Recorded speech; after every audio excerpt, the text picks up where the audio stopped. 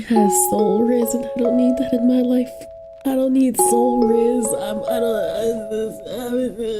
No one needed to see this cringy side of you. Show your cringe. What they gonna do? If they run away, let them run. You'll find the people who want your cringe, because I want the cringe. I love the cringe. Give me the cringe. And slowly drift off to sleep. And he's definitely not sniffing my toes. Jesus. Put the riz away, Ren. Put it away. What do we tell you? It's too early. The black flag. Leon, the green flag. And then you got Ren, our red flag. But like, it's a pretty red. It's pink. See, we match. It's our pink flag. This fancy apartment. Penthouse.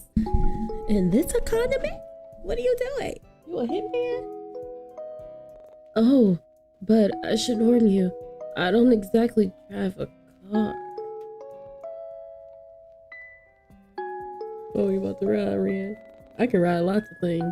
Meg, oh my god, that's what I get. That's like a big warning. He's like Meg. This fancy apartment. Penthouse. And this a condiment? What are you doing? You a hitman? Oh, but I should warn you, I don't exactly drive a car. Oh, you about to ride, Ren? I can ride lots of things. Meg, oh my god, that's what I get. That's like a big warning. He's like, suddenly, our eyes meet the moment the fish split up. Why are we getting tail lore? We only get deep lore when somebody is either about to do something very wild or about to simply pass away. So why am I getting tail lore? Don't make me feel for him before you off him. Rennie Pooh, I missed you. Look at that face. I miss you so bad. Usually I'd see They ask you how you are, you just have to say that you're fine when you're not really fine. the B-list horror flicks are the best ones. Sleepaway Camp, you still terrify me. One day, this will be me and Bay.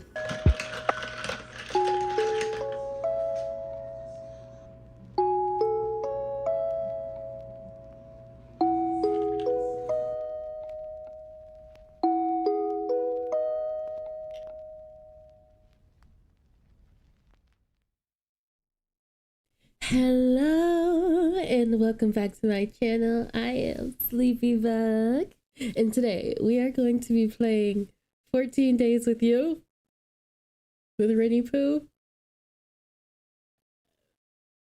I'm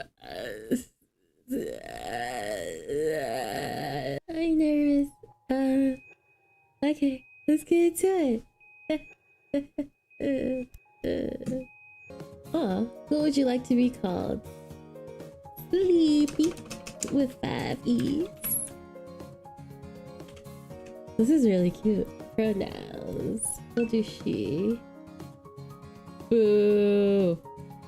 I turned off the 18+ scenes for you. You're in Haruko's DMs? I'm insane. We are not the same. You're in Haruko's DMs. I'm insane. We are not the same. Alright, girl. Sleepy, huh? I see. I can't wait to finally meet you, Angel. I'm smiling too hard. I'm excited. And in other news, the remains of yet another body has been pulled out from Lake Blue Moss, making it a total of 4 unidentifiable victims this past year. Authorities believe that... Oh my god. Stifling a groan with the rim of my coffee cup, I fish around for the remote latch between the cushions and turn off the TV. I was about to let some morbid headline damper the start of my cheerful morning, especially considering how today was going to be my first day at work after finally getting that hard-earned promotion. I mean, sure, stacking and sorting through books at a library might not have been my dream job, or even my first choice of places to work after moving back. But the pay was nice, my coworkers are friendly, and the building was located within the perfect walking distance from my apartment. Ooh, that's home. Chef's kiss. That's where all the best romances start. Come on. There was even this adorable little bakery along the way that served the best shortcakes and croissants known to mankind. And the manager there always loved to hand out small freebies whenever I stopped by. It still beats living in the city though. Honestly, I wasn't even sure why I left my hometown in the first place. The fast-paced, hustle and bustle lifestyle of the city just wasn't what I was longing for whenever I stared out my windows on sleepless nights, and the people there were always rude and indignant. It was nothing like Corland Bay, where everyone felt like a close-knit family and the air smelled like the sea rather than pollution. Give it to me! What is that, bro? I want to live with that. And sure, the local crime rate might be getting out of hand as of late, and there might be a fewer things for me to do here. But my new job keeps me busy, and I prefer spending time alone at the beach over visiting shady bars with people I barely consider friends. In fact, setting my mug on the table, I reach into my pocket and pull out my phone. A notification from Moth, online friend, pops up as I tap on the screen to read their message. What greets me is an adorable sticker of some anime character giving a thumbs up, as well as a short message that says, "Good luck today," underneath. Moth had always been adamant about showing their endless support for me. Even after 5 years of friendship, curse memes, and late night video calls. And even though I would never admit it out loud, I was truly grateful to have someone like them in my life. Aw, you should admit it out loud. Pulling up the keyboard, I began to type a response to their message. How will you respond? Say thank you. Send back a meme with zero context. Reply later, which is it's in the scary text. Send back another sticker. Say thank you. Meme with no context. We always do sleepy coded things first.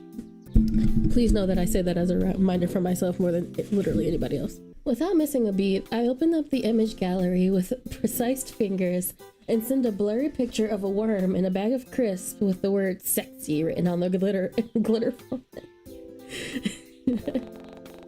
Not even 5 seconds pass before Moth quips back with a response of their own, this time sending their own cryptic meme of a frog sitting on a slice of bread.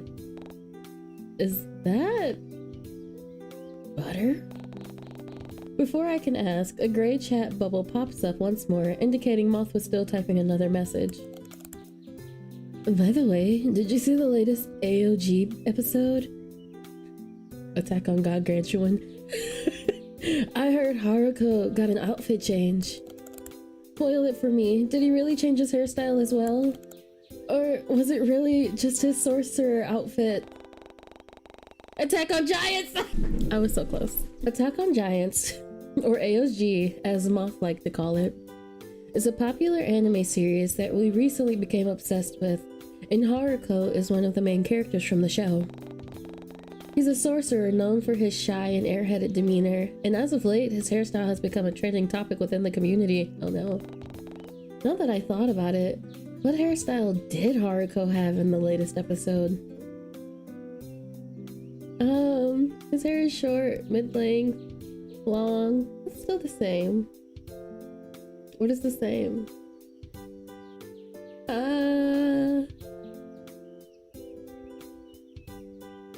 Let's say mid-length. Let's say mid-length. What's the same though? Why don't they give me options? His hair's mid-length now. Oh, so is it still relatively the same length then? Whew. I must have been looking for fake news or something. By the way, I don't mean to change the subject, but didn't you say last night that you were gonna head to work at 8 a.m.? Cause it's like almost 9:30 where you are right now, right? Or am I just dumb and got the time zones mixed up again? LOL. Link at the time displayed on my phone, I immediately let out a string of curses and leaped to my feet. Crap! Grabbing the coat that I had carelessly strewn across the back of a sofa earlier, I quickly shrug it on before making the beeline towards the front door. Before I leave, however, I spare myself a final glance at the poorly hung mirror in the hallway. Hopefully the outfit I chose was appropriate for my job. We get to choose our... Where we going? Something cat. Why does he want me to wear something casual? Cutesy, comfort, well, alternative, professional, or trendy? I don't know, Ren. I dress in a very specific way. Sleepy choices.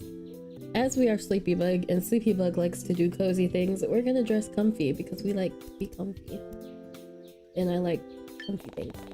Oh, please. Oh, strawberry milk. Oh, please. Climbing shelves and carrying stacks of books while wearing something stiff and uncomfortable? Yeah, no thanks. I pull the sleeves of my sweater down to smooth out all the folds and give myself an appreciative nod in the mirror. But enough of that. I check myself out another time. Hastily, I smooth out the wrinkles and pick off a stray pieces of lint off my sleeves before I finally head out the front door.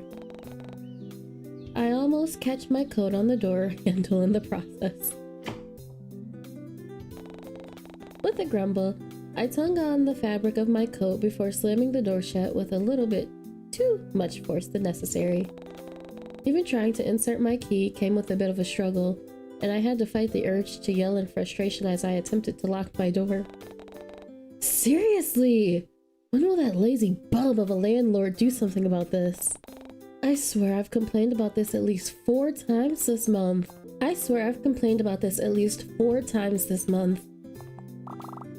Oh, hey there, Sleepy. Looking good. My neighbor, Violet, practically beams at me while she fishes through her pockets for her own apartment key. Look how cute she is. Look at the... Let me move my big head. Look at her outfit. Her so cute. I love her. I love Violet. If anything ever happened to her, I would unalive everybody in the room and then myself. Resting on her hip was yet another potted plant, and I find myself wondering where she was gonna put it this time. Am I just Violet? I was almost entirely convinced that her whole apartment has been turned into a greenhouse at this point, considering how her balcony was practically filled to the brim with different kinds of plants, greenie, and other very kinds of flora. But I wasn't able to complain or anything. The fragrance that wafted in with the wind always smelled floral and earthy, and it did mask the smell of smoke and burnt food whenever I tried to cook. Oh. Love the shoes, by the way. The color really complements your aura this morning. You have to let me peek inside your closet someday. I've been looking for some new inspiration lately. Especially with winter around the corner. Ah, I'm getting excited just thinking about it. Oh, back to you. Oh, and this has everybody. Oh, this is everybody's locations. That's scary. Her voice pulls me away from my thoughts, and I notice how the growing smile on her face doesn't seem to falter. Wow, Violet sure is extra chipper this morning. I wonder if she'd let me borrow some of that energy. In response, I shoot my neighbor a grin of my own. And it was apparently enough to brighten her mood even more than it already was. How will you respond? Sorry V, I'm in a rush. It's nice to see you again. Is that another plant? What exactly are you holding? Oh yeah, girl, what plant you got? Oh, this? It may or may not be another plant I impulsively bought from work. Isn't she beautiful? I am in love with this girl. Forget him, I want her. She briefly pulls away from her lock to gently pet the succulent plant. The look on her face is soft now, and I couldn't help but stare. Oh, I almost forgot. I've been meaning to ask you this, but when were you gonna tell me that you were seeing someone? Huh? Oh. Is he cute? At least? Is he cute? Is he 6'2"? A knowing look pulls on her features as Violet continues to fiddle with the lock on her door.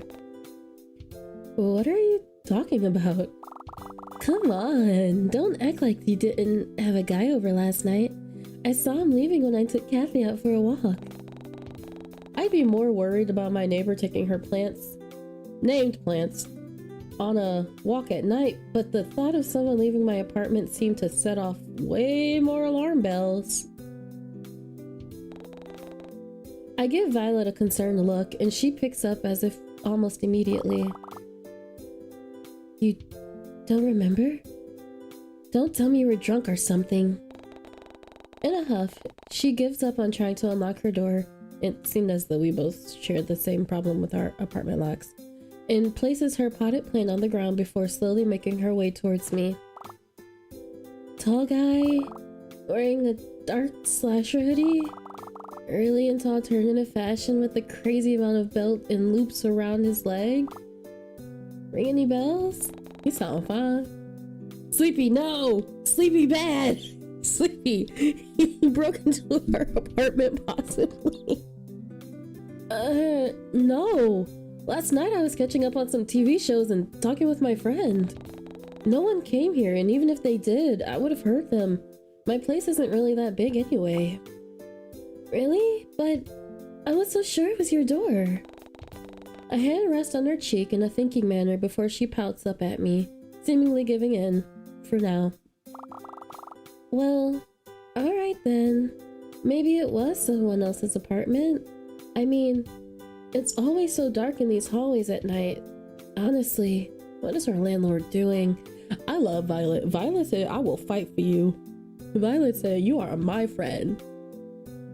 She 10 toes down, and I love that. We love Violet. Would you mind if I check in with the security downstairs later? It'd give me some peace of mind. Yeah, that's fine. Alright then. Thank you, Sleepy. Well, I got some plants to water and some MMOs to raid in.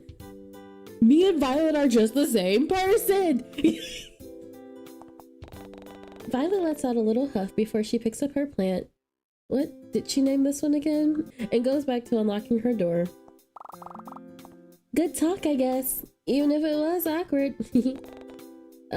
Yeah. Sure. See you later, V. I love her. She gives sleepy energy. Slipping past my neighbor and into the cramped hallway, I quickly make for the stairs. When will they fix that broken elevator? And break into a slight jog. Thankfully, the weather is rather cool today, and the shoes I chose weren't going to leave me with blisters by the time I reached the library.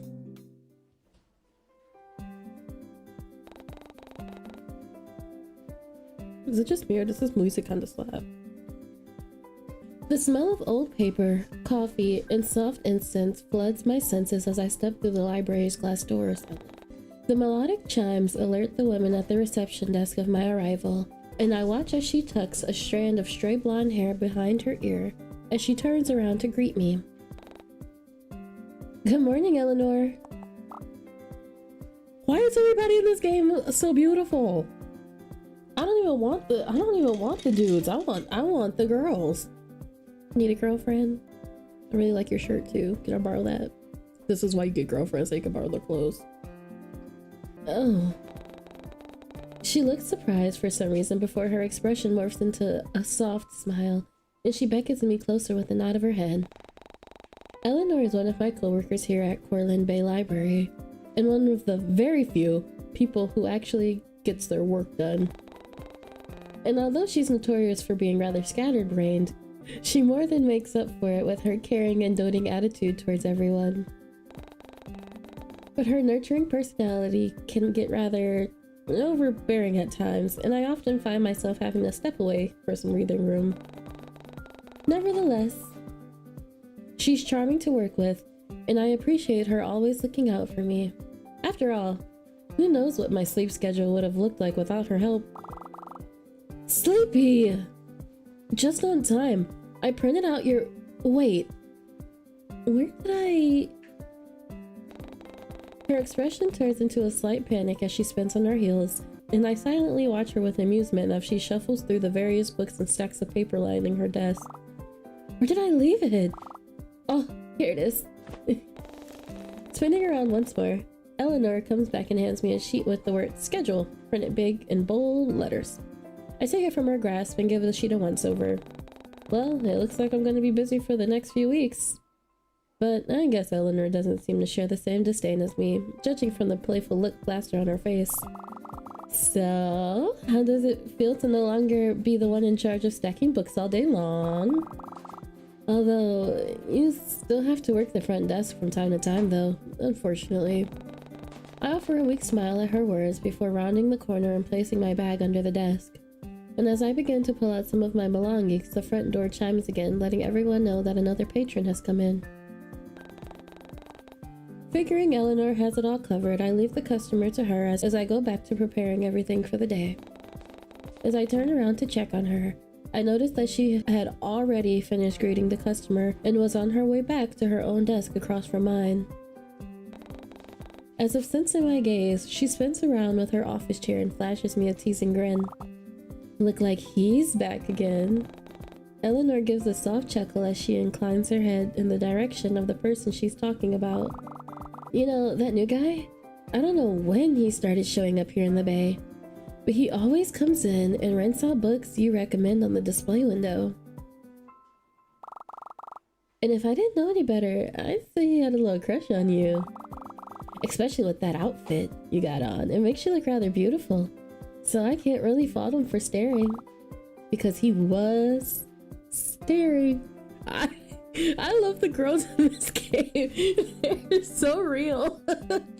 They say, girl, I know you saw that. And you're like, no. Snorting, I push Eleanor's office chair so that she's facing the other way and focus my attention back on the papers in front of me. What was it with everyone today? Always smiling, gossiping about other people and meddling in people's business that wasn't their own. It was bad enough that I had to deal with a potential intruder, but I doubt my deadbeat landlord was gonna do anything about it. I might need to buy a stronger lock on my way home from work. Maybe even some kind of alarm system? But would the store still be open by then? All of a sudden, I get pulled backwards as Eleanor playfully wheels my chair around and leans over my shoulder and softly speaks in my ear. Would you look at that? Loverboy in aisle 8 needs some help, it seems. I love red. She nods in the direction of the red light flashing above the bookshelves, signaling to the staff that someone in the row needed assistance. With a sigh, I reluctantly stand up and make my way over. I love these characters. I haven't even met the main character, and I really love these characters. I already knew for a fact that Eleanor wasn't going to help them herself, so I begrudgingly began to make my way towards aisle 8 alone. I knew better than to glance back at her, though knowing fully well that my teasing coworker would be snorting the biggest grin on her face at my misfortune. Oh my goodness, that's so real. So me. Ducking around the corner and into the aisle, I was immediately met with a broad backside that was covered by what had to be the comfiest looking cardigan I'd ever seen. Don't give me no man with no cozy cardigan. Don't do it. The person whom it belonged to, however, hadn't seemed to notice me yet, so I awkwardly cleared my throat and absentmindedly shift my weight from one foot to the other. Ahem?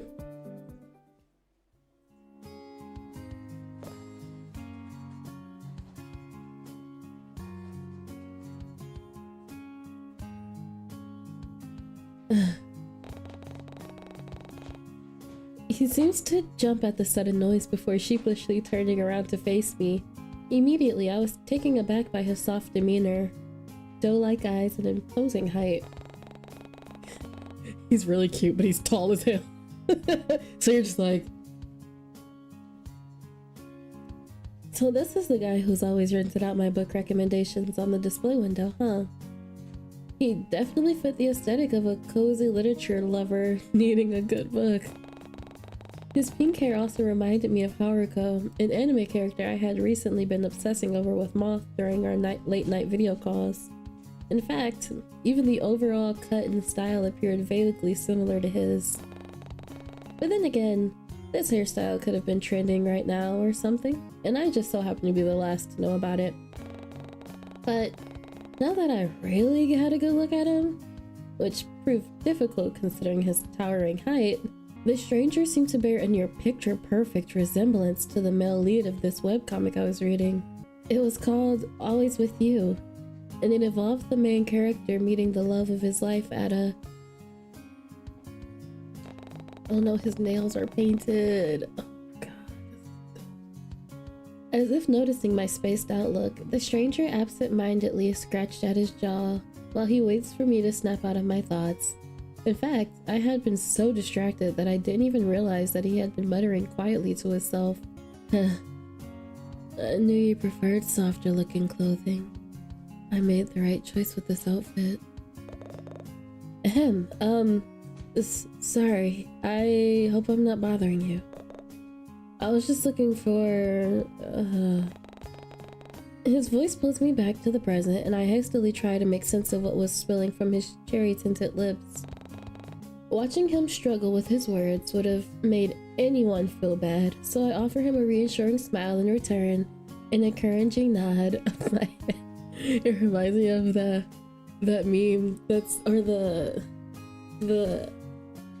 when your boyfriend is hot and he's explaining something important to you, but all you hear is blah blah blah, something something, pretty eyes, blah blah blah, and I'm just like, blah blah blah, really tall handsome guy, blah blah blah, has really nice clothes, blah blah blah, he looks like he got tattoos under there, blah blah blah.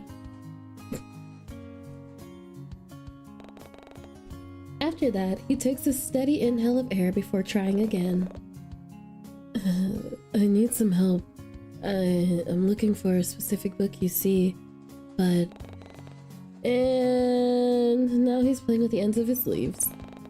I felt the sudden urge to reach out and stop him. Did I find that action annoying? Endearing? Relatable? Who knows? But instead, I held back and waited for him to find the words to speak. But, wow. Even his mannerisms are eerily similar to Haruko's. The endearing awkwardness and sleeve tucking gave me a sense of deja vu, and it honestly felt like he walked straight out of an anime and into my very library. Man, Moth is gonna freak when I tell them about this later. Same. That's me with this bar. The stranger in front of me takes another shaky inhale before he tries to speak once more. This time, with a lot more confidence in his tone and a fire in his eyes. Do you have any books on native flora? The best I've found are the generic wildlife, but nothing about Corland Bay's plants. Or maybe I'm just in the wrong aisle? He was looking for a book about the native flora? Perhaps I should introduce him to Violet. Chuckling to myself at the thought, I stepped closer to the tall man and began scanning the contents of the shelf beside him. He's done nothing wrong. He's not bad. He's done nothing wrong. Look at him. He's fine. He hasn't done anything wrong. He can't do anything bad because he's cute. He almost seems to flinch at the sudden closeness between us, but showed no sign of moving away. In fact, seemed to almost lean closer and incline his head towards mine. It's just cute. And had I not been too preoccupied with finding that book, I would have noticed how his breath hitches in his throat as my scent floods its senses. No, you're definitely in the right aisle. Those kinds of books are just more hidden, I guess. I step past him this time and make my way over to the lower part of the shelves. Absent-mindedly, I run my finger against the spines of each book until I come into contact with one in particular. Then bending over slightly, I pull the book from the shelf and give the cover a once-over before offering it to the man behind me. Is this what you're looking for? Too preoccupied with the misplaced book on the bookshelf, we bring cookbooks to the nature aisle. I barely notice how his blue eyes trail across my form before landing on the book held out in my outstretched hand.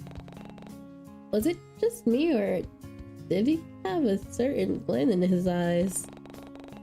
Was this book really that interesting? Or perhaps this tall stranger just really into nature? Well, not that it mattered, because he was already taking a tentative step forward and revealing more of his hand from the depth of his long sleeves. With shaky fingers, I watch as the stranger reaches out and takes it from my grasp. He flips through a few pages to take in its content before finally settling on the book with an affirmative nod. Yes, this is exactly what I was looking for. Thank you. I'm glad. You're like an angel sent from heaven or something. You're so helpful, kind too. Wait. Wait. What?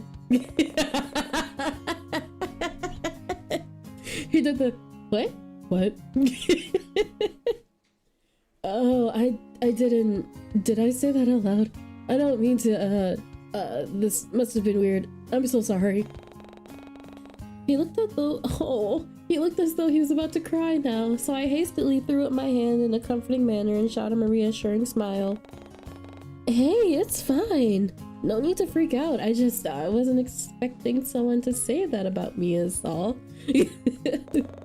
Really? Well, I think it's true for what it's worth. Really? You really are like an angel. Thanks. Finding that was my cue to leave before things got awkward, I give him one last friendly smile and subtly glance toward the front desk. But the eccentric man showed no signs of moving. Instead, he just looked down at me expectantly.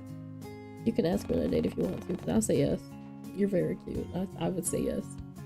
Did he want to continue the conversation?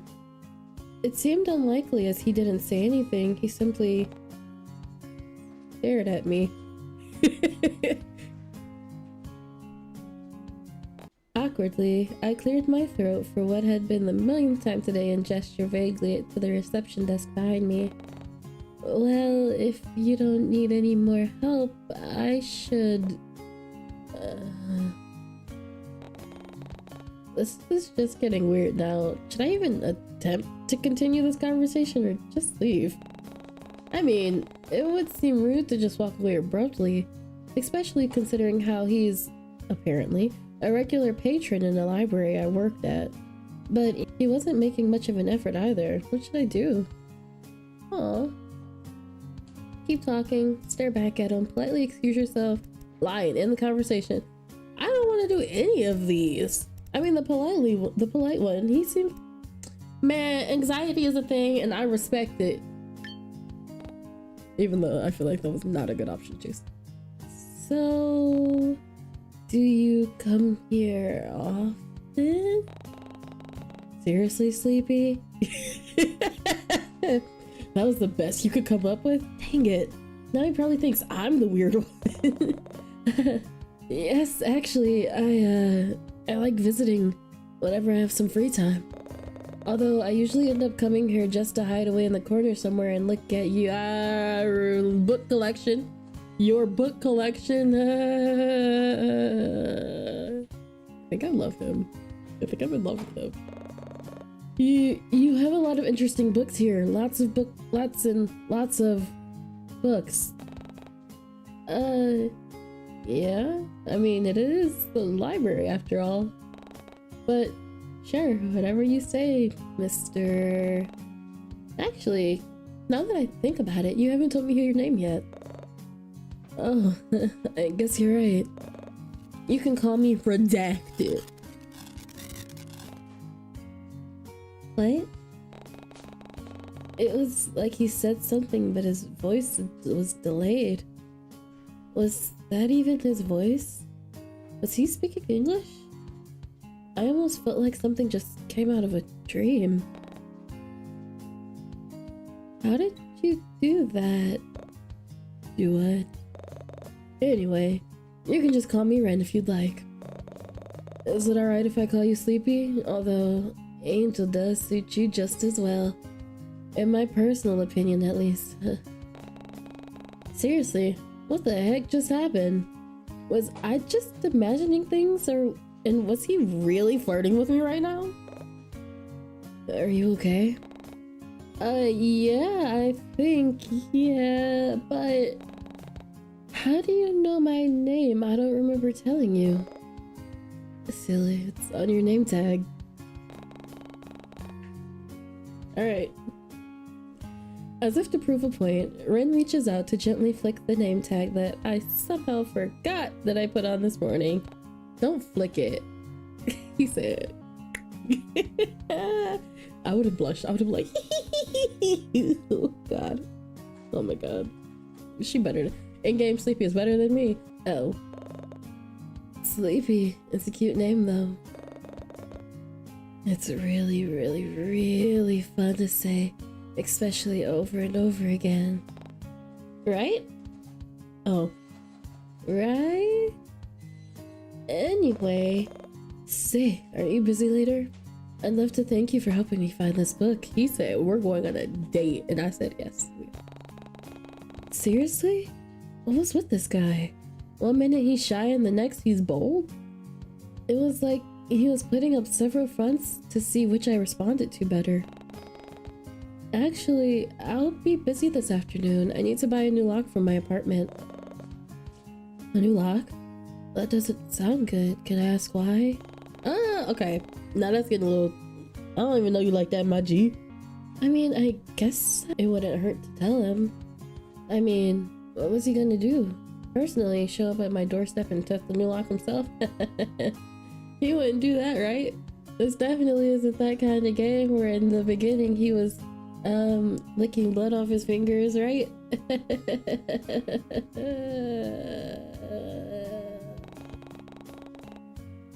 Apparently someone broke into my apartment last night, and I didn't notice. I don't think they stole anything, but it's creepy. I figured it's better to be safe than sorry, you know?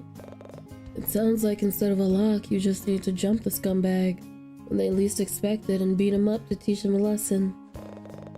Stay up all night if you have to, really get the edge on him. I couldn't help but let out a genuine chuckle at his suggestion. If I had to choose, then this would have been the side of him that I preferred. He seemed at ease, and his words weren't as forced and awkward. Yeah? And who's gonna be the one to beat the guy up at 3 AM? Because last I checked, I'm not really the type to go around throwing punches at people I don't know. And definitely not before the sun is up and shining. Facts. I could do it for you. You? But... I mean, we don't even know each other that well, and that's fine. I could tell you all about myself on the way there. It has soul riz, and I don't need that in my life. I don't need soul riz. My whole life story and everything. Where I was born, the school I went to, how many cute librarians I've met, which happens to be one so far. Jesus. Before I could even comment on his sudden confidence, Ren seems to pick up on my discomfort at his choice of words. If it even was discomfort that I was feeling. It ain't discomfort. Your heart can lie, but your cooch can't. And hastily backtracks. Hey, or not, I was just messing around. I didn't mean to make you feel uncomfortable. There was again, that subtle shift in his personality, but now that he mentioned it, would it really hurt to invite him to my place for the night? He definitely looked like he could handle himself in a fight, his contrasting outfit aside. So maybe it wasn't that bad of an idea.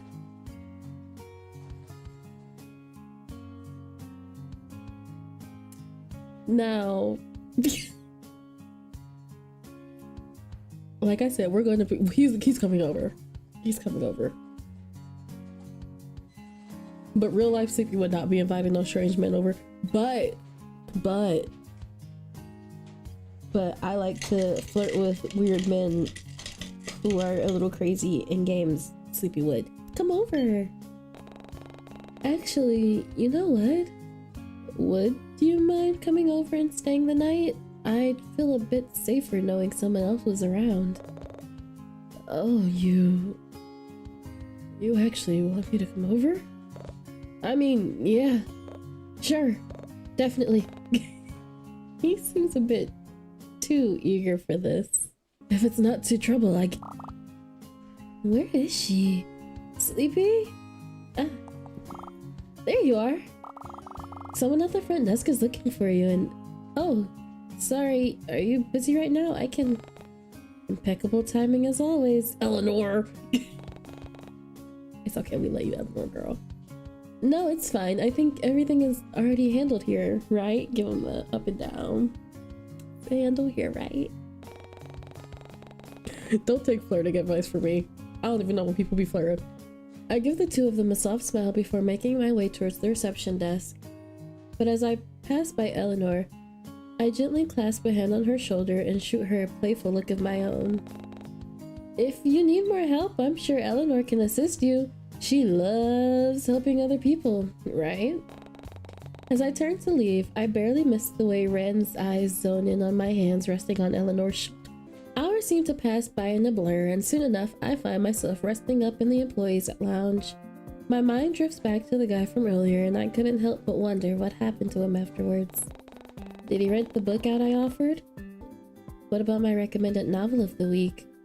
Ren surely was strange, to say the least, but I had to admit, he did seem kind of cute in his oversized cardigan and timid demeanor. He would have me in a chokehold. Well, I guess he does, but it's fine. He still gave me off-putting vibes, though, especially with his ever-changing personality.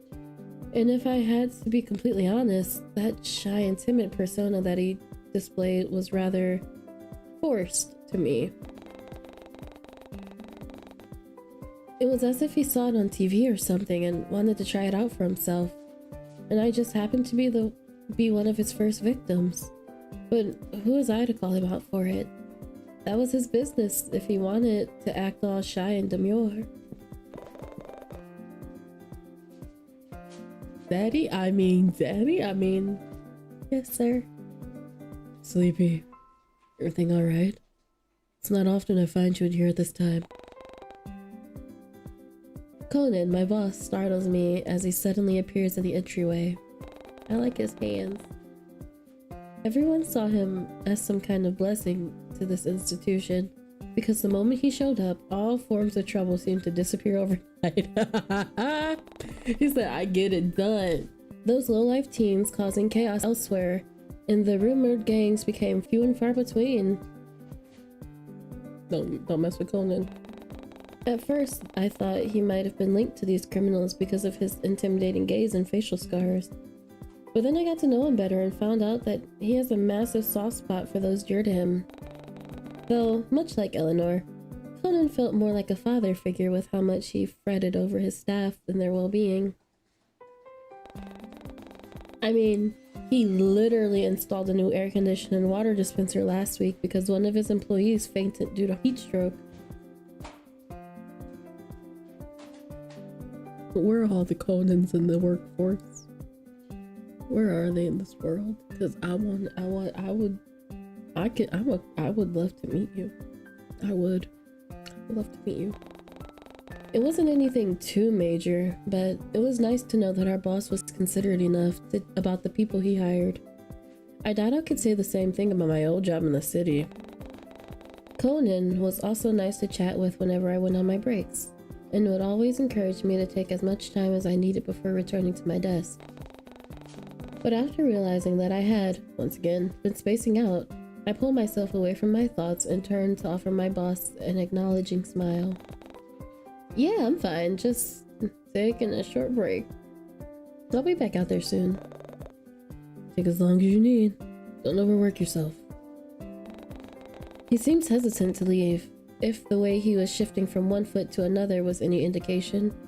He shoots me a concerned look before opening his mouth, only to close it once more with contemplation.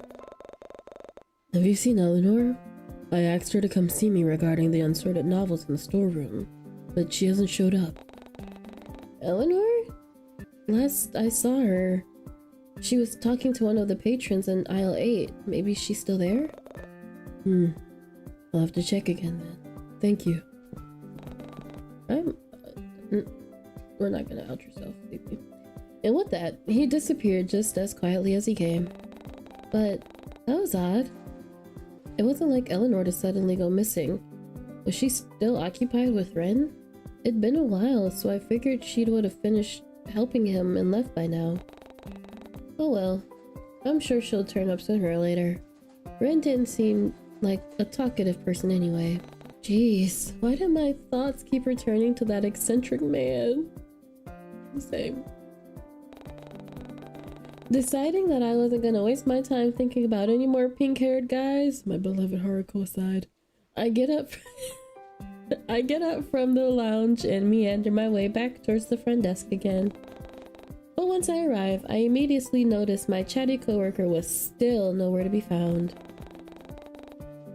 It was like my boss had said, Eleanor wasn't anywhere to be seen, and it wasn't like her to leave the reception desk unattended for so long. Maybe she managed to knock over a pile of books again and was busy cleaning it up? It certainly wouldn't be anything out of the ordinary for her. Same. Well, whatever. I'm sure she'll turn up again soon. The impact from my plopping down onto my office chair causes some of the papers around me to rustle, and a bright pink sticky note fluttering around captures my attention. Assuming it was left by Eleanor, I peel the folded note off my computer screen and read it. Unfolding it, read the following. I'll wait for you after work, but if you change your mind about our deal, just keep walking. I'll take the hint, don't worry. That stuttering guy from aisle 8. He's not good for my psyche. A stuttering guy from aisle 8? I couldn't help but crack a smile at the name Ren chose for himself. And before I could allow Eleanor the chance to manifest behind me and tease me to kingdom come, I pocket the note and go back to going through the stack of return books left on the desk. True to his word, I caught a glimpse of Ren patiently waiting for me on one of the benches as I pack up for the day and leave the library. From afar, he looked like an oversized puppy waiting for his owner to return from work, and admittedly, I found it rather cute, especially with how his figurative tail started to wag upon my arrival. Why is he so cute? Red seems all too happy to see me, but before I could call him out on it, he offers me a bottle of water that I assumed he bought from one of the convenience stores down the street. Not him bringing us... Y'all, I know he ain't that bad. He's not that bad. Look at him. Just look at him. He's a good boy. He's a good boy. I like him. I like him. You worked hard today. Now you can finally rest, huh? He looks down at me again with a glimmer of expectancy in his eyes, so I hesitantly take the bottled water from his grasp and give him an affirmative nod with my head. Thanks. No problem. Did you want to head off now, or did you want to rest for a bit? I mean, you were standing a lot today. He seemed almost lost in his thoughts now, and I wondered how he knew what I'd been doing all day. After all, I figured he would have left after he found that book, but maybe he stayed a little bit longer to read it? Oh no, I'm fine, but do you think we can make a quick detour on the way? I still need to... Sleepy! Hey y'all! Oh no, they're cute. Leon is gorgeous. Oh my god. I could recognize those boisterous voices anywhere. The first one belonged to Jae-hyun, a guy I had met during my early days at university. He sat next to me during the first few days of orientation and even offered to lend me his phone charger when my battery started to run out. He's a fun guy to be around, though his extroverted and energetic personality was often hard to keep up with. But Leon, the other guy awkwardly hanging off Jay's arm, it's a different story. We'd practically known each other since we were babies, and he'd moved away from Corland Bay when we were in elementary school. I wasn't sure when he moved back to the Bay, but it was great knowing that I'd be able to see him again. I just wish I could find the time to hang out with him like we used to. But I was always busy with work, and he was always busy playing volleyball and taking care of his sick mother in the hospital. Oh no, he's gorgeous and he's a good son. Before I knew it, I was being pulled out of my thoughts by Jay's bubbly laughter. Hey, hey, still with us? Hey, Sleepy. I finally finished my work. Oh, wait. Hey, Sleepy. You finally finished work? Oh, and who's this? This is Ren. We actually met at work maybe it wasn't a good idea to tell Leon, the human personification of overprotective, that I had just met the man today. Maybe it wasn't a good idea to tell Leon, the human personification of overprotective, that I had just met the man today. What would he think if he found out I was bringing home a complete stranger? He usually rents out my recommended books at the library. Anyway, Jay, or Leon, Jay, this is Ren. Ren, this is Leon and Jay. Unfortunately, these guys are my friends. It's truly unfortunate to know. Oh, he's British. He's a British bloke. Okay. He's British. It's truly unfortunate to know a handsome bloke such as myself. Leon dramatically clutches the spot above his heart as he leans further into Jay's shoulder. So, you're Ren. Are you new here? I like to think I know everyone here in the Bay, but it seems you've proven me wrong. Yeah. I recently moved here a couple months ago. Oh? Same as Sleepy. I'm pretty sure she moved back here like, what, 2 months ago, right? Leon looks at me for confirmation and I meekly nod my head. Strange how I've only been back for 2 months. And I've yet to find enough time to catch up with all my friends. Oh, what a coincidence. Anyway, talk about moving is boring. You wanna come hang out with us?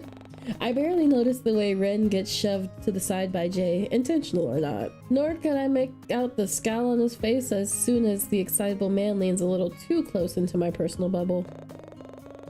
We were just about to head over to Club Shoreline. Do you want to come? I'm sure Leon wouldn't mind paying for you as well. Oi! I don't mind paying for her, but who said I was going to be paying for you? I did, just now. Thanks, Leon, you're the best. I don't miss the way Leon rolls his eyes at Jay's antics before settling his gaze on me once more. Do you want to tag along? I really don't mind paying for you if you do. Sorry guys, I actually already made plans. And do these plans have anything to do with this lanky fellow? My name is Ren. Actually, yeah, I promised to hang out with him today. Aw, he can come clubbing with us too. The more the merrier. I'd rather not. Sorry, maybe another time. I'm kind of drained from work anyway, so... Hey, no worries, doll. Just make sure you take it easy when you get back home, yeah?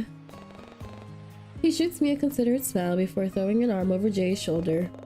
Well then, if you'll excuse us, we gotta find a way to get this knucklehead to cover his own entry fees. We can all catch up another time, okay? If you need help with anything, just give me a ring, yeah? I'll watch my phone like a hawk tonight. It was nice catching up with you again, doll. Nice to meet you too, Ren. Hi. I love Leon. I think he might be my next baby daddy. As they leave, I notice the way Leon looks Ren up and down, almost as if he was sizing him up. But Jay, like always, ignores the mood and thumps Leon on the back to encourage him to walk faster. I watch as they throw a carefree wave over their shoulders as they both head off in the direction of the nightclub a few blocks down the street. So... that wasn't awkward at all. I turn to look at Ren, but his eyes seem to be fixated on the two retreating figures. He doesn't seem to snap out of it, so I gently call out his name again. Oh, sorry. Do you wanna head back home now? Why are you calling my home his home? Why you say home? Why you ain't just say to your house? Who says... I'm scrutinizing too much, right? Right? In the end, we made a quick detour to the local locksmith before heading back to my apartment. So this is my place. You'll have to excuse the mess. I wasn't expecting to have anyone over. Hey, don't worry about it. I know you're not a messy person. I mean, From what I can tell, you don't really seem like the type. Yeah, well, I hope you can still keep that image of me after you see the state of my place. His soft laughter echoes down the hall and almost drowns out the sound of my neighbor opening her door. Oh.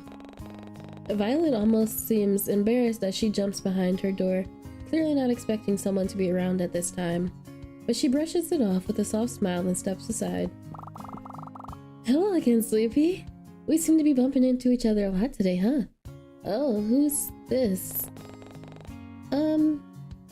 How do I explain to my neighbor that Ren wasn't the guy I had just met at work today? I'm certain she'd chew me out for bringing home a complete stranger, but still. He didn't exactly seem like the type to murder me in my sleep, just all the people that I love and care about. In fact, he seemed more like the type of guy to ask me to return his order because he asked for no pickles or something. I said no pickles or something. I'm Ren. Big Daddy, calm down. Immediately, his large frame blocks my view as he steps in front of my neighbor and me, almost as if he wanted to put as much distance between us as possible. One of his hands shoots out from his side pocket, and he gruffly offers it to Violet for her to shake. Concerned about his abrupt actions, I sidestep him and look up to gauge his expression. I'm a friend of Sleepy's. I see. I haven't seen you around before, though. Are you new to the area? Relax, Vi. He's not a serial killer or anything. Are we sure about that? At least, I hope he wasn't, but why did I feel the sudden urge to defend him? It wasn't like I could confidently say he was some holy being that flew down from heaven or something. Maybe he was the one who needed to be called an angel instead. Well, it didn't really matter. Really, Ren actually offered to stay at my place for the night in case that creep decides to come back. Oh, well, I mean, he certainly has the height for it. I get that a lot. But don't worry, she's safe in my hands. Well, alright then. A friend of Sleepy is a friend of mine. But I have my eye on you, Mr. Totally Not a Serial Killer. Well, alright then. A friend of Sleepy is a friend of mine. But I have my eye on you, Mr. Totally Not a Serial Killer. She whispers the next part to Ren under her breath, but clearly had the intention of letting me hear it as well. Just remember that I know what you look like now, so don't complain if you see your face plastered all over milk cartons soon enough. Well, alrighty then! Enjoy your night, and no funny business, you two! I'm off on my walk now, toodles! Ignore her. Please. Alright. Okay, but I gotta ask. Was she holding a potted plant? On a walk? Yes. Yes, she was.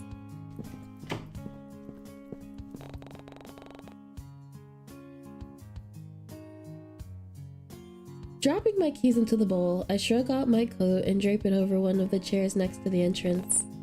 Well, make yourself at home! Turning to Ren, I watch as he awkwardly shuffled about the hallway, almost uncertain if he should come inside or not.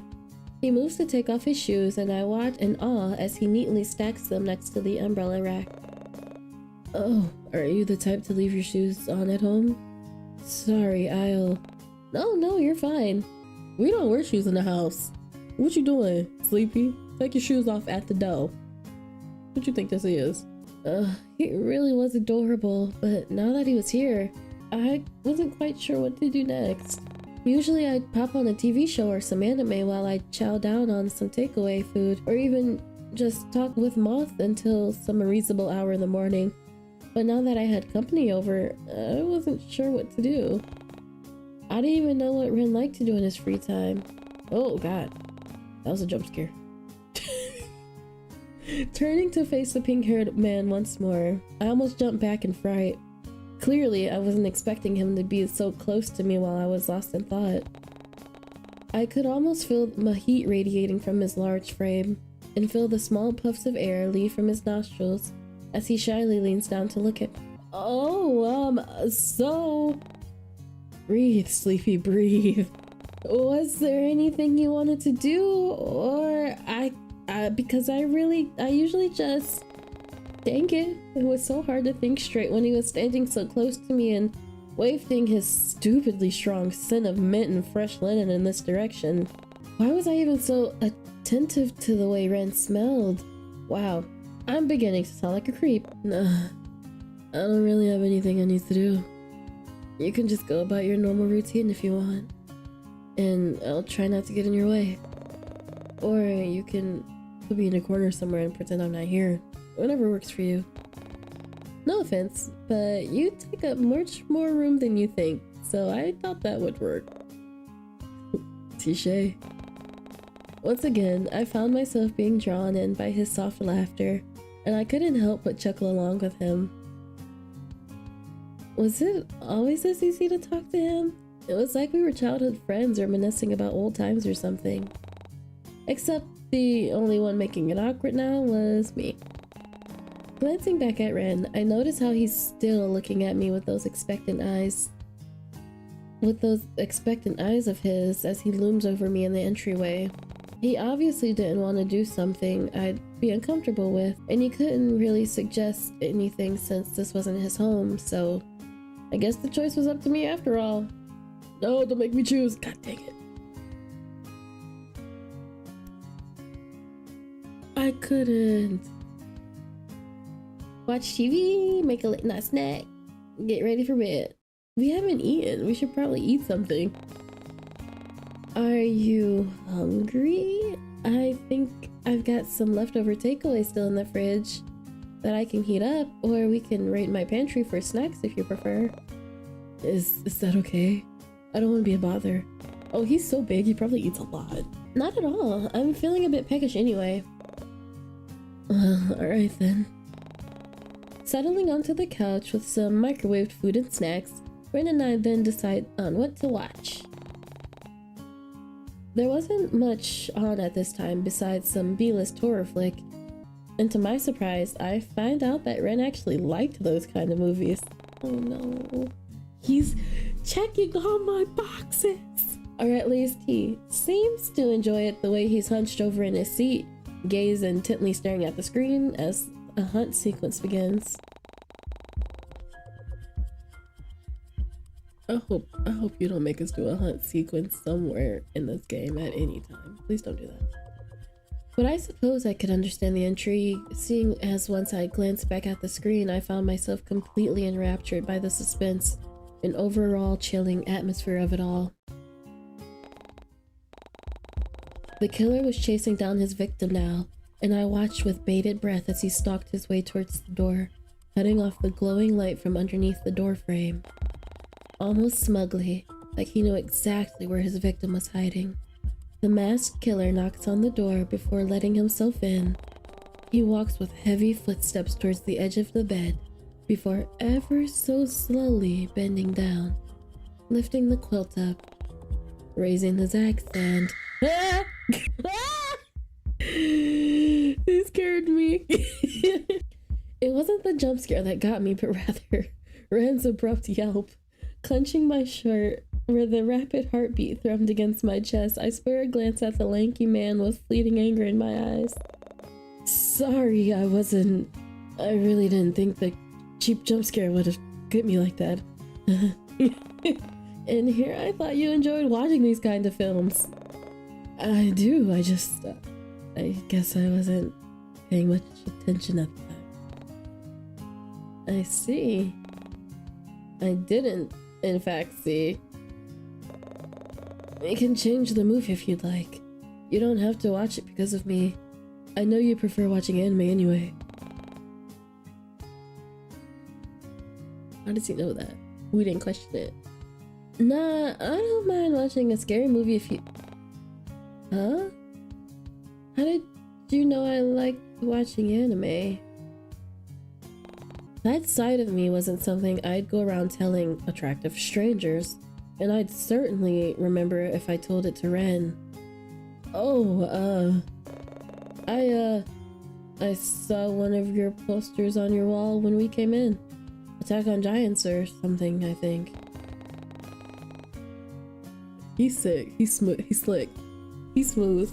He's smooth. He knows how to get around it. Oh, right. I forgot that I'd hung that up when I first moved into my apartment, but I'm surprised that he noticed it from all the way in the lounge room. But shouldn't it be dark by now in that hallway? It's not like there were any windows to let in the moonlight. I hadn't turned on the light yet. I actually like that anime too. I recently started watching it because, well, I thought it looked interesting. He watches Attack on Giant? Well, now that I thought about it, it made a lot of sense. He definitely gave off Haruko vibes, and his oddly specific hairstyle and timid personality were proof of that. Then again, might have been a coincidence after all, but there was no harm in asking, right? Is that why you styled your hair like that? Because it honestly reminds me of one of the characters from it. He's one of my favorite characters, actually. Do you know him, Haruko? He's the sorcerer who... Come on, Sleepy, tone it down. This wasn't Moth you were gushing to. No one needed to see this cringy side of you. Show your cringe. What they gonna do? If they run away, let them run. You'll find the people who want your cringe, because I want the cringe. I love the cringe. Give me the cringe. Although, looking at Rin, he did seem to be interested in what I had to say.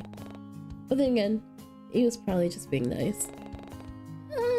Maybe it is just a trending haircut or something. Sorry. I like Haruko too. He's very timid and sweet, isn't he? I guess that's why he's a fan favorite, huh? Do you normally go for guys like him? There's that switch in personality again. Was he always like this? I was beginning to think that it was more than just an act he was putting on. He's your type, right? Actually, I get a weird sense of deja vu from his words, and I find myself thinking back to the time when Moth asked me the very same question. And now that I thought about it, Rin definitely fit the description I gave them. He had Haruko's looks and personality, but he also dressed in that cozy, soft academia aesthetic that I liked. Whatever.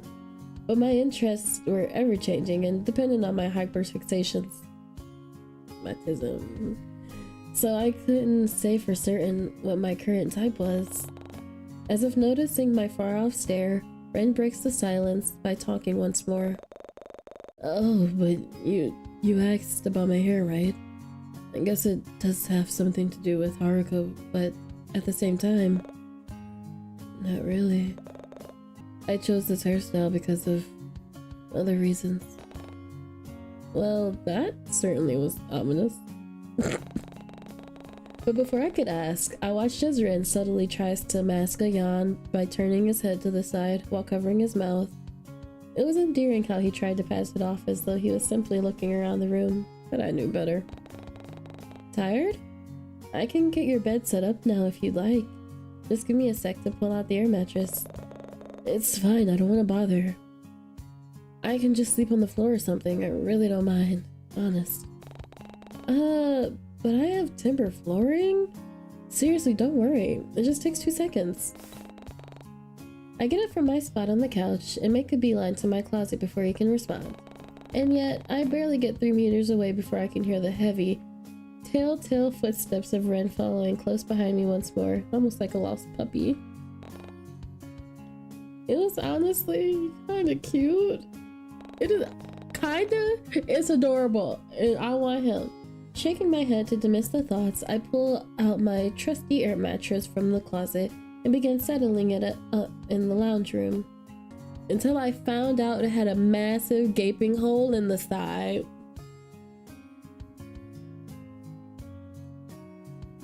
He think he's slick.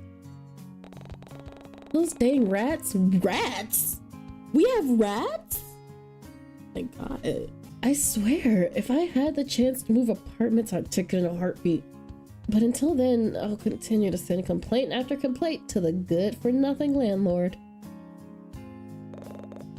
Really? I don't mind sleeping on the floor. Like I said, I have an uncomfortable timber floor, unless... How will you respond? We could share the bed. You could sleep on the couch. The hallway has a carpet. You could sleep in the hallway that has a carpet. Maybe if we stack some blankets on the floor? No, just come sleep in the bed with me. I shouldn't. He's a stranger, Sleepy. He's a stranger. A stranger who's a little sus. Wow. Did I really just suggest that? And where did I suddenly get so much confidence from? At that, I can feel my entire face flush, and I could barely spare a glance at Rand to notice the way he was sporting a similar demeanor. You're... Oh, sorry, I don't know why No, I don't mind. I just... Is it really okay with you? I don't want to make you uncomfortable by invading your personal space, and I really don't mind sleeping on the floor. No, it's fine. I'm the one who asked you to do this favor in the first place, so I owe it to you. I just noticed that whenever the screen changes, it looks like code, like data code. Suspicious. After showing Ren to the bedroom to freshen up and change into my own pajamas in the laundry room, I meet him in the middle, and we both made our way to the bedroom. I didn't bother flicking on the light, knowing full well that I'd be busy ignoring his presence next to mine by pretending to be asleep. So instead, I awkwardly lead him in before turning to face him in the darkness. You can just pick whichever side you prefer. You first. Oh, but maybe I should be the one closest to the door. Just in case.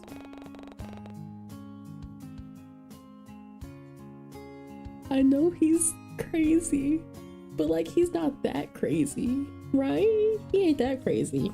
He really didn't need to be so considerate, but nevertheless, I took my side on the left and slowly slipped underneath the sheets.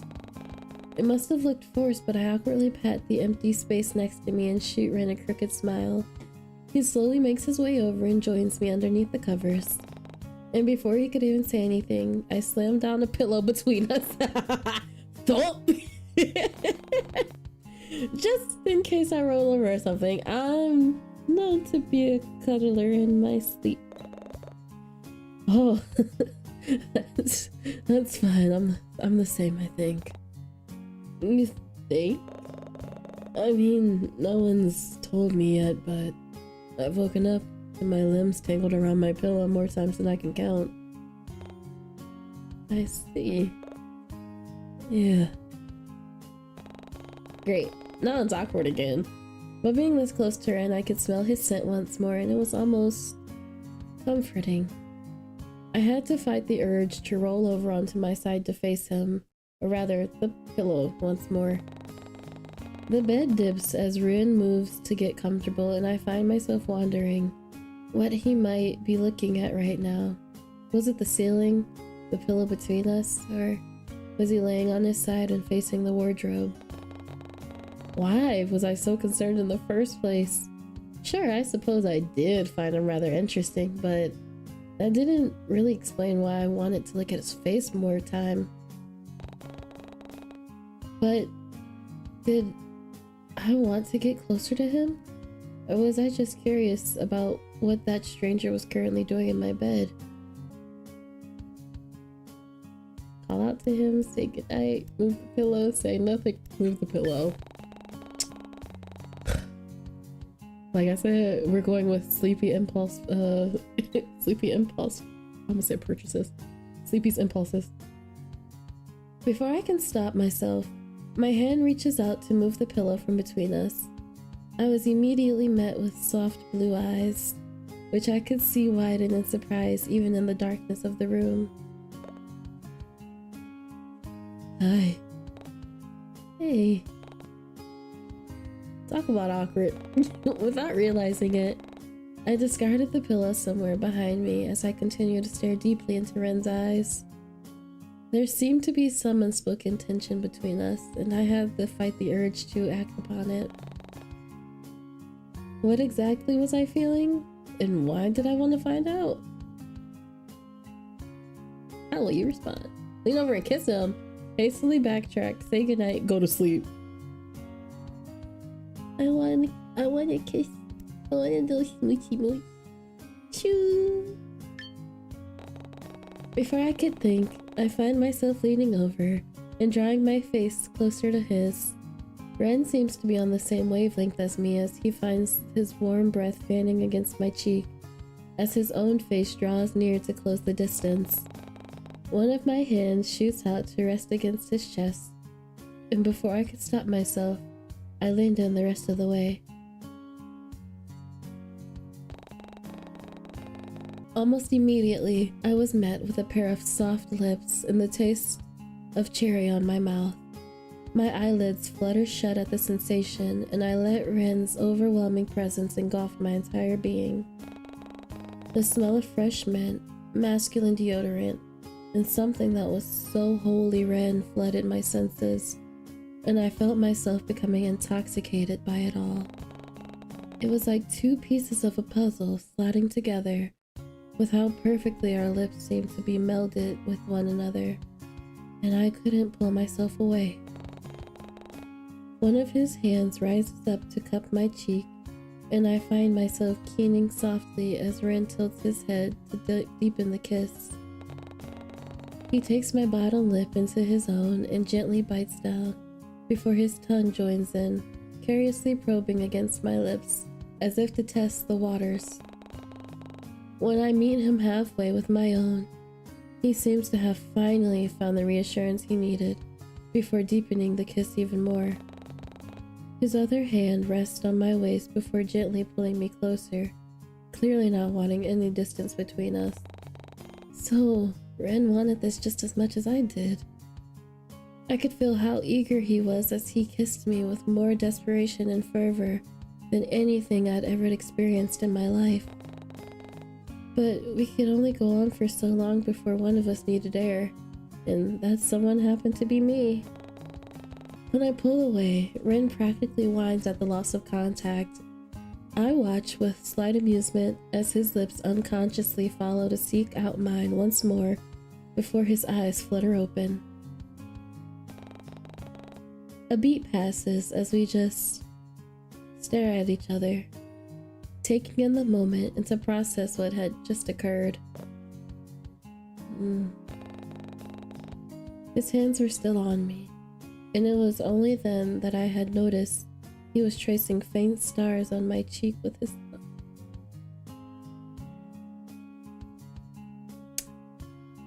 I have no regrets.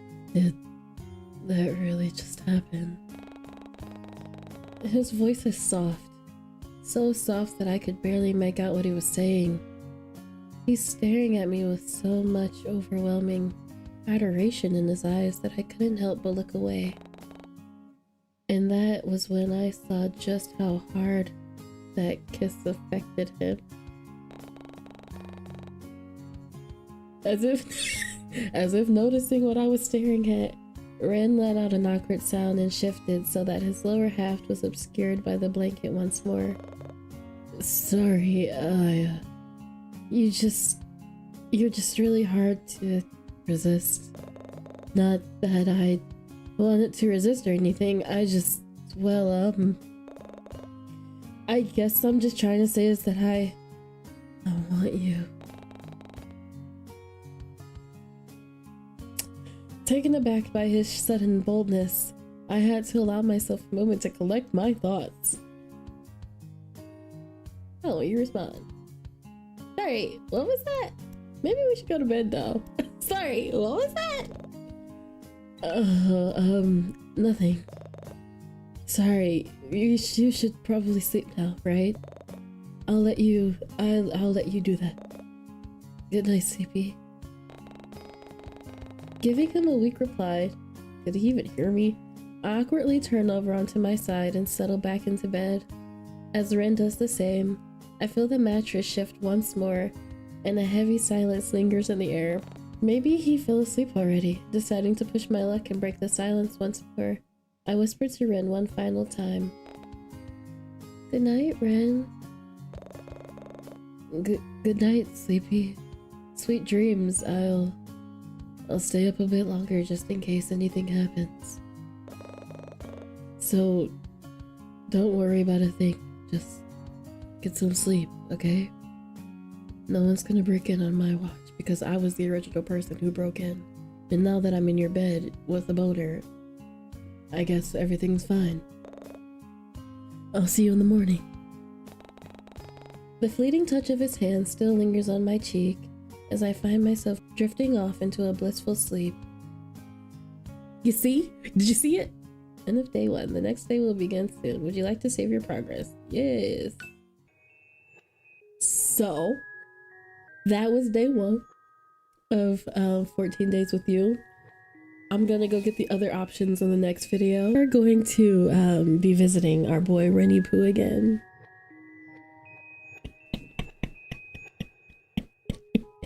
I'm excited. Okay, I'm fine. I will not sound bad for him. And we all know that's a lie. Let's get into it. Okay, so here's what we're going to do. So this day in particular will be all the extra options that I didn't get to go through and see like the different responses. And then in the next video, I'll play day 2. And I think either there's a day 3 already or I could be mistaken, but I'll play, I'll split that video into 2 as well. But anywho, okay, let's keep his hair the same. Last time we went for something, I think we went for cozy. Yeah, last time we went for comfy. So this time, let's dress in something cutesy. Can't go wrong with a little bit of pastel and bows and frills. Giving myself a small spin in the mirror, I admire how the fabric and patterns flow around me. But enough of that, I can check myself out another time. Hastily, I smooth out the wrinkles and pick up any stray pieces of lint from my sleeves before I finally head out the front door.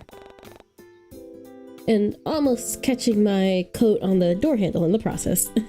Violet! Hey, your outfit is just my style. You look so cute. You'll have to let me peek into your closet someday. I've been looking for some new inspiration lately.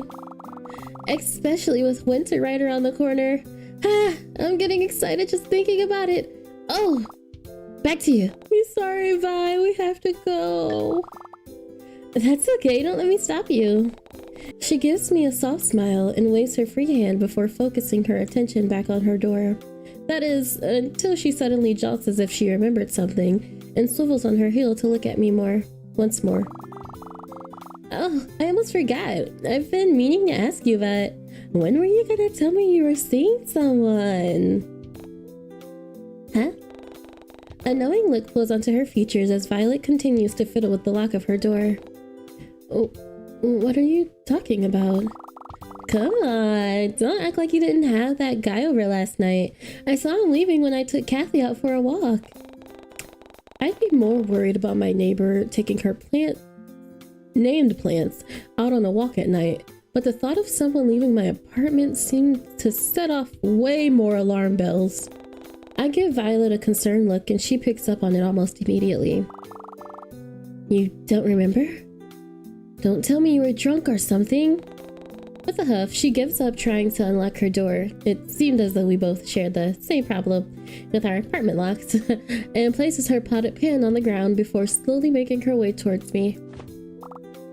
Tall guy, wearing a dark slasher hoodie, really into alternative fashion with a crazy amount of belts and loops around his legs. Ring any bells? Those are weird pants. Last time somebody was like, those are weird pants. Those would look weird.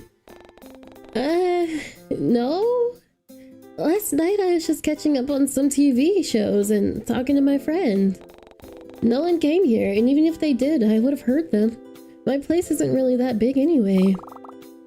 Really? But I was so sure it was your door. A hand rests on her cheek in a thinking manner before she pouts at me, seemingly giving in for now. Well, alright then. Maybe it was somebody else's apartment. I mean, it's always so dark in these hallways at night. Honestly, what's our landlord doing? Would you mind if I checked in with security downstairs later? It'd give me more of a peace of mind. Awkwardly, I clear my throat for what seemed to be the millionth time today and gesture vaguely to the reception desk behind me. Well, if you need any more help, I should... This is getting weird now. Should I even attempt to continue this conversation or just leave? I mean, it would seem rude to walk away abruptly, especially considering how he's apparently a regular patron in the library I worked at. But he wasn't making much of an effort either. What should I do? Choose your fighter. I think last time I kept talking to him. I could stare back, excuse myself, lie and end the conversation. We're gonna save this one. We're gonna save the mean route for last. Stare back at him.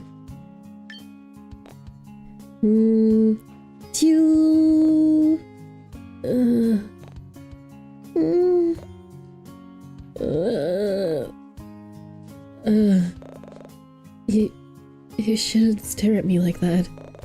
Especially when it's a stranger you don't know. Actually, now that I think about it, you haven't told me your name yet. I guess you're right. You can call me Redacted. What? It was like he said something, but his voice was delayed. Was that even his voice? Was he speaking English? It almost feels like something that came out of a dream.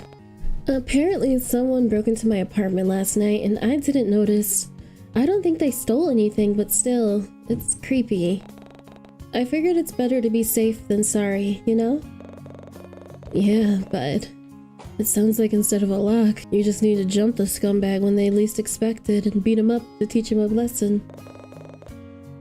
Stay up all night if you have to. Really get the edge on them. I couldn't help but let out a genuine chuckle at his suggestion. If I had to choose, then this would be the side of him that I preferred. He seemed at ease, and his words weren't as forced or awkward. Yeah? And who is going to be the one to beat up this guy at 3 a.m.? Because last time I checked, I'm not really the type to go around throwing punches at people I don't know.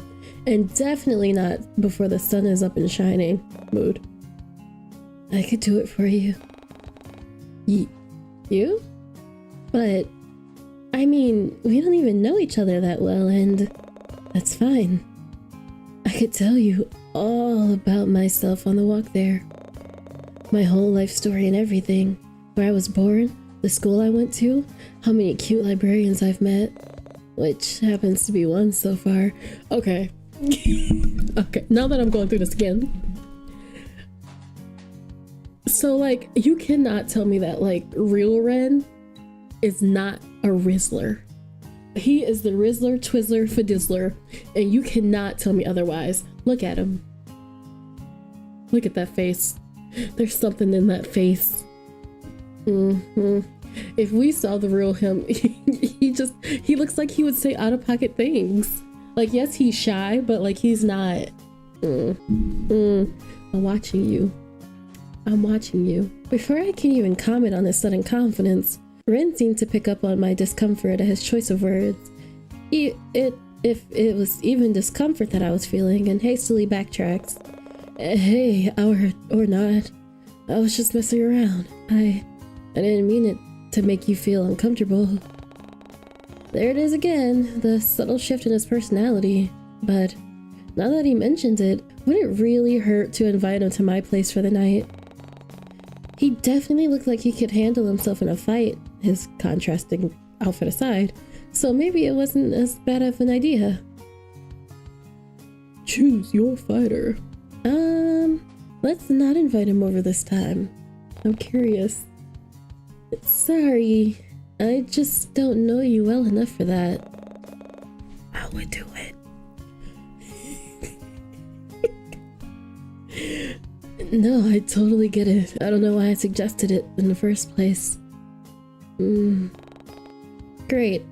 Now it's back to being awkward again. Well, anyway... Where is she? Sleepy! Ah! There you are! Someone at the front desk is looking for you and... Oh! Sorry, are you busy right now? I can... Impeccable timing as always, Eleanor! My girl. No, it's fine. I think everything is already handled here, right? I give the two of them a soft smile before making my way towards the reception desk. But as I pass by Eleanor, I gently clasp a hand on her shoulder and shoot her a playful look of my own. If you need more help, I'm sure Eleanor can assist you. She loves helping others, right?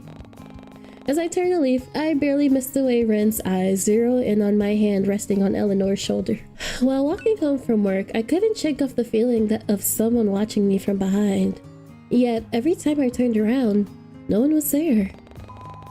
It felt like a pair of eyes were on me and watching my every move, which was strange considering how I'd never noticed this when I first started walking to and from my workplace. Maybe I was just imagining things, or maybe I was too tired? Rolling my eyes at my own paranoia, I continue on my walk, but I didn't make it far before... Sleepy! Hey y'all! I love these two. I could recognize those boisterous voices anywhere. The first one belonged to Jae-hyun, a guy... Jae-hyun, a guy I had met during my early days at university. Look at his little dye patch. It's not... He sat next to me during the first day of orientation and even offered to lend me his phone charger when my battery ran short. He's a fun guy to be around, though his extroverted and energetic personality was often hard to keep up with. But Leon, the other guy awkwardly hung off Jay's arm, was a different story. We'd practically known each other since we were babies, but he moved away from Corland Bay when we were still in elementary school. I wasn't sure when he moved back to the Bay, but it was great knowing I'd be able to see him again. I wish I could find the time to hang out with him like we used to, but I was always busy with work, and he was always busy playing volleyball and taking care of his sick mother in the hospital. He takes care of his mother. Hey, still with us? Hey, Sleepy, you finally finished with work. We were just about to head over to the club Shoreline. You want to come? I'm sure Leon wouldn't mind paying for you as well. Oh, hey, I don't mind paying for her, but who said anything about paying for you? I did, just now. Thanks, Leon, you're the best. I don't miss the way Leon rolls his eyes at Jay's antics before settling his gaze on me once more. Do you want to tag along? I really don't mind paying for you if you do. Is he blushing? Is he... Y'all see that, right? Is that little blushy blush? I'm with it. Sorry guys, as much as I'd love to, I'm kinda drained from work. Maybe another time though? Hey, no worries, darling. Just make sure you take it easy when you get back home, yeah? He shoots me a considerate smile before throwing his arm over Jay's shoulder. Well then, if you'll excuse us, I gotta find a way to get this knucklehead to cover his own entry fees.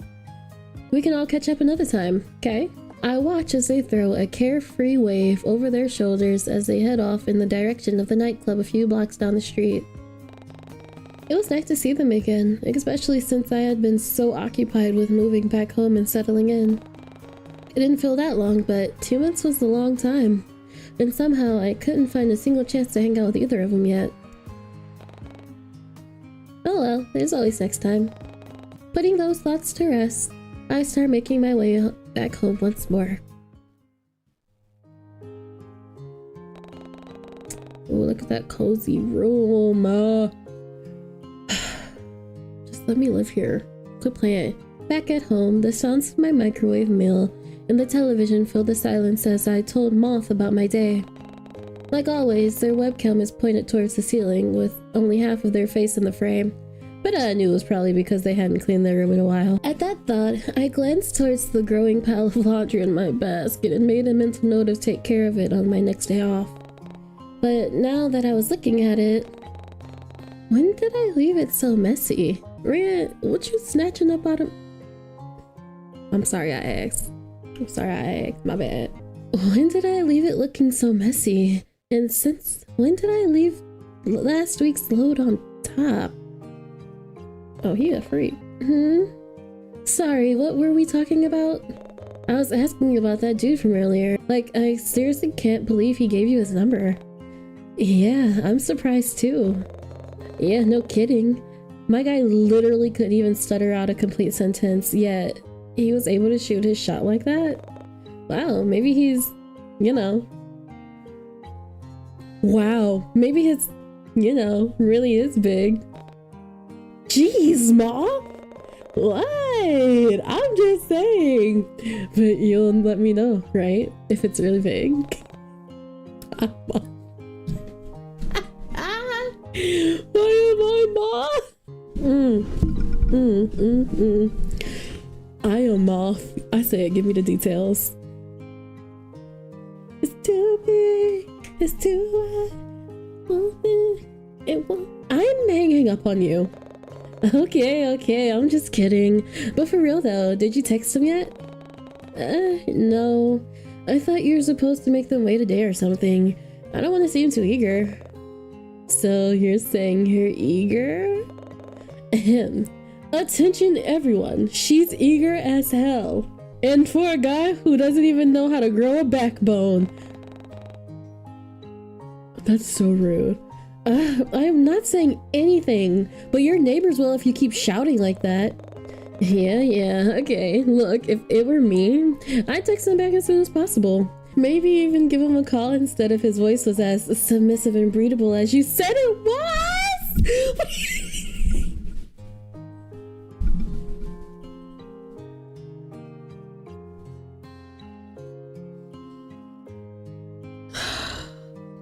These lines are hitting a little too close to home. Because I've said these things. I've said these things at least once. At least more than once. I literally never said that. If that's what you want to believe. Dang it, their laughter was contagious. Are you talking to me anyway? Go call your precious little Haruko 2.0. I got some webcomics I need to catch up on anyway. Oh, speaking of webcomics, did you read the last chapter of Always What? Alright, I'm hanging up now. See ya, Sleepy. With a sigh, I watched as the green call button turned red. Moth was always been terrible towards my impulse control, but I adored them either way. You gotta get a friend that's terrible with your impulse control. At least one. I glance over at my phone charging on the nightstand and decide to listen to Moth's words after all. Plopping onto bed, I scoop up my phone and unlock it. I navigate the message app easily and open up the new contact to enter Ren's details. Moments seem to pass as I blankly stare at his number on the screen, and before I could let myself stall any longer, I finally decide on what to do. How will you respond? Send him a text? Call him instead? Wait until tomorrow? Block his number? I'm gonna save my game, that's what I'm gonna do. Call that boy! Deciding to give Ren a call instead, I tap on his contact information and press the green button without a second thought. The phone's gonna ring and it's gonna be in my room, isn't it? Is that what we're doing? Is that what's gonna happen? Because I don't want that. He's not crazy. He just needs help. I can fix him. I bring my phone closer to my ear and listen to the dial tone.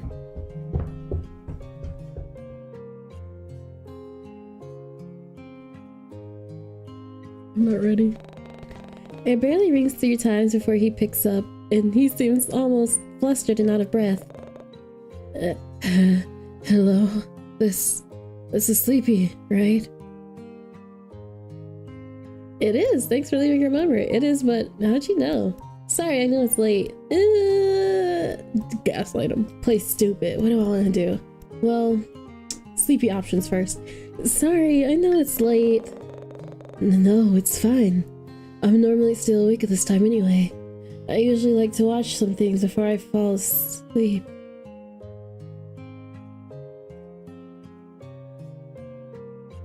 What you watching, Ren? Sometimes it keeps me up until the morning, but I really don't mind. I feel at ease when I look at you. Stuff. He's not even trying to hide it. Oh my god. We're fine. This will be fine. Oh, really? Like movies or something? What do you normally like to watch? Maybe I've seen it. Movies? Why, Oh! Movies? Why would I? Oh! Yeah, it's some niche film. You might not have heard of it. It's called The Back of Your Head is Ridiculous. Maybe we could watch it together sometime. Sorry I made it awkward again, didn't I? It's okay, don't worry about it. He's been apologizing a lot today. I almost feel bad for him. Actually, I'm surprised you called. I honestly expected you to throw away my note, to be honest. I hope you didn't find it creepy or anything. Your workmate seemed like the type to tease you if I handed it to her instead, so I figured that leaving it on your desktop would have been the wiser choice. But then I was worried she might come back and find it before you did, so I considered putting it in your bag instead. But then I thought, I guess I'm rambling now, aren't I? Sorry. Anyway, I also wanted to know if you were free tomorrow. I still wanted to thank you for helping me find that book. Oh? Is he asking me on a date? Or was I reading too deep into his words? He must have taken my silence as confusion, however, as he immediately begins to backtrack on his words. I guess I'm asking you on a date. We could go visit the pier or the beach or this cafe I know. Honestly, I could do whatever you'd like. I don't mind at all. Well, so you wanted to go on a date? Well, it wasn't like I had any plans for tomorrow. It was my day off, after all. How do you know that, Ren? Maybe it wasn't so bad? Y'all know how we got a map of everybody? I just wanna... This is Violet, so I'm assuming we're here. Ren, what are you doing across the street? Why are you across the road? What are you doing across the street? Suspicious. Besides, I can't even remember the last time I went out with someone, let alone a date.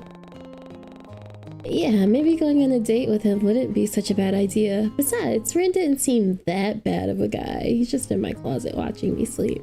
I could even use it going through my laundry from last week, because he a freak. I could even use this as an opportunity to get to know him better. He certainly seemed interesting. Sure, why not? It sounds like it'd be fun, and I haven't visited the pier in a while. You really go on a date? I mean, yeah, cool. Would it be alright if I pick you up around 11 then? Yeah, sure. Wow, he seemed really eager. I hope I didn't make the wrong choice by agreeing to this. Alright then. Yeah, great. He was perhaps a bit too eager. Anyway, it's getting late now, isn't it?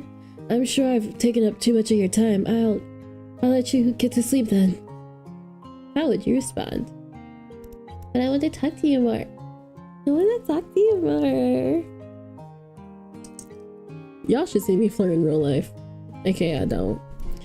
We can talk again tomorrow? Okay then, good night. Blatantly ignore him. How would you ignore him? I cannot wait to do the rude route. But I want to talk to you more. Jesus. Really? Too, but you need to sleep, don't you? I won't be greedy. I can, would it be okay if I called you tomorrow? He's so cute. Sure, we can talk about our date then. Oh yeah, sweet. I mean, I'll let you go to sleep before I embarrass myself further. Good night, Sleepy. Sweet dreams. Sleepy, sweet dream. Placing my phone on the nightstand, I begin to slip into bed and pull the covers over my body. A beat passes before Ren's soft, breathy voice enters my mind, and I slowly find myself getting lulled to sleep with it. So, Ren, huh? I wonder what he had planned for us tomorrow. But for this time,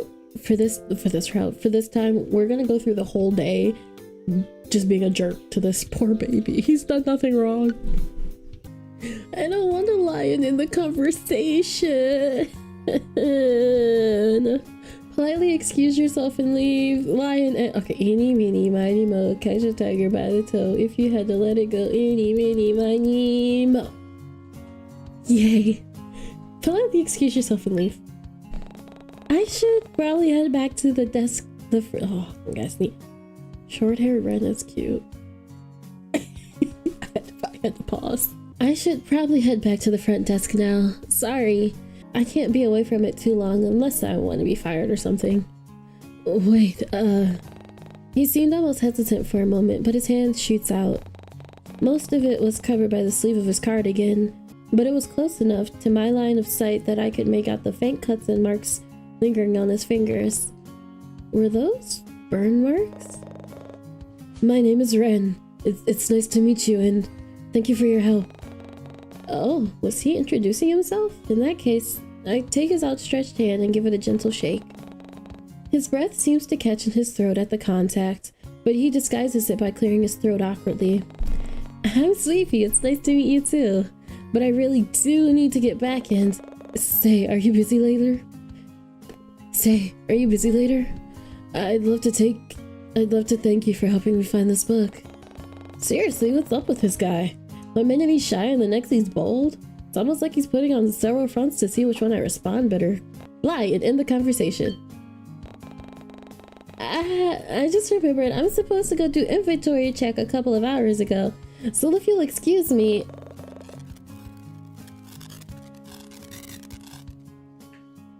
No, you don't. Huh? What just happened? The eccentric man seems almost hesitant for a moment before his hand shoots out for a handshake. Most of it is covered by the sleeve of his cardigan, but it was close enough to my side of line that I could see the faint cut marks lingering in his fingers. Were those burn marks? If you're busy, then I'll let you go, bud. My name is Ren. It's nice to meet you, Sleepy. Thank you for your help. How did you know my name? And where did his timid persona go? Your name tag. Popping onto my bed, I scoop my phone up and unlock it. I navigate the messages app easily and open it to the new contact to enter Ren's details. Moments seem to pass as I blankly stare at the number on my screen, and before I could let myself stall any longer, I finally decide on what I should do, but stop making Sleepy decide on what we should do. Okay, so this is our be mean to him route. So here's how we're gonna be semi-mean. We're gonna go semi-mean and then full mean. So we're gonna wait until tomorrow. Putting my phone down, I decide to stick what I know best and just text him in the morning instead. I climb into bed with the thought of the supposed intruder still heavy on my mind, but I eventually put it to rest by remembering the heavy-duty lock I bought and installed earlier. There's no way anyone can break it now, and even if they did, I could rely on my neighbor to hear. Often, I hear Violet gaming away on her computer until the early hours of the morning, so I love Violet. So I felt safe knowing that she'd be around if something went wrong. Even if I couldn't hear her right now. Snuggling deeper into the warmth of my blankets, my eyes begin to feel heavy as I am slowly lulled myself into dreamland. Because of this, I miss the sounds of footsteps creeping down the hall. Way.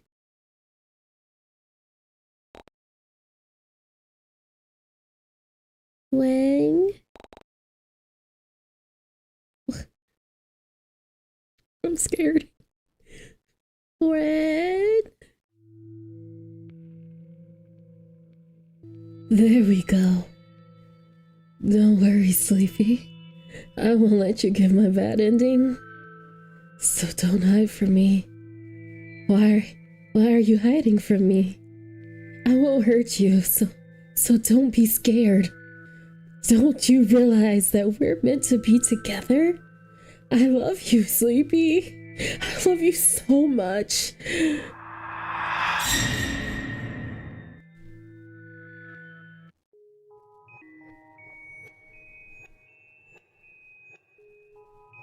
Okay. Alright. So that was only the The kind of editing. So we're gonna block his number. I'm scared. Still sitting in the contacts app, my fingers hover over the block button before I finally decide to press it. His odd and timid behavior rubbed me off the wrong way. Plus, I wasn't entirely convinced he wasn't the same person Violet saw last night. The appearance didn't match up at all, but it still never hurt to be cautious. I climb in bed with the thought of the supposed intruder still heavy on my mind, but I eventually put it to rest by remembering the heavy-duty lock I bought and installed earlier. There's no way anyone could break in now, and even if they did, I could rely on my neighbor to hear. Often, I hear Violet gaming away on her computer until the early hours of the morning, so I felt safe knowing that she'd be around if something went wrong.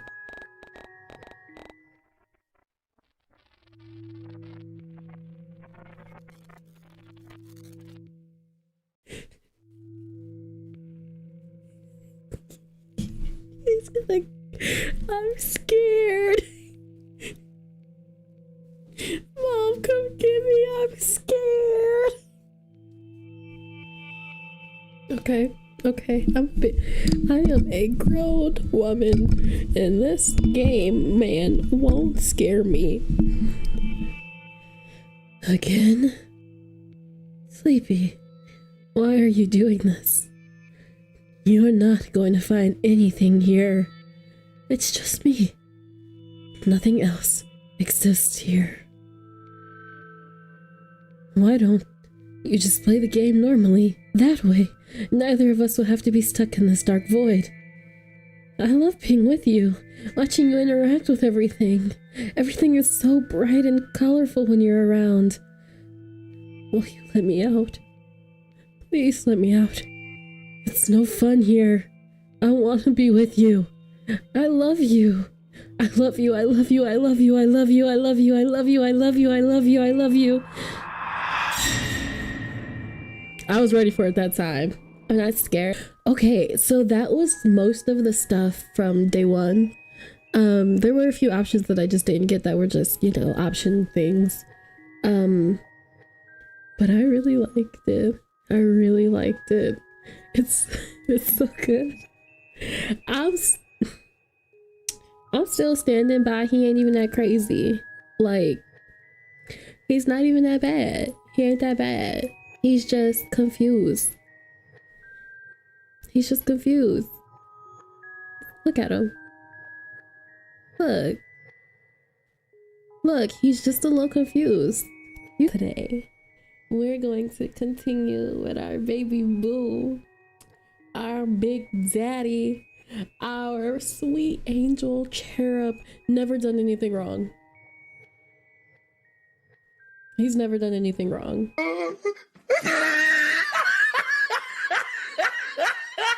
I don't know what you're talking about. But today we're going to continue playing 14 Days with You. Today we're going to do day 2.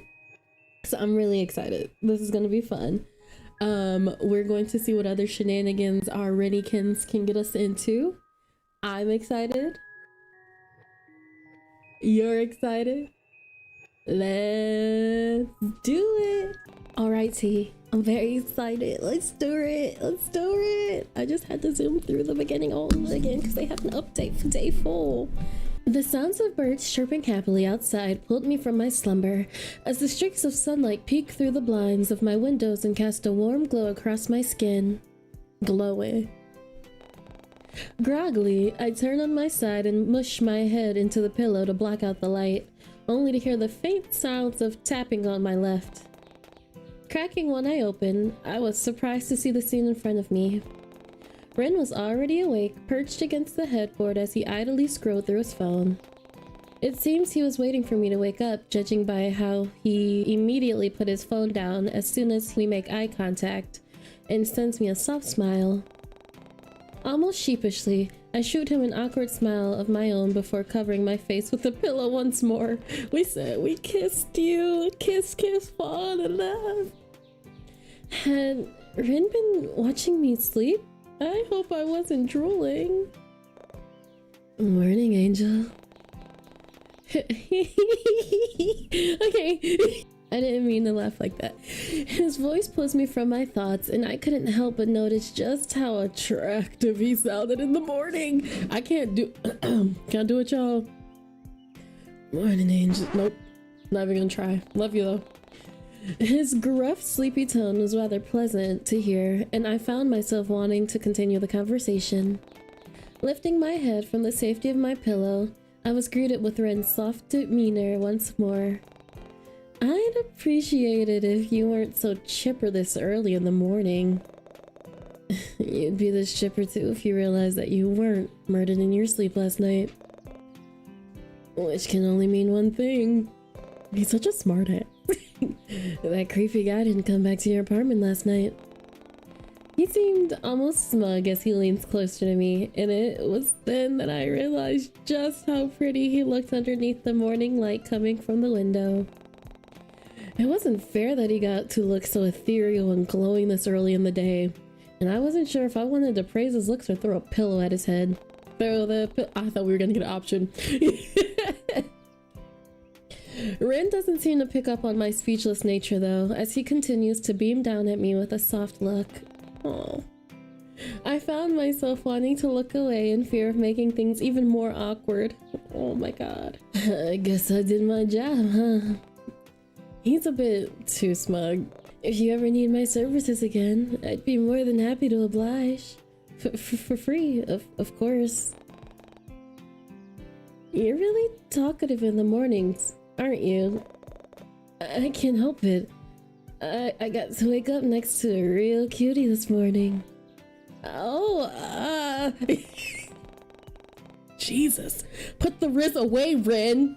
Put it away. What do we tell you? It's too early. And it's like 8 a.m. and he's like, hey, sweet thing, how you doing? And we're all like, as if noticing how close he was to me, or maybe realizing that he dropped his usual stutter, Ren immediately pulls back and turns his head away. Come back. Come back. I won't bite. I won't bite. Not gonna out myself. Anyway, now that you're awake, would you like to go out for breakfast? I think that cafe near the pier is open now. We can go check it out. Like a date, but only if you want to. Why did he suddenly switch again? I figured we'd at least be a tiny bit closer, especially considering we shared a bed, but maybe I was wrong? You mean the Driftwood Cafe? I don't even know if it's open to the public yet. Really? Well, what better way to find out than by finding out, I guess? Nervous laughter. I roll my eyes at his lame attempt at a joke before groaning into my pillow. Did he seriously want to go out for breakfast this early in the morning? Man, he was seriously a trooper. With a sigh, I reluctantly stood up and stretched my limbs. From that action alone, it was like I could feel Ren's eyes on me. But as soon as I turned my head, he was already staring holes into the blanket with blush on his cheek. Yeah, I don't know if I can make it through. Like he is just... I can't do it, guys. I don't know if I can do it. He's so cute. What am I gonna do? Just melt away? Y'all want me to just melt away? Y'all say goodbye, Sleepy. We love you, but goodbye. He's just too cute. Shaking my head to dismiss those thoughts, I let all my joints pop before breaking the silence one more. So, Driftwood Cafe?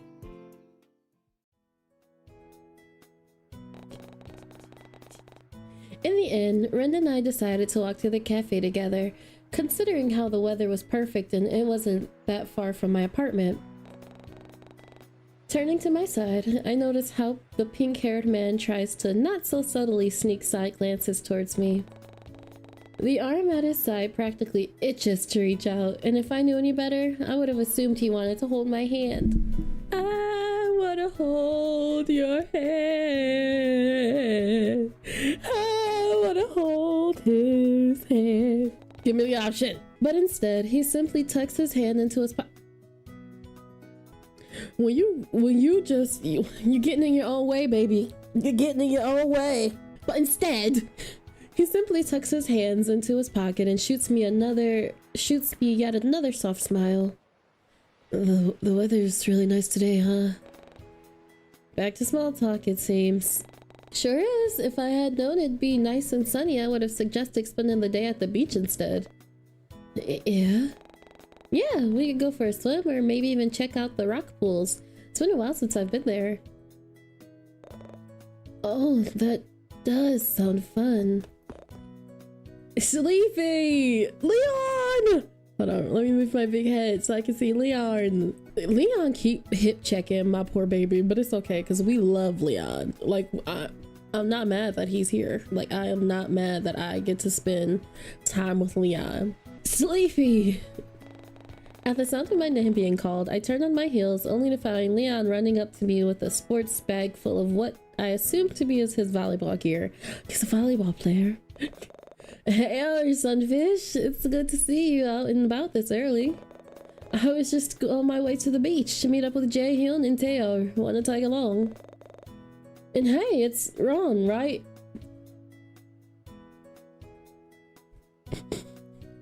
He's so disrespectful. He did that on purpose. It's Ron, right? Ron? Right? Ron? You know it ain't no Ron. And hey, it's Ron, right? Nice to meet you again, buddy. It's Ren, actually. Sunfish? Huh? Oh, yeah. Sunfish is a cheesy nickname Leon gave me when we were kids. I don't really get it either, but to be honest. So, Sunfish and Ren, was it? Sorry about that, bud. I'm not too good with names. Faces too sometimes. But hey, it's good to see you both again. Doing anything exciting today? If not, you can tag along with me and Angelfish. Oh, get him, Big Zaddy. Angelfish and I were about to go on a date, actually. Angelfish? A date? I don't miss the way Ren suddenly pulls my arm closer to his side. Closer. I don't miss the way Ren pulls my arm closer to his side, nor the way he clings onto me as though I'd suddenly disappear. Huh? You're going on dates again, doll. Good for you. I'm glad to see that you're coming out of your shell again. Take good care of me, won't you, bud? What do you think I've been doing ever since you moved away? Ooh, how long you been stalking us? Oh my god! Didn't he move away when we were kids? Is Ren secretly a childhood crush that we just don't remember? Think. What do you think I've been doing ever since you moved away? Like me, Leon barely seems to notice his Ren mumbling as he rests an arm over my shoulder and starts tugging me in the direction of the beach. Ren, on the other hand, still latches onto my arm but doesn't seem to move. I can't believe my little sunfish is out here in the dating scene again. I feel like a proud father. Oh please, we're basically the same age. I feel like a proud adoptive father. Leon pretends to wipe a tear away from his eyes as he leans further into my shoulder, and it was only then that I noticed Ren wasn't following us. Aw, Pookie Poo, are you pouting? Come here, babe. I got you. Come here, babe. Turning around, I reach out to grab his hand instead to tuck him along. He immediately seems to perk up at the action and intertwines his fingers with mine before falling into step. Alright, as fun as it is to catch up with my proud adoptive father, who's the same age as me, which makes things kind of weird, Ren and I do need to get going. Oh, yeah, of course. I didn't mean to take up so much of your time. He unhooks his arm from around my shoulder and inclines his head toward the beach one more time. But my offer still stands if you want to catch up sometime. I'll be down at the beach with... Oh god. I know all about you, Teo. You fine as hell, but you annoying as hell. I can see it. Look at him. Gorgeous and irritating, but not in the fun way. Speak of the devil. Much like Jay, Theodore was another friend I made in university. But if I was being honest here, I don't think he was actually enrolled in anything. He just showed up every so often to keep his attendance rate up and to antagonize some of the students and staff. Oh no. As if reading my mind, Teo practically runs into Ren with the sole purpose of sending him tumbling into the metal railing behind him. Don't bully my boyfriend. But luckily, Ren manages to catch his footing at the last second, sending Teo an annoyed scowl of his own. Oh crap, sorry about that. Not sure how I missed such a brightly colored children's mascot. Why did he come out he came out the woodwork swinging? Like, what is the issue? Alright, there's no need for that here. Despite Leon's tone, Teo barely pays the shorter man any mind, seemingly far more interested in Ren instead. Let me guess, you dressed up as Benny the Buttercup? My 4-year-old cousin would love you. Ahoy, knock it off, mate. What's your problem? No, what's yours? I could practically feel the tension between the two grow, so I decided to step in and knock it off. We ain't doing this here, not in public. Maybe when we fight over me later, but not here. Let me go on my date first. Dang. Maybe you should introduce each other first before you try glaring each other to death. Teo, this is Ren. He's my, well, I'm her boyfriend. Okay, well, that was certainly one way to put it, especially without discussing it with me beforehand and asking my opinion. At his words, I shoot Ren a confused glance, but the determined look on his face had me biting back my words. He said, so you gotta do it. You gotta do it. Okay then. Anyway, this is Teo. How will you respond? He's my friend from university. He's my ex-boyfriend. He's just a fling. I've never seen this. I've never seen this man a day in my life. I have never seen this man in my life. And I've never seen this woman in my life either. You guys are hilarious. With a sigh, I try my best to clear the air of any confusion. Alright. Teo's just a friend from university. Wanna know what's hilarious? Buttercup's outfit over here. What did you just call me? Okay, enough. Look, why don't we just drop the issue? You really need to stop trying to pick fights with everyone, mate. Don't get your panties in a twist. I seriously doubt Buttercup's capable of harming a fly, let alone able to throw a decent punch.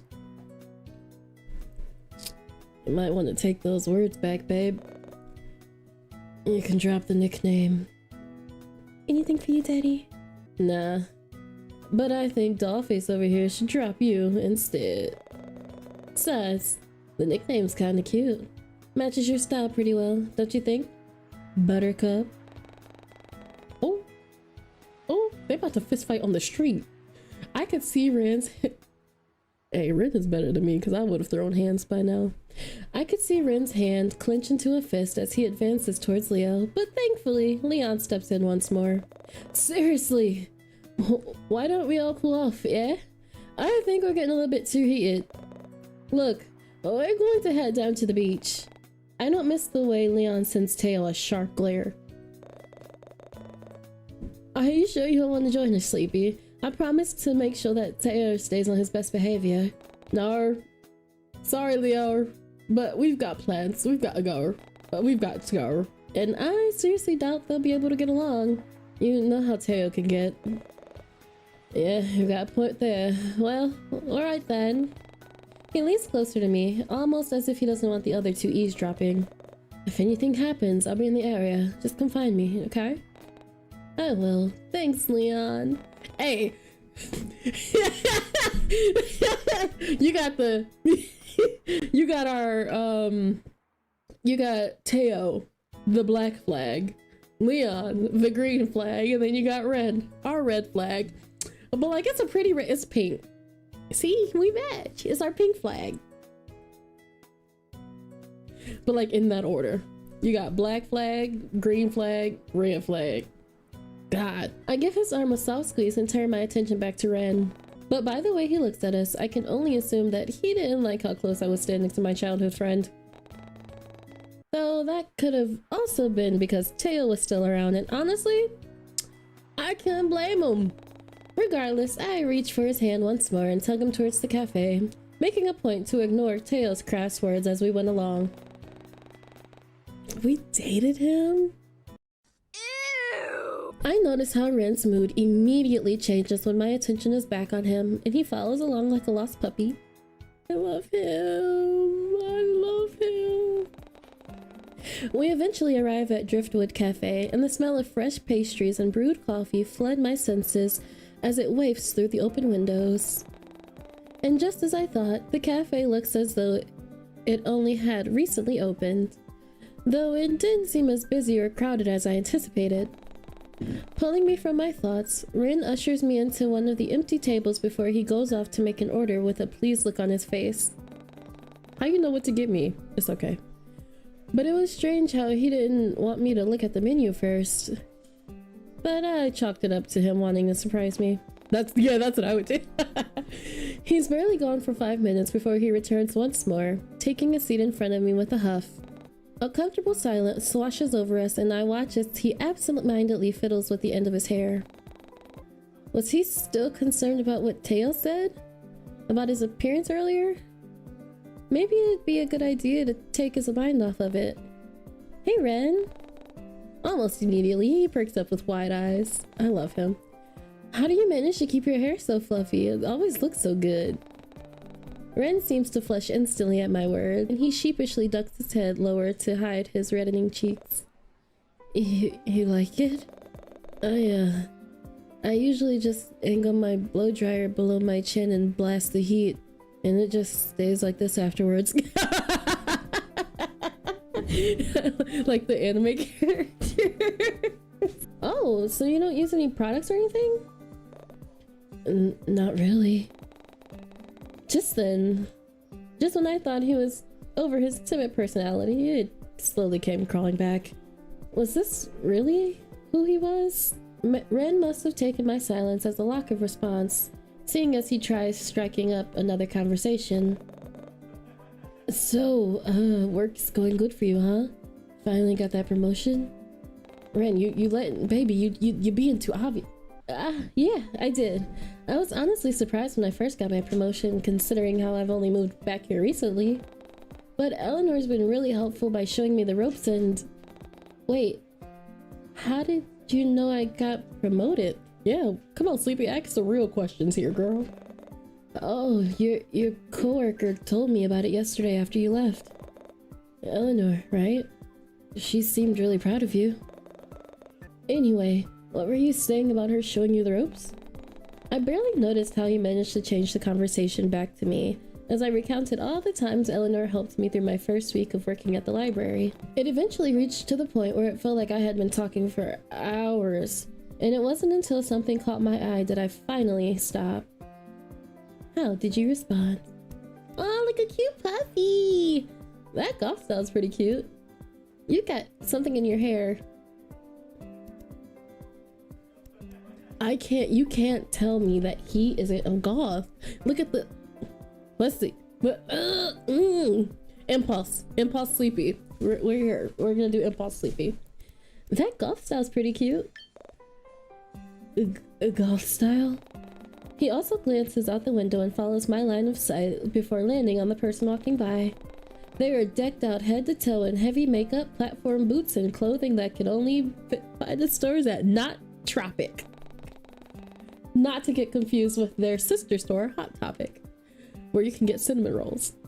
Ren's eyes seem to follow their form until they're out of sight. The impassive look on his face made me curious. Yeah, it is kinda cool. Do you like that kind of style? Because I always thought you preferred something softer. Order 25! Oh, that's us. Wait right here, I'll be back. Before I could get a word in, Ren was jumping out of his seat and meandering his way towards the kiosk. It really was a sight to behold, seeing Ren tower over most of the customers who were waiting in line. Oh, we love our big boy. Even the cashier herself, who seemed to be at least 6 foot tall, had to crane her neck upwards just to look at him. But before I could blink twice, Ren was already on his way back with a large tray full of delicious food. He set himself back in his original spot with a pleased look and begins to lay out the dishes in front of me. Oh, this is a delicious scone, chocolate croissant, a slice of cake, a sugar cookie. Alright. I want some cake today. I'm feeling cake. I want a cake. A generous slice of cake sit next to my beverage, and I almost hear my stomach rumble at the sight. That's a terrible breakfast, but I'm gonna do it anyway because I'm grown. How did Rin know this was my favorite thing to order? Granted, it wasn't like I've been to the Driftwood Cafe before, but this was usually what I'd order at any cafe. It was honestly like he could read my mind, or he stalked me for many years and I'm just now finding out. Weird. And what's even more mind-boggling was that he didn't even need to look at the menu beforehand. It was like he just knew. Don't forget your drink. Ren shoots me another gentle smile of his before placing my drink before me. No way! It was coffee, no. Latte, maybe. Soda, no. Smoothie! The inviting aroma of fruit floods my senses, and that alone was what assured me that Ren ordered my favorite smoothie. Just like the ones I usually bring on my way to work sometimes. I hope it was okay. Oh my god. I hope this is okay. Unfortunately, the cafe doesn't have much to offer, judging from the menu I saw online. Ah, so that's how he knew what to order. He got anxiety. He got anxiety.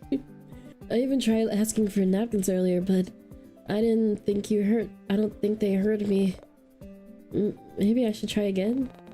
I almost felt bad for him, but I also felt grateful for ordering me something that I'd normally eat at a cafe.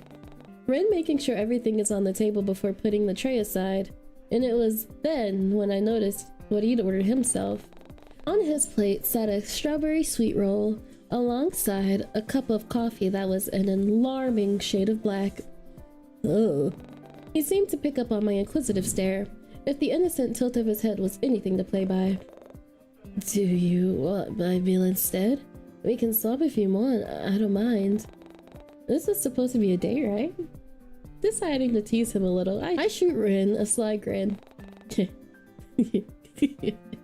That's okay, but you could offer me a bite instead. Rin almost seems to combust on the spot as his cheeks turn red, and he almost chokes on his own spit. It's okay, baby. He looks down at his food before glancing at me, only to look down once more to scoop up a bite-sized piece of his food. Give me that strawberry roll. Actually, I do want the strawberry roll. You can have the cake. We can swap. I don't know what your drink though. I watch as Ren's cheeks turn a deep shade of red while he brings the fork closer to me, and not wanting to be seen as a coward, I lean to take a bite. His eyes widen almost immediately, and he seems hyper-focused on the way my mouth wraps around the fork before I lick my lips and let out a pleased hum. Sugoi! It's yummy, try some! The pink-haired man seems to have an awkwardly long staring contest with his fork before scooping up yet another small piece and taking a bite. He said indirect kissing. Didn't we kiss him last night? Why is he so like Red's cheeks are scarlet red, and he seems almost fidgety with how his legs keep bouncing under the table, so I decide to take pity on him and not tease him for it. With a knowing smile, I start digging into my own meal with a pleased hum. I am in love with him. This is terrible. Eventually, we ended up finishing our meals and decided to do a bit of window shopping to pass the time. I had nothing else to do today, and Ren seemed insistent on spending the rest of his time with me, so I agreed. We passed by a few clothing stores, ice cream stands, surfboard rentals, and many other interesting buildings, though nothing caught my interest. But just as I thought I'd lost all hope, one store in particular catches my eye. In one of the display windows, I spot this cute little rabbit plushie in the style of Haruko's likeness. I mean, it even came with his limited edition sorcerer outfit and everything. I couldn't believe that they were selling these things here, of all places, and at such a cheap price too. Ren seems to take notice of what I was not so subtly gawking at, but before we could enter the store, the cashier walks in front of the display stand and blocks our view. She drops a box of miscellaneous items at her feet and begins stocking the shelf next to the plushies before she finally notices us standing by the window. I didn't miss the way her eyes widen at Ren, obviously taking and immediately liking to him, and almost shamelessly pushing a strand of hair behind her ear before giving him a small wave. She's bad.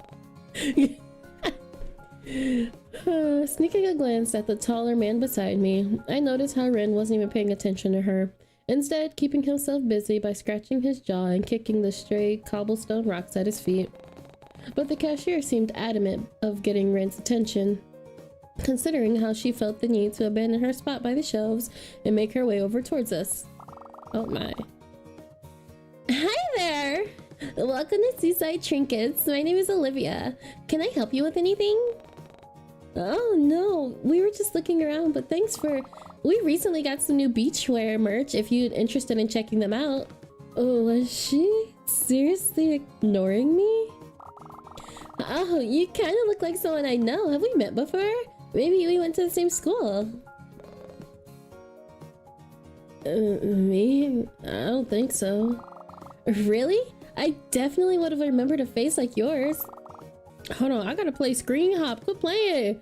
Actually, now that I get a good look at you. I watch as she shamelessly takes in Rin's appearance before crossing her arms over her chest and leaning back. You also remind me of one of those characters from a cartoon that's been gaining a lot of traction here. Apparently, one of the locations from the show is based on Corland Bay main beach. Okay, we're getting a little...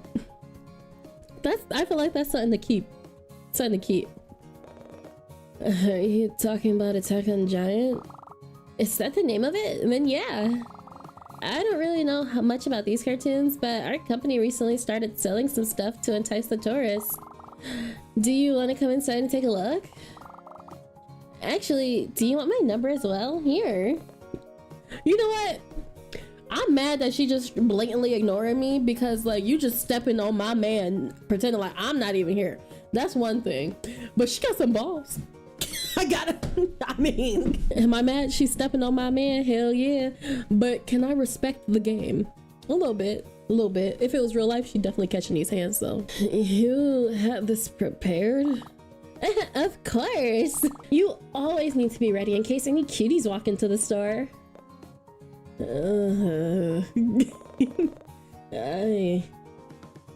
Well, I wouldn't want to sound like a hypocrite or anything. Ren looks at me with a shy, knowing look before he hesitantly reaches out to take the piece of paper. What did he mean by that? Before I even get the chance to ask, Ren already answers my silent question with red cheeks and a crooked smile.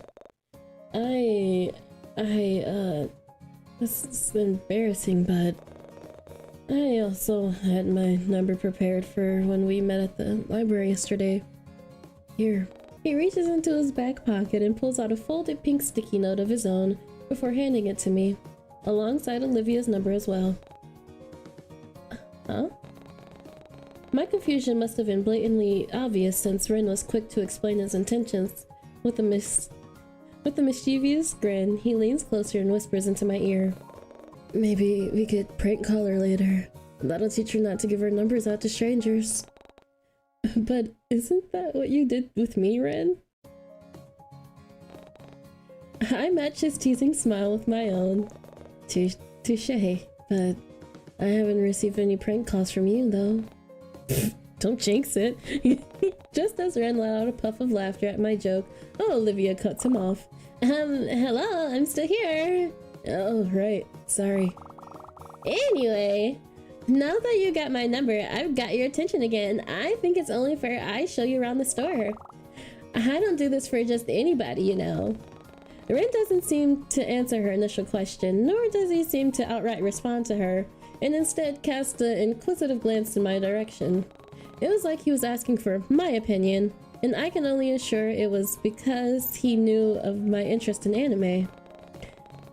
It was thoughtful of him to do that, but I kinda wanted him to tell the rude worker off instead.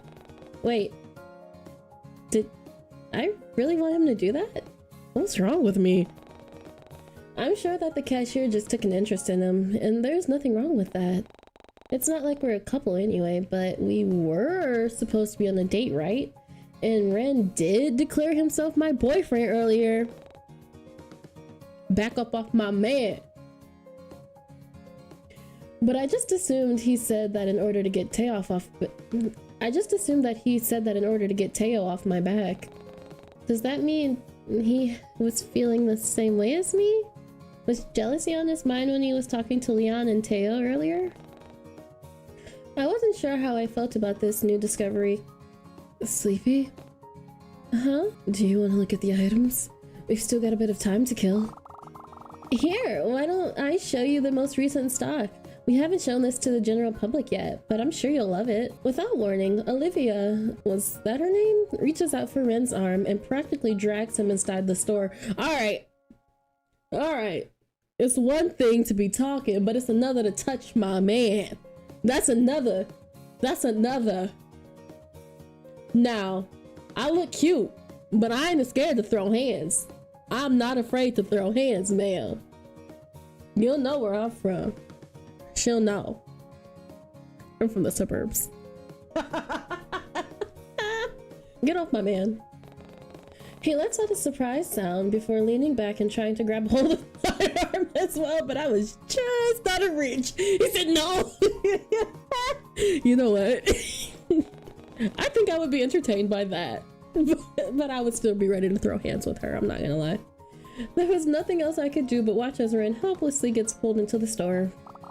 Poor baby. It's back here in the stock rooms. Usually we don't allow customers downstairs, but you're a real hottie, so I'll let you take a sneak peek. What you gonna do to him in them stock rooms, girl? No, actually, I'm good. Don't worry, we won't get caught. I'm sure your girlfriend won't mind if I borrow you for just a bit. Yes, I will. I even throw in some free cartoon stickers for you. Surely that'll make it worth your time.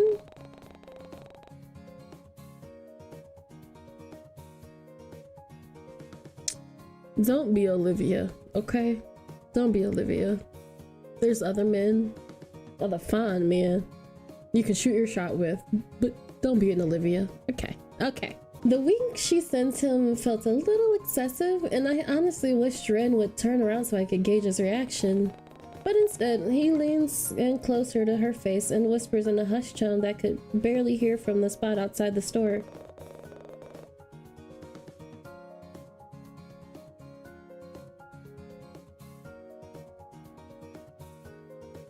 Y'all think he's crazy, but I think I like his crazy.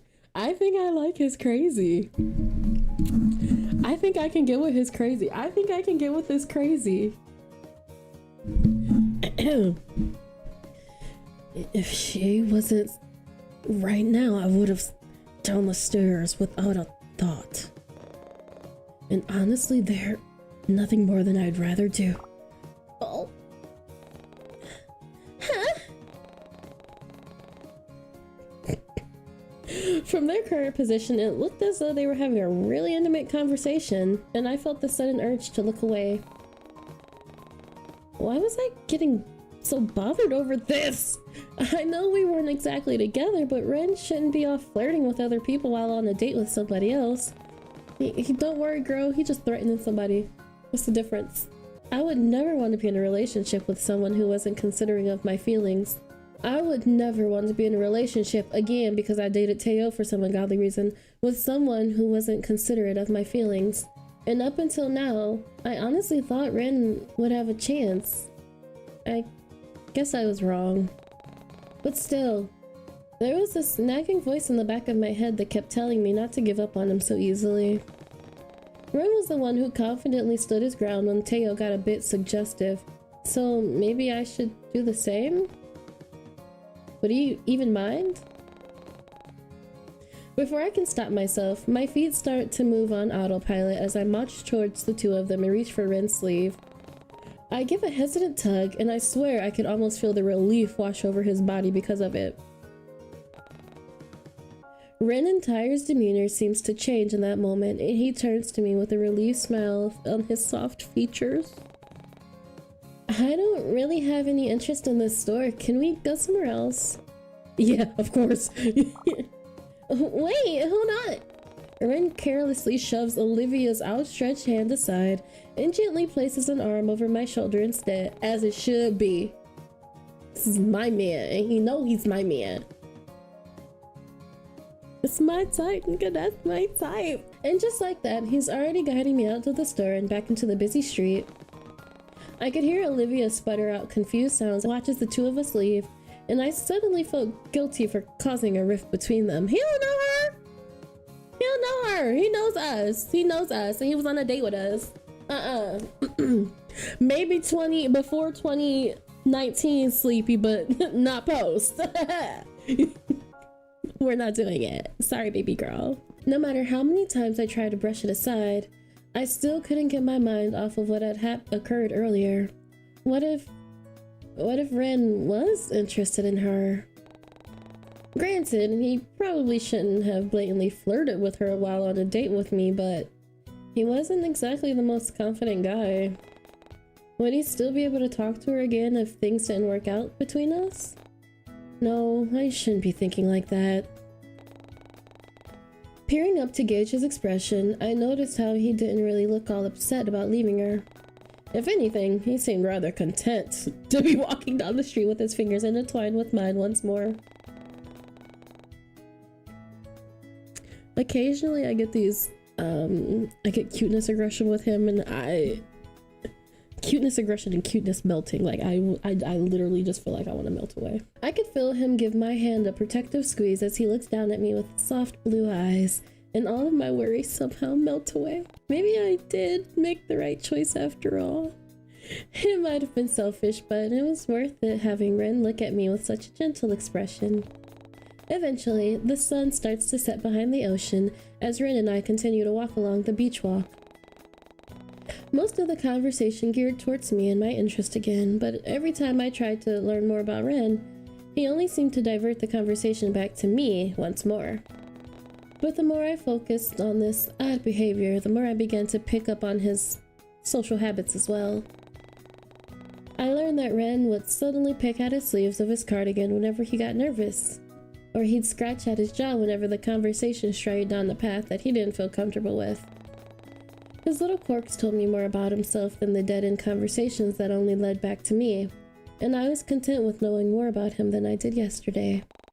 That's really sweet. We're kind of a nice person. Ren no longer felt like a stranger I'd met at a library, but rather someone I could consider a friend. A boyfriend? Except friends aren't supposed to get jealous whenever they see them flirt with someone else. Jeez, what was wrong with me?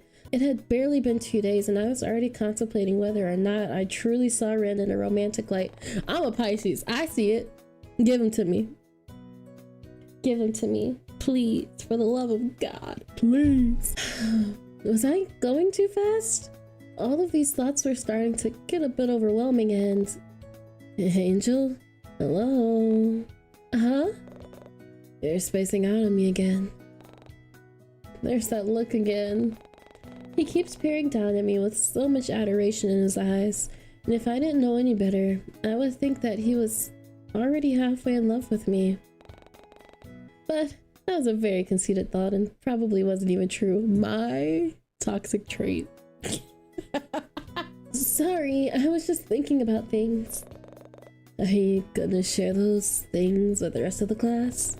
He sends me a playful smile and a gentle nudge into my side, and I couldn't help but laugh. When did we become so comfortable with each other? And when did he lose his stutter? Give me emo Ren. I want it. Give me. Gimme. It's nothing really. Maybe a bit embarrassing, but... Well, I was wondering... How do you feel about... My sentence get cut short when a drop of rain lands on my cheek. Instinctively, I look up and find myself wondering how I didn't notice those dark clouds in the sky sooner.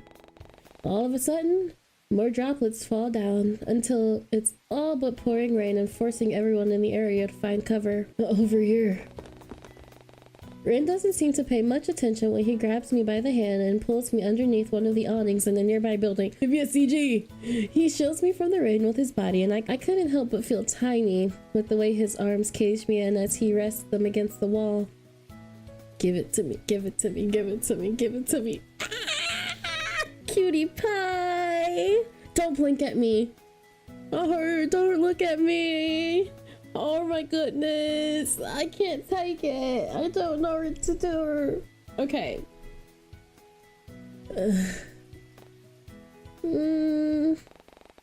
We look at each other in silence for a brief moment before erupting into laughter.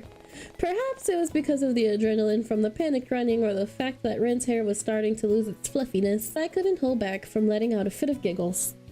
This only seems to spur Ren on as well, until we've both wheezing out our lungs and gulping down air. Oh no. I can't remember the last time I ran that fast. Me too. The looming sound of thunder echoes from afar and drowns out our laughter until we're both silenced once more. Once we both calm down, Ren moves me further away from the rain before casting a glance behind him. Wait here, I'll go buy us an umbrella so we can get out of this rain. But you'll get soaked. Tis a sacrifice I'm willing to take. I roll my eyes at his corny joke and send him off with an amused smile. He makes me blush. He's up there. He's in the ranks. I think I got 3 now. Oh god, this is terrible. Just adding to the husband. He doesn't look back before he makes a mash dash out into the rain and down the street towards the closest convenience store. Though the rain only seems to get heavier by the moment he leaves, I find myself pressing even further against the wall behind me to avoid the recoil of the rain bouncing off the pavement. There wasn't much for me to do while I was waiting for Ren to return, aside from watching people scramble around for shelter. And just like that, the carefree sound... I don't want Taylor. Send him back. I don't want him. I don't want him. And just like that, the carefree sounds of laughter echoing down the street capture my attention as I watch Leon, Teo, and Jay all run for cover like their life depended on it. Well, seems as though their beach outing got cut short as well. Glancing back one more, I barely make out the figure of Leon using his bag as a makeshift umbrella as he dunks under one of the awnings of an ice cream stand. All while Teo and Jay trail behind at a leisurely pace, kicking and splashing water at each other in the rain. Children. I had to look away the moment Teo started to remove his shirt, and I had an inkling that was just so he could show off.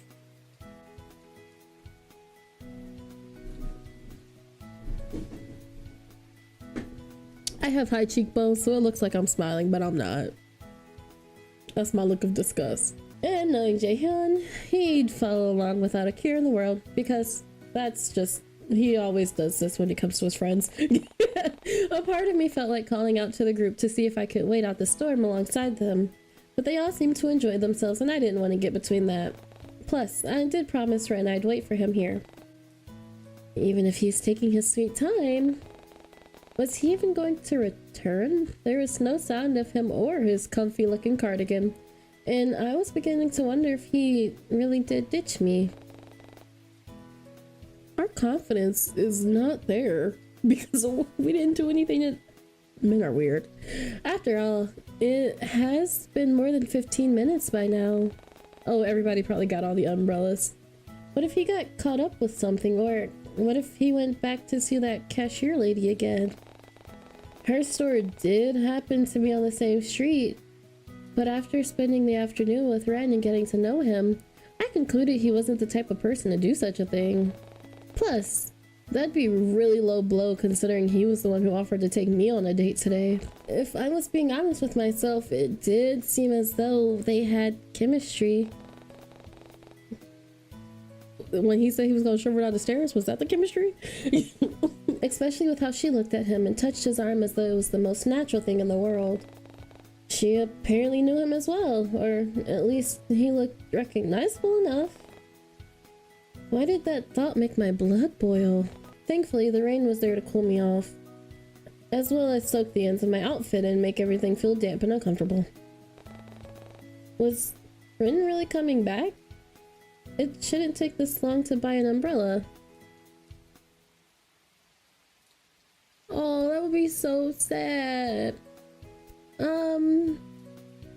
I'll wait for him. Maybe something did come up. I'm sure he'll come back. And as if on cue, I spot a familiar patch of pink hair from within the misty rain, frantically sprinting with an umbrella in one hand and a bag under the other. Angel, Sleepy! He almost slams into me before stopping just in time, and I could tell by the way he was wheezing that he ran all the way back without stopping. Oh, sorry, I thought I almost lost you there for a sec. It's so hard to see in this weather. Jeez, Ren, what took you so long? 20 minutes? Oh my god. I almost wanted to cuss him out for taking well over 20 minutes just to buy a single umbrella, but the genuinely apologetic look on his features made me hold my tongue. Sorry, I ran into your friends from earlier, which took forever for me to shake them off. And then the convenience store ended up closing early due to the sudden weather change. And then I had to go to that awful souvenir shop with the obnoxious and clingy cashier again, and he was talking a mile a minute, and I was worried he ended up biting his tongue. Gently, I raised a hand to signal him to calm down, and his intense monologue soon came to a halt. I'm really sorry about making you wait so long, bud. Ta-da! I did manage to get an umbrella, along with some other things as well. He gives me a small twirl of his hands, sending several droplets all over the place. We can start heading back home now if you want, unless you want to go somewhere specific. We can go to my apartment, we can go to your apartment. Where do you want to go? Forget it, I'm going home alone. Aww! I want to go to your apartment. My apartment? Sure, it's not that far away. We could wait out the storm there if you'd like.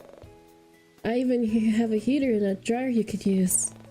The image of me sitting in front of a warm, cozy heater is too hard to resist, so I end up eagerly stepping under Ren's umbrella while he leads the way. Does it go to show how thirsty I am for him that I just kinda immediately, I didn't even hesitate with that answer. I said, let's go to your apartment. I want to see your apartment. Despite the heavy downpour of rain, we managed to make it to Ren's apartment complex in one piece. I guess he really wasn't lying when he said his apartment wasn't far from mine. Oh, he's right across the street. But judging from the pristine interior and fully functioning elevator, his building seemed to be in far better shape compared to my apartment. The elevator ride could have been a little less awkward though, if it weren't for the slow ascent and tacky music. Or for the fact that Ren deemed it appropriate to shake his hair like a wet dog and get water droplets everywhere. Even. Once the elevator door slides open, I was immediately met with the grandiose corridor and large spacious doors, and I found myself wondering how much it costs to live in a place like this. Ren. Don't look too hard at how messy my place is, okay? I wasn't expecting to have someone over today, so I didn't bother cleaning up. I'm getting a weird sense of deja vu. Thankfully, I don't have any white-haired neighbors who like to take their pants out on walks. Actually, now that I think about it, it's a bit strange, but no one lives on this floor aside from me. I'm not really sure why, but I'm not gonna complain. I can make as much noise I want, no one can notice. Ren shoots me a mischievous grin. And I wonder what he means by that. Like, music and stuff? Movies? Yeah! Like, well, music and stuff? Movies! Right, Ren? Yeah, something like that.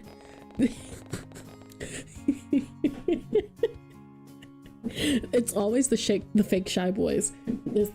Never trust the fake shy boys. They're the freakiest. He unlocks the door with an electric card attached to his keychain. And the moment the door swings open, I let out an audible gasp. Rin doesn't seem fazed in the slightest as he flicks on the light and walked into his own home, but I could only stand in the entrance of his foyer in shock. His foyer! He had the whole dang foyer in his apartment. Was this even an apartment? Surely a penthouse would have made more sense. Holy crap, Ren! Is there something wrong? What is it? I know the door is kind of tacky, but it came with the apartment, and I haven't had time to do anything about it yet. I'm sorry, but are you the long-lost heir of a billionaire or something? This place is huge! And hello, is that marble? No, I get paid a lot for my job, enough to afford rent at least. That's why he's so skinny. He said, I just pay rent, I don't eat. And it's right across the street from your apartment, and I can look in your windows at night. You know, I don't think I've asked you this yet, but what exactly is your job? My job is, well, I guess you could say I'm a programmer. I don't know. I just take on a few jobs every so often. Nothing super fancy or anything. What you programming? You know, this is my first time. Is this my computer dirty? No, this is my first time seeing like he has snake bite scars. I need to see real Ren. I want to see real Ren. It's nothing super fancy. Ren, you have marble flooring! Leaving the newly discovered programmer at his entrance, I curiously venture into his apartment. Marble's a pain in the rear to clean up too. Oh, Angel, do you want slippers? The floor can get cold. And your shoes are probably soaked, right? Turning around, I noticed Ren opening a small closet and pulling out a pair of dark house slippers. He looked at me with a curious expression, but makes no effort to hand them over. Only if you want them. I'll take them, but only because they look like they're Gucci. Ren lets out a puff of laughter through his nose at my joke, but doesn't seem to deny it. They are Gucci. He said, were these slippers really from a luxury brand? I put them on. I notice how they are my exact size. And it makes me wonder if he had bought a bunch of expensive house slippers in varying sizes. But as funny as that imagery was, how did Ren accurately guess my shoe size without seeing my feet? He can look down. Here, why don't I show you the bathroom? I'll find you something to wear in the meantime while your clothes are in the dryer. Or would you prefer a towel instead? I guess that'd make more sense. Sorry, I don't usually invite people over. Seeing his timid side resurface once more gave me an urge to tease him. Ooh, just a towel. Is it Egyptian cotton? Don't you have any friends? Am I your first house guest? I'm a smartass. Is it Egyptian cotton? Is it Egyptian cotton? Egyptian cotton? What's that? It's kind of in the name, Ren. Well, I don't think my towels come from Egypt. I mean, that's pretty far away, and I can only imagine how expensive their shipping would be. You know what? Forget I asked. He actually looked like he was considering the question. I just had to roll my eyes in good humor. Especially at his comment on shipping being expensive. What were shipping costs to him if he could afford a place like this? So, anyway, I'll show you to the bathroom. You can use it whenever you want in there. Nothing is off limits. First, it was an offer to spend the night at my place, and then asserting himself as boyfriend in front of my friends. He really doesn't care about personal boundaries, huh? I was beginning to think that Ren really didn't seem to mind when it came to me invading his personal bubble as well. Though, he still seemed pretty standoffish around Teo and Leon, and it took him a while to warm up to Eleanor back at the library. He even seemed different when he first met Violet, but I figured it was only because he was shy. Speaking of shy, I noticed how Ren didn't seem to be switching up his personality as much anymore, and I was beginning to think he was showing me the real side of him. Up until now, everything felt real and genuine, and I found that he could bounce back witty retorts between each other more easily. I love that. Though, every now and again he might slip up and stutter, but I just assumed it was because my teasing made him flustered. So, maybe the timid side of him was genuine after all. But I'll leave you some clothes for you outside and put the plushie I bought for you in your room. Huh? Oh yeah, thanks. My room? I had to go back. I had to go back and see. Okay. Huh? Oh, yeah, thanks. Great. I was zoning out again and completely missed half of what he said. Yo, room, girl!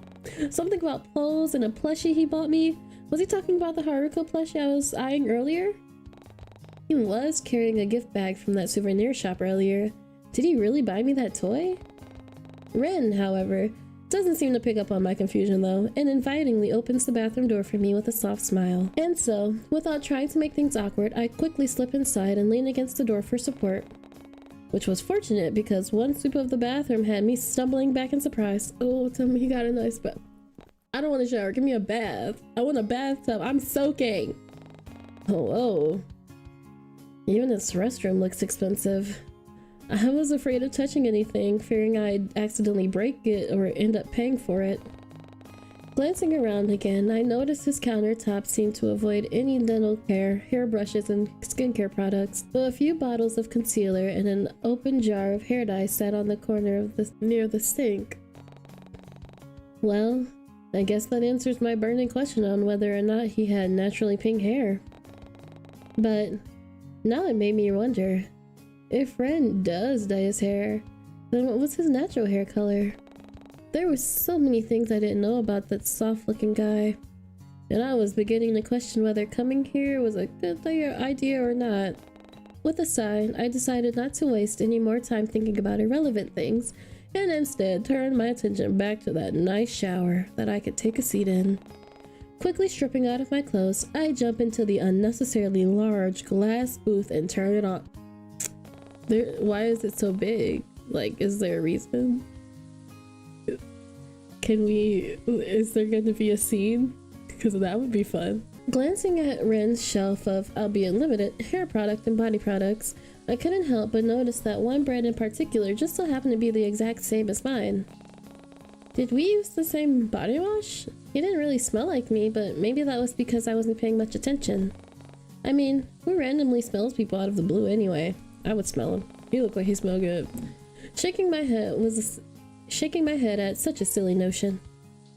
I began to scrub away the lingering smell of rain from my body and quickly finished washing up.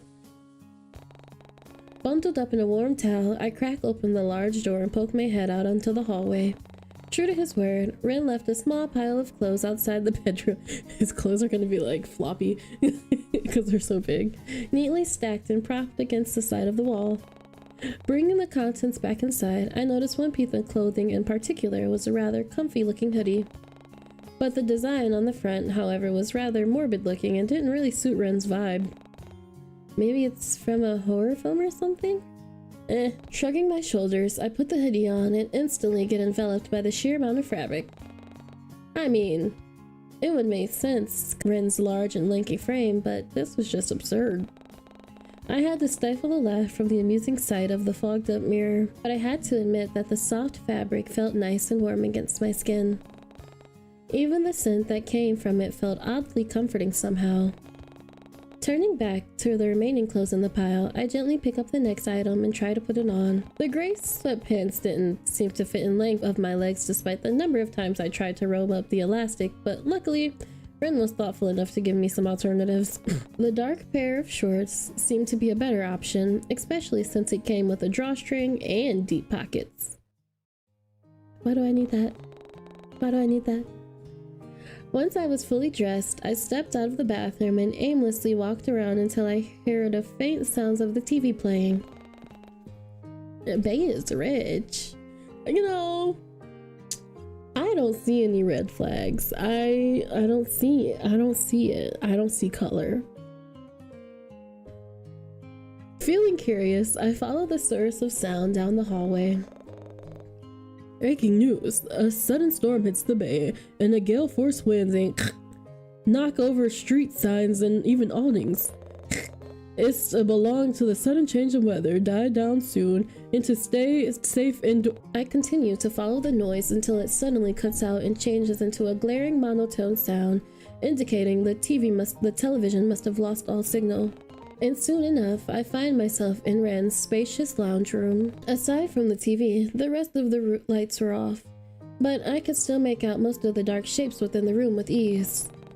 It was just as ostentatious as the rest of his house, though I couldn't help but feel like it lacked any form of life. It just didn't seem like someone actually lived here.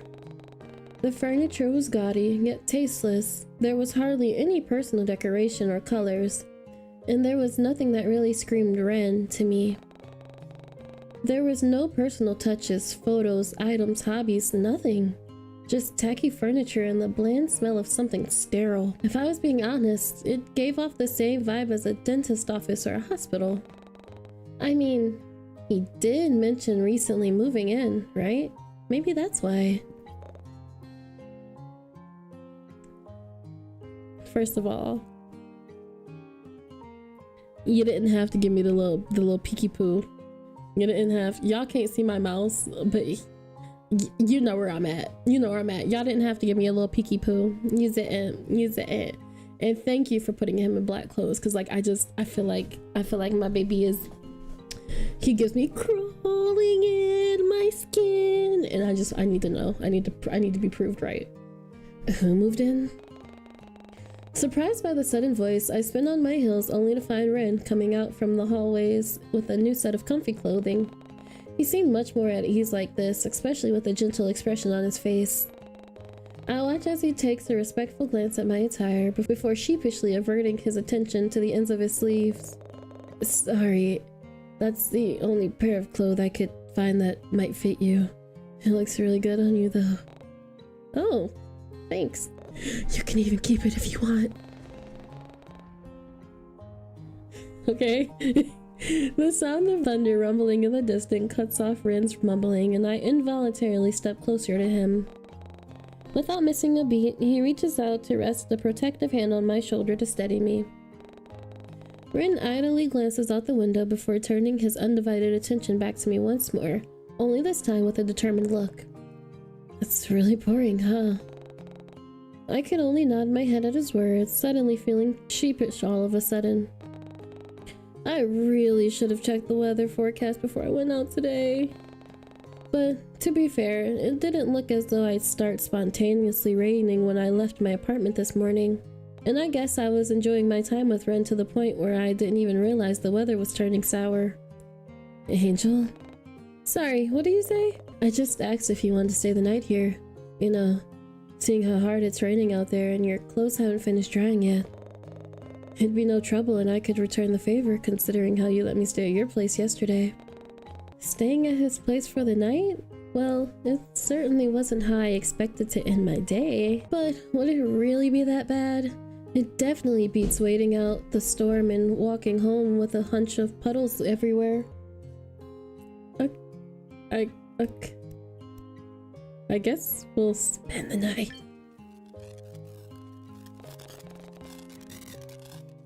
Wait, what was that?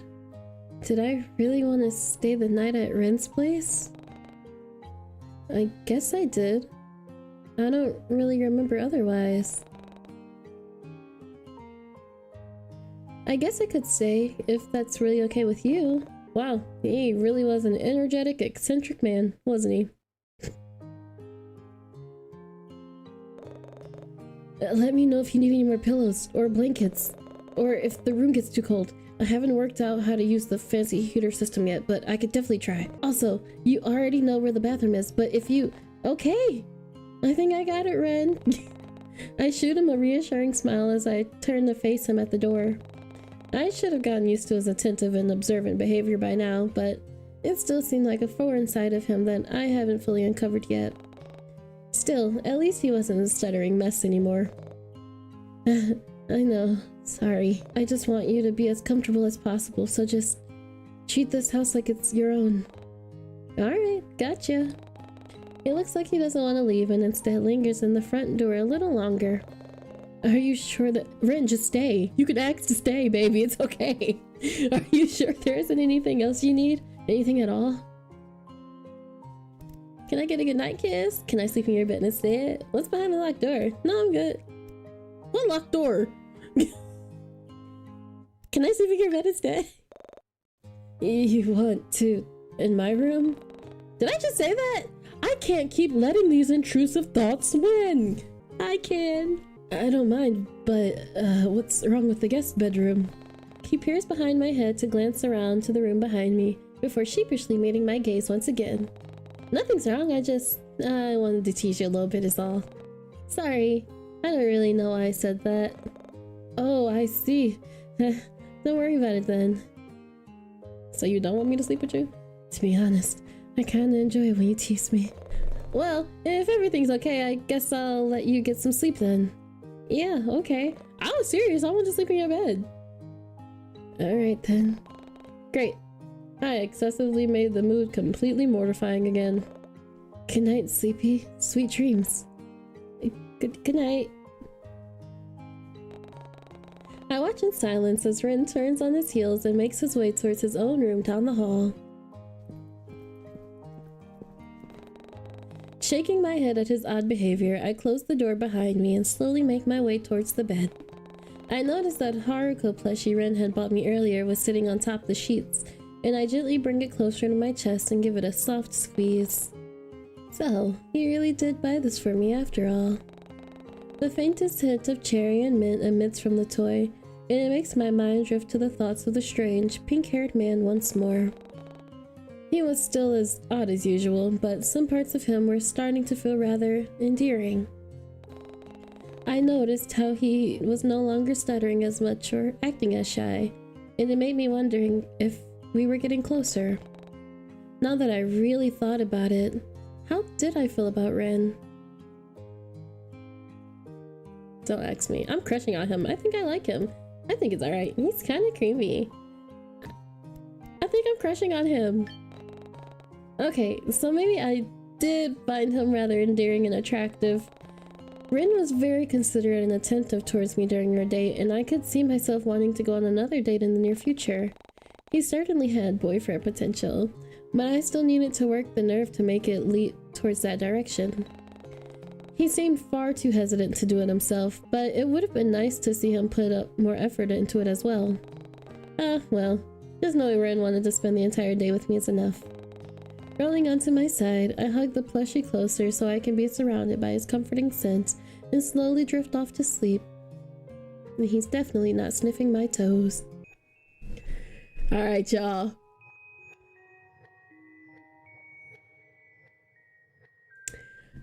I just so happen to be in love with him. He's never done anything wrong. He's a good boy. He's a good boy. Look at him. Yeah, we don't have to worry about it. Like, he's fine. He's fine. Sounds of city life and traffic pull me away from my slumber, and I wake to the sight of an unfamiliar ceiling. This wasn't my bedroom, and it certainly wasn't my bed. Last I checked, my duvets are a patterned purple, a housewarming gift from Violet when I first moved into my apartment, not this shade of black. He is not beating the allegations. We love an emo boy. Come on. Like, get with the routine, Ren. It's mine. Confused. Oh no, he has a bachelor pad. It just hit. My man's got a bachelor pad. Confused, I rub the sleep from my eyes in order to take in the rest of the room. And just like that, memories from yesterday come flooding back. Oh, right. Ren offered to let me stay the night due to the freak storm that swept over Corland Bay. It was sweet of him to do, and it had me wondering where he was right now. Was he still fast asleep, or perhaps already awake? Deciding there's no time like the present to find out, I stretch out the knots in my body, wake myself up fully, and jump out of bed. Get it. This fancy apartment. Penthouse. And this economy? What are you doing? You a hitman? As soon as I walk into the hallway, the mouth-watering scent of something sweet and sugary greets me, and it almost has my feet floating towards the kitchen. curiosity and perhaps hunger takes over my body, and before I know it, I find myself navigating through the maze of Ren's stupidly large apartment. How you gonna be rich, emo, and fine? Pick a struggle. Pick a struggle. I wanna... Speaking of the devil. When? There, Ren stands in the kitchen, hunched over the stove with a spatula in one hand, in really cute gray sweatpants that I have my hair down today, so I'm gonna be acting a mess, y'all. What y'all know about gray sweatpants? There, Ren stands in the kitchen, hunched over the stove with a spatula in one hand, and what looks to be a recipe pulled up on his phone in the other. Did he have to look up the recipe for pancakes? I love that, if he did. He doesn't seem to notice my presence yet, so I take the opportunity to study him for a little bit. And although I could see most of his backside and side profile, I could easily make out the concentrated look on his face as his gaze flits back and forth between his phone and the pan. But just when I think he's about to turn around, Ren lets out a surprised noise and immediately lifts the pan from the stove. Jeez. Sniffing the air, the smell of something burning invades my nostrils and has me retreating back into the living space for some fresh air. Wow. Did Ren really manage to burn a pancake? Or maybe he just wasn't that confident in cooking? Regardless, seeing him put so much effort into something so trivial did manage to pull at my heartstrings. I'm easy. Not that kind of easy. I'm not beating the allegations! Deciding I've had my fill of watching Ren, I finally make myself known. How will you respond? Choose your fighter. Hug Ren from behind, try and scare the crap out of Ren, call out Ren's name, don't say anything. I'm trying to make this my man. That's the normal option, but this is the horny option. Quietly tiptoeing behind the taller man, I wait for the perfect opportunity to strike before wrapping my arms around his waist and resting my head on his broad backside. Sleeeeepy, I didn't hear you. Despite his flustered outburst, Ren doesn't seem to move from my hold. In fact, he almost seems to melt and lean into my touch instead. See? Told y'all. So, me and my girl, we be talking, right? We have our little dates on Wednesdays. So we were talking, she keeps telling me, always create and write from the hips. And he's not making it easy for me to not do that. Almost as if to confirm my thoughts, I feel him wrap one of his arms around my waist and pulled me in for a brief hug. Good morning, Sleepy. I was going to surprise you with breakfast in bed. Sorry, did I take too long? It was like I flicked an invisible switch, because all of a sudden, Ren was back to the usual timid personality I'd grown to know. Aw, you don't have to go through all that trouble for me. It's fine, I wanted to. Really, here. Without giving a second to spare, Ren conjures up a plate full of thick, fluffy pancakes from somewhere behind him, alongside a few toppings as well. You got me toppings? I want blueberries. I did manage to burn these ones, at least. Eat as much as you like. I'll have this one. He gestures to the burnt pancake still stuck to the frying pan. No amount of washing and scrubbing will restore that pan to its former glory. Giving Ren a pitiful look, I deposit a few fluffy pancakes onto my own plate before offering the rest to him as well. Ren, you made enough to feed an army. Why don't we share? It's okay. I made them all for you, exactly how you like them. How you know I like my pancakes? Ren. And, how do you know how I like my pancake? Deciding to tease him a little, I throw a lighthearted accusation into the air and hope he'll catch it. Oh, I don't, I suppose, don't people usually enjoy pancakes this way? I thought maybe... There he goes again, getting flustered beyond belief while his cheeks flush a deep shade of red. It was really adorable. Relax, I'm only teasing you. These pancakes are delicious, by the way. Oh, you were just joking. You're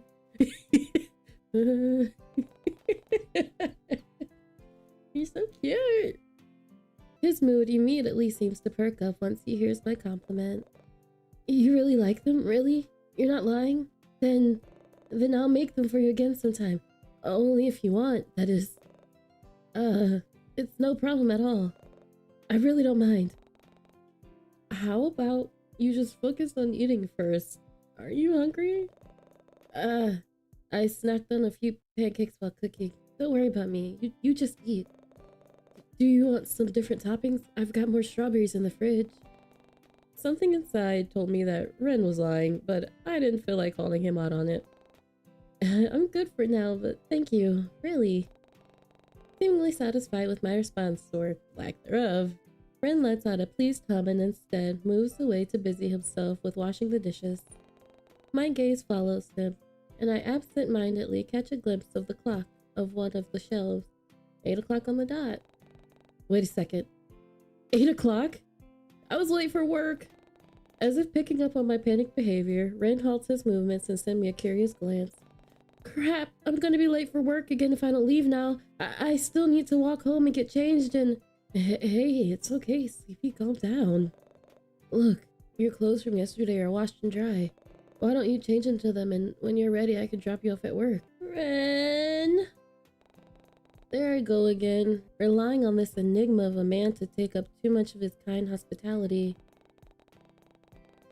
I was already overstaying my welcome by using his dryer and sleeping in his spare bed. But now here I was, eating his food and being exactly 5 minutes away from getting a lift in his car. He really should be the one being called Angel instead of me. Thank you so much. I owe you my entire life. And I thought I was dramatic. Another date would do just fine. Baby, you can take me anywhere, any day of the week. His soft smile is the last thing I see before I head back into the guest bedroom to change. But before I can make it 3 feet away, Ren's voice calls out to me once more. Oh, but I should warn you, I don't exactly drive a car. Oh, you about to ride, Ren? I can ride lots of things. Oh my god, that's what I get. That's like being horny. He's like Meg. Turns out, Ren didn't actually own a car like I expected. He owned a dang sports motorcycle. Oh my god. All black, sleek, and scary. But what surprised me the most were the faded "Always With You" sticker decals that adorn the tank. So Ren was a fan of that webcomic as well? I always assumed the community was rather small. There wasn't much talk about the webcomic online, so it was nice to know someone else enjoyed it as much as I did. But just as I was about to bring the topic up, my vision goes dark as Ren places a helmet over my head with a smile. He fastens and adjusts the straps before motioning towards the back of the bike with an expectant look. Admittedly, I was a bit hesitant to hop on that thing, but Ren assured me that he'd tell me what to do and keep me safe the entire time.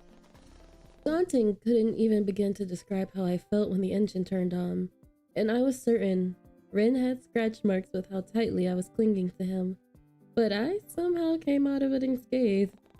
I even managed to bag myself a nice warm hoodie that smelled like Ren, even if its only purpose was to protect me from the wind and flying debris. And when we parted in front of the library, it was a friendly goodbye. Ren waited until I was inside the building before taking off. There's nothing wrong with him. He's a gentleman. He's a good boy. But I barely make it 3 feet inside before a mess of blonde hair enters my field of view and almost knocks me over. Ooh! Sleepy, there you are! Quick, I need your help! Eleanor's anxious demeanor catches me off guard, and I immediately do a sweep of the library for anything out of place. but I'm hardly giving any time to take in my surroundings before Eleanor reaches for my arm and all but drags me behind the reception counter and towards a mountain of paperwork. Stacks upon stacks of books, files, newspapers, and manila folders cover the entire expanse of their desk, and for the briefest moment, it almost resembled a messy archive repository rather than a workstation. Oh, what's all this? This was supposed to be sorted out yesterday. I swear I did it already. In fact, I know I did. I remember leaving it all on Cohen's desk before I left work yesterday, so you can imagine my surprise when I saw it back on my desk this morning. Eleanor seems genuinely concerned, especially with how she's flitting about and pacing back and forth in front of me. It's almost like she'd seen a ghost, and if I didn't know any better, I honestly would have believed it. Please help me. If Cohen finds out I somehow messed up again, I don't know what will happen. Hey, don't worry, I'll help. And I doubt Cohen will get mad. You know how he is. I suppose you're right. Her shoulders seem visibly relaxed at my words, and she slumps into her chair with a heavy sigh. Thank you so much, Sleepy.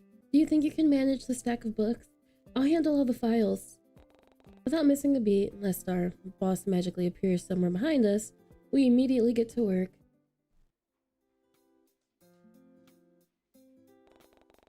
Time flies by quickly when I have my chatty coworker to keep me company.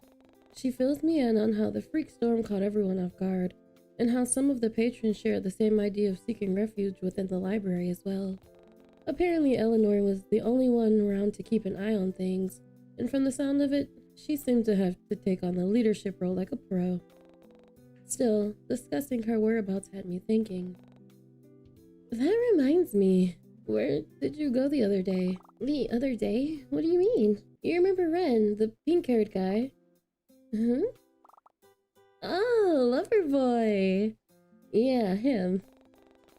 After we had that conversation with Ren, I never saw you afterwards. Let me think. I watch as she inclines her head to the side to think, and all too quickly she snaps her finger and gives me an affirmative nod. Oh, that's right. Well, this is a bit embarrassing, but I ended up going home early. I must have accidentally bumped into something while cleaning the stockroom the other day, and before I knew it, one of the shelves came tumbling down on me. Alright, Ren. See, now I'm all for beating up Teo. I really am. He has no redeeming qualities. But what you're not about to do is pick on Eleanor. Okay? Okay? That's what we're not about to do. Thank you. Thank you. Thank you. Thank you. Thank you. It wasn't until a little later when Cohen found me and pulled me out. Oh my god, Eleanor! You knocked over an entire shelf? Miss Creston! Miss Creston! If I didn't know what I knew, then I would be mad at you, but Knowing I was only teasing, Eleanor sends me a sheepish smile and bows her head to hide her reddening cheeks. But now that I think about it, the shelves in the stockroom have always seemed relatively stable to me. My coworker wasn't known for her strength, so it didn't make much sense for it to topple over that easily. But thankfully, Eleanor elaborates almost as if she could hear the gears in my head working overtime. Well, I suppose it was a tad bit odd. I mean, I've worked in this library for more than 5 years now, and not once have I heard much of a creak from those shelves. It does seem strange, yeah. Well, I have no doubt Cullen will be installing new storage shelves soon. Oh, speaking of, did you notice the new awning outside the library? I suppose the sudden storm from yesterday had something to do with it. In fact, oh, maybe you heard it in the news already. I heard that all the rain... Our conversation gets cut short as I watch Eleanor's attention drift behind me and towards the flashing red light above one of the shelves. Duty calls, I guess. As soon as she stands, I shoot her an appreciative smile, which she returns with an apologetic one of her own and meanders her way towards the aisle. Now left to my own devices, I go back to sorting through the books and putting them into separate piles. I manage to get a solid 10 minutes to myself before the sudden sense of unease creeps up on me. It felt as if someone was watching me, so I take a curious sweep across the vicinity to try and locate the source. But nothing seemed out of the ordinary. People were studying, others were quietly typing away at the computers, and I even spotted the back of Eleanor's head from her spot in the fantasy fiction aisle. Nothing was out of place, yet that unnerving feeling of having eyes on the back of my head was still lingered. In fact, now that I thought about it, it was eerily similar to the feeling I got when I was walking home a few days ago. Violet's words about someone breaking into my apartment echo in my head before it all suddenly dawns upon me. That supposed person watching me? Could it somehow be linked? No, definitely not. Shaking my head, I try to dismiss those unsettling thoughts before they start to develop into something more sinister. There was no one watching me. After all, there was hardly anything impressive about me to warrant a stalker in the first place. I was plain as they come, and if the loser really did break into my apartment, they left empty-handed. What you gonna take? What you want? What are you gonna take? Would you like a friend? Would you like to take a friend with you? That alone clearly proved that I don't own anything worth stealing, except maybe my limited edition Attack on Giant figurines. But even then, I remember thoroughly inspecting my entire apartment once I got home. Nothing was out of place nor looked like it had been touched. Everything was as I left it that morning. Yet it still didn't explain why I was feeling that way. Fear and apprehension seemed to overwhelm my senses so much that my mind barely registers the sound of something rustling, and I looked down to see that I had been wearing the papers in my hands for the past few minutes. Have I been stressing that badly? Jeez, I was really letting all this paranoia get the best of me.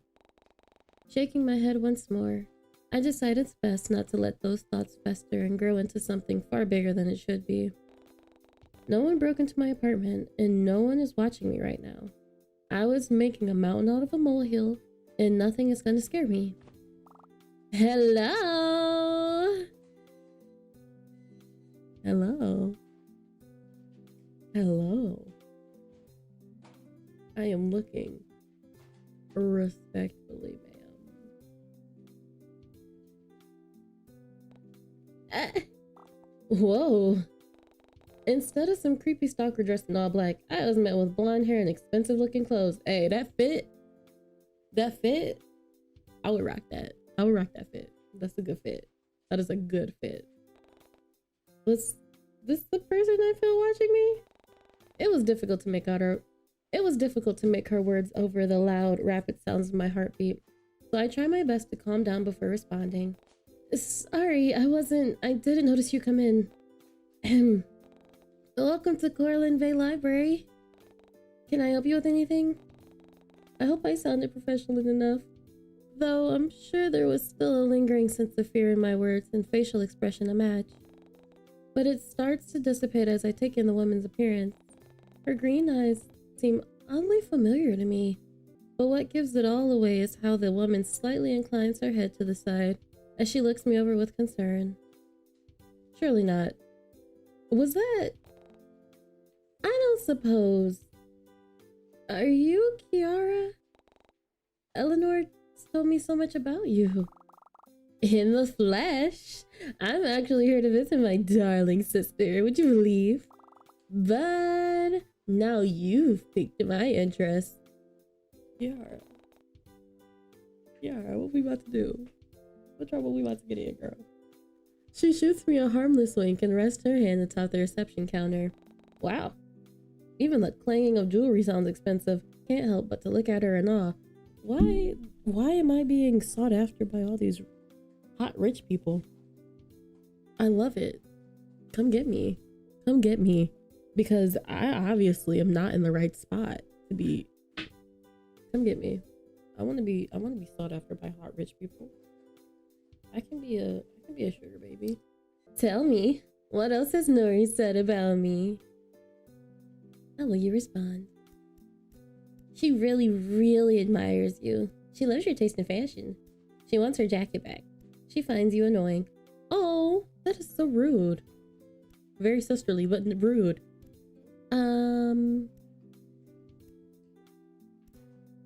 She admires you. Oh? Really? When did she say that? It would have been nice to hear it coming from her. Oh well, I'm sure you're all aware of how shy little Nori can be sometimes. Sleepy! As if summoning Eleanor herself, she emerges from somewhere behind me and joins us at the front desk.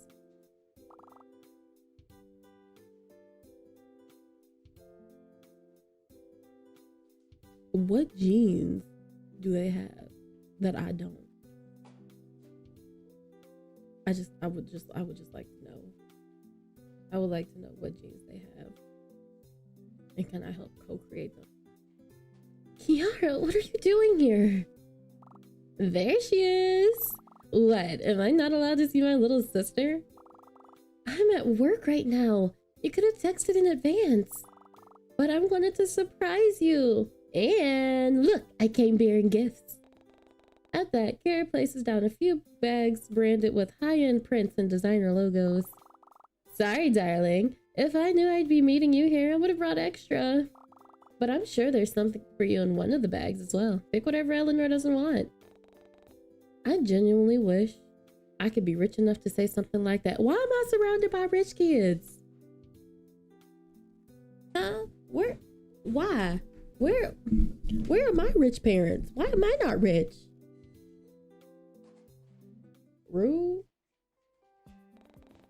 The sisters seem fully engrossed in each other's presence, so I leave them alone so that they can have their moment to catch up. After all, I didn't know how long it'd be since Eleanor and Kiara had seen each other, and the mountain of work in front of me wasn't gonna sort itself out in the meantime. But before I can silently slip away and sit back down, a tattooed arm boxes me in and commands my attention. And for the second time today, the expensive smell of wealth and luxuries floods my senses. Only this time, I knew the person it belonged to.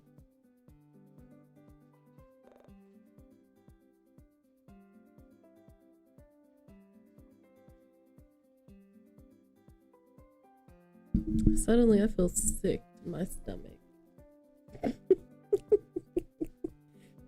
Maybe Teo's actually a really good person. Maybe he's compensating for something, you know?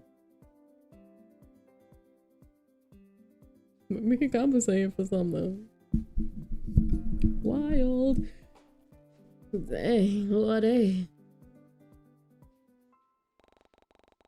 Seemingly out of nowhere, Teo appears with that familiar smirk on his face and an unbothered drawl in his tone.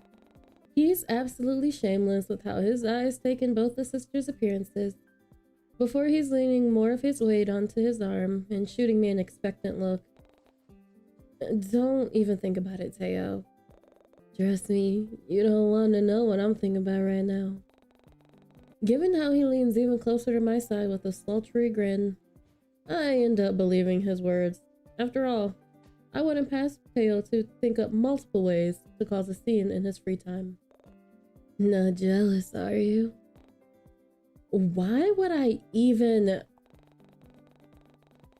Whether or not it was my sudden outburst that captures their attention, Eleanor and Kiara finally seems to notice us, and I thank my lucky stars for the chance to escape this conversation.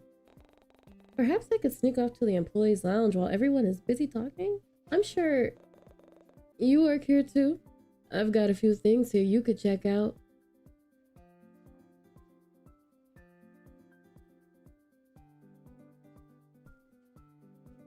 I like to believe in the best of people. I really do. I try. God, how do I try? But this man, I don't know. He seems like he tests the limits of patience. So we're gonna see.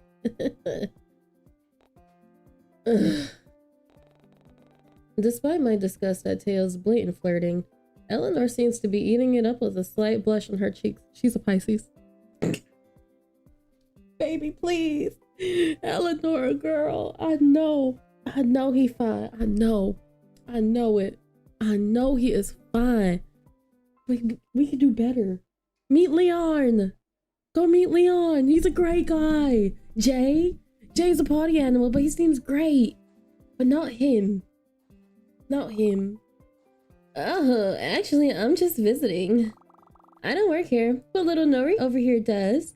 I'm sure she can help you out.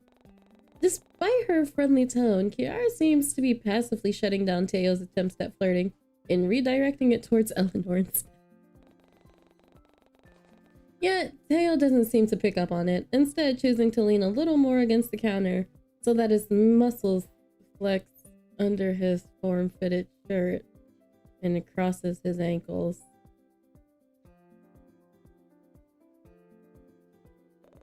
You're not from around here, are you? I'd remember a face like yours. The name's Theodore, by the way. But cuties like you can call me Teo. I'm not too proud to admit that that would have worked on me. If I didn't know how crappy he was. If I didn't know how crappy he was, that would have worked on me. That would have worked on me. Charming. I'm Kiara. And no, I'm only in town for a few weeks. I'm visiting some relatives and finding some inspiration before I head back home. Inspiration, huh? I can show you around. Well, aren't you fun? What about my baby sister? Uh-huh. But I'm older than you. Is she? You know what? Yeah, I can see that. But she's taller. That's me. I'm the shortest of all my siblings. Our youngest one, he's the tallest now. How rude. He like towers. He just towers. He got taller. Come on, live a little, Nori. Tell me that you're hauled up at work all the time. I suppose, but looks like you're in the need of a bit of fun. I can help you with that. Have either of you been to the aquarium yet? It opened recently. Not yet, but I'll have to give your offer a pass, I'm afraid. Aquarium's not your style? You're not my style. Ouch. Hold on. Get him, sis. Eat him up. Eat him up for breakfast. Devour him. Yes. Despite the low blow to his ego, Teo didn't look the least bit offended. In fact, he seemed to thrive off of it. I feel like he's the type that would like see it as a challenge. The rejection. He's like, oh, she rejected me. That means she wants me more. And not in like the she rejected me playfully. Like, boy, stop. She rejected me like, please stop. Please stop. I don't want this. I don't want this. Not the stop. Keep going. This is the stop. You have been stopped. You have been stopped. But he takes it he's the guy that takes it as a challenge. But as if fate felt the urge to intervene, Kiara's phone suddenly goes off and startles everyone. Sorry, give me a sec. I need to take this call. She slips away before any of us have the chance to respond, and without missing a beat, Teo immediately takes her previous spot beside Eleanor. And what about you?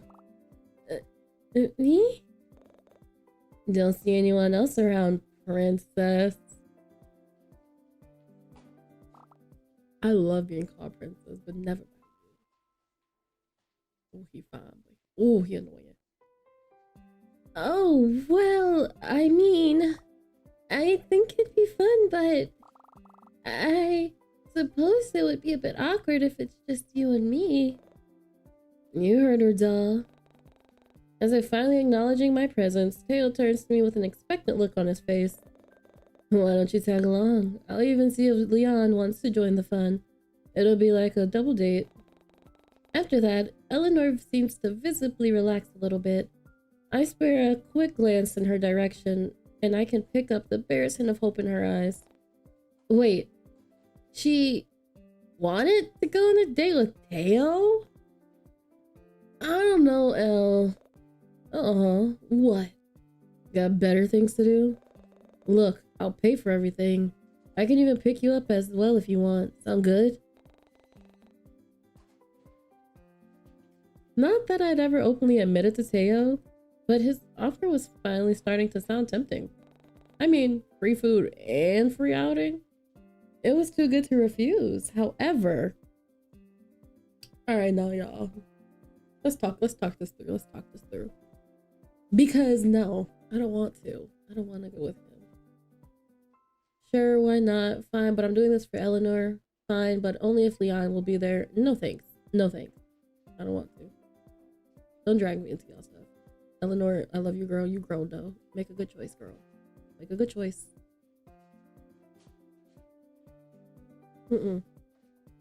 That's gonna be my choice.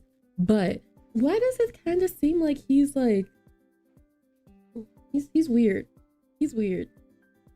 He's weird. It's like he's trying to use her to make us jealous. But anywho. No. Teo scoffs at my answer while Eleanor visibly deflates. I'm sorry. Sorry guys, but I don't feel up for it. I want to go home and curl up and watch Netflix and eat ice cream and take out. Leave me alone. No, I get it. Please don't feel pressure to do something you don't want to, Sleepy. Good friend. I can tell you've been on edge lately. I wouldn't want to add any more unnecessary stress. Yeah, cool. Whatever. I'm sure Jay would be happy to join us instead. Without so much as glancing in my direction, he pulls out his phone and immediately starts to text someone. Eleanor awkwardly shuffles on her feet at the abrupt end of the conversation, but otherwise, she doesn't seem to pick up on Teo's curt behavior. Great. It couldn't possibly get more awkward than this. Oh. There you are, Sleepy. I didn't realize you were busy. Finally, it was like someone had heard my prayers this time. Cohen emerges from somewhere behind me. What was up with that today? And offers me an escape from the current conversation. Please. And without missing a beat, I turn towards my savior and spare him a thankful glance. I make sure to silently apologize to Eleanor as well, clearly uneasy with the thought of leaving her alone with Teo. But she seems all too happy with how subtly she shoos me away with a hand behind her back. Sure, I can slip away for a moment. Do you need something? Just need an extra pair of hands to sort through these books. But if you're busy, I'll manage it by myself. It's fine. I can use a breather. Please. Okay, so perhaps I didn't need to announce that so joyfully.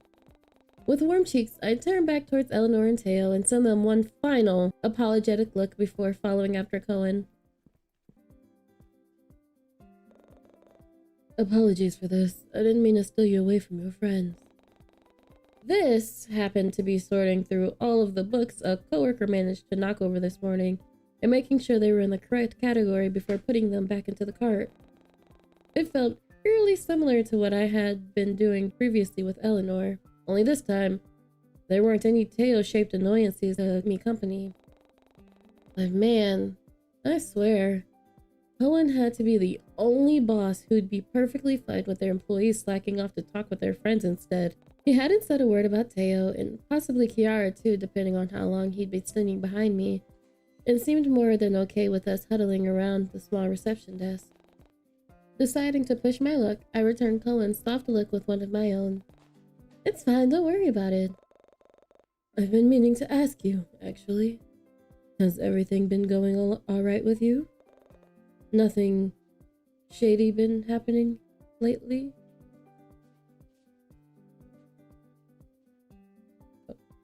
Oh, Conan? That's a very interesting thing to ask suddenly. What do you mean? You haven't heard the news? There have been a few murders happening in the Bay Area recently. Admittedly, I have been worried about your safety as of late. You live by yourself, correct? Yeah, but I've recently had a friend stay with me. Now that I think about it, he's also been concerned for my safety. That's good, I'm glad. Listen, if something ever happens... Cohen awkwardly glances over his shoulder before returning his gaze back to me.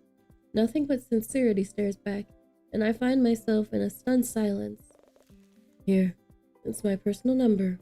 Here, it's my personal number.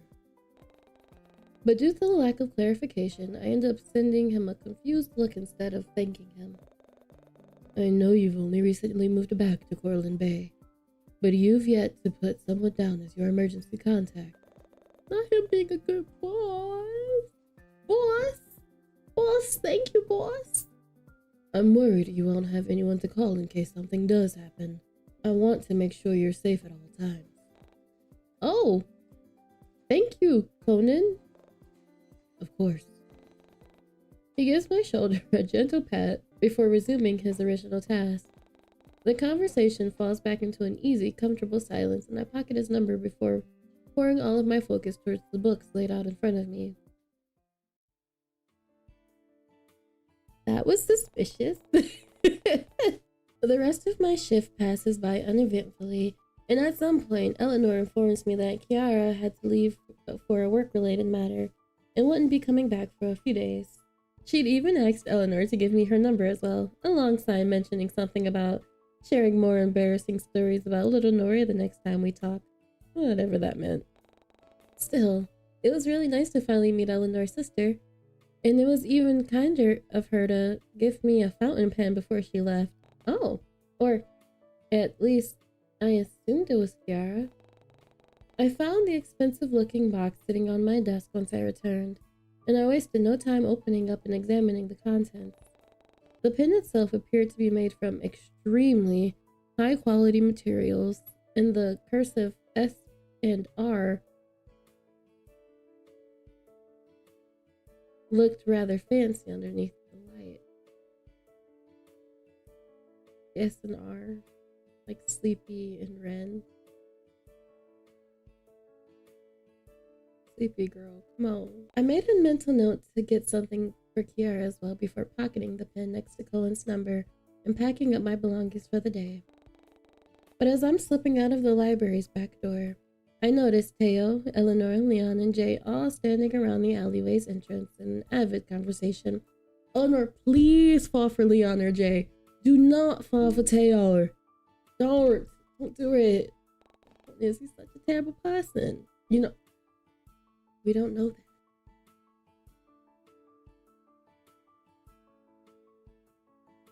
Please don't know it. Planning their outing tomorrow, no doubt. And despite the cold treatment Teo gave me earlier for rejecting his offer, it was nice to see Eleanor out and making new friends. Aww. Deciding not to ruin their fun, I quietly sneak up the back door and make the opposite route home. But something at the back of my mind must have seriously been bothering me, because I didn't even feel like visiting the manga store on my way back. Please, whatever it was, I hope it'll pass soon.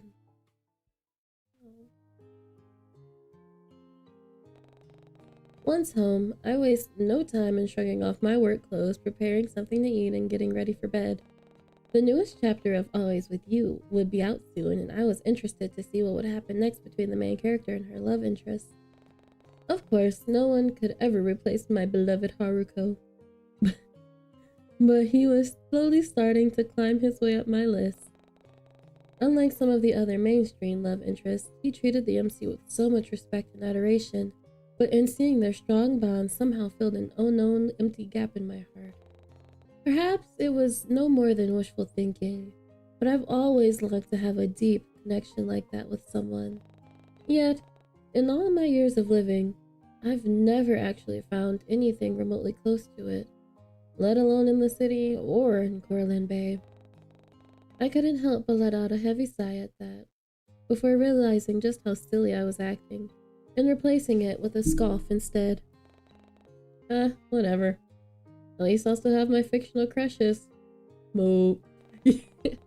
But just as I'm about to pull out my phone and check if the latest chapter is out, Leon's name illuminates the screen.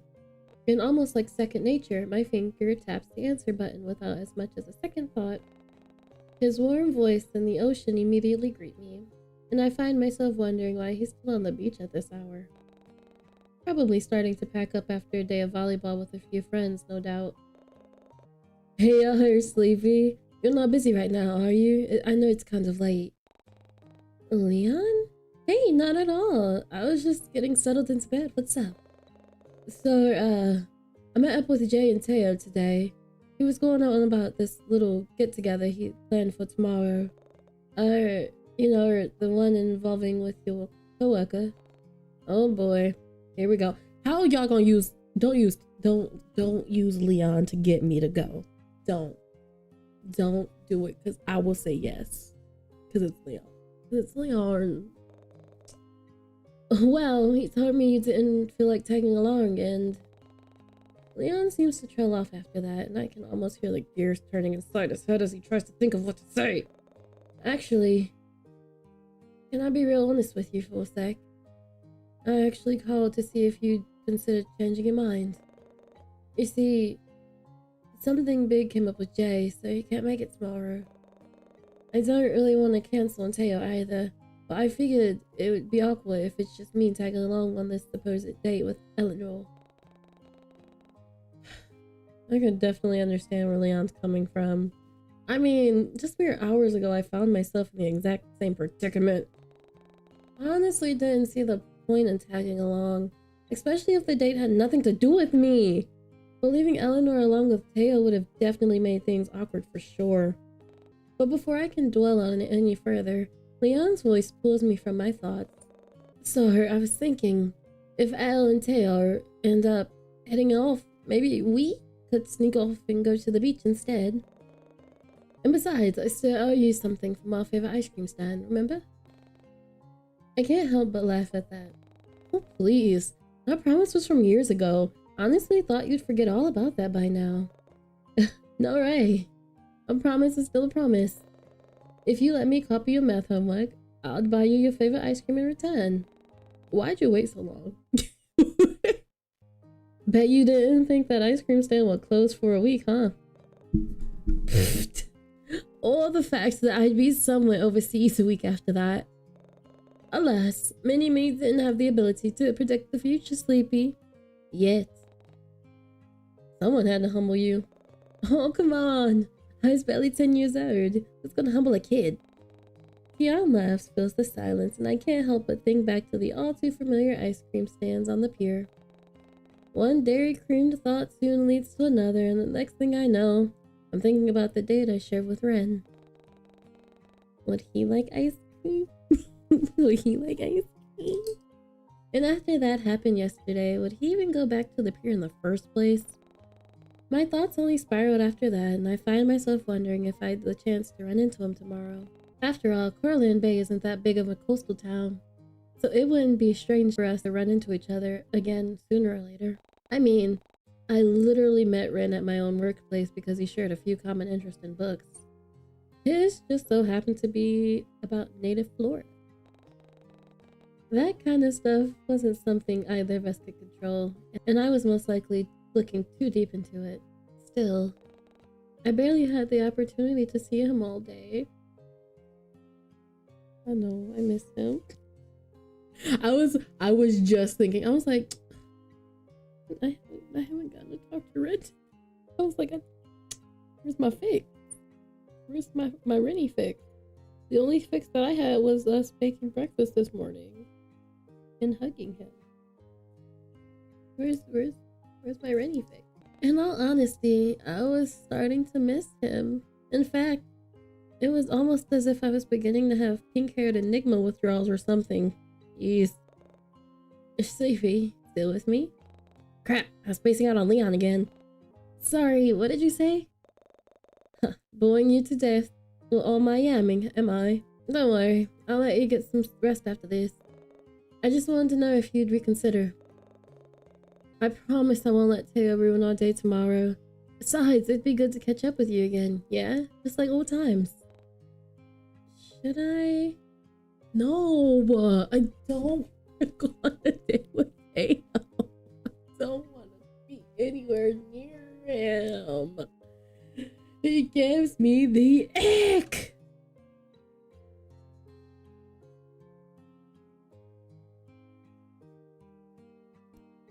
Alright.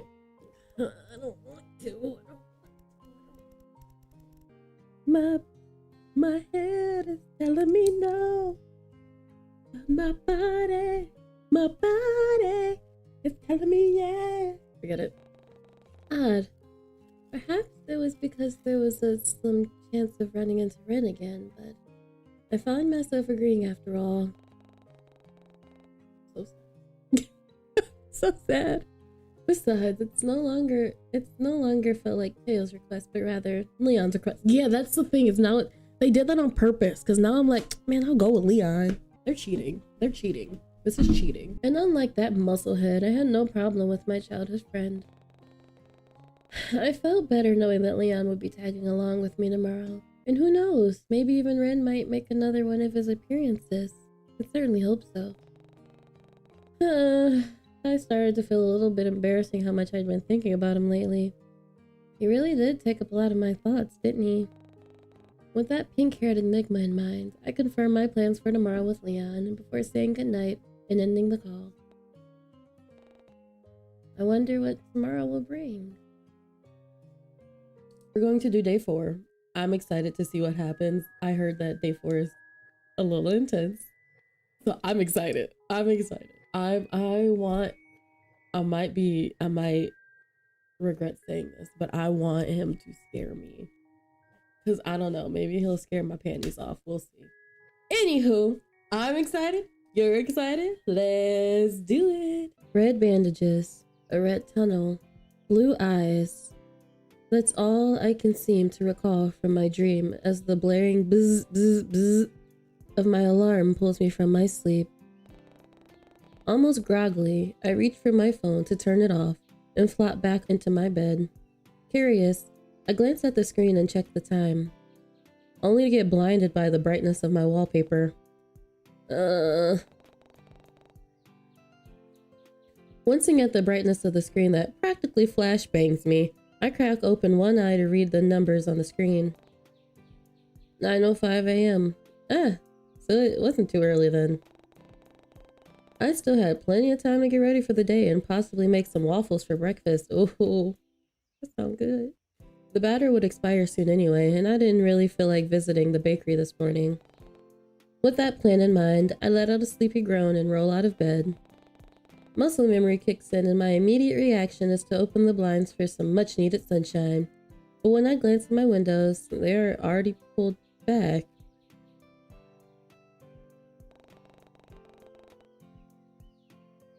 Sunlight has been pouring into my room for who knows how long, and I didn't even notice? And when did I open them? I swear I closed the blinds last night. In fact, I was confident I did, because there was no way I'd be getting any sleep after finding out a potential stalker was creeping outside my window.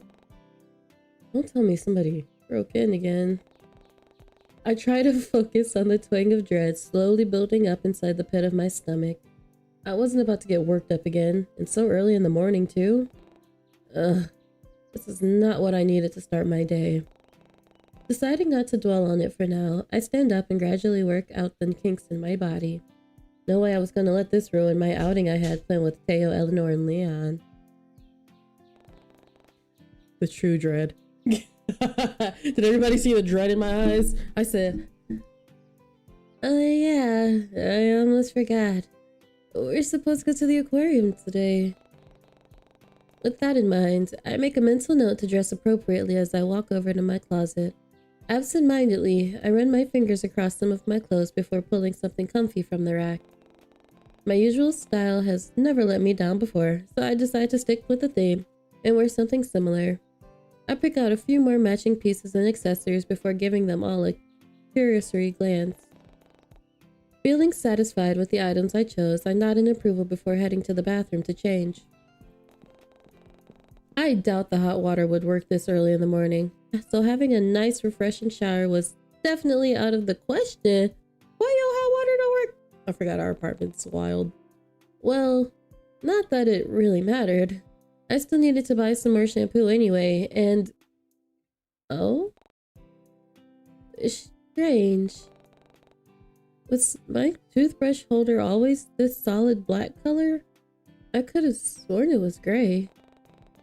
Picking it up from the shelf, I give it a once-over.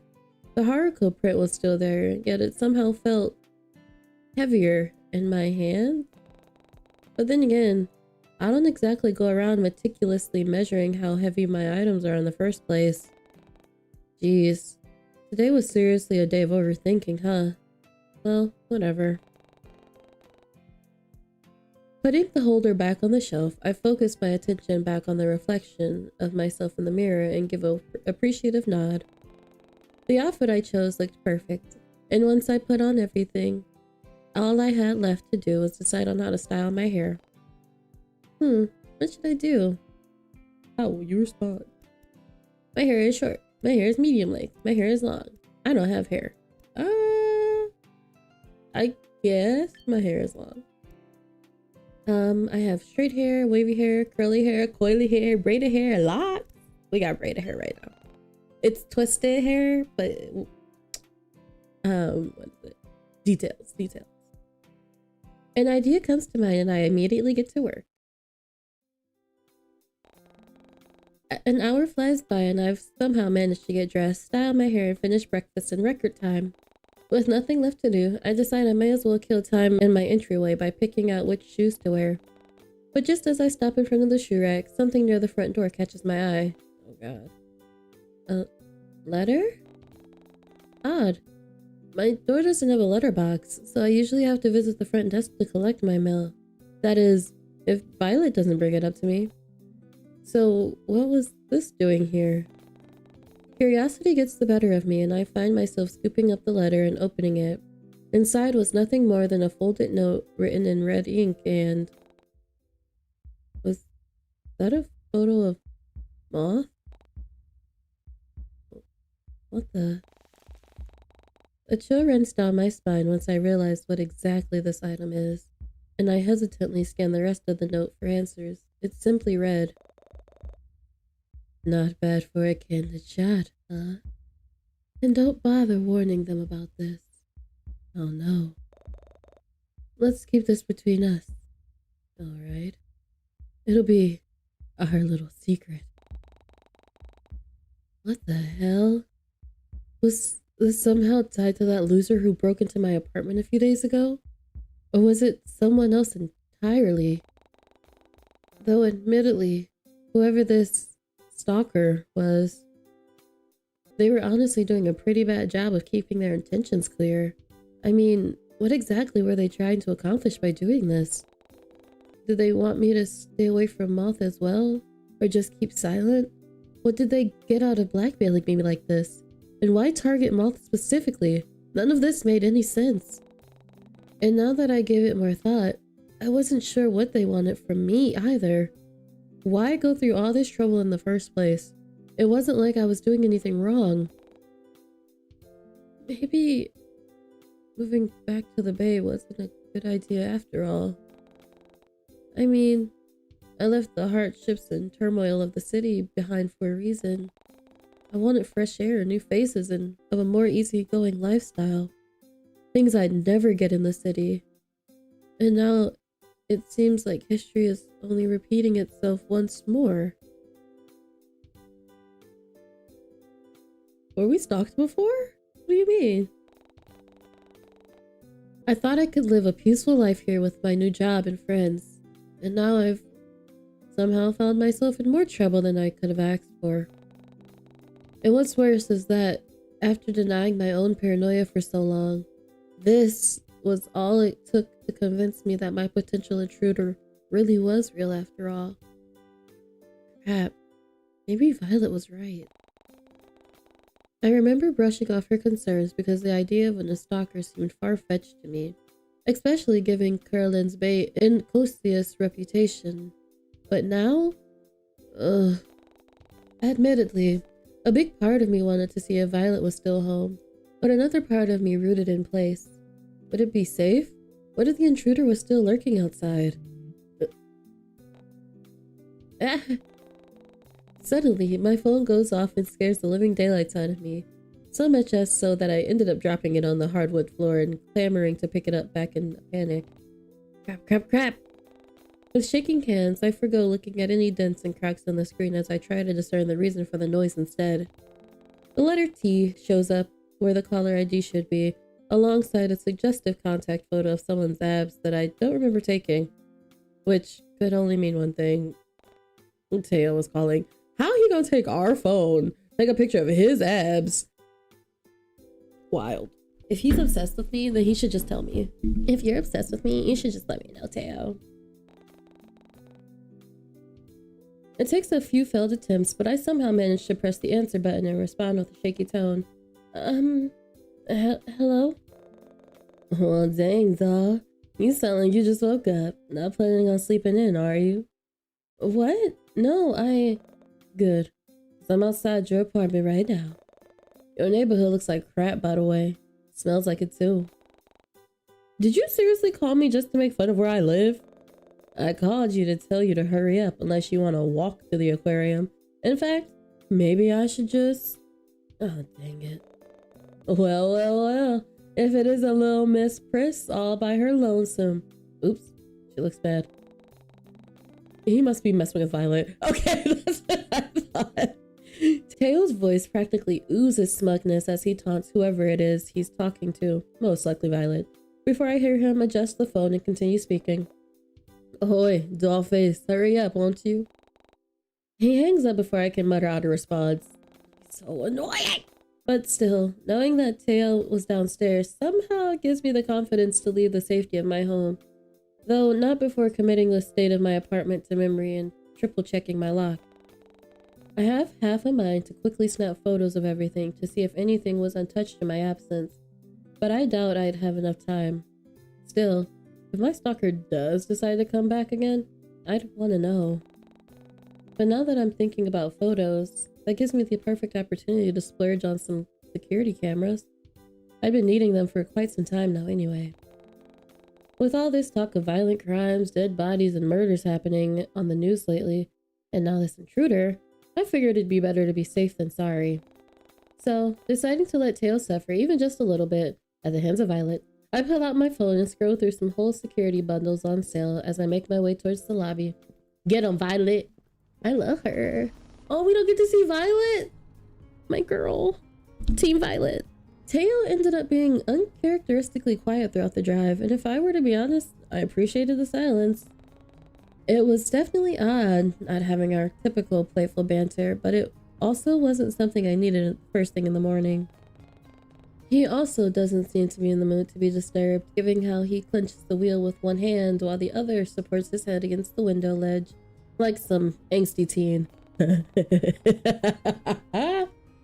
So I try to settle further into the admittedly comfy seat of his luxury car and focus my attention on the scenery as it passes by. It isn't long before the aquarium comes into view as Teo looks around for a decent place to park. We must have picked a busy day to visit, considering the amount of cars parked both outside and in the reserved parking area. Though Teo seemed to have somewhere in mind. I watch as he drives straight past a very clearly labeled no-go zone and pulls into one of the empty spaces without as much as a reaction. Why is he like this? He doesn't even wait for me to get out the car before he opens his door and walks to the front of the car. Not wanting to be left behind, I quickly follow suit. Teo? Why is mommy in such a bad mood today? I mean, we hate him, but still, you know, I don't want to see people in a bad mood. He's sad. I was about to question whether he was allowed to park in the employee zone in the first place, but given how he shamelessly pulls down one of the warning signs and tosses it in a bush, I figured that was my answer. It doesn't take... He's so irritating. Why would you? Why? It doesn't take long before he's right by my side once more and ushers me towards the front door.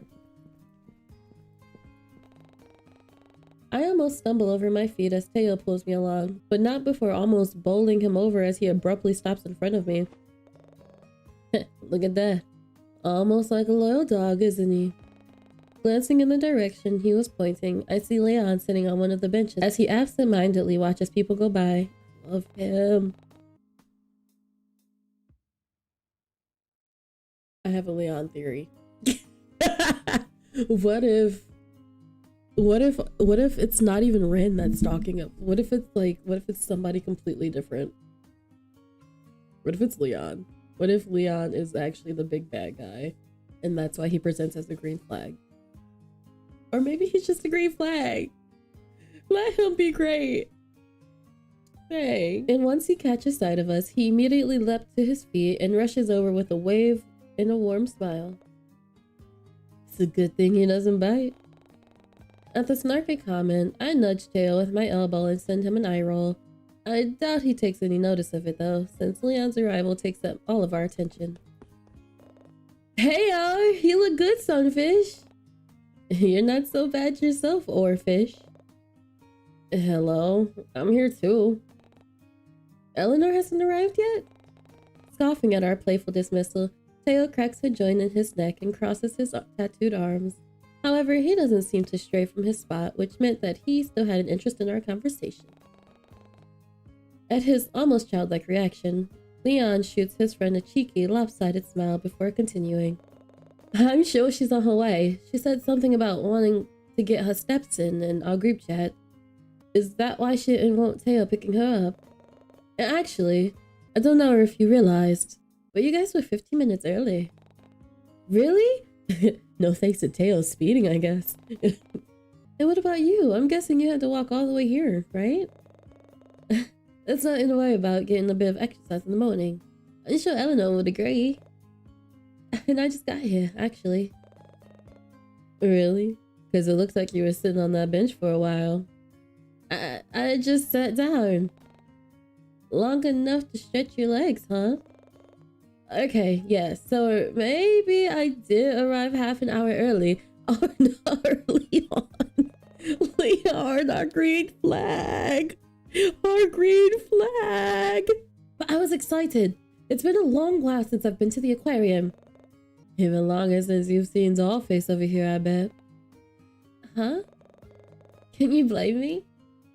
We've been separated for years, and now we're finally reunited again. It must be fate.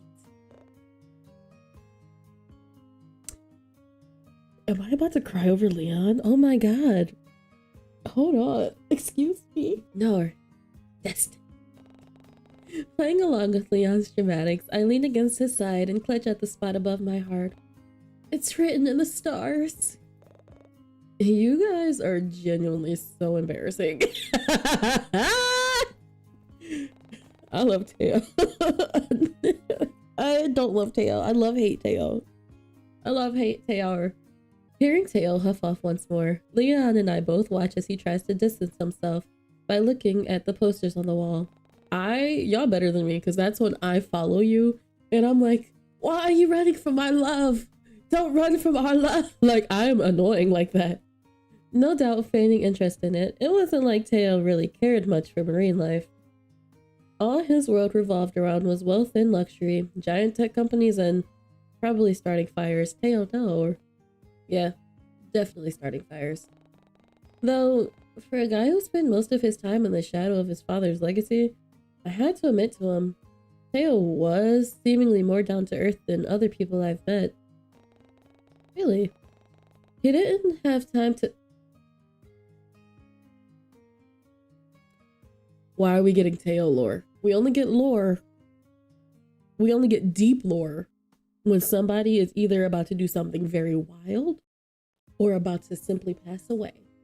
So why am I getting Teo lore? Tell me. Tell me why. I'm scared. I'm rubbing my leg and trying to cover. I'm like, like, I don't like him, but like, don't make me feel for him before you off him. Okay. All right. Everything's fine. Everything's fine. This is fine. He didn't have to spend time with us, but he did. And as much as he'd often joke about not wanting to affiliate himself with people outside his tax bracket, Teo sure seemed to like hanging out with Jay, Leon, and me. I wonder, does he ever feel lonely? Before my thoughts can delve any further, I feel a gentle nudge at my side. Looking to my left, I see Leon peering at me with a curious expression.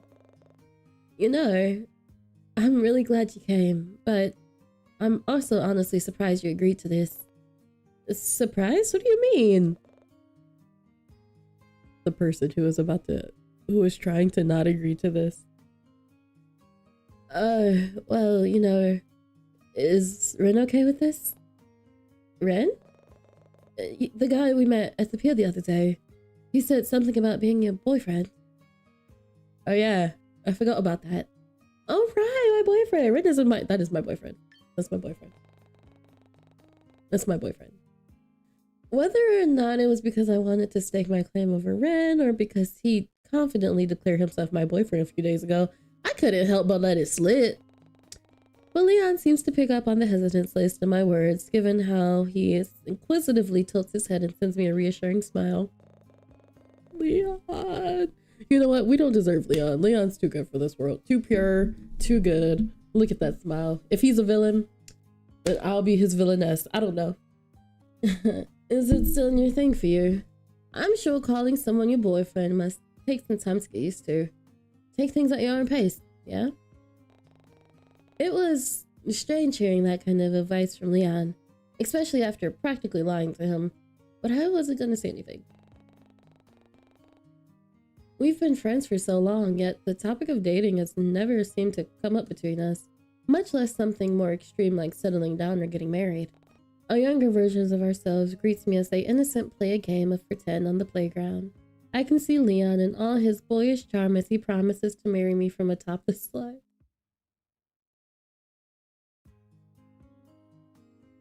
Before he slides down it and runs to my side in glee.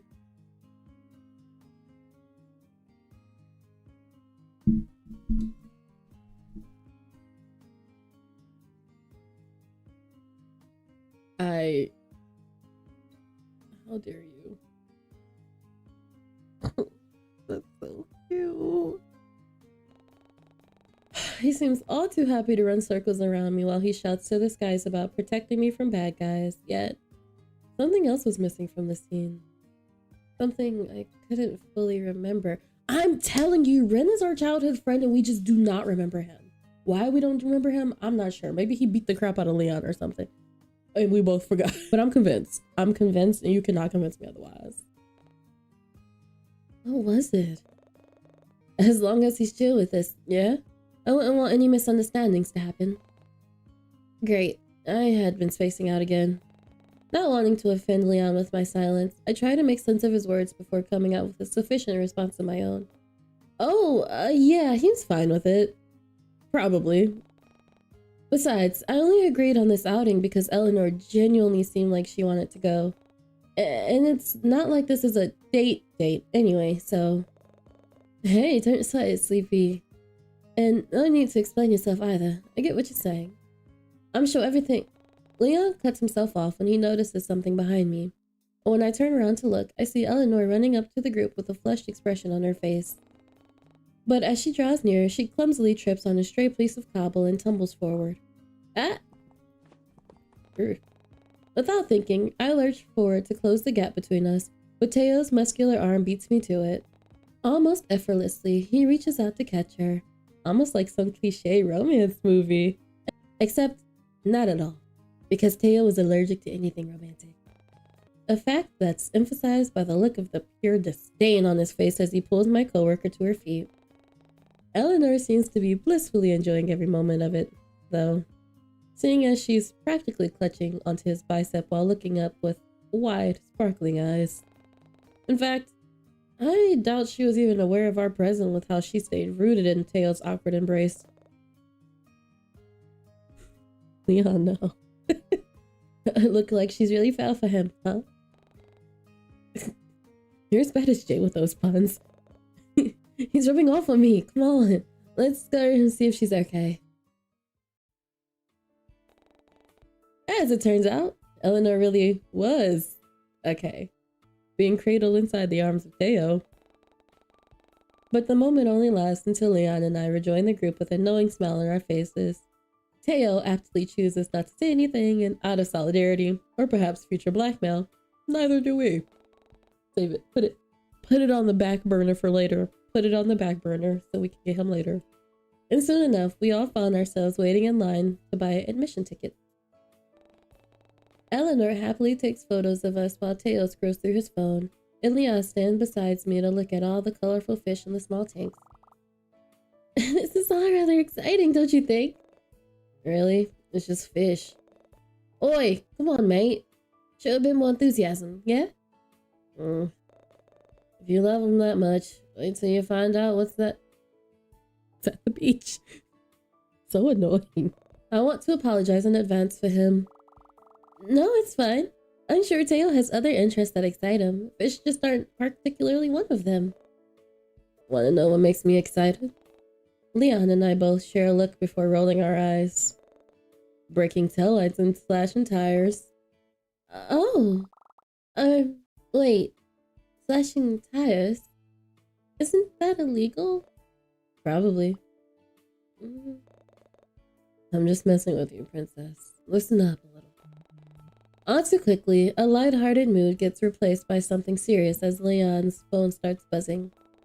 Recognition flashes across my friend's face as he looked at the screen, before he awkwardly scratches the back of his neck and points towards the extras with his thumb. Sorry guys, give me a sec. Without waiting for a response, Leon makes a beeline for the front door. After a few seconds, I see his figure emerging from outside the large windows, pacing back and forth on the sidewalk as he talks to someone on the phone. Judging by the solemn expression on his face, I can only guess the call isn't a good one. I sure hope everything is alright. Too caught up in Leon's shift in demeanor, I barely notice how Eleanor's hand gently pushes Teo and I forward so that we can speak to the clerk at the front desk. Broad, tattooed shoulders now blocked my view from the window, which caused me to shift my attention back at the present. But Teo doesn't seem to notice my lack of focus, or perhaps he just doesn't care, as he pulls out a black card from his wallet and leans over me to hand it to the woman behind the counter. I won't. Scold me. Somebody scold me and tell me not to do. Don't do it, Sleepy. We are stronger than this. Hey, Sleepy, I am speaking to you. We don't fall for it. He could have gone without the nonchalant, smug look on his face, but I wasn't about to say anything when he was literally about to pay for my admission fee. But before I could begrudgingly thank him, Eleanor's excited voice cuts me off. Oh, do you suppose there will be shows today as well? I saw some advertised outside. Oh yeah, I wasn't paying much attention to them. I hope there will be penguins. Perhaps Leon would enjoy them. What about me? You? I don't suppose you like sharks? I can hear the clerk chime in with information on the latest hotspots, what shows were playing. But I shut it all out when I noticed Leon standing idly near the doorway, while sporting a concerned look on his face. Oh no. Without missing a beat, I make my way over to his side and spare him an empathetic glance.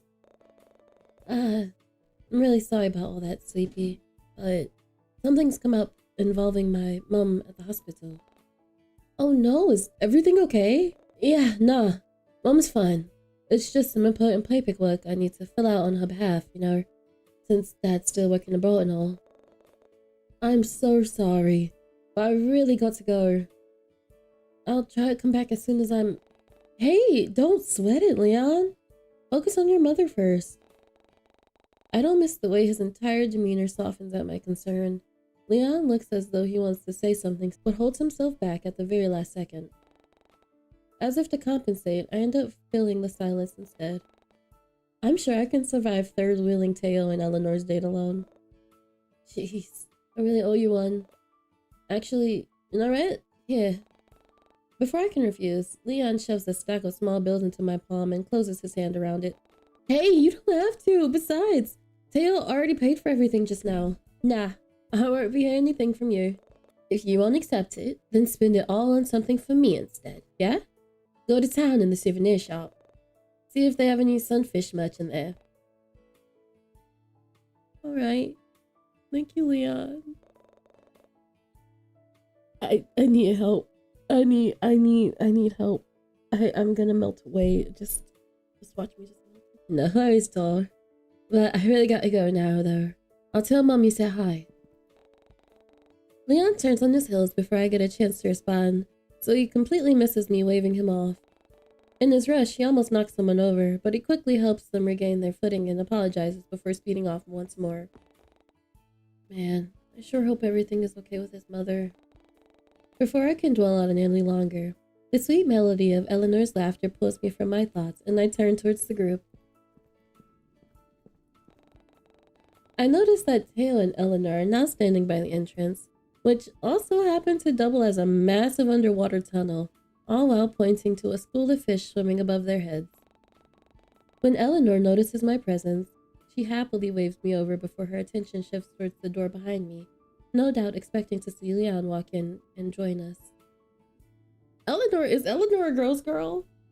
We love it. Eleanor is a girl's girl. She said, I might want this man like nobody's business, but Sleepy girl, where you at? Like, I love this. Let Eleanor's be a girl's girl. Please, for the love of God. It made sense considering how they missed his departure, but she snaps out of her curious daze the moment Teo brushes a hand against her back to move her out of the way of a passing family. We must stay focused, brothers. We must stay focused. But what truly shocks me is that he doesn't seem to move his hand. Instead, Teo leaves it there as he steps closer and blocks my coworker from my view. He meets my gaze with an intense, unreadable expression, and I can't help but look away.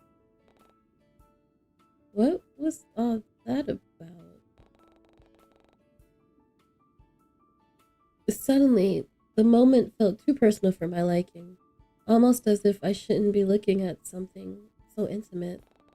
Turning away, I decided to channel my interest into picking out a roadmap from the brochure stand instead.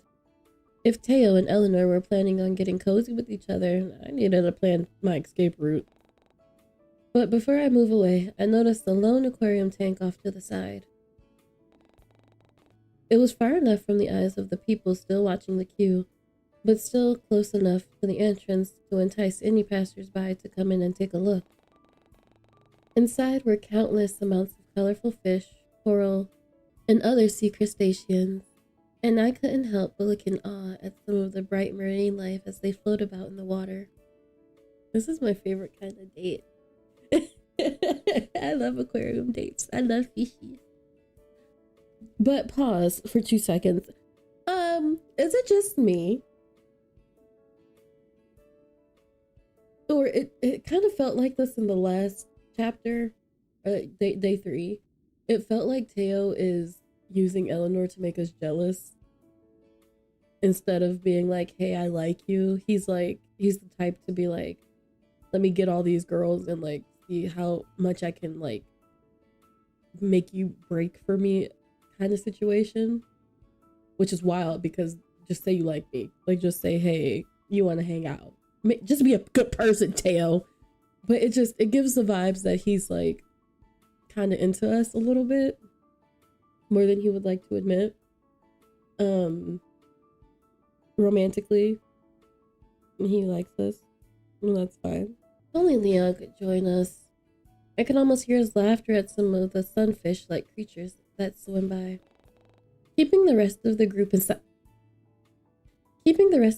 sight, I stray slightly to the right for a better vantage point. The group of neon tetrafish zip past and my eyes follow them as they swim around. They easily stand out against the bright orange and green corals, and especially the bright pink and blue. Wait, pink and blue? Is it my boy? Yes. I missed you. Peering closer to the glass, I catch sight of a familiar face on the other side of the tank. Rin doesn't seem to notice me yet, seemingly far too entranced by the brightly colored creatures as they swim by. His soft eyes follow some of the smaller fish as they dart across the tank or swapping over to the group of guppies swimming past. Suddenly, our eyes meet the moment the fish split up. Not the moment in the fish tank on the other side. It's like the Romeo and Juliet in the Leonardo DiCaprio version.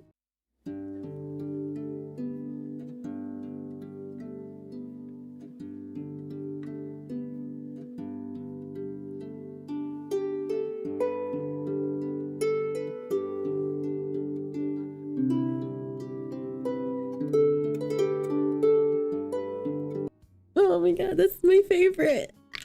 Okay. And I watch as Rin's expression morphs from surprise into a sickeningly sweet look. He tries to say something, but his words come out inaudible due to the glass separating us. Look at him. As if realizing, Ren instead points to the fish off to the side before resting his hand on the glass and mouthing something. I still can't fully understand what he was trying to say, that is, until my eyes land on what he's pointing at. Catching me off guard, I watch in awe as a lone fish swims between us and captures both of our attention. Was that an angelfish?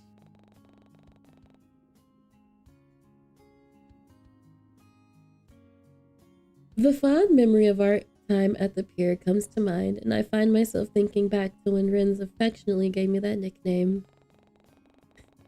And if I had known any better, I would have assumed that he was thinking about the same thing, given the way his eyes crinkle and soften as the fish's scales shimmer underneath the artificial light. Too absorbed in how picturesque this all looked, I completely missed Ren's swift departure, that is, until he's rounding the corner of the fish tank and taking his place by my side. Renny Pooh, I missed you. Look at that face. I miss you so much. It's so ridiculous how much I love him. Okay. Hi, Sleepy. Oh, hey you. Fancy meeting you here. First thing I notice is Ren is tugging at his sleeve again, though he doesn't seem to shy away from my close proximity, nor seem to mind it as much. Those fish were pretty neat, huh? Yeah, I couldn't take my eyes off of them. I couldn't take my eyes off of them. Hey, did you spot the angelfish swimming by? How will you respond? I was busy looking at the sunfish. The what? Clownfish? I did. I was captivating. I was staring at the shark. I saw you. It was, huh? I couldn't stop looking as well. Yeah, I didn't even know they could be that color. Actually, this might sound cheesy, but after you mentioned the angelfish, it reminded me of our date on the pier, remember? How could I forget? It was one of my most treasured memories. Top 3, in fact. Was the first one our kiss. Not wanting to let this opportunity pass, I decided to tease Ren a bit. Oh please, top 3? Don't laugh. If you get to be cheesy, why can't I? Well, in that case, if you get to give me a cheesy nickname like Angelfish, why can't I? Wait, you wanna give me a nickname? Come on, it's only fair. What do I have so many thoughts. Cotton candy. Fair stand. Potential stalker. Okay, I'm done. Though, to be honest, I really don't know any pink colored fish. Oh yeah? That's too bad. Hey, don't think you can get away that easy, Buttercup. I'll think of something better, eventually. Eventually.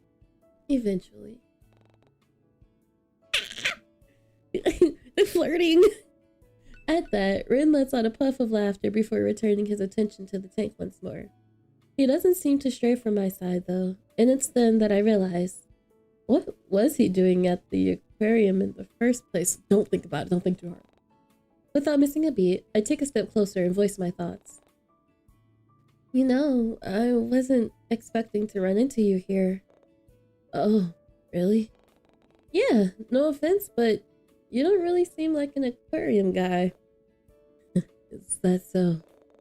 I didn't have any plans for today, so I figured I'd do a little bit of undersea sightseeing to pass the time. Plus, I finished the book you recommended the other week, the one about the underwater city. I guess it inspired me to come here. Really? Did you like it? What did you think about it? I enjoyed it, especially the part where, oh, say, look at that. Ren isn't shy about how he leans over my shoulder to point out something outside my peripheral vision. I'm just gonna melt away. Guys, I'm just gonna melt away. Goodbye. Goodbye. Stopped with the proximity. I can't do it. I can't. I'm not strong enough. I'm not strong enough, friend, please.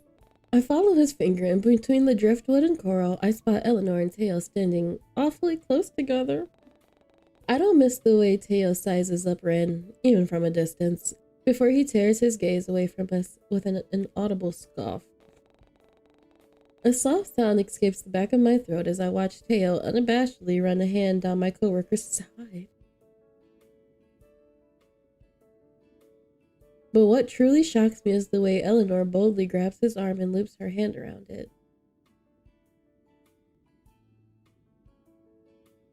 I kind of like Eleanor and Teo. I feel like they would make a really good balance, like really crappy and really, really sweet. Like, I feel like that would be so much fun. No way. That's, wow. I honestly didn't know she had it in her. And while her confidence shocked me, it also sparked a bout of curiosity inside me as well. Even though we all established that this wasn't an actual date, Eleanor still wanted to treat it like one. But now that I really think about it, isn't this similar to the date I shared with Rin at the pier as well? The next thing I know, I find myself wandering to all the times I held Ren's hand as we walked along the boardwalk. And right now, it looked all too tempting with how it was casually resting against the glass.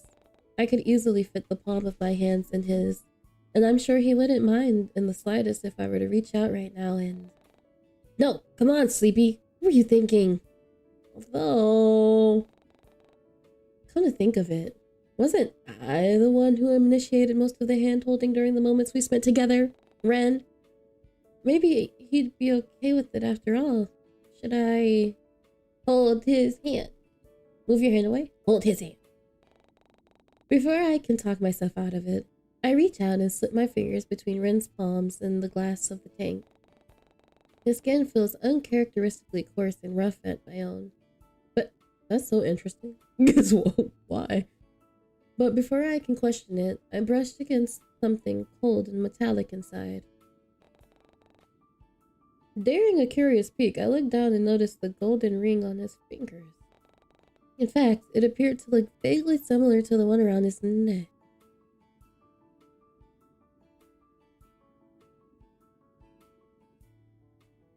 Red. Red? But as soon as I opened my mouth to ask, Rin casually slips his fingers between my own to intertwine them. He gives me a soft smile, almost as if he knew what was going to happen, before Eleanor's voice pulls me back to the present. Sleepy, there you are! Why didn't you say anything earlier, Teo? Where'd Pretty Boy run off to? Princess over here said he had to leave earlier. And dang, if it isn't Buttercup. It's Rin, actually. Oh, not this again. Before the two can have a chance to butt heads, I carefully step in and interrupt. Something came up at the hospital, so Leon had to go. Oh dear, I hope everything is okay. He assured me that everything's fine, so I wouldn't stress too much about it. I watch as Eleanor shuffles on her feet in contemplation before noticing the item still grasped carefully in her hands. That's a relief, but... Oh! What do you suppose we do with his ticket then? Shall I ask for a refund? It's fine. That's all loose change to me. I'll make it back 45 seconds. You know that attraction I had to him for like 0.2 seconds earlier? It went right out the window. And still, we shouldn't let it go to waste. Oh, I know. Eleanor's expression shifts from revelation to something more cheeky as she turns to me with a small, knowing grin. She leans close enough to whisper, but doesn't seem all quiet about it. Hey, why don't you give the ticket to your lover boy? Lover boy? You gotta be joking. Should I tell you all about how our lovely Sleepy has a secret admirer? And how he often rents out the books in the Eleanor! I feel like I'm missing some context here. Almost hastily, I snatch the ticket from Eleanor's hand and rush her in inside the tunnel, away from my gossipy coworker and Teo's smug grin. I love Eleanor. I hardly notice the time passing with all the fun I'm having, and before I know it, almost 2 hours go by in a blur. I'd initially been so fixated on being a third wheel that I completely forgot about the exciting things people could do at the aquarium. Eleanor seemed all too happy to snap pictures of everything, ranging from Ren and I petting some stingrays, Teo getting splashed by a seal, and all the giant sea creatures that swim around in the overhead tanks. By the time I noticed my feet starting to hurt, we all made our way to the small food court conveniently placed at the end of the main attraction. Eleanor used this opportunity to use the restroom while Teo wandered off around who knows where. So Ren and I were left to look for a place for all of us to sit down and rest. But we didn't get far before the light sounds of footsteps drew closer once more. Sleepy Ren, there you are. Sorry for the wait. I ran into Teo earlier while he was talking to one of our tour guides. He's a friend, and I wanted to talk to him. He didn't need to wait for me. Oh? But you said you were lost and needed help with something urgent. Come on, princess. No need to act coy. Surely people say the same thing to you at the library, right? Well, yes, I suppose they do. But I don't see why that has to do with me waiting for you. Or acting coy, for that matter. You're adorable when you're clueless. Him? Anyway, are either of you hungry yet? It's past noon and I'm worried Teo won't put his pride aside and admit that he's hungry. Get him, Eleanor! I want the... Hold on, I'm kind of here for Teo and Eleanor. She like puts him in his place and he kind of takes it. It's... What is it? The trope where evil broken villain meets too innocent and too sweet. And like he can't help it because they're too innocent and too sweet. So like you can't, like you literally cannot brush it aside. Get your man, Eleanor. Get your man, girl. Excuse me? Oh, am I wrong? I could have sworn I heard your stomach growling earlier. Now he's acting coy. First of all, when did they reunite without me noticing? And secondly, was Teo embarrassed? There was no way I was gonna let this opportunity pass. Aw, is your big baby hungry? Didn't eat breakfast this morning, did you? I did. Unlike you, I can afford to eat whenever I want. Rude. That was rude. Rude. Though it came out blunt and harsh, I knew Teo was only joking. Then why don't I go and get us all something to eat? Any preferences? Allergies I should be made aware of? Why do you care, princess? Planning to kill me or something? It's only natural to worry about the health of others. I wouldn't want to give you something you're allergic to. Besides, everyone deserves to be cared for. I love this. I love all of it. I'm shipping Eleanor and Teo. I need this to happen. They're power couple. You're weird. What was that? I said wasabi. I'm allergic to wasabi. What? Ran. Ran. Wasabi, huh? This is such a chaotic double date. It is so chaotic. I don't know what to do. I see. And what about you, lad? Any preferences? Do they have any croissants? I've been having a really bad craving for it recently. Then in that case, I'll have a... Before I can voice my preferences, Teo cuts me off by pulling out his wallet and handing it to my coworker. Eleanor takes it from him without complaint, but pairs it with a curious look and a slight tilt of her head. Yeah, whatever. I have to have a word with Dollface over here. Huh? I don't get a chance to fully respond before Teo directs me towards the opening of the food court, but I barely get 3 steps away before I feel a gentle tug at my sleeve. Curious, I look back, only to find Ren sporting a pout on his soft features. Relax, Buttercup. You'll get her back in one piece. Not that I think about it, it was kind of out of the blue for Teo to be acting like this. I mean, since when did he ever want to talk about something serious? I offer Ren a reassuring look and give his arm a comforting squeeze. I'm sure it'd only be a few minutes. Oh. His eyes flicker between me and Teo a few times before it lands on my hand still resting on his arm, and he lets out an inaudible sigh. Oh, okay. I'll wait for you here. His little pouty face will always get me. No, stay where Princess can see you. Unless you want her to freak out and think we ditched. Her name is Eleanor, you know. Teo, I can't tell if you like Eleanor or if you... I can't... My man's just giving me red flag. Not red flag. He's giving me mixed signals. I really think he likes her, and like he doesn't know how to comprehend that. Wow, amazing. Whatever. Come on, let's go. Without a second word, Theo nudges me to the right direction, leaving Ren all alone and confused. Rude. Get out my face. Following closely behind, Theo leads me into a quiet corner near the food court before turning around and boxing me in with his large arms. He casually leans his weight to one side before finally speaking. Hey, so I got this fun idea. Seriously? I thought you wanted to talk about something urgent. Dang, could you be a little less loud about it? And as a matter of fact, yes, I do. No. You always say, I've got an idea, and it turns out to be something illegal, like trespassing or vandalism. Isn't that the whole point of an idea? He was not serious. We are not about to discuss logistics behind... Look, it's serious. I need you to help me make Phil, Eleanor, or whatever jealous. She's gonna be a little too clingy for my taste. And it might even get Buttercup to ease up on all that juvenile puppy love crap. You seriously don't think he's a little bit too clingy? He's practically glued himself to your side the entire day. We're on a date! Tail, we're on a date. That's how it works, babe. When you like someone. What? Don't you think that's kind of a roundabout idea? How would this even benefit? Trust me. This is for my own benefit, not yours. Little Miss Princess over there is treating me like I'm a dang child who needs to be supervised all the time. And I can't even tell if she's interested in me or not. Plus, you're not exactly... No, never mind. I'm telling you, I can't... He's giving me mixed signals. Either my idea works out and this gathering gets more interesting, or she realizes I'm not the type to be babied and backs off.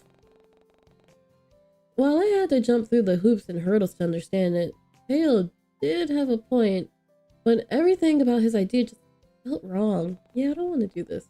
Regardless, if I agreed to it or not, if Eleanor saw us flirting, wouldn't she just assume that you're not interested in her after all? Besides, I'd never betray her like that. You said anything about flirting? Crap. You really are into me, aren't you? Can't say I'm flattered, though. Excuse me. All I was going to say was ignore her for a bit. Make them think you're more entertaining or something. I mean, it almost worked with that tour guide from earlier. Even if you want to cling to my arm too. By all means, beautiful, go ahead.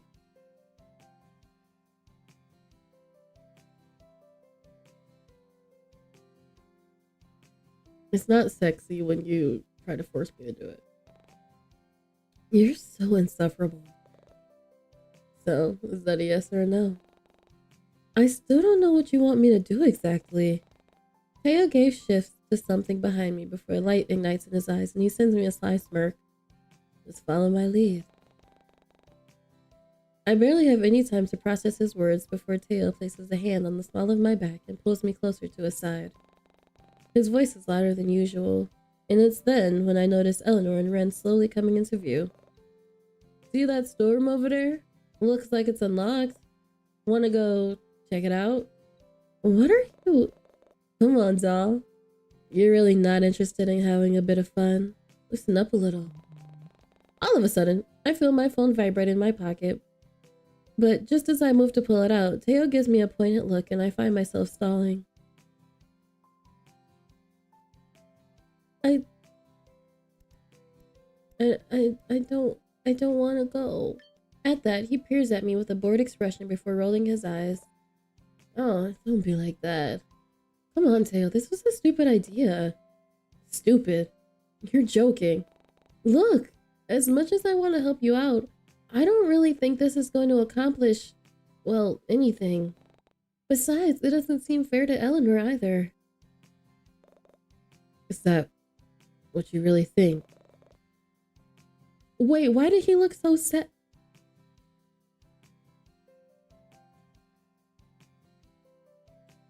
I don't like that expression. Why did he...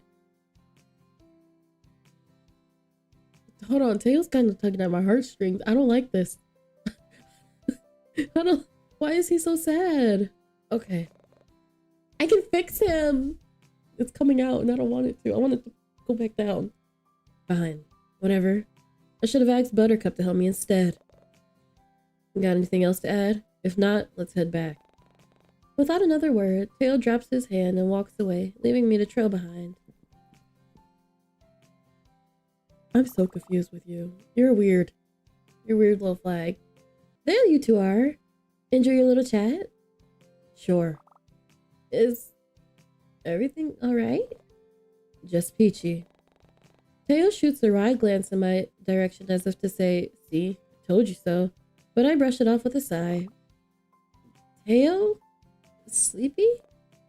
While Eleanor shuffles awkwardly on the balls of her feet, Ren nudges my side and leans closer. Are you alright, Angel? Did Tail do anything to you? No, I'm fine. Don't worry about it. You sure? Because if he did... No, never mind. At that, Ren takes a step back and looks at my coworker with a bright smile. About the food? Oh, that's right. Thank you for reminding me, Ren. Here, I'm sure we'll start feeling a bit better again once we've had something to eat. I hope you like adobo as much as me. Adobo? Is that foreign? Well, yes. It's a dish that mainly features chicken and rice, which I figured you would be... What you looking at his bill for, Eleanor? What? Interested in my body, are you? No? Well, yes, technically, but only because I'm concerned about your dietary requirements. You look like the type of person who takes care of their health. And my sister, Kira, she was the one who introduced this dish to me while she was studying abroad. I really think you'll enjoy the taste. And it's one of her top 10 favorite foods. Your sister again. Really? Sure, whatever you say, princess. Hand it over. With a groan, I knock my elbow against Tail's arms. Yet, all it does is make him give me yet another one of his pointed looks. Is he throwing a hissy fit right now? Anyway. Here, Sleepy. I brought you the same thing as Ren. I hope that's okay with you. He was telling me all about how much you really enjoyed croissants earlier. I do love me a croissant. But before I can take the takeaway bag from her grasp, Eleanor loops her arm in mine and tugs me away from the group. With a cheeky grin on her face, which could only mean one thing. But first, what did you two have to talk about? And there it was. Once my gossipy coworker got started, there was no holding her back. Nothing important. Tail just needed some help with something. Oh, is everything alright now? I watch as Eleanor peers over my shoulder to look at Teo, who is still within earshot. Crap. Does he still need help? I can go and find another staff member if you... Forget it. This is starting to get real annoying now. Oh. Teo. Move.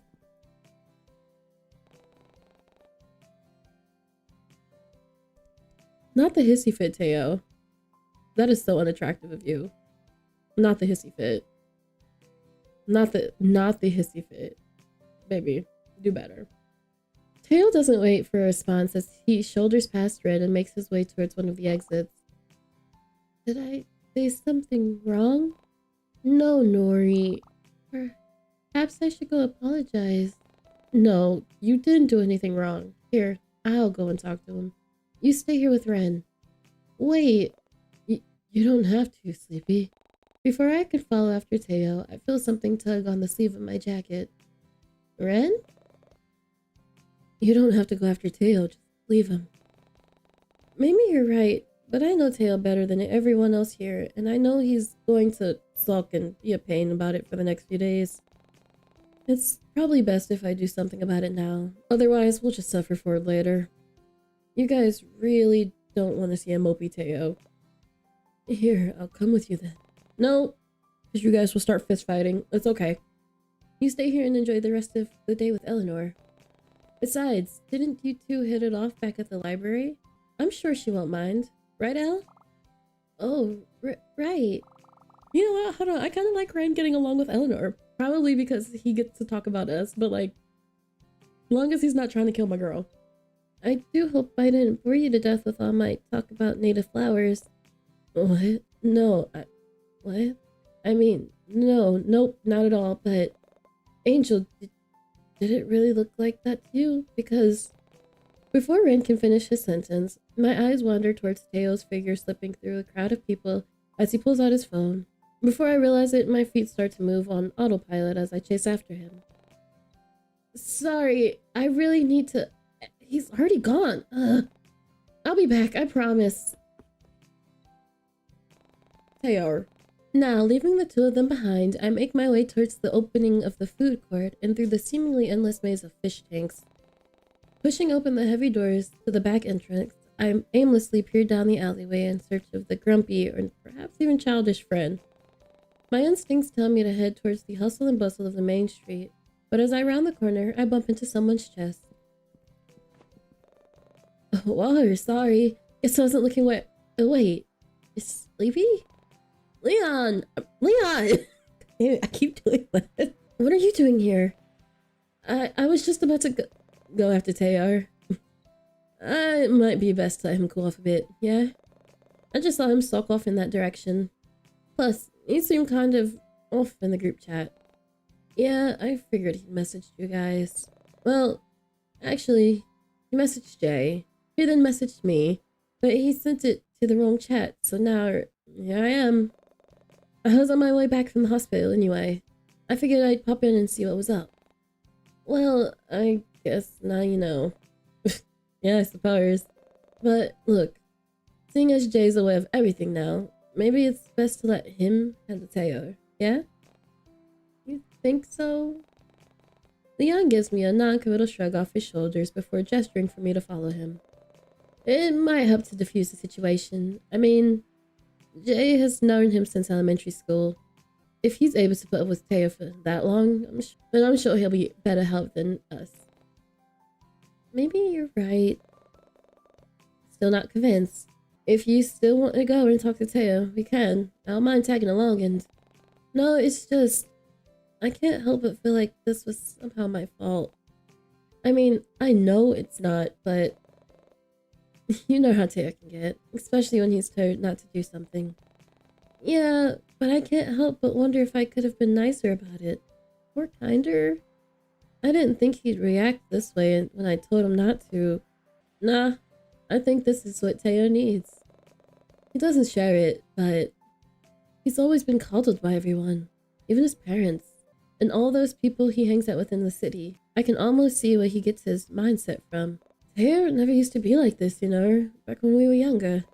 But I guess this is what happens when you've been denied genuine attention most of your life. He doesn't know how to handle someone telling him no whenever he does something crazy, but it's not entirely his fault. Aside from his questionable friends, Teo also grew up with distant parents. When y'all giving us too much Teo lore, what are y'all about to do? It's too much lore! Whenever he wanted affection from them, he'd often do something brash to get their attention. But it's never lasted long. They just throw him money in his direction and eventually ignore him again. Pretty sad, honestly. I think all he wanted was for someone to actually acknowledge him for who he is, not how he acts. I'm sure you've noticed it, right? Everyone wants him for his money, looks, and popularity. I doubt he's got any real friends, you know, aside from us. And, oh, and Jay, of course. Outside of our friend group, I doubt Teo surrounds himself with genuine, good-hearted people. I bet his mates from the city don't even have his best interest at heart. But mushy rat aside, I'm glad you were able to voice... But mushy rat aside, I'm glad you were able to be his voice of reason. After everything he's been through, he needs someone like you. Someone who will stop him from doing things he'll regret later, and to keep him in line whenever he says something insensitive. A true friend. Wow. I honestly didn't know all that about Teo, or that Leon thought of me that way. I don't even know how to respond. Though I guess I didn't need to, considering how Leon's continued to talk. But enough about him. Jay's on his way back from the city now, so we should leave Mr. Moody to him. Besides, with a grin, Leon tosses an arm over my shoulder and pulls me into the street. I want to spend some time with you. I think it's long overdue. Yeah? I mean, I've never even gotten to go to the aquarium date with you guys. Oh no, how dreadful. It's truly a heartbreaking thought. I don't think I'll be able to go on. My heart yearns to be by your side, but alas, it's not meant to be.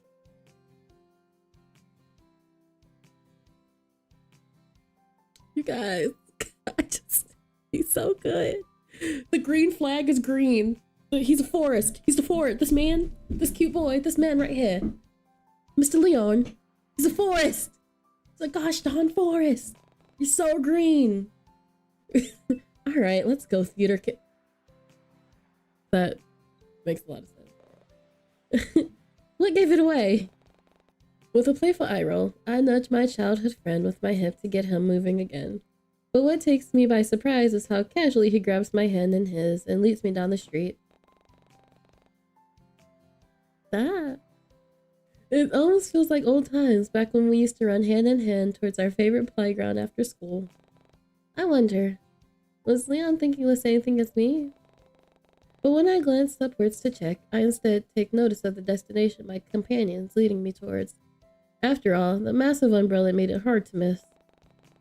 Did we just forget about Eleanor and Ren?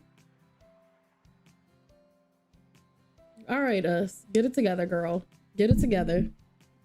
A soft smile pulls at my features as the nostalgic sight before me, and I give Leon's hand a gentle squeeze to let him know about my excitement. I can feel him do the same in my hand return, which only makes my grin grow even wider. An ice cream stand, huh? Yeah. It's been a while since we visited one, hasn't it? That's true. I wonder if they still have all those wacky flavors. Did you just call my favorite flavor wacky? I can't believe it. Why, I would never. Oh, really? Do you even remember what it is? Duh, it's vanilla. Could you imagine? Wacky flavors vanilla. Mint chocolate chip, Neapolitan. I don't remember. What? Mint chocolate chip. You're pulling my leg. Wait, no? I swear I've seen you eat it before.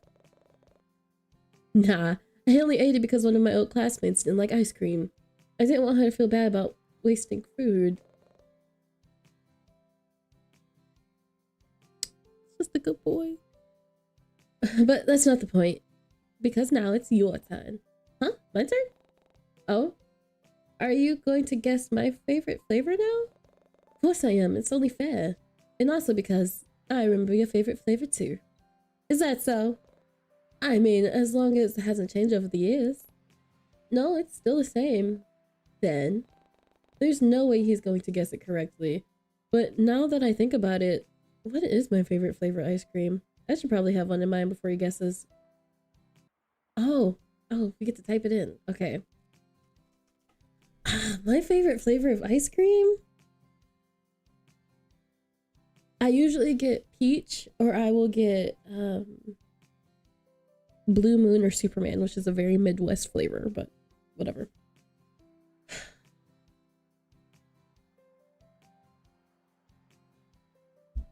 What flavor have I been getting? No! Handles? Blueberry. There's a blueberry cobbler ice cream that lives in my soul, and I love it so much. Just as I think of my answer, Leon speaks it into existence with a knowing, toothy grin. The ringing in his laughter drowns out the end of his response, but I heard him clear as day. How did you... Sunfish. I think it's time I told you. I'm a mind reader. Whoa! What number am I thinking of right now? Full. No, 60. Full point 60? What? That's such a specific number. Yeah?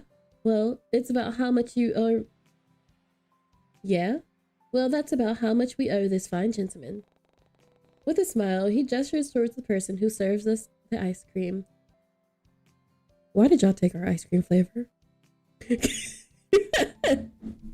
Not wanting to make the people in line wait any longer, I fish out the loose change Leon gave me earlier and pay for our dessert.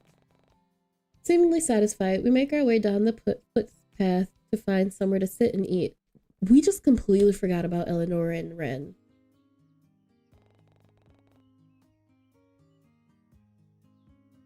I feel some kind of way. Like, I feel some kind of way. Eventually, Leon leads me to a nearby park where we plop down on one of the benches to kick up our feet. We spend a long time while just chatting and catching up with each other on all the things that happened in our lives during our time apart. And soon enough, all of our ice cream is gone and the sun is slowly beginning to set. We completely forgot about Ren. Oh my god.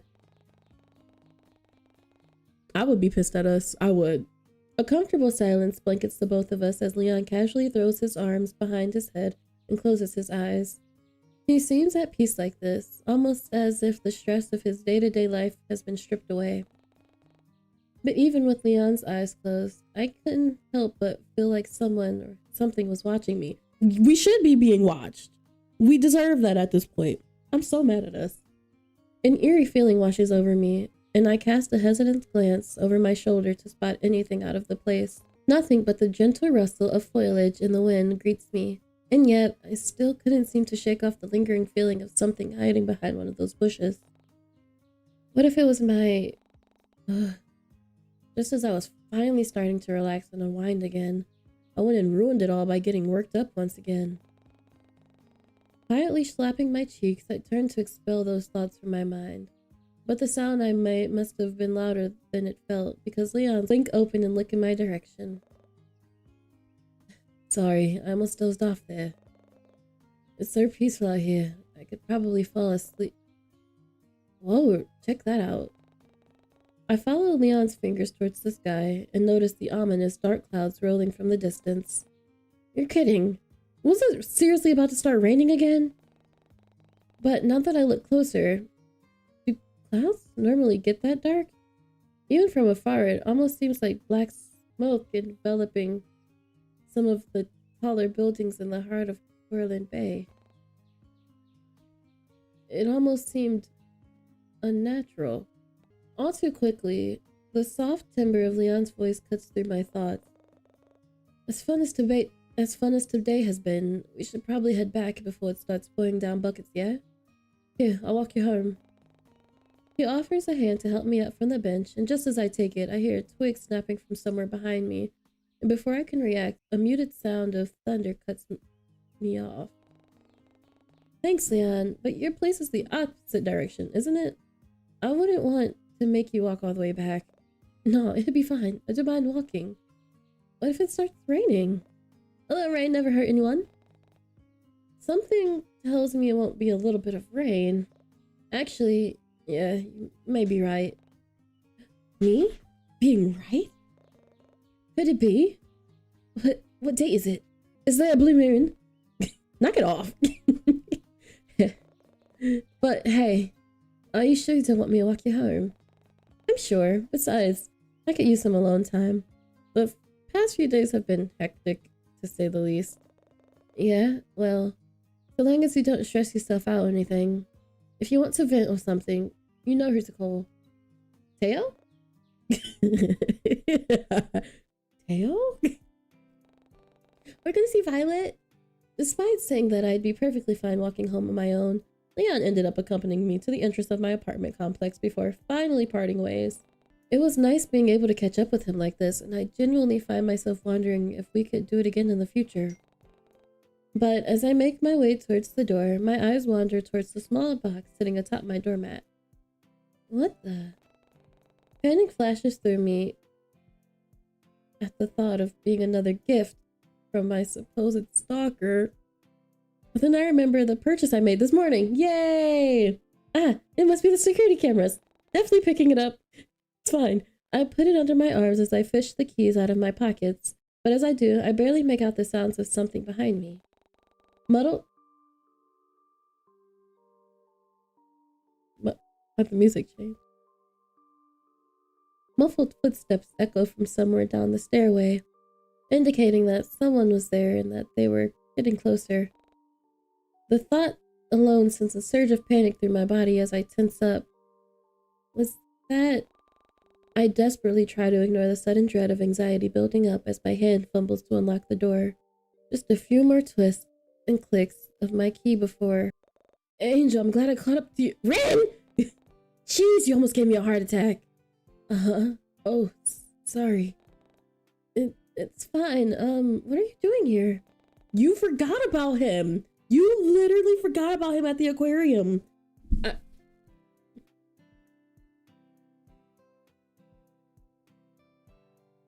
I'm upset. I'm upset. Stealing my nerves, I try to calm down my rapid heart beating and meet Grin's gaze. There's a flicker of worry in his eyes, but it all fades the moment he takes a step closer to me. I don't suppose you're missing something, are you? Huh? I try to recount all the things I've been carrying around today, but when I notice nothing of note comes to mind, Rin shoots me a bright smile and pulls something from behind his back. It was... Oh, my phone! And our food from earlier! I figured you didn't have dinner yet. I also added something extra in there as well. As if realizing how suspicious his words sounded, Rin's cheeks immediately flush a deep red as he backtracks and stutters out a response. A dessert. It's a dessert. I brought it on the way here. You don't have to eat it, though. Oh? Peering into the bag, still being held tightly in Rin's grasp, I noticed the food, an adorable angelfish plushie, and... Was that a small cup of blueberry cobbler ice cream sitting on top? I knew it. Before I can snoop any further, his soft voice interrupts my train of thought. Actually, your coworker seemed really worried about you, too. She wanted to be the one to drop these off, but something came up. What did you do to Eleanor?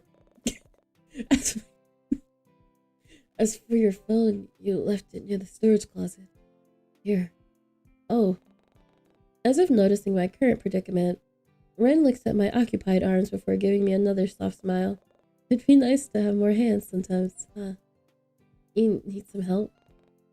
It's fine, I think I got... But luckily, Ren catches it just in time before handing it and everything else back to me. Say, that sure is heavy, huh? With how obvious Ren's gaze was, I can tell he wanted to ask what was inside. Surely there wouldn't be anything wrong with telling him. Oh, I bought a security system this morning, but because how shady this neighborhood is, I figured it'd be a good idea to be safer than sorry.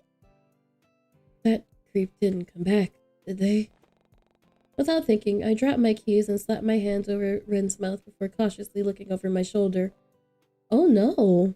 Were we that scared? What was I doing? I was getting worked up and acting paranoid again. With an embarrassed look, I turned back to apologize to Ren, only to find his cheeks a deep red and a hand wrapped around my wrist. When did he... Quickly withdrawing my hand, I squeak out an apology before picking up my keys and turning back to my door. I still didn't want to get Ren involved with my problems, but honestly, I didn't want to risk being alone tonight either.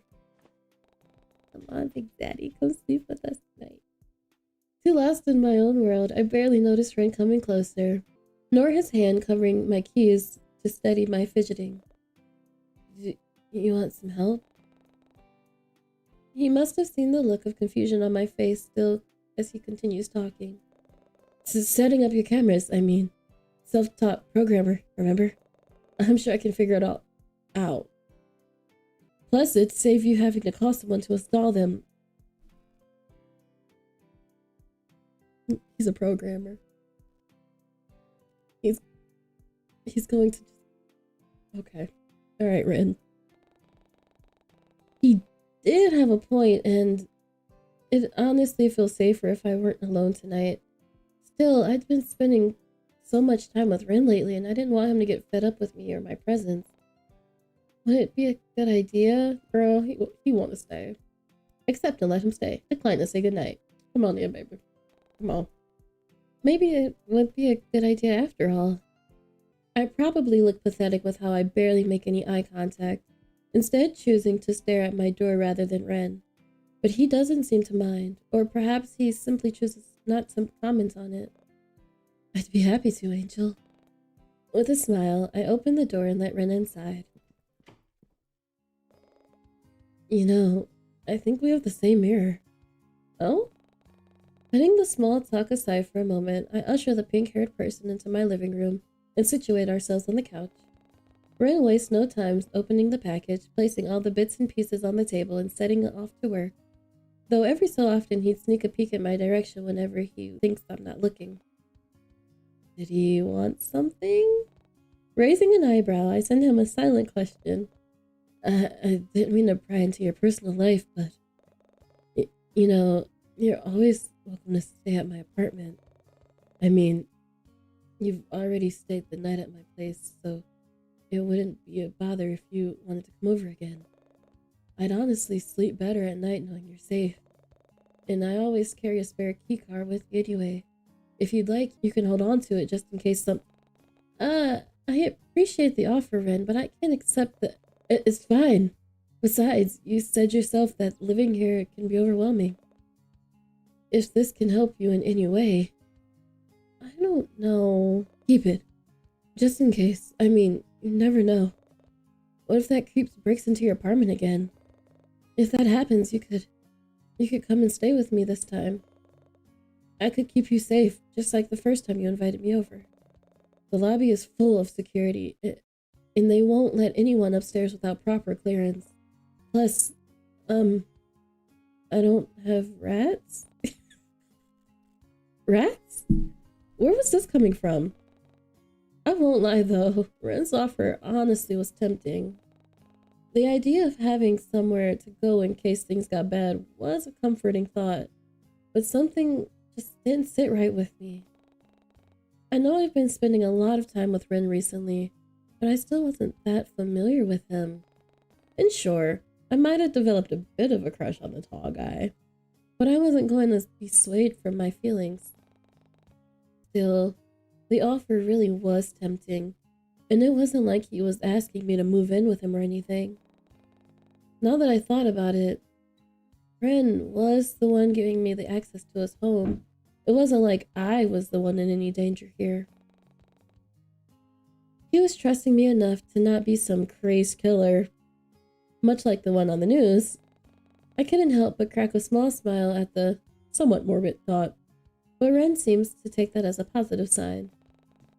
But before I can dwell on it any further, I watch as he leans over and reaches into his back pocket, pulling something that resembles a plastic card.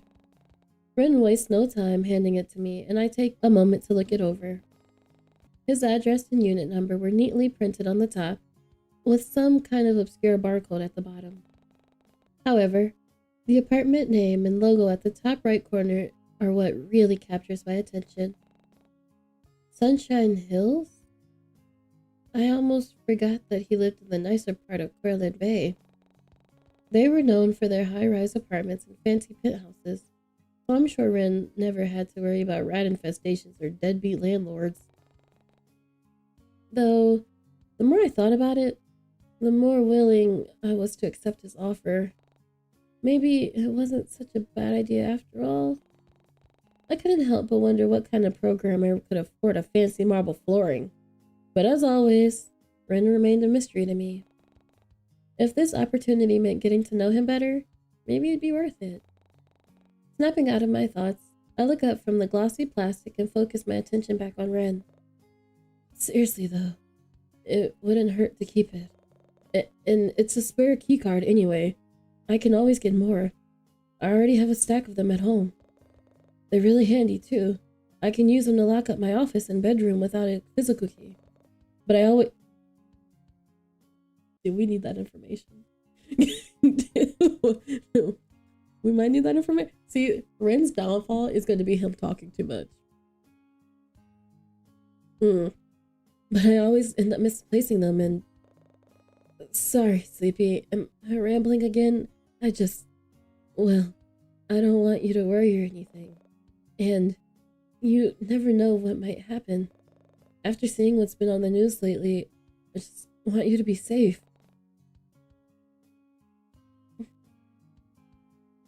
He wants me to be safe? Well, where have I heard that before? Well, I suppose so. Great, then. He glances back at the plastic item in my hands with an expectant look, almost as if he was waiting for me to put it away. And when I carefully shove it into my pocket, Ren seems to visibly relax and lean back into his chair once more. Then that settles it. Come by whenever you want. You never need to call. Thanks. I still think I'll call him in advance, or even shoot a text. As lovely as Ren's welcome hospitality was, I wouldn't want to disturb or intrude on anything. He would literally beg us to do it. As if picking up on my sudden silence, he clears his throat and gestures towards the items still laid on the table in front of us. Anyway, I should finish setting up your cameras. Oh yeah, you're right. He goes quiet after that. Picking out the manual, Ren tries to busy himself with learning how to connect the camera to my Wi-Fi, before tossing it aside and doing it his own way.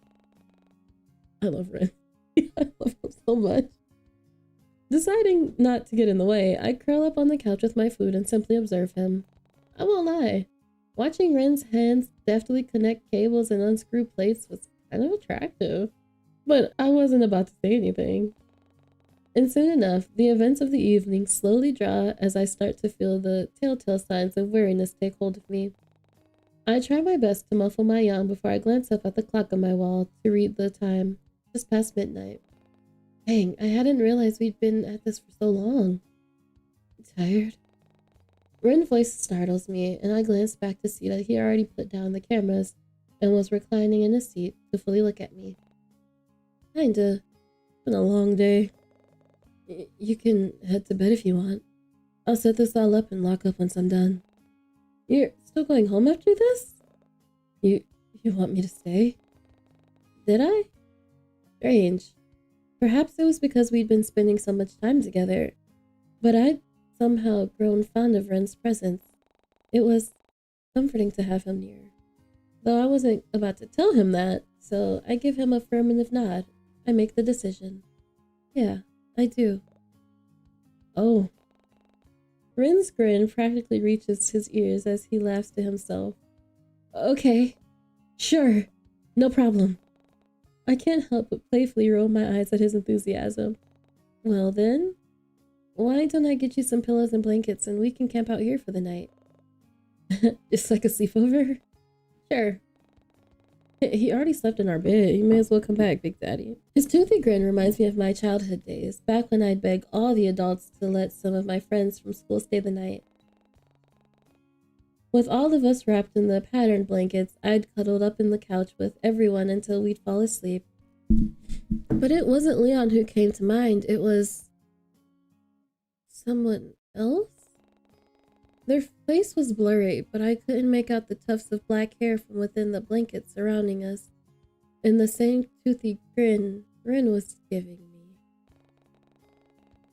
me. But when I focused my attention back on him, I noticed the smile was gone, and he instead looking at me with a confused look on his face. I must have been spacing out again.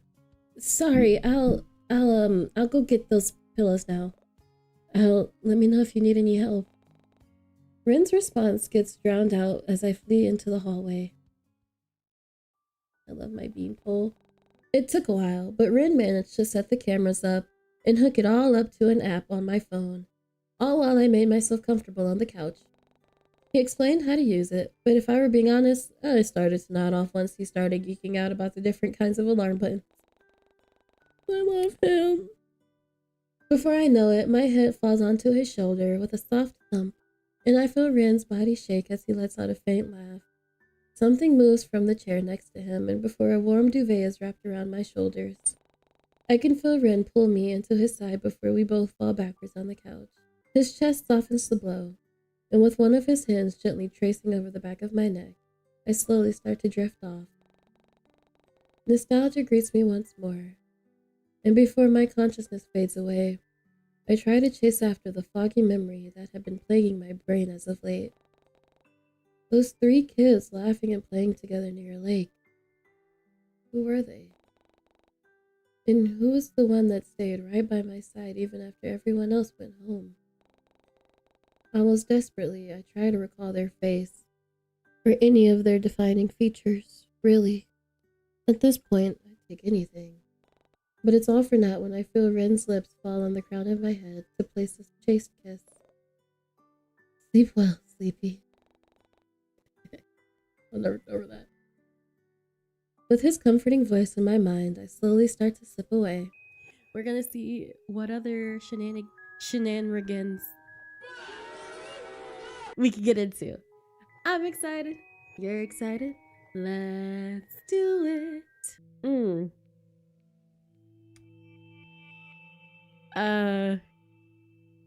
So I've been going back to go through to get all of I had to basically go through and do the whole first and second day again so I can make sure that like we're getting the ending we need to. I'm scared. Are you all right? Don't overwork yourself, Sleepy. I should apologize.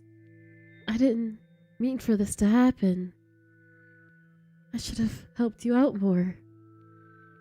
The choices you're making and the path you're going down. It's not what I... No, never mind. Look, you have to know. I can't keep doing this for you, Sleepy. I can't keep preventing you from getting my bad end. Oh, you can keep going? Okay. You won't like what happens. You won't like it. Who is it? Who is it? It's not as kind as me, not as soft or lenient. It will sense your fear and feed off of it. Even if you give it a small dose, it won't. It won't. It won't.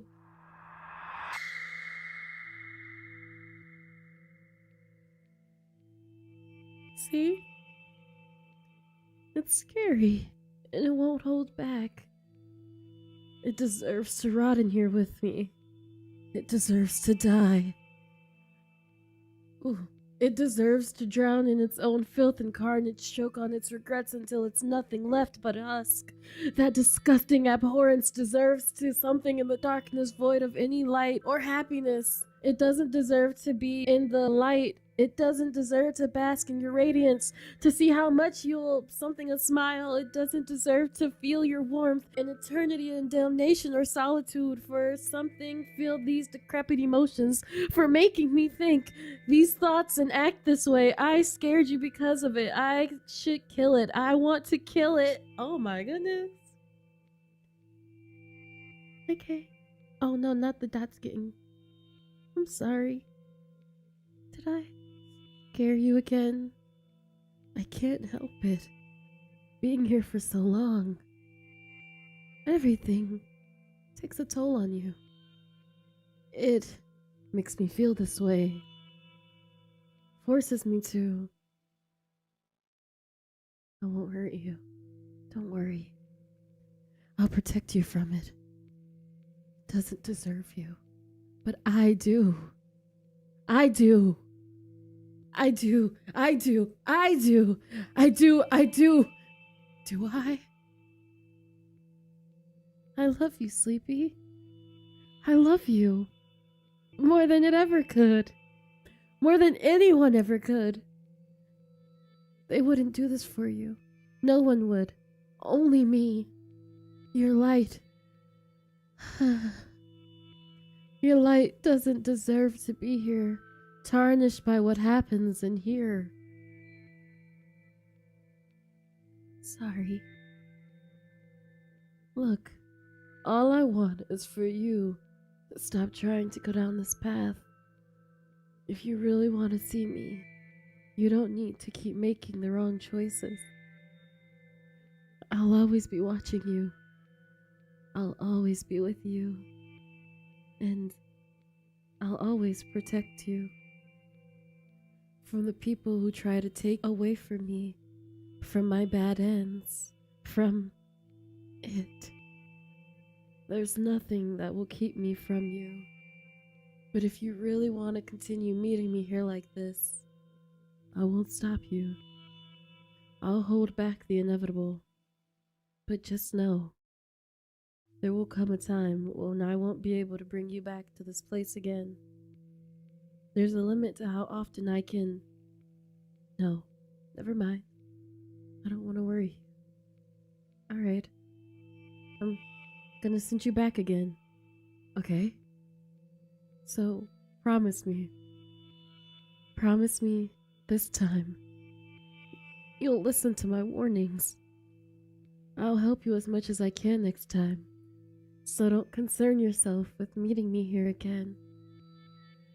I'll find a way to meet you instead. Okay. I already can, anyway. Have you figured it out yet? Promise me, Sleepy. Promise me we won't meet here anymore.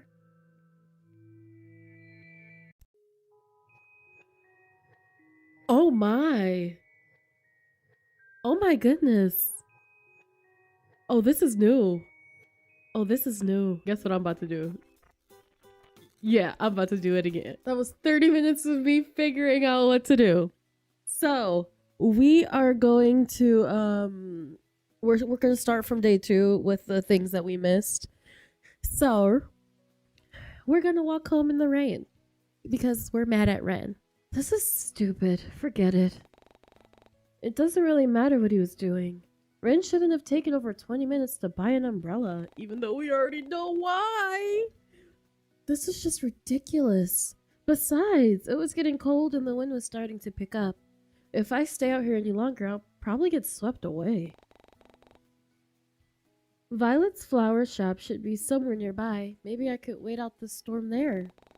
I mean, it was only a few blocks away, and she did tell me that the spare key was under one of the flower pots in case of emergency. Shout out to Violet. And this was kind of an emergency, right? Just as I psyched myself up to sprint towards the next overhang roof across the street, a cold hand wraps around my wrist and scares the absolute crap out of me. Yanking back, I instinctively turn around in a panic before meeting Ren's worried blue eyes. Angel, where are you going? You shouldn't be running anywhere in this weather. Jeez, Ren, what took you so long? I almost want to cuss him out for taking well over 20 minutes just to buy a single umbrella, but the genuinely apologetic look on his features made me hold my tongue. Sorry, I ran into your friends from earlier, which took forever for me to shake them off.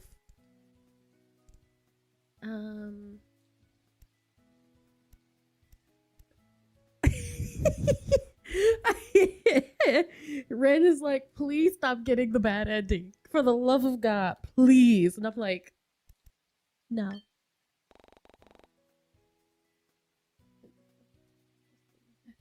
Ren, you took way too long.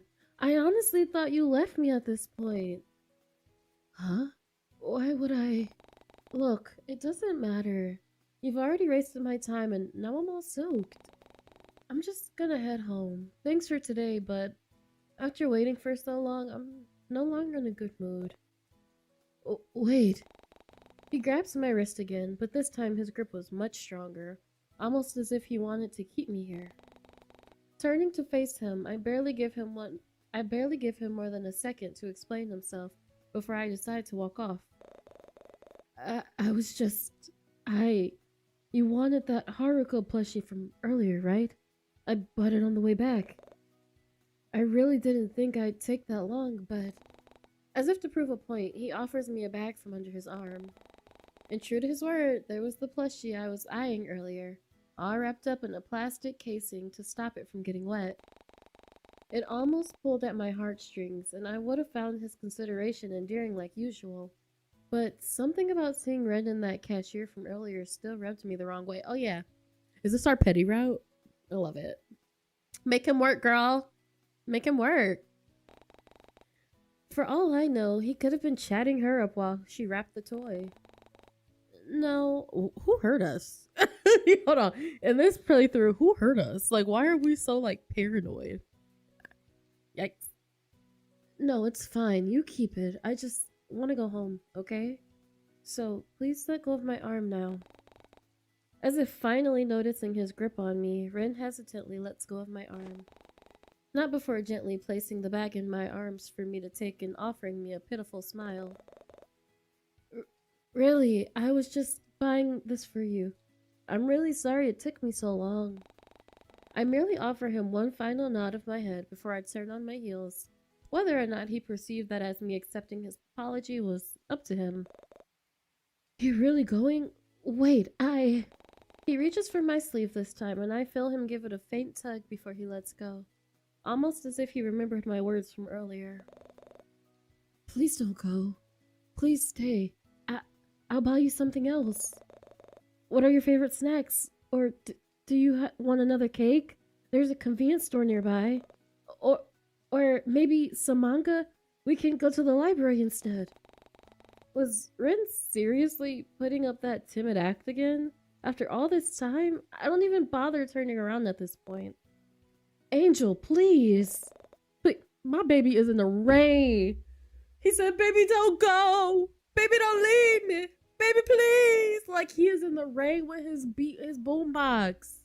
He's in the rain with his boombox, singing an R&B hit. Baby, please don't leave me. You the star of my life. Like, he is in his R&B. Like, what will we call him? In the comments, somebody please give Ren a R&B artist name. What would Ren's R&B what would Ren's R&B what will we call him? What will we call him? You know how we got like Tank, you got Lloyd, you got Mary J. Blige. Like, who, like, what would his name be? I need to know, because like he girl, I miss you. Like, what would he be? Okay. I'm just let me know. I'm excited.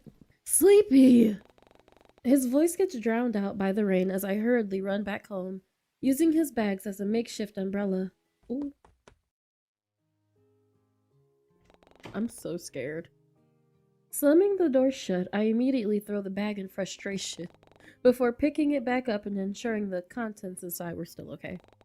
After all, while this poor Haruko plushie didn't deserve such horrid treatment, Rin sure did. Placing it back on the table, I decide to change out of my wet clothes and take a quick shower. There was no use in making things even worse by catching a cold. I could even check to see if Moth was online later and vent to them. I really want to scream right now. I'm scared. I am concerned with the safety of myself at the end of day 2. Once I was finished with my shower, I noticed how the plush was no longer on the table where I left it. Strange. Did it fall off? I shuffle around the kitchen island to investigate when the power suddenly turns off. Is this what Ren warned me about? Is this what he told me not to do? And then I'm hard-headed, so I did it anyway? Wait, what you learn? What will you learn? What will you learn? That your actions have consequences! Great. Now there's a blackout too? Huh? In a pathetic attempt not to bump into anything, I fumble around for the cupboard under the sink to try and find some spare matches and candles. But as I do so, I barely make out the sound of my front door creaking open.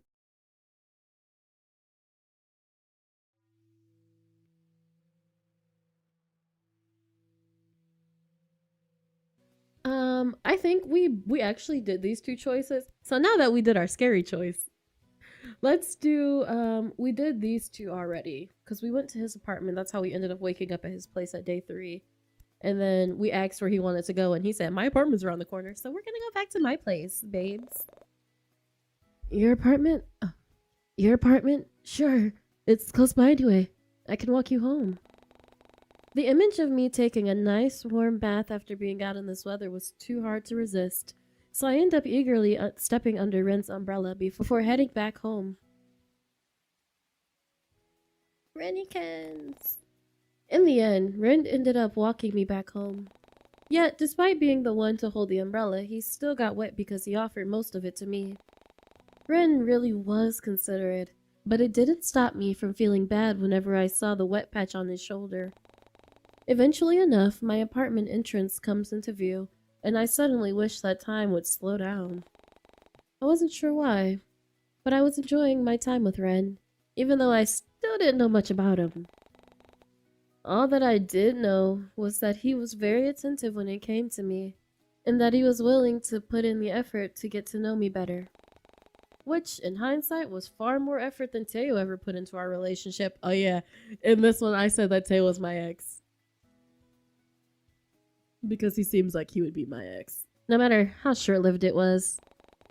Glancing back at the pink-haired man beside me once more, I watch as he casually twirls the umbrella in his grip and shoots me a playful smile. It seems as though he shared the same sentiment as me, judging by how his feet started slowing down the moment we ascended my apartment staircase. With a smile, I turned to face Ren, only to realize that he was already looking at me with an all too familiar soft grin. So, here we are. Thanks for going out with me today. I'm sorry I got cut short because of the weather. I really should have looked at the weather app before leaving, huh? It's fine. Maybe we could try this again another time? Preferably on a day without rain. Yeah, I'd like that. We stand around at the entrance for a while before Ooh, what am I going to do? There's options! No! Lean in and kiss him on the cheek, thank him for walking you home into your apartment without a word. Let's kiss him. Before I can stop myself, I take a step closer to Ren and gently pull him closer by the front of his cardigan. He seems surprised by my actions with how wide his eyes get, but it doesn't stop me from leaning forward and pressing a soft kiss against his lips. Hey, listen, he slept in our bed. We slept in his bed. Oh wait, no, not in this route. We already kissed. Is long story short. We already kissed. The taste of cherry lingers when I pull away, and I watch with slight amusement as Ren's cheeks instantly flare into a deep scarlet. Oh, thanks for walking me. Thanks for walking me home. I can almost see the steam rise from his head as he remains in his shoulder slouched position. So I awkwardly pat his chest to get him to loosen up. I mean, yeah, of course. Don't mention it. I love Red. He almost bumps his head with the umbrella as he leans back, but remains close to my side. Well then? Much like the first time I met him at the library, I awkwardly gesture to the door behind me as I try and find my way to excuse myself. Sometimes Ren really made these kind of situations difficult. I should head back inside, and you should get out of this rain. Oh, yeah, I probably should. He still makes no sign of leaving, which made me wonder if he was going to wait to make sure that I made it safely inside my apartment. As if to test that theory, I give him a small wave and turn on my heel. I do that. I'm very paranoid, and I do it with my friends. I'll do it with anybody. If you are with me, and I'm dropping you off somewhere, I'm like, did you get in? You get in? I either wait until I see your door closed or I get a text. I don't, yeah. I'm overprotective a little bit. Oh, before you go, this is for you. Without another word, Ren shoves the bag he was holding into my arms with a forced smile. Peering inside, I noticed the Haruko plushie I had been eyeing earlier. He really went out of his way to get this for me? Wow. Yeah. Well then, I'll be going. Good night, Angel. Before I could respond, Ren was already turning on his heels and leaving back the way he came. With a warm and fuzzy feeling still inside me, I climb up the flight of stairs until I reach my floor. I highly doubt my landlord had fixed the elevator yet, if the caution tape was anything to go by. But it was difficult to focus on those things when all I could think about was Ren's warmth lingering on my lips. But a flash of white manages to pull me from my thoughts, and I notice Violet lingering near the stairwell entrance to our floor. Sleepy! Hey! I'm guessing the weather put a frick in your plans too, huh? Was she about to go on a walk with our plants? She moves to unlock her door, and I notice how one of her potted plants has been moved to the busted window at the end of the hall. I guess Violet had moved it to make sure to use the free reign. That's my girl. And make it easier to water her plants without the effort. Facts. Want to come in for a while? The weather is making me feel rather chilly. I can brew some tea and warm us up if you like. Sorry, Vi, as much as I'd love to, my social battery is kind of drained by now. Oh, that's okay. I totally get it. You just need some time alone to unwind, right? In that case, Carla over here is good company. She won't talk, but she'll listen to your problems without a complaint. Thanks, Carla girl. She hands me a small bouquet made of an assortment of colored tulips before waving me off and stepping into her apartment. I beg you. I beg you. Why was I cheated? I want that life. I want to be violent. She is a flower shop owning, a flower shop working gamer girl who is stinking cute with a fantastic wardrobe. With looks. She makes sure she has looks. Why on God's green earth is that not me? I need to make some phone calls upstairs. The smell of lavender waves as she pokes her head out of the door, and the scent immediately calms my senses. My offer still stands if you ever change your mind, though. Just knock and I'll get the kettle running. Enjoy the rest of your evening, Sleepy. Toodles. She has sleepy energy. Like, I love her. Man, Violet was really something, huh? She really is. She literally is. Stepping into the comfort of my apartment, I discard my keys into the bowl and take off my shoes. Ignoring the awful squelching sound it makes, I try my best not to leave a puddle of water in my wake as I make my way into the lounge room. I put the Haruko plushie from the bag and set it on the couch before I turn the television on and prepare myself for a much-needed shower. Aching news. The body of a young woman has been pulled from a dumpster on Cornell Street, no more than 5 feet from the place she worked at. Medics say she suffered multiple blunt forces to her vital organs, as well as showing signs of stress and struggle. Viewer discretion is advised, as these images contain scenes that might be a trick. All of a sudden, the TV turns into static, and I can only assume that it was caused by the storm. Hey, Eleanor better be okay, and that's all I know. I didn't need to look up. You know what y'all want another theory that y'all didn't ask for? Okay, well, here it is. What if, like, they keep getting rebooted? Like, what show? I'm trying to think of, like, an analogy of something. They don't necessarily perish, but they do perish. So, like, you'll have, like, say there's me, right? And then Ren perishes me. And then I'm rebooted. Like, I start from scratch. But, like, I know who you are and everything. I have the memories, but, like, I'm starting from scratch. So it technically starts our relationship level from scratch. I wonder if that's, like, a thing. I could be thinking too deeply into it, playing Super Sleuth. I didn't need to look outside the window to know that it had only gotten worse, and I wonder if Ren was going to be alright on the walk back to his apartment. Also, who's the person on the TV? It better not be one of my friends. The reporter seemed to be standing outside of a hardware store, which wasn't far from the pier Ren and I went to today.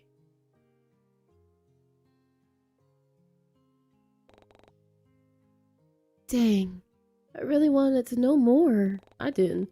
Despite that, I don't feel like taking any chances in this freak storm, so I quickly race to the bathroom before the power turns off next. With my body finally free of the smell of rain, I let out a satisfied sigh as I slip into the comfort of my bed. I didn't even notice that I had brought my new plushie into my bedroom, but I bring it closer to my side and bury my face in its fluffiness. The faintest hint of cherry and mint emits from the toy, and makes my mind drift to thoughts of the strange pink-haired man once more. He was still as odd as usual, but some parts of him were starting to feel rather endearing. I noticed how he was no longer stuttering as much or acting as shy, and it made me wonder if we were getting closer. Now that I really thought about it, how did I feel about Ren? Okay, so this is the beginning of day 3, but it's starting at our apartment. We didn't spend the night with Ren. Almost like clockwork, my body reacts to the all too familiar sounds of birds chirping outside my window, and it pulls me from the depths of dreamland. Groggily, I roll onto my sides and reach for my phone at the nightstand. I briefly get flashbanged by the brightness of my screen before squinting my eyes to make out the time. Glancing at the clock, I notice that I somehow managed to wake up an hour earlier than usual, and that I received a few messages from Moth at some point in the night. Opening them up, I casually begin to skim through them. Tell me you've seen the newest Attack on Giant theories. Big fat massive spoiler alert. Haruko lives. Our boy really survived that massive blast from that sorcerer. Look at these pics. You can clearly see that part of his outfit in one of them. He's clearly still alive. By the way, let me know when you're awake so I can tell you about something super important. Anyway, back to my Haruko theory I came up with and definitely did not steal from the online forum. In this 329-page essay, this is me and my friends. There still seem to be quite a few more lengthy messages from Moth underneath, but I figured I got the overall gist of things already. In fact, after looking at these messages, I was beginning to think that Moth didn't really have anyone else to talk about. Attack on Giant, which didn't really surprise me. They weren't exactly the best at opening up and getting to know others, let alone with strangers online. So it was a wonder how we managed to become friends in the first place. Back then, we were both new fans who wanted to fawn over Attack on Giants on some online forum, yet we somehow crossed paths and clicked immediately. It'd be like that. Those are the best friendships. Those are my favorite. And even now, the franchise is still insanely popular within the anime community because there's so many memes for it. Oh, Marco. Garnering many fans who love to discuss the episode theories with others online. Yet, Moth always seems to come to me before anyone else, and for that, I was grateful. I honestly didn't mind in the slightest. I also got to gush to them about my hyperfixations in return. It's our favorite! Right now, okay, so Miss Duvid has me watching, Bastard. I actually really, I'm low-key obsessed with it. Like, I low-key am obsessed, and I'm upset. I'm upset. Because there's so many booty cheeks in that show. There's so many booty cheeks. But it's really fun.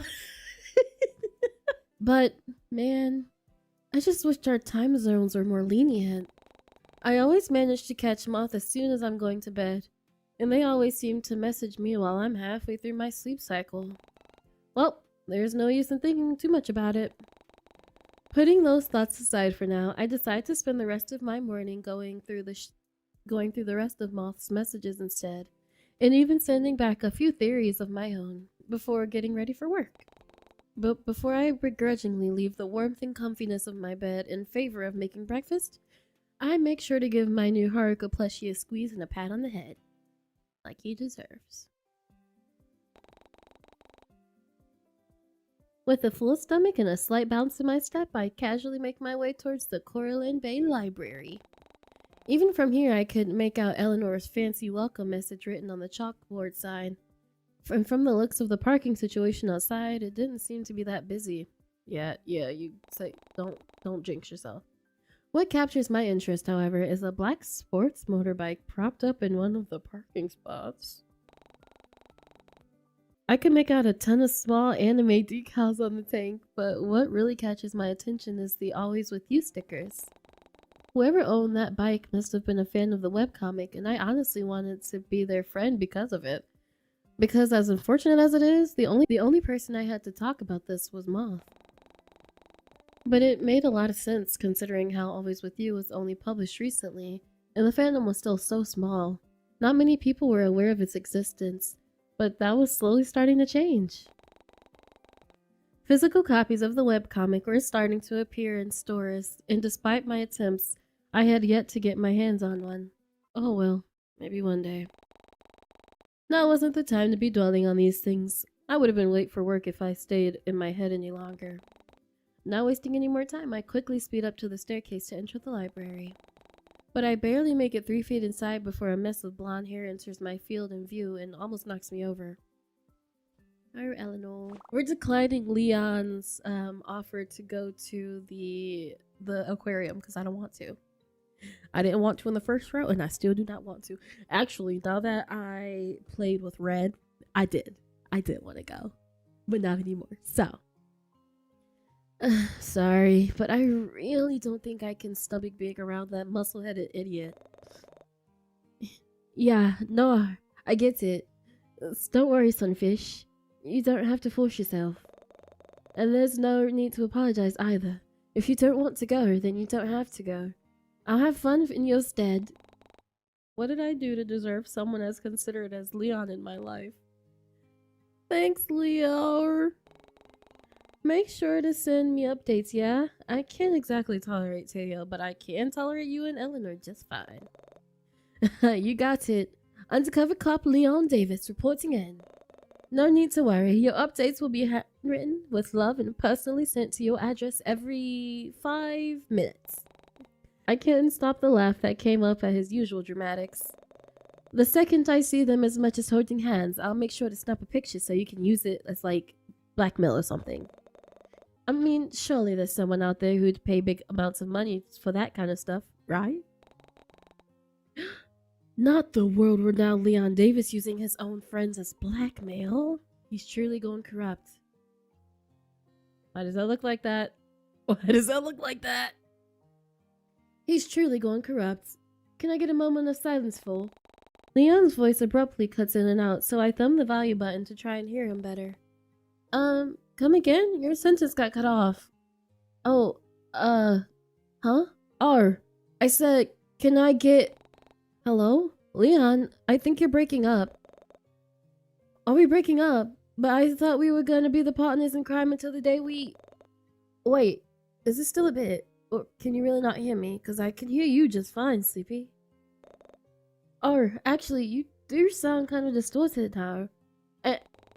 Pressing the phone closer to my ear, I try to make out Leon's words, except nothing but static and white noise greets me. Did the call cut out? Too preoccupied with examining numbers 0111011111, my phone, I hardly make out the 0111101001 sound of my window sliding open.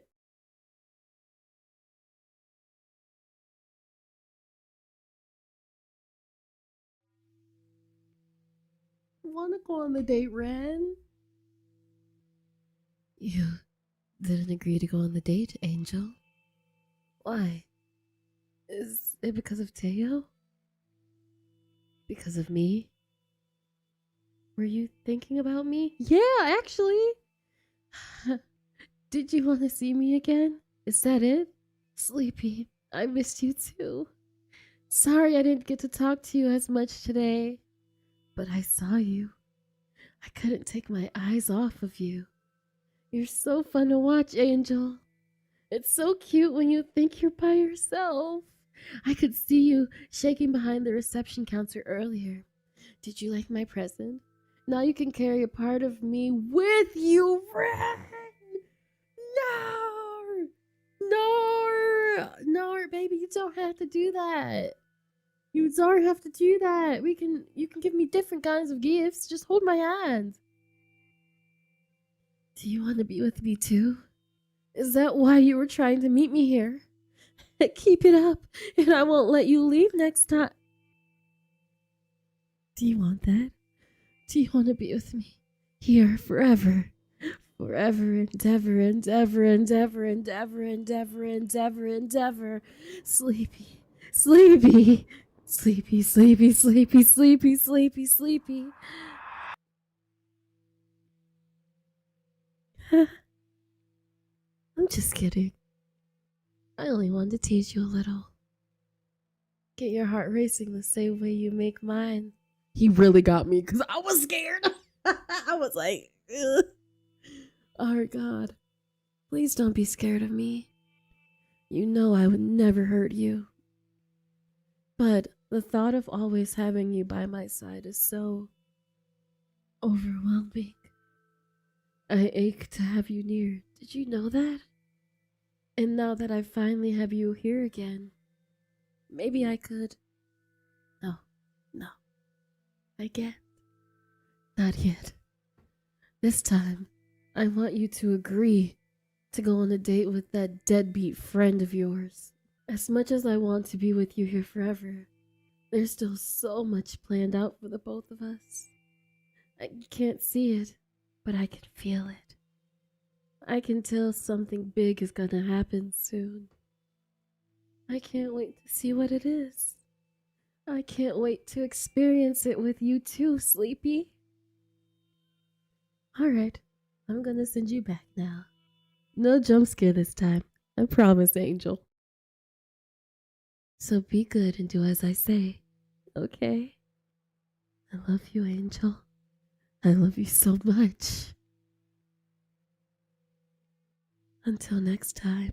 But I don't want to go on the date. Okay, alright, so I am at my first date, and I'm going to try to make it so that I can pick all the sketchy answers without picking all the good answers, or without getting a crazy Ren end. So Ren isn't my boyfriend. Oh yeah, I still need to talk to Ren about that and clear up any potential misunderstandings with everyone. And Leon definitely seemed like a good place to start. But before I can get a word out to explain, he beats me to it. He's not. Then what was that all about the other day? He sure looked all cozied up with you at the pier. I'm sure Ren only said that to get Tay off my back. He didn't really mean it. And I've been meaning to talk to him about that for a while now, actually. I see. Besides, I only agreed to this outing because Eleanor genuinely seemed like she wanted to go. And it's not like this is a date anyway, so...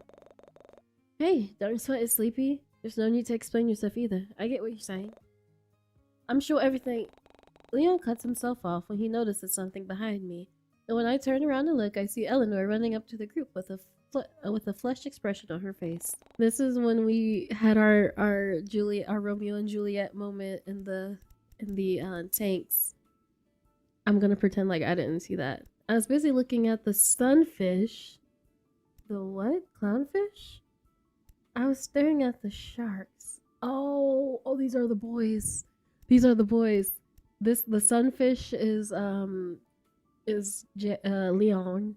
The clownfish is Jay, and the shark is Teor. He's the one that I don't like the most, so I'm okay with selling him off. Sharks, huh? They did look kind of cool, didn't they?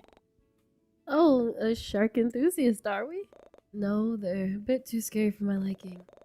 Plus, I don't think Haruko likes them that much either. Say, have you seen the latest episode of AOG yet?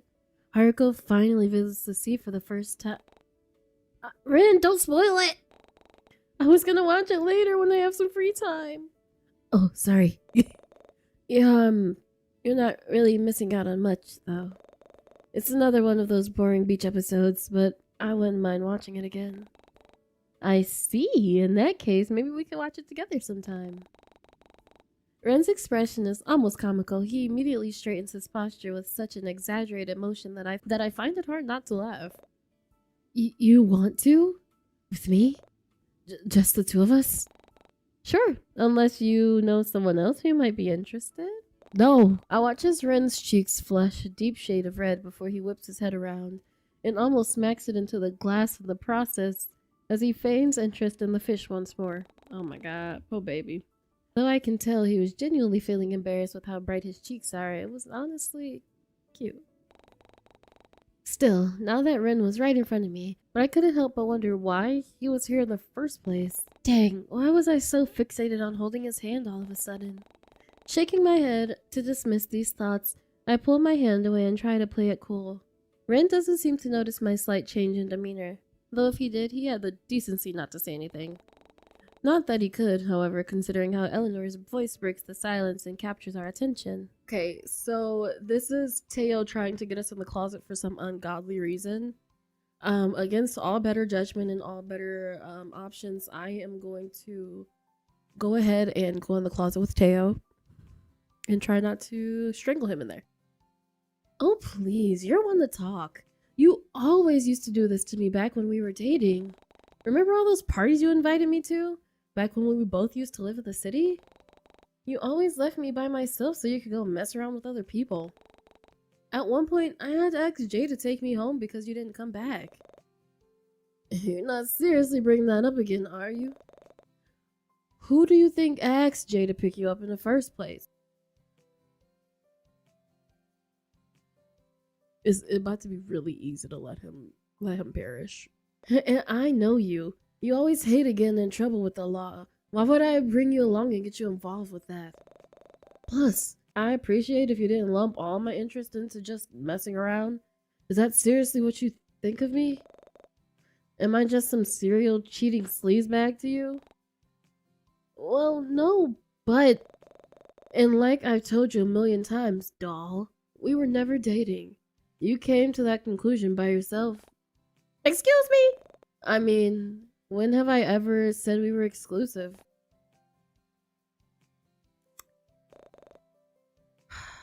He's making it real hard. He's making it real hard on me. At what point did I ever call you my girlfriend? Every time you asked me where we were, I told you it was just something casual, nothing more. Sure, you got special treatment, but that's only because I saw you as a friend instead of someone I could just screw around with. You don't see me going after Jay or Leon for the same reason, do you? I guess, but still. For what it's worth, I'm sorry for giving you the wrong impression. But you knew from the damn start that I wouldn't be down for those kinds of relationships.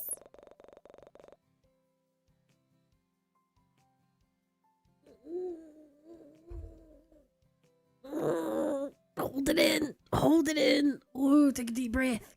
Take a deep breath. Where's Leon? I need Leon. I told you this from the very beginning, dollface.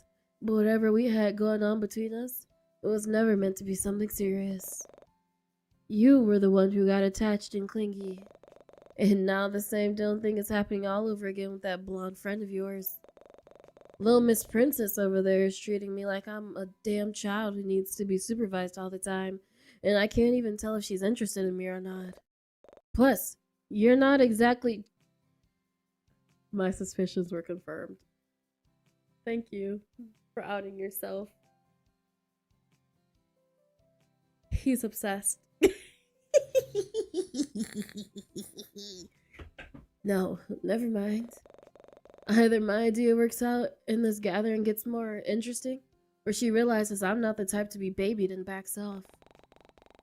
While I had to jump through hoops and hurdles to understand it, Teo did have a point, but everything about his idea just felt wrong.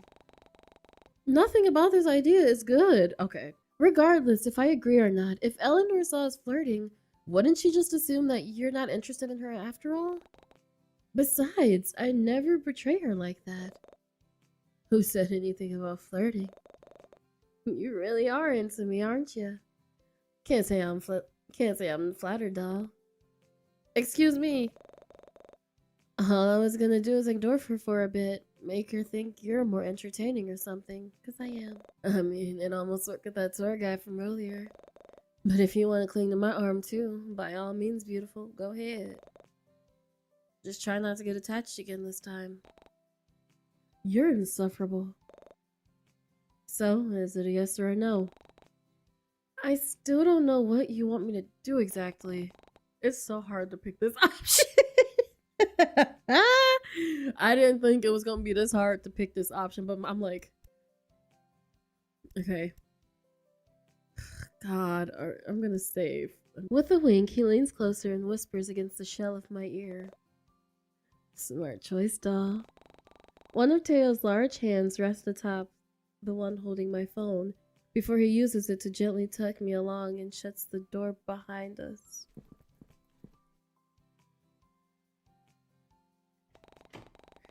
Darkness envelops the both of us as I strain to make out the sounds of Teo shuffling in order to pinpoint where he is. I seriously can't believe he roped me into doing this. This is my side. Don't cross that line. What line? The line I just drew with my fingers. Teo, I can barely see anything in here. Well, almost. Even in my corner of the dark room, I can still make out the faint shape of boxes and shelves, alongside a dirty mop and cleaning supply that Teo made sure to put near me. Remember every sympathy I had in the last video? Gone. It's all gone. Crap, I hope I wasn't standing in anything. But just as I pull out my phone and use the flashlight to check, bright overhead lights flood the confined space as Rand and Eleanor's concerned faces appear from behind the door. I'm not ready for this. Well, that was quick. Ooh. Ren wastes no time in shoving past Teo to reach for me, only to take his place by my side and pull me into his chest.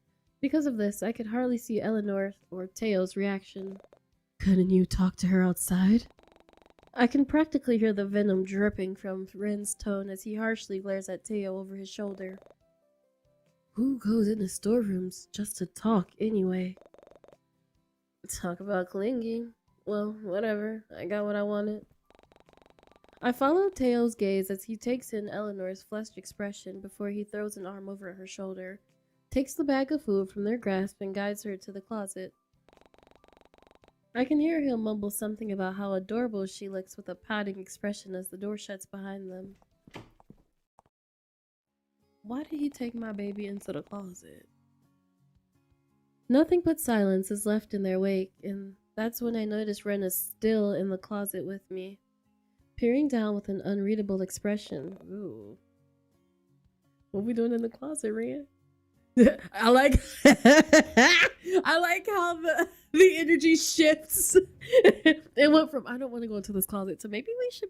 I mean, I don't mind being in the closet with you. Like, we could stay here. Like, I don't mind staying here. Did he hurt you? Do anything strange? No, Teo was just being Teo. Odd. I couldn't help but feel the need to explain myself. He just wanted a way to make Eleanor jealous, so he suggested going into this closet with him. I swear, nothing happened. Do you like him? What? Do you like Teo? What else would you agree to? Clarifying who he was talking about still didn't lessen the confusion bubbling up in my brain, and I can hear Ren's grasp tighten around the shelf behind me as he tries to find the words to say. His breath comes out staggered now, and his gaze isn't any less intense. No, actually, let's go down the list. Yeah? Let's put Teo on the chopping block. Actually, because I'm still angry at him. Actually, I do like Teo. I like Teo. Something akin to hatred flashes in Ren's eyes before he closes them and rests his forehead against my own. The action was fast fleeting as his head eventually drops into the crook of my neck instead. His hands remain against the shelf behind me. I see. Fuck. What does he have that I don't? Ren? He doesn't seem to respond. Instead, he simply stays rooted in place while his breath fans against my shoulder.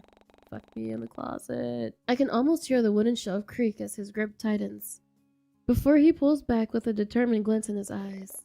As long as Teo didn't do anything to you, then...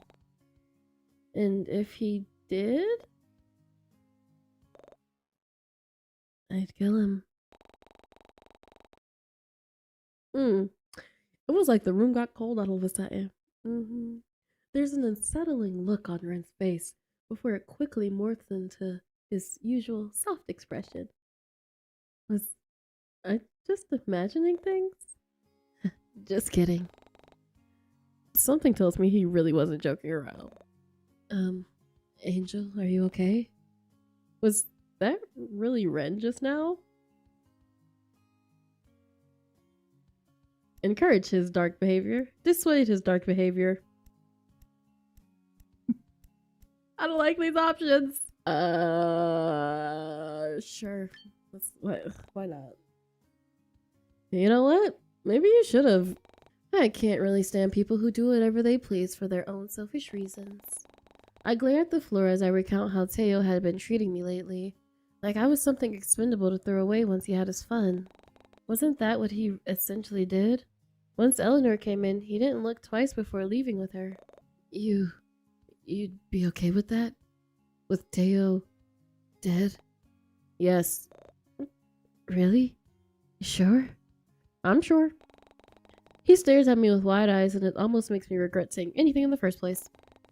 I really don't know what came over me, but still. Some decrepit and morbid part of me genuinely did believe that Taya would have been better off at the bottom of Lake Blue Moss.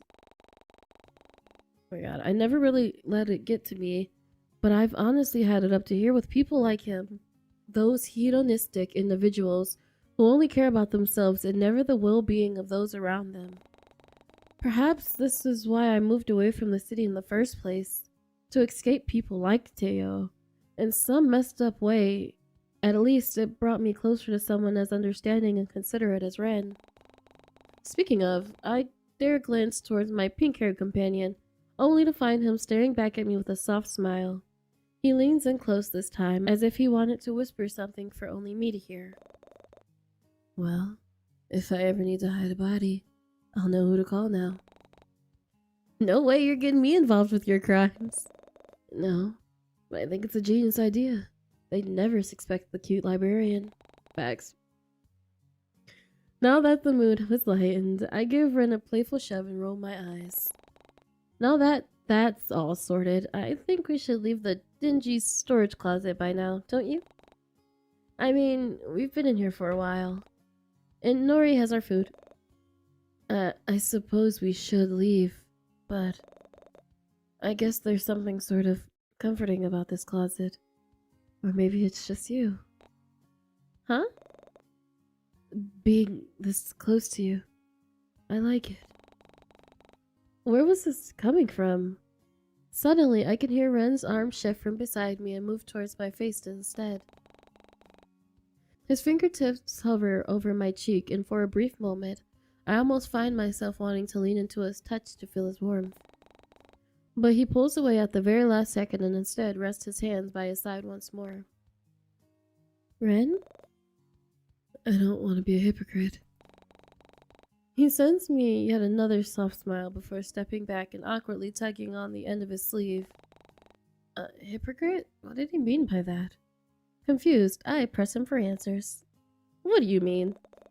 I came here thinking Teo was putting moves on you to get a rise out of me. If I'm being honest, part of me wants to think that he's still outside, waiting for us to leave.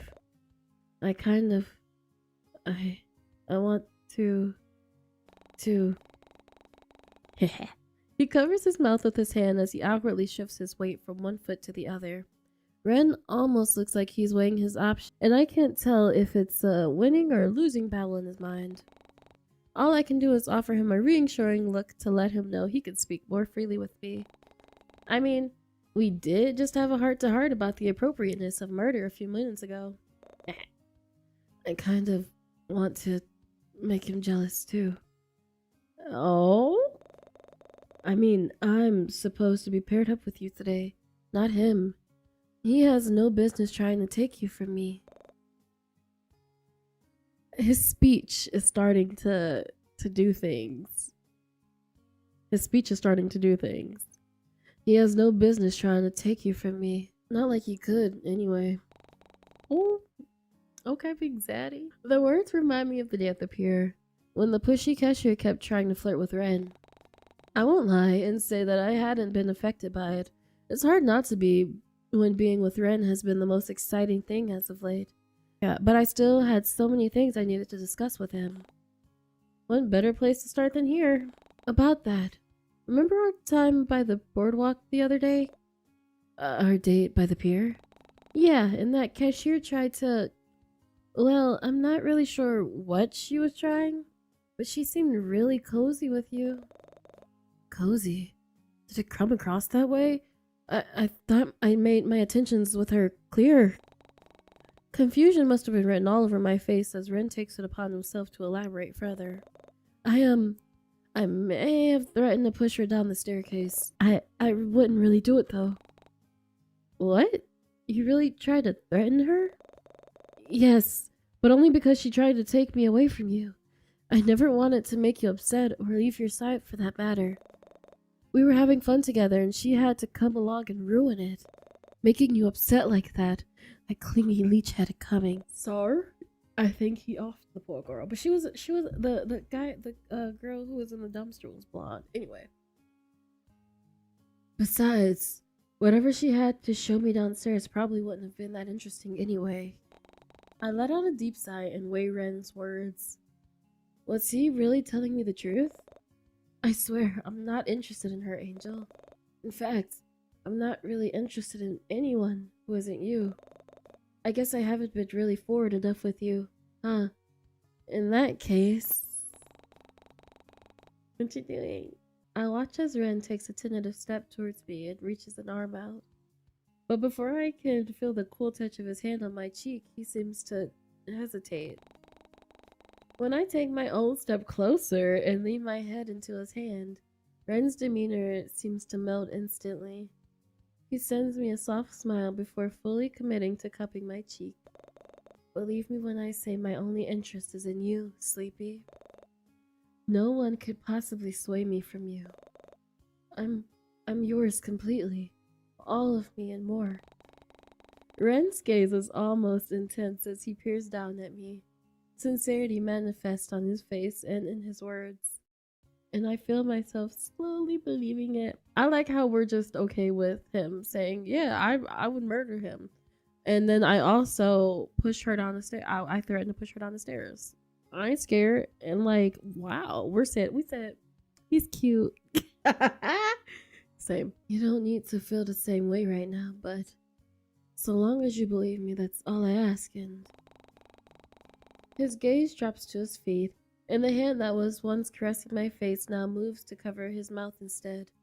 Perhaps it's the trick of the eye, but I could have sworn I saw Rin gently inhale. Maybe don't look at anyone else who isn't me too. What was that? Nothing. Just wondering if Mr. Wasabi Hair is... I'm gonna start calling Teo Mr. Wasabi Hair. Wondering if Mr. Wasabi Hair is still outside the door. Wasabi Hair? Why don't you go check then, Buttercup? I'll be here. No, I like being with you instead. Ren takes another step closer. We're practically chest to chest at this point, until I could feel the warmth radiate from his body and bring me comfort. No one compares to you. I could bask in your company for as long as you let me. I'd never tire of you. Oh, he said, it's okay to let my crazy out now, so I'm gonna do it. Was that too much? I figured I'd be more honest and open with you to avoid any more misunderstandings, but I can dial it back. I love him. I love him. I love him. Or not do it at all if you prefer. I don't mind, Ren. I wasn't expecting it, I guess.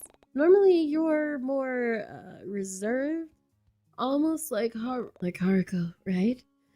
What a coincidence, huh? I suppose he's my favorite character for a reason, you know? And is it winning me any points? We'll see. I can feel Ren's breath ghost against the shell of my ear as he lets out a puff of laughter. Can't believe I'm getting jealous over an anime character. Hey now, unlike Haruko, you're real, and I can touch you. Ren's face seems to immediately flush at that. Besides, imagine how Teo must be feeling right now. We've been in here for how long? You know, I didn't think you'd be on board for making him jealous. Really? Yeah, but if you're still up for it. With a mischievous glint in Ren's eyes, making him look younger and more youthful than he normally appears. What harm could a little prank do? I did want to get back at Teo for making me go through with this in the first place. And admittedly, I was enjoying my time with Ren in the closet. See, this is what happiness looks like. I wouldn't have had this much needed conversation otherwise, nor would I have gotten any clarity if I kept pondering over it endlessly. With a lopsided smile of my own, I come to a decision. What are we about to do? Since we're on that route, let's stay here. I'm sure I could spend a few more minutes inside this closet. We could really sell it if you let me tussle your hair a bit. Only if you turn your jacket inside out too, though something tells me Teo would see right through it. Yeah, I guess he'd be all too familiar with that sort of thing, huh? Hey, have you heard? Deciding that if we were going to spend a bit longer in the closet, I might as well have a little fun with it. Without missing a beat, Ren leans closer to me and lowers his head so I can whisper into his ear. One time, Teo got fraternizing with the mayor's son at some club. Apparently, he left with the wrong tie and belt. Nice to know he's a bi king, but not the wrong tie and belt. Y'all the same size? Teo does have a slutty waist. Seriously? Yeah, it was all over the news. Wow, I must have missed it. I don't usually watch TV. Oh, and what do you do? I rent good books and chat up beautiful librarians, of course. I love him so much. And do you normally chat them up in dark closets as well? Only one. So far. I'm hoping it'll stay that way. The smile Ren sends me somehow makes the closet feel so much brighter. He's a good boy. He's never done anything wrong. He was the best guy around. What about the people he murdered? What murder? As soon as Ren and I exit the storeroom, the first thing we notice is that Teo, Eleanor, and our food is nowhere in sight. I guess the resident arsonist really got what he wanted after all. And for some reason, Ren seemed just as bummed about the situation too. Man, they really just left. I guess so, which kind of sucks because Teo was my ride home. Oh, I can drop you off if you want. Or we could go to my place, it's not far. We have some time to kill. All of a sudden, remember when I said this was the bad route and we were gonna do all bad things, and I've done nothing but good things with Ren. All of a sudden, the chilling thought of a potential stalker lurking about returns. I willed the unsettling feeling in my stomach to calm down. Perhaps going home wouldn't be the best idea right now, especially if someone might still be there waiting for me. Ren's innocent offer lingers in my mind, and I find myself feeling more and more inclined to take him up on it as the seconds pass. I mean, I definitely would feel much better if I had someone else around, in the off chance that something were to happen. Plus, I did feel safe in Ren's presence. Still, I didn't want to concern him with my troubles, let alone potentially put his well-being at risk. I also didn't want anything to happen to Kiara by revealing too much to Ren. So maybe it would be best to keep quiet about my problem and accept his offer. And if I changed my mind, I'm sure Ren would be kind enough to bring me home. So, with a forced smile, I peer up at Ren with a determined look and give him my answer. Sounds good to me.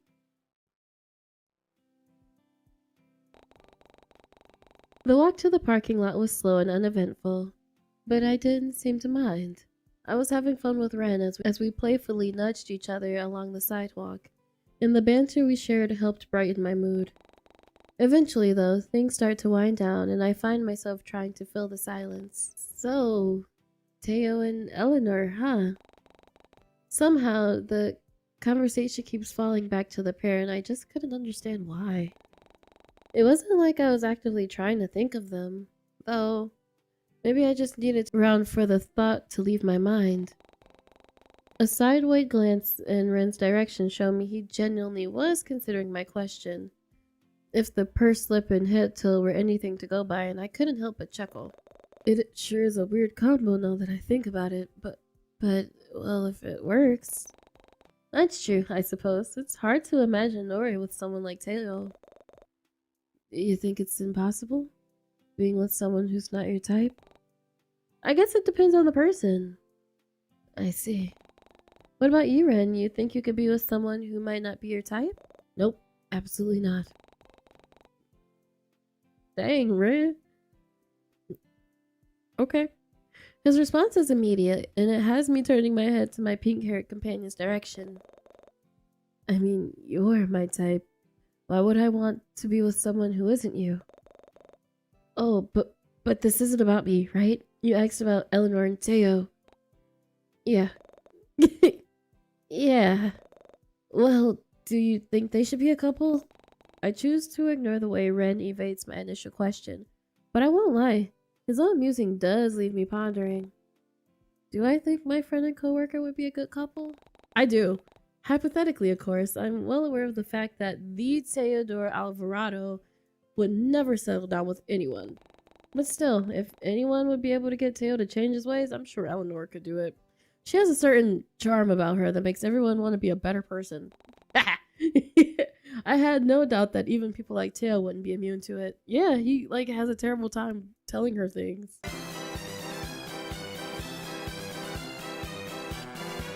I had no doubt that even people like Teo wouldn't be immune to it.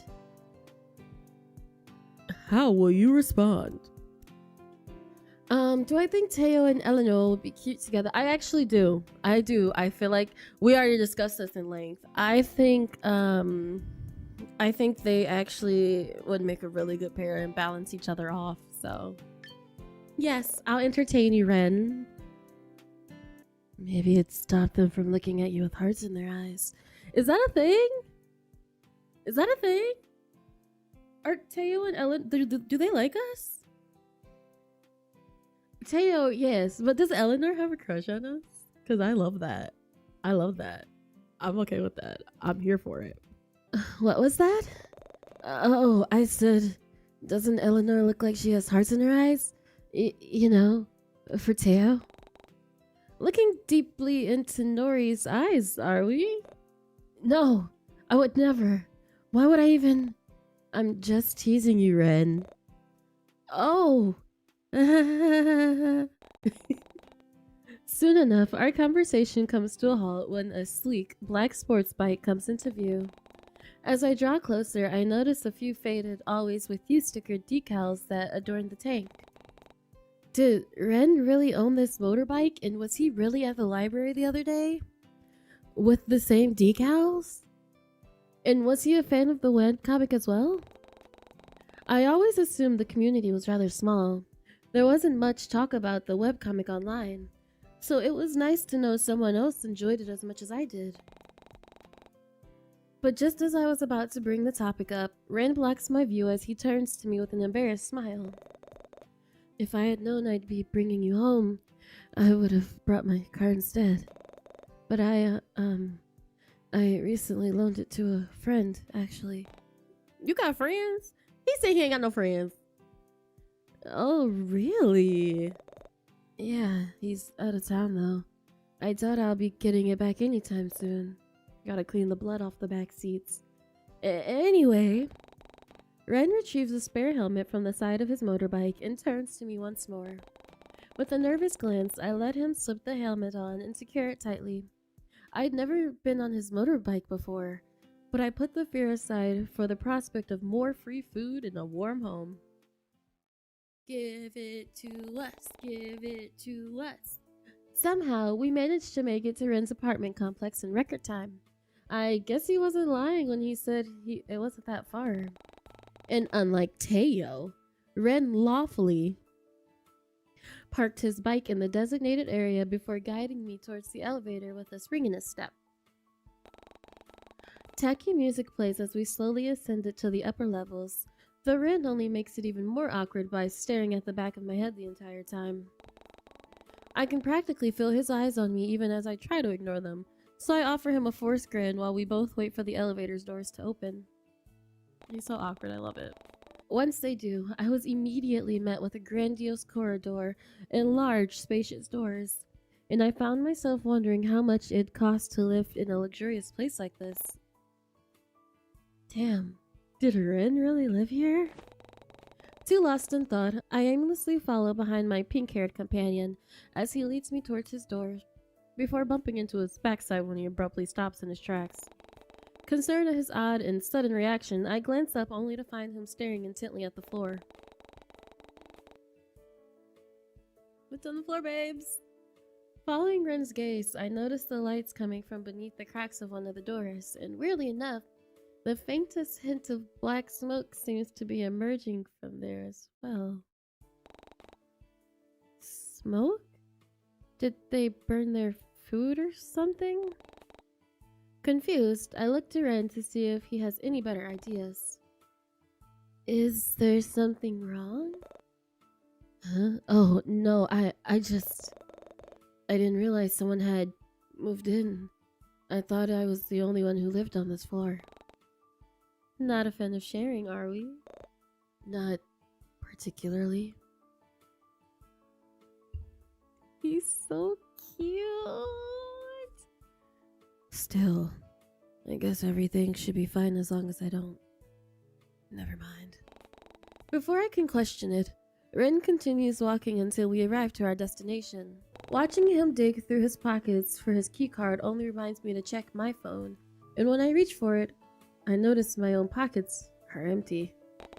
A wave of realization hits me as the panic slowly starts to creep in. Oh shoot!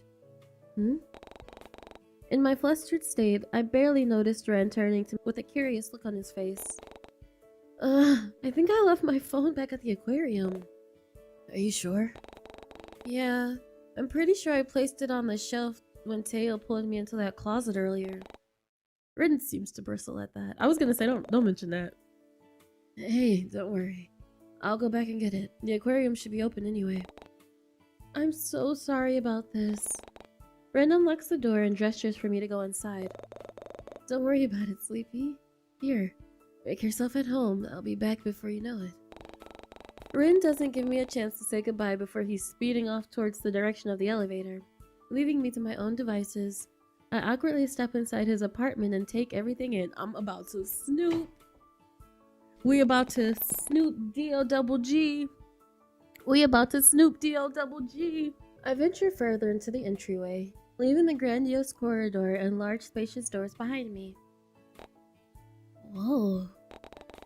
Did Ren seriously live in a place like this? It was hard to imagine as I awkwardly stand at the entrance of his foyer in shock.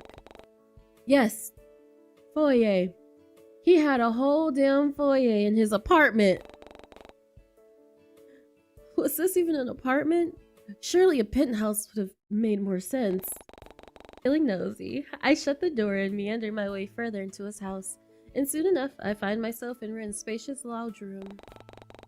Aside from the hallway, the rest of the lights were off, but I could still make out most of the dark shapes within the room with ease. It was just as ostentatious as the rest of his house, though I couldn't help but feel like it lacked any form of life.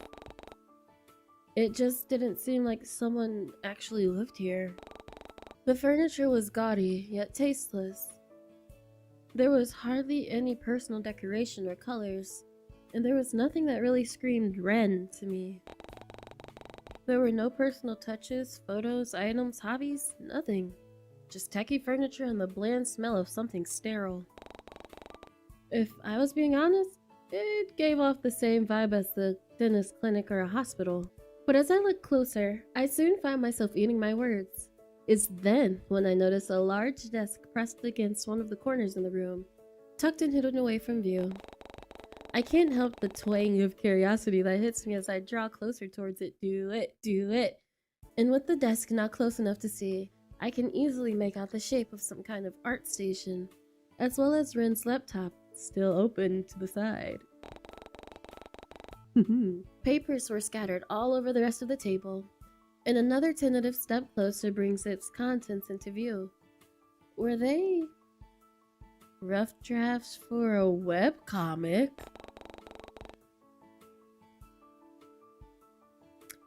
This is gonna take a very interesting twist. Okay. I had an inkling Ren would be into them, given his interest in AOG, but I had no idea he created a few of his own. One book in particular, however, piques my interest when its unique cover, though it just might have been the book lover in me. It was thick and worn out, yet it looked like it was well taken care of. I noticed some kind of smudge marks, possibly red paint. Don't touch that, that's evidence, babe. Stain the front of the cover, as well as some sort of circular indent notched right into the center. Does something go inside here? The contraption is foreign to me, and whatever fits inside must have been how you unlock it. But as I turned the book in my hands, I noticed that the latch was already detached, and a few loose pages spill out onto the desk. Ah! With a panic cry, I quickly scooped the papers back up and opened the book to stuff them back inside. But as I do, something else catches my eye.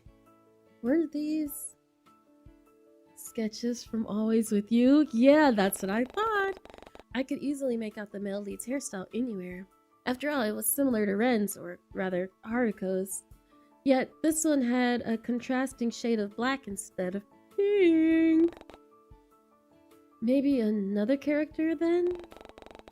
Strange. I don't remember seeing any similar black-haired characters in the webcomic. Still, the likeliness of the art style was insane. And Always With You was the only webcomic published by the anonymous author. Their debut into the online industry a huge success because of it. So, fan art? It was oddly cute to think that Ren might have made his own self-insert character. Though if I were any better at art, I probably would have done the same. Curiosity once again gets the better of me, or was it my hyperfixations? And I was half tempted to peek through the rest of the book to learn more. Should I? Yes. Yes, we should.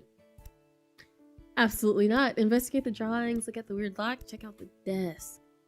Ooh, we're gonna do all of these. Let's get the lore. I can't resist the urge to flip through the pages, and when I do, my suspicions are confirmed. There, right in front of my eyes, were the all too familiar characters from Always With You, yet something about them feels almost uncanny. They didn't look exactly like the actual characters from the webcomic, though I could sense a certain familiarity from them. And upon closer inspection, most of the drawings were the main character and her love interest doing various lovey-dovey things together. The other drawings were depicted as rather ominous and gloomy, which was ironic considering the male lead was usually referred to as gloomy by the narrator. He was often withdrawn and greatly preferred to lurk in the shadows instead of interacting with others, so the name really fits. But still, seeing my beloved gloomy in some of these drawings, surrounded by hundreds of creepy eyes, harsh scribbles, and a lot of deep red ink, it honestly made me feel bad for him. Oh no, why was he often being drawn in a dark room with nothing in it? Almost like an endless void with no exit in sight. Figuring I'd seen enough, or perhaps I just didn't want to see one of my comfort characters so alone, I turn my eyes away from the page and close the book. When I do, I make sure to latch it properly and place it back on the table. But as I do so, I accidentally knock over one of the ink bottles, which stains the desk a deep shade of black. Oh crap! I frantically skitter about to look for some paper towels, and eventually find myself in front of what I assume were one of Ren's gaudy bathrooms. Okay, so let's look at the weird lock. Glancing at the book still in my hands, I check out the lock one more time. Yet no matter how many times I turned and angled the book differently, I still can't figure out how the mechanism works. It didn't look like a normal key would fit in it, and I didn't see any space to insert one in the first place. All it had was a small indent in the center, and room underneath to insert the latch. But upon further inspection, wouldn't a ring fit in there? It had just enough space for one, and it definitely fit the circular shape, though I don't think I'd ever heard of a lock that could be opened with a ring. That's cool though. Maybe I should invest in one for my own apartment. Figuring it isn't my place to snoop any further, I turn my eyes away from the front cover and close the book. Let's check out his desk. Holding the book to my chest for now, I glance at the desk once more. The papers were still there, alongside Ren's laptop that was still surprisingly on, despite not being plugged in into a power socket. That's weird. Admittedly, it did pique my interest. Why did Ren leave his laptop unattended? As if getting a response, a message pops up on the screen and startles me. You sure she's gone for real this time? We can't risk, you know, after what happened last time. It's like it's following us. And just a suggestion, but maybe try burning the other thing too? I don't want any chances. I don't know. Look, I'll see if I can visit and help you out as well. Need to return your boring piece of junk anyway. Error. Didn't like it. Well, whatever. Don't do anything stupid in the meantime, redacted. All of a sudden, the app closes itself and shows me Ren's cluttered desktop. And out of the corner of my eye, I swear I see the red light of his webcam turn on for a split second. Crap, I shouldn't have been looking through Ren's personal messages without his permission. What kind of creep does that anyway? Ren? Almost ashamed, I step away from the laptop, but not before I realize the item still grasped in my hands. Whoa. Even its restroom looked expensive. I was afraid of touching anything, fearing I'd accidentally break it or end up paying for it. Glancing around again, I noticed how his countertop seemed to be void of any dental care, hairbrushes, and skincare products, though a few bottles of concealer and an open bottle of hair dye sat on the corner near the sink. Well, I guess that answers my burning question on whether or not he had naturally pink hair. But now it had me wonder, if Ren does dye his hair, then what is his natural hair color? It takes me a moment of contemplation, but I eventually settle on a roll of toilet paper before rushing back into the living room. And by some miracle, it easily lifts the mark from the desk, though it only seems to transfer onto my skin instead. Great. Just when I thought it couldn't get any worse. Don't say that. Because then the door opens. It takes a solid minute or two of scrubbing until I'm satisfied, and once I'm sure no stains are left on the table, I haphazardly throw the toilet paper into the trash can and wash my hands in the kitchen sink. That alone takes another 5 minutes of scrubbing and rinsing, but I somehow manage to lift all the ink off my skin and wash it down the drain. After all this, I definitely learned my lesson not to stoop ever again. I didn't. With an embarrassed sigh, I plopped myself onto the couch and let out a groan. A small part of me knew Ren wouldn't get upset over something so small, but still. I didn't want him to know that I was snooping through his things, much less trying to learn more about his personal hobbies and interests. A queasy feeling in the pit of my stomach only seems to worsen at that, and I contemplate running away from such a confronting scene and locking myself at home for the rest of my life. Forget my phone. I could always buy a new one. I'm sure I still had my spare one still lying around in a box collecting dust somewhere. Sure, the screen was cracked, but it'd get the job done. Still, I couldn't help but feel like I was making a mountain out of a molehill, and there was the looming threat of the potential stalker waiting for me to come home. Maybe it was best if I stay here after all. With that thought, I settle further into Ren's plush couch and anxiously await his return. I can hear the faint ticking of the clock somewhere in the endless maze of an apartment, alongside the occasional humming of the central heater he turned on before he left. Aside from that, the silence was almost deafening, and I have half the mind to reach for the remote and turn on the television. Surely I wouldn't hurt. I mean, Ren did say I could make myself at home. You know, potentially snooping around. Perhaps it was to get rid of the guilty feeling forming in my stomach, but I quickly find myself shaking my head to dismiss those thoughts and reaching for the remote on the table. Clicking through the channels, I land on one in particular, and although the signal was weak, I could discern the picture from some news reporter in a blazer that looked far too flimsy to keep her warm. Oh no. She's droning on about the local happenings in Corland Bay before a familiar backdrop comes on the screen and captures my full attention. Oh? The entrance to the aquarium appears to be on the television, as ambulance lights flash and sirens go off the background.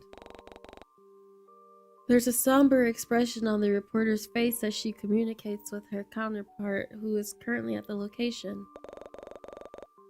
Victim's body was found, mauled and ripped apart in one of the shark tanks.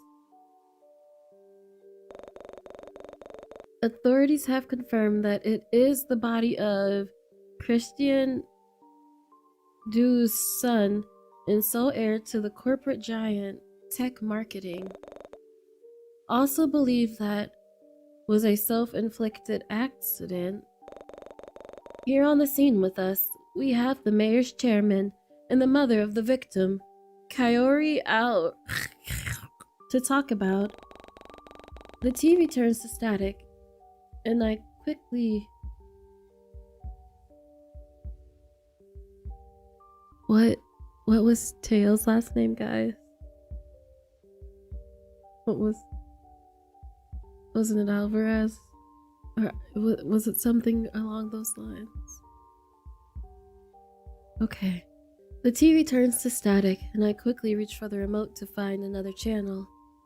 Another news show pops up, this time showing a grainy black and white recording of the CCTV footage taken from the aquarium. And though it's hard to make out, the footage depicts a person pacing around on the wooden decks until the upper half of their body is almost out of frame. The rest of their body was still in view though, being illuminated by their phone screen as they fiddled with it. Then, all of a sudden, the person immediately drops it, almost as if it was too hot to touch, and takes a step back. They must have lost their footing or something, as they ended up tumbling into the tank and submerging themselves underwater. The footage cuts out shortly after, seemingly too inappropriate to air on live television, as noted by the reporter. I let out a breath I hadn't known I'd been holding and let reality sink in. I was just at that aquarium. I looked at those sharks with everyone just hours prior. Everything felt all too surreal in this moment, and I suddenly wished I had my phone to text Eleanor and Teo to see if they saw the news. With my heartbeat still hammering loudly in my chest, I end up unconsciously turning the television off to avoid hearing more heavy topics. Seeing all of this recent talk of gore and murder on TV, it makes me feel... I don't like it. Thinking about all this gory violence and death, it makes me feel uneasy. In fact, it was one of the reasons why I left the city in the first place. Prior to moving to Corland Bay, I had always been surrounded by petty crimes, selfish buttholes who called themselves my friends, and even the stench of death. Moving here had been a good decision at the start, but now, I'm not so sure. Everyone would always say that nothing bad ever happens in the Bay, but after recent events, it was slowly becoming untrue. But I suppose it wasn't all bad. I have supportive friends now, and an amazing boss and coworker, and a timid library patron who goes to great lengths to keep me safe. Man, I guess I never really appreciated Ren's thoughtfulness until this moment. He's done so much for me these past few days, and not once has he asked for anything in return. As if manifesting him with my thoughts, I hear the telltale signs of the front door unlocking before Ren shuffled inside and flicks on all the lights. He's like, "Why are you sitting in the dark, you little emo kid?" In one of his hands was my beloved phone, alongside a bag of delicious smelling takeout, and an angelfish plushie peeking out from another. Aww. And almost like a puppy, Ren immediately makes his way over to me, still perched on the couch, before depositing the toy in my hands. Sleepy? Why are you sitting in here without any lights? Sorry, I should have turned them on before I left. But, I brought some food with me. I figured you might be hungry. I don't really have much food in the pantry right now. Also, well... Ren looks as though he has something deeply serious he wants to say, and I had some kind of inclination as to what it might be. Something happened at the aquarium, Sleepy. You might want to... Actually, maybe we should move this conversation to the kitchen? I already know, Ren. You do? About... Yeah, I saw on the news, so it's true then. Someone really did die? I didn't really stick around to find once the cop car pulled up, but... I don't know. Something doesn't add up. I'm telling you, Ren actually is like just as confused as we are. He's like, he's stalking us, yes, but he's actually like not. He's actually not killing anyone. He's actually like, it's odd. I don't know. What do you mean? Ren looks conflicted with what he wants to say. Well, I didn't exactly stop to look, but I didn't see any dead bodies in there. Look, I know we said some incriminating things today, but I swear, oh yeah, it wasn't serious, and Angel, I would never, I could tell Ren was taking this hard with how he wouldn't meet my gaze and his shoulders seemed to shake. I wasn't the one who killed them. Them? Is there plural? It's okay, I believe you. You do? It was like a weight was taken off his shoulder, and without thinking, I find myself stepping closer to bring Ren into a comforting hug. I know you, Ren. You would never hurt a fly. Girl, we literally... Anyway. I saw what happened on TV. They fell into that tank. The reporters say it was a self-inflicted accident. Man, you really are an angel. I can feel his hands clench around the back of my shirt before he pulls away with a forlorn expression. He attempts to put on a smile for my sake, though I could see right through it. Here, why don't we eat something to get our minds off this? Are you feeling up to it? I know this might be a lot for your stomach, right? Yeah, some food might be nice. Great, let me get some plates so we can eat then. As Ren lifts himself from the back of the sofa, he makes sure to hand my cell phone back to me as well before heading off towards the kitchen. Now reunited with my beloved phone once more, I unlock it and check for any notifications. One updated in particular lets me know that the security camera I ordered had been successfully delivered, and that alone makes me feel safe enough to return to my apartment. Should I change my mind about staying here? With a satisfied hum, I quickly pocket my phone, lest I lose it again, and follow Ren to the kitchen. I watch as he turns on all the lights in there as well before he places the takeout on the countertop and stops to sniff the air. Uh-oh. What's that smell? Oh crap. I forgot about the ink I hastily threw away in the trash.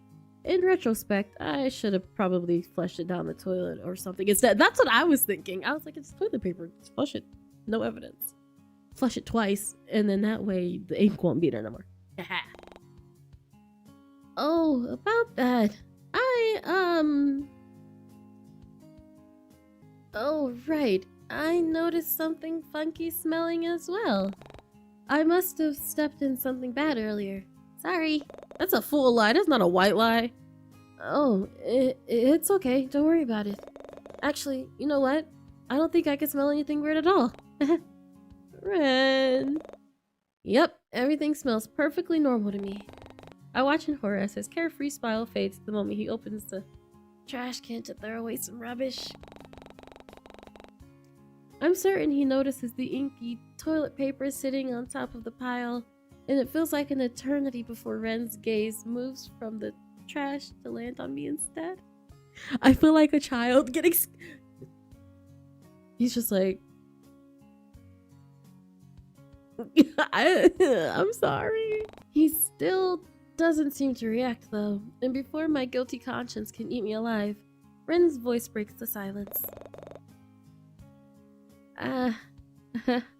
I guess I forgot to take out the trash this morning too.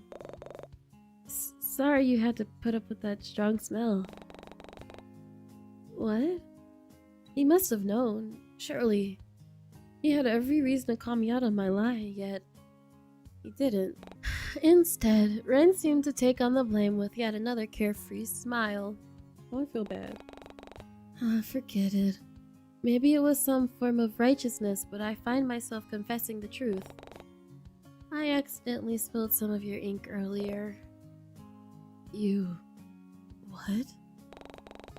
Food now long forgotten. Ren rounds the corner within seconds and peers down at me with soft eyes. Are you okay? It didn't stain you, did it? Let me see. He was still so concerned about me? I watch as Ren reveals one of his hands from within the sleeves of his cardigan to hold and inspect my own. His blue eyes are full of concern as I feel the rough pads of his thumbs caress my skin. Once again, I'm reminded of the ring on his finger, and I can't help but ask. That ring. It must be special to you, huh? My ring? Ren follows my gaze to his hand before awkwardly pulling away and scratching at his jaw. Yeah, it's a ring I made when I was younger. I'm surprised you noticed it. This ring, I don't know what I'd do if I lost it. It's very pretty. What about the one around your neck? That's... Ren clams up the moment I meekly reach out to touch it and stares down at me with wide, cautious eyes. His own fingers wrap around my wrist, though he makes no effort to remove my hand from his necklace. In fact, he only seems to hold them in place as he peers at me. Feigning confidence, I run my finger across the cold metal of his ring and take it in all the small details. Much like the ring on Ren's fingers, the one around his neck also had a handmade feel to it. If the faint scratches and chips were anything to go by, though the craftsmanship was no less impressive, there also seems to be some kind of inscription inside the ring, but it was difficult for me to read due to the glare coming from the kitchen light. Part of me wants to pull it closer for a better view, though I thought it'd be a good idea to yank Ren down by his necklace, especially considering how he was already hunching over enough as it is. Still, I couldn't stop my budding curiosity from putting one of my fingers inside the ring to see if it fit. And almost immediately, Ren stumbles forward as his fingers gently squeeze my wrist. Do you want to try it on? Before Ren can speak, a loud booming sound erupts from outside the apartment and startles both of us. Man, was it seriously about to start raining again? With a sigh, I abruptly pull away and glance at one of the large ceiling-to-floor windows. She better to be. Dark clouds were rolling in from the distance, though there weren't any telltale signs of rain yet. Though the ominous black smoke was new.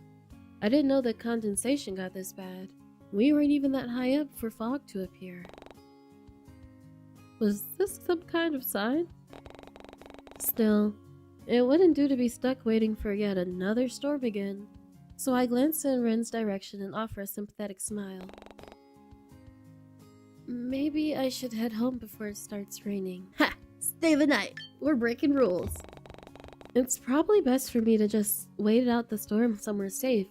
If Ren was willing, I wouldn't mind spending the night here. Actually, would it be okay if I crash at your place tonight? His gaze was still on the black smoke outside the window, and it took a gentle nudge to mention his name to get Ren's attention once more. Why is it...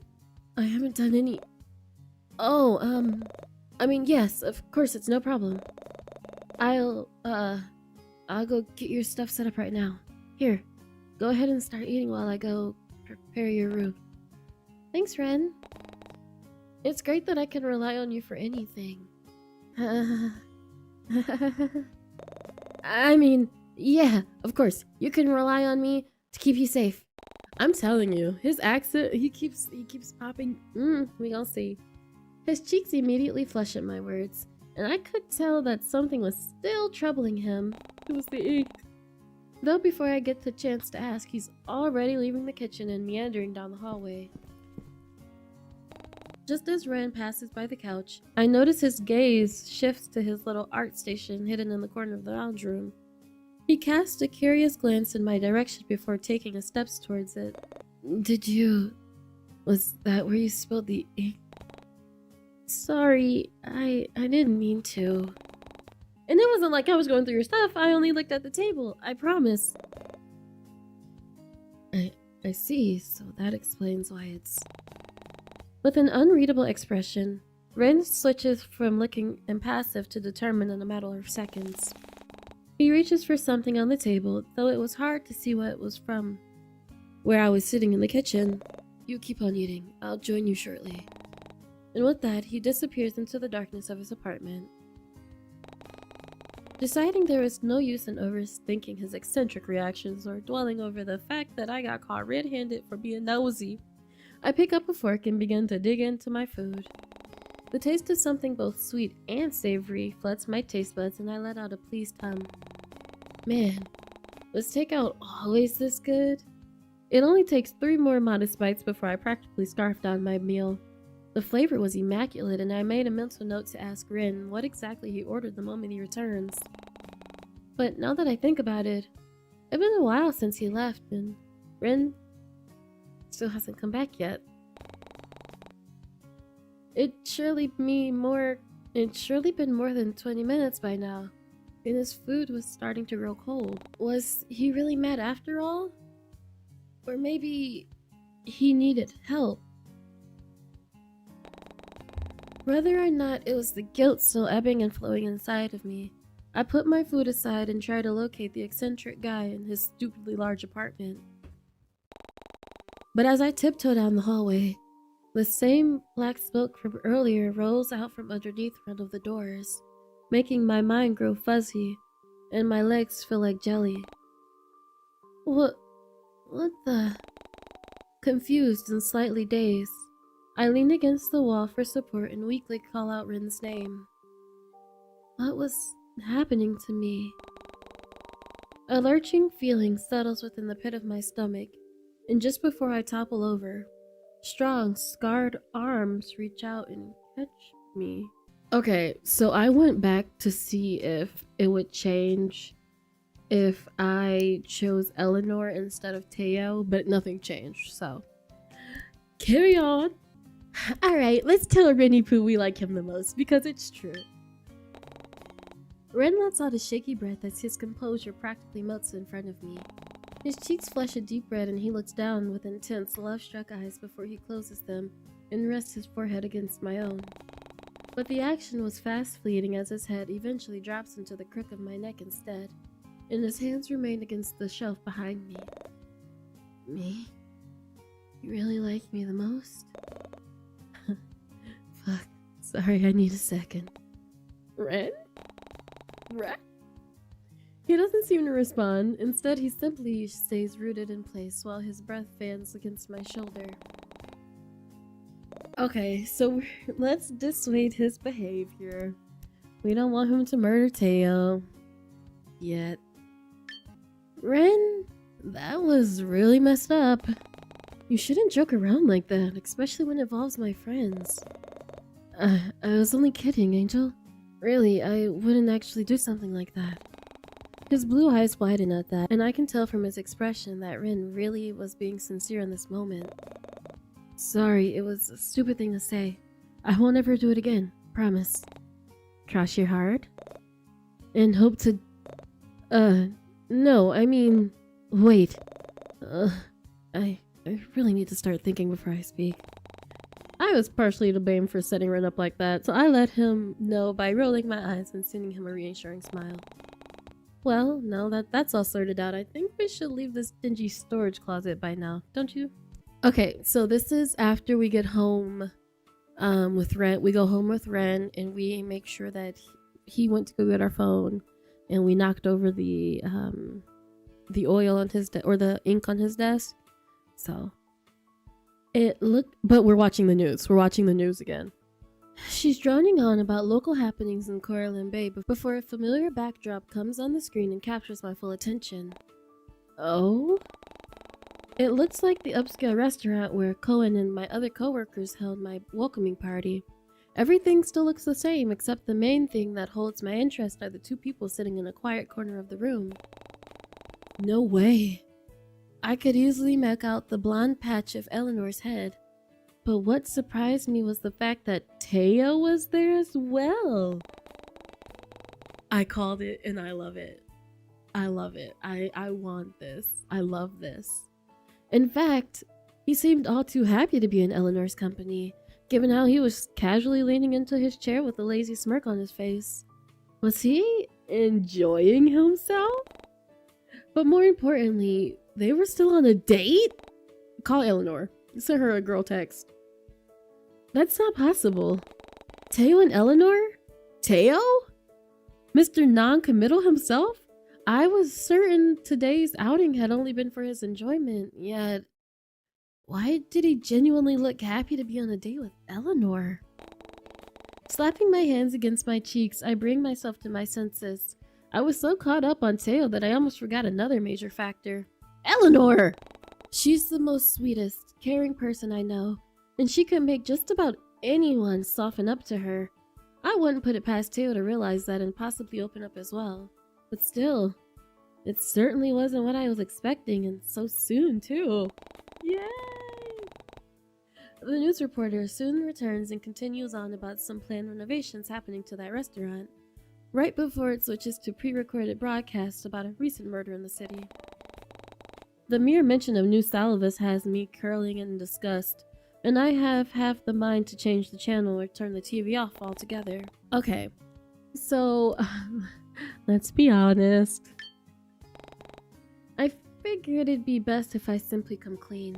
Whew, after all, Ren didn't deserve to be lied to, much less have a guest he trusted snoop through his belongings while he was away. Man, if only I could say the same thing about my stalker. Before I can dwell on it any further, Ren's worried look pulls me from my thoughts and back to the present. Well, here goes nothing. I accidentally spilled some of your ink earlier.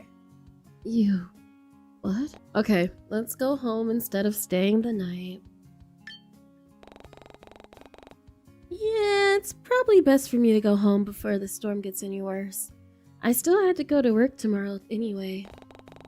Thanks for today, but I should probably start heading back now. Oh, it's really no problem. Here, why don't I put your food in another bag and drop it off?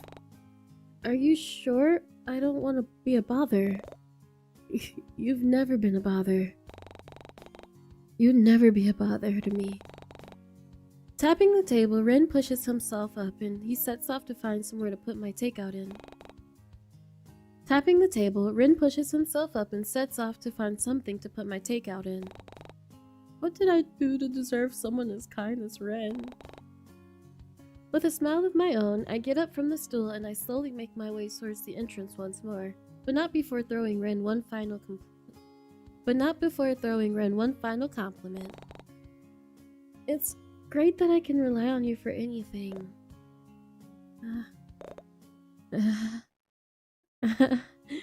Oh no, the heart's in his eyes. I mean, of course. The ride back to my place was nothing short of ominous. The looming clouds on the horizon made the scenery seem dark and eerie. But thankfully Ren and his pastel-colored hair were there to brighten things up. He even offered to walk me to my door, and what greeted the both of us was a single package on my doormat. Panic flashed through me at the thought of it being another gift from my supposed stalker, but then I remembered the purchase I made this morning and the notification I received on my phone. Ah, that must be my security cameras. Deftly, I pick it up under my arms as I fish my keys out of my pocket. I can sense Ren's eyes on me, or rather, my package, but even as I glance in his direction, I can tell he's trying to hold himself back from asking. Surely there wouldn't be any harm in telling him. Oh, I bought this security system this morning because of how shady this neighborhood is. I figured it'd be a good idea to be safer than sorry. That creep didn't come back, did they? Without thinking, I drop my keys and slap a hand on Ren's mouth before cautiously looking over my shoulder. He must have seen the look of confusion on my face since he continues talking. Setting up your cameras. I mean, I'm pretty good with tech. I guess you could say I'm a programmer of sorts. It's programming this world. I'm sure I can figure it all out, plus it'd save you a call to someone to install them. He did have a point, and I'd honestly feel safer if I weren't alone tonight. Still, I'd been spending so much time with Ren lately, and I didn't want him to get fed up with me in my presence.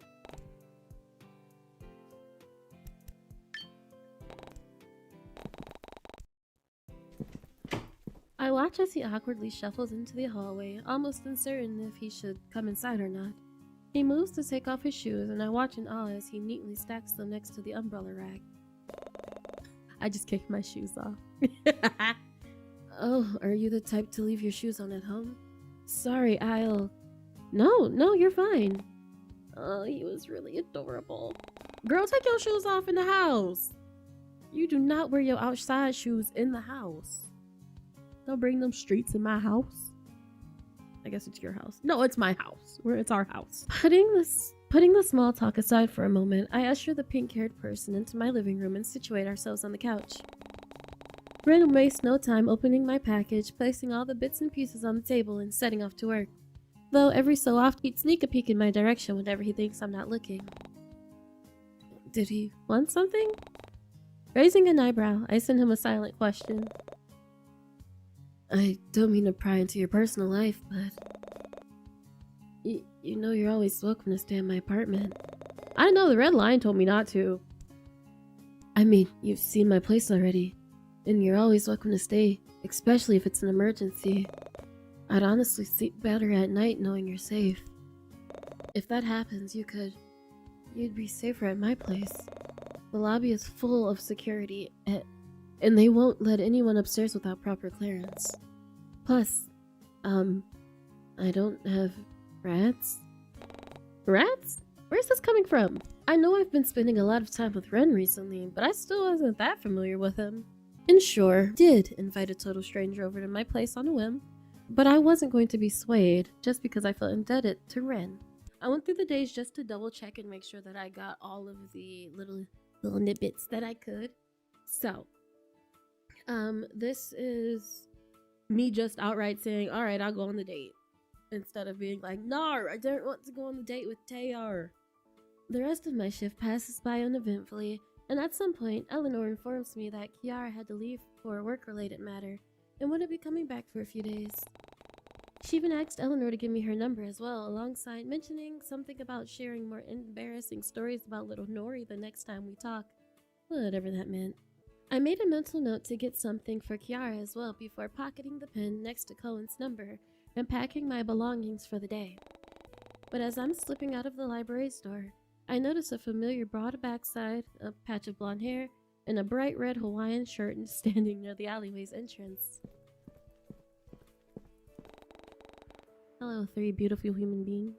As if sensing my presence, Leon turns around and greets me with one of his familiar warm smiles. Good day, Dar. Been a while. He sends me a toothy grin before making space for me within the group. Eleanor greets me with a delicate wave, and Teo looks moderately annoyed, as usual. Teo was just introducing me to Eleanor and yarning on about this little outing as planned. Hey, how come you never told me you've never been to the aquarium before? Makes sense, though. I reckon it was built a bit after you left the bay, right? So I doubt you had time to check it out. Pretty much. Most of my free time has been taken up with moving and unpacking boxes. I couldn't help but feel myself agreeing with his words. It was crazy how Leon seemed to know me so well, even though we hadn't had the chance to speak to each other like this in a while. But I'm curious to see what it's like. What about you, Nori? I couldn't help but like Kiara's nickname for her slip. Oh, yes, I'm the same. I'm looking forward to tomorrow. I've never been to the aquarium before, so this should be fun. Well, I was hoping the weather will be more lenient tomorrow. It was pouring down buckets yesterday, wasn't it? Did you make it home alright, Sunfish? All of a sudden, that eerie feeling comes back and I resist the urge to turn around and look behind me. I only now noticed that I had my back to the dark alley this entire time. Sleepy? Sorry, what was that? You're alright, you look like you've seen a ghost. I watch as Leon looks behind me before glancing at Teo and Eleanor for what seems like reassurance. No, it's nothing, I guess. I guess I've had a long day at work. No, I get it. Feeling tired. You should head on home then. Please, don't let us keep you longer than we should. Want me to drop you off? Car's out front. As much as I appreciated everyone's concern, I honestly wanted to be left alone right now to clear my head, and going on a walk would surely do me wonders. Besides, it was still somewhat bright out, and there were people around, so I had no reason to worry about my non-existent stalker. I also heard that some new merchandise arrived at the local manga store, which I had been meaning to check out. That would surely help get my mind off things. It was along my route home anyway. What harm could possibly come from a quick detour? At the thought, I quickly placate everyone's concern before bidding my goodbyes and heading alone down the street. It wasn't until I got far away enough from the library the eerie feeling started to dissipate. I wonder if it's Cohen. I wonder if it's Cohen. I really do. The nostalgic smell of comic books and plastic greets me as I enter the all too familiar manga store, and I immediately beeline my way towards the anime aisle. Anime aisle! Anime aisle! I was set on collecting the last remaining accessories for my mini Attack on Giants display, and I wasn't about to let my paranoia get in the way of that. Dedication. As I was passing through a few of the aisles, I noticed a familiar shade of pink near the cashier. Is that Ren?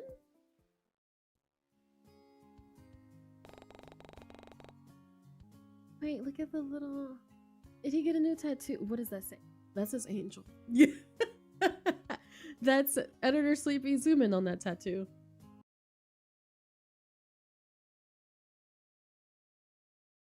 Because I'm pretty sure it says Angel. Yeah, I didn't even notice his motorbike out front. If he even brought it. Up until now, I always assumed he walked everywhere. And even though he was wearing a mask and had his hair tied back, I could easily make out his large and lanky frame anywhere. He has ear piercings. Give my man some dangly earrings, please. And what is that? 10. That's the Roman numeral for 14 on his mask. And I was like Final Fantasy 14, but I was like, no, 14 days with you. Sneaking closer, I noticed how he appeared to be in a hushed conversation with the manager about something confidential. If their closeness was anything to go by, before he places a thick manila envelope in her hands and leans back.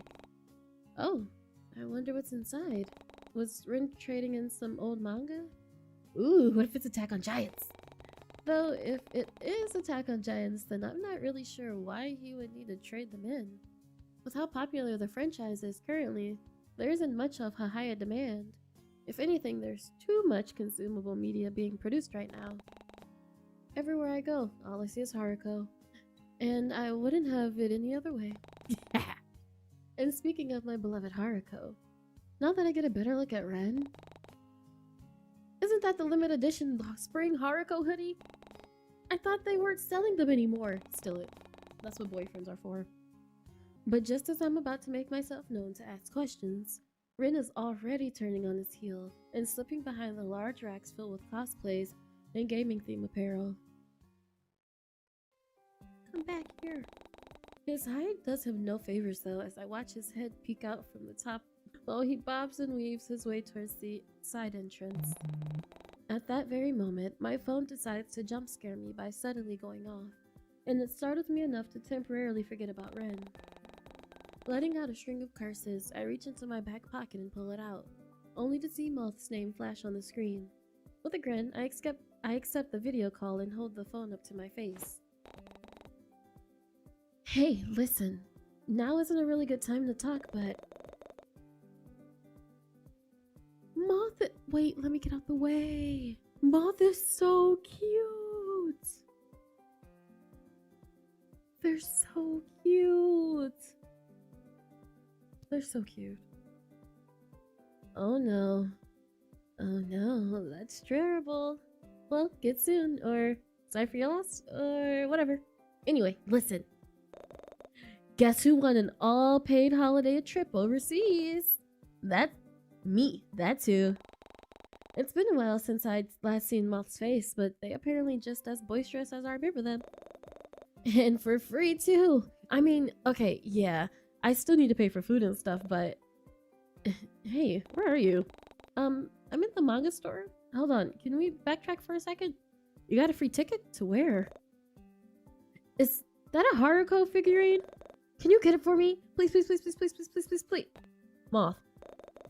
I'll pay you back, please. I'll pay for shipping too. It's so cute. I fear this is me. ADHD, just, I can't stay on topic. It's fine. I jump from topic to topic. Look at his little outfit. Look at his tiny little jacket and his tiny little shoes. With an eye roll, I reach behind me for the figurine. but not before picking up the accessories I originally came in for and slowly make my way towards the cash register. Once Moth's hoots and hollers calm down, I gently try to coax them back into the original topic. Alright, you asked where I'm going? Well, it's actually a surprise. Seriously? A good surprise, though. Hey, you're still in Cora. For a brief moment, their screen starts to lag and a loading symbol pops up. Moth?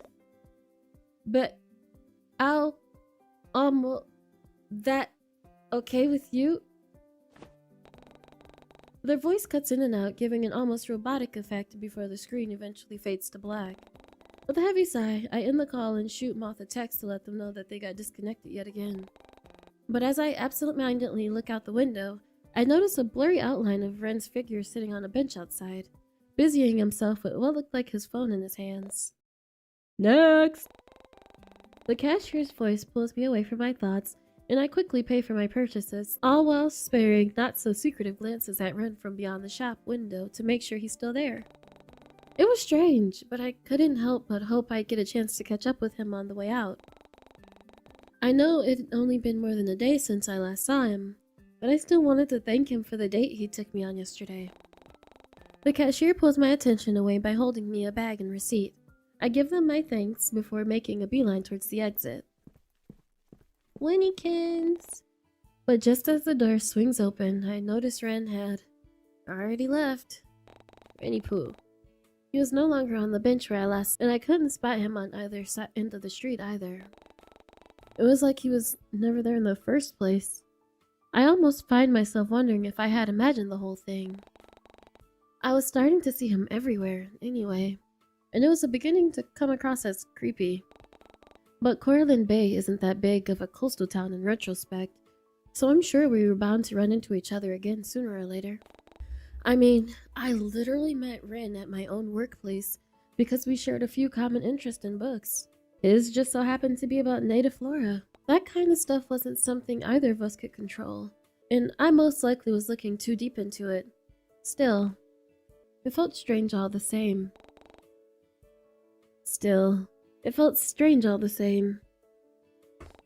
Oh well, there's no use dwelling over it. I still had Ren's number saved in my contacts anyway, so I could always shoot him a text or even call if I really started to miss him. Hey baby cakes, I miss you. It was beginning to get dark once I arrived back at my apartment complex, so I quickly ushered my way up the staircase and onto my floor. But as I'm making the long trek up the stairs, I bump into someone lingering around the corner and almost end up tumbling down. Whoa! Hey, watch it! Glancing up, I noticed that it's the cashier from yesterday who was glaring daggers at me while I tried to steady myself with the railing. That was Olivia, wasn't it? She makes no effort to help me, though she doesn't move to the side in order to give me space at the top of the stairs. It's then when I take notice of the giant basket of laundry in her arms, and it makes me wonder if she's actually gonna carry it all the way to the laundromat by herself. Clearly, she was stronger than she looked. Is that important? Sorry, I didn't mean to. Olivia cuts herself off once the severity of the situation finally sinks in, before she sucks in her cheek and lets out an exasperated chuckle. Seriously? What could she possibly find so funny about this situation? Of all places. A staircase. Oh, because he said he could push her down the stairs. Of all places. A staircase? Really? Your boyfriend sure has a messed up sense of humor. What? No, it's nothing. Look, I didn't mean to knock you down the staircase like that. I've got a lot on my mind lately and I wasn't looking where I was going. Yeah, hey, it happens. It most certainly didn't. But Olivia seemed to be having a rough day, so I wasn't going to make things worse by being rude to her. She already looked on edge for some reason, especially with how she kept sneaking glances at both of our shoulders. It was almost like she was looking for something, and I would have asked her about it if she didn't beat me to it. So, where's that boyfriend of yours anyway? Not lurking around the corner like a creepy psychopath, is he? Who? Seriously? Your boyfriend? The guy you visited the souvenir shop with the other day? Oh, Ren? He's not my boyfriend. We're just... I've never seen that man a day in my life. His feelings would be hurt. Yeah, he's my boyfriend. Great. No need to rub it in my face. And why are you so indecisive? Either he's your boyfriend or he's not. Honey bun. You know what? I'm not even sure why I'm having this conversation with you. Forget it. I'm in a rush, so please move. Clearly done with the conversation, Olivia sidesteps me and makes her way down the stairwell, but she only manages to get a few feet away before she turns around once more. Resting her laundry basket on a hip, she looks up at me with an unreadable look. You live on this floor as well? Then it looks like we're going to be seeing each other more often. But just some neighborly advice. If you plan on bringing Ren around, keep it down. I'm not afraid to file a noise complaint. I mean, what do you mean, Olivia? We wouldn't be that loud. And with that, she disappeared around the corner.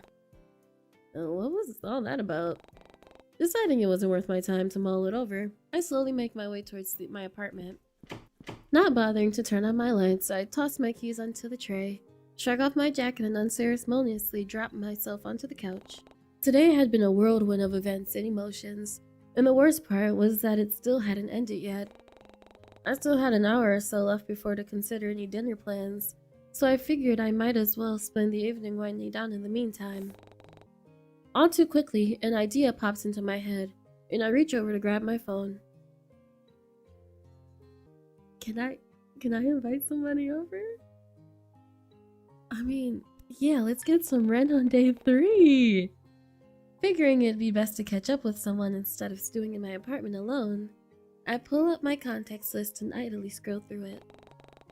Cohen's number immediately catches my attention, being the newest addition to my contacts and sitting near the top of my list, before my curiosity begins to stray once more. Without so much hesitating, I tap on that person's number and bring the phone closer to my ear. Okay, that's gonna be a short little video. We're gonna do that another time. We'll call Ren. Odd. I don't remember scrolling all the way down to view his contact details. Nevertheless, I find myself typing on Ren's name. I did. And bringing the phone closer to my ear.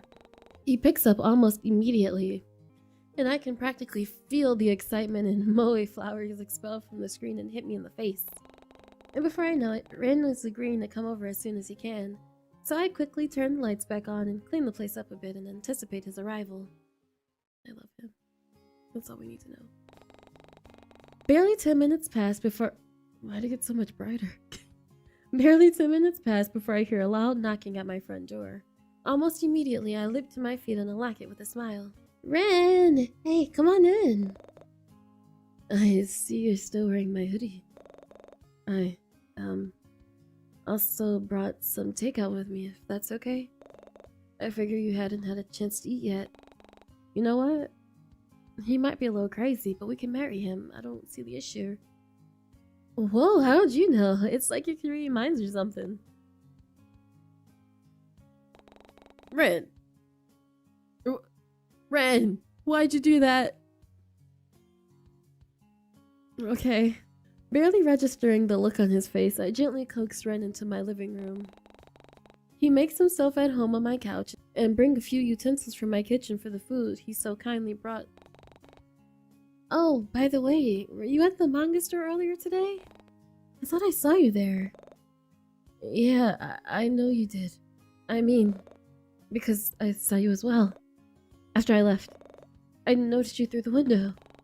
Well, that seemed to confirm my thoughts about Ren sitting outside the store.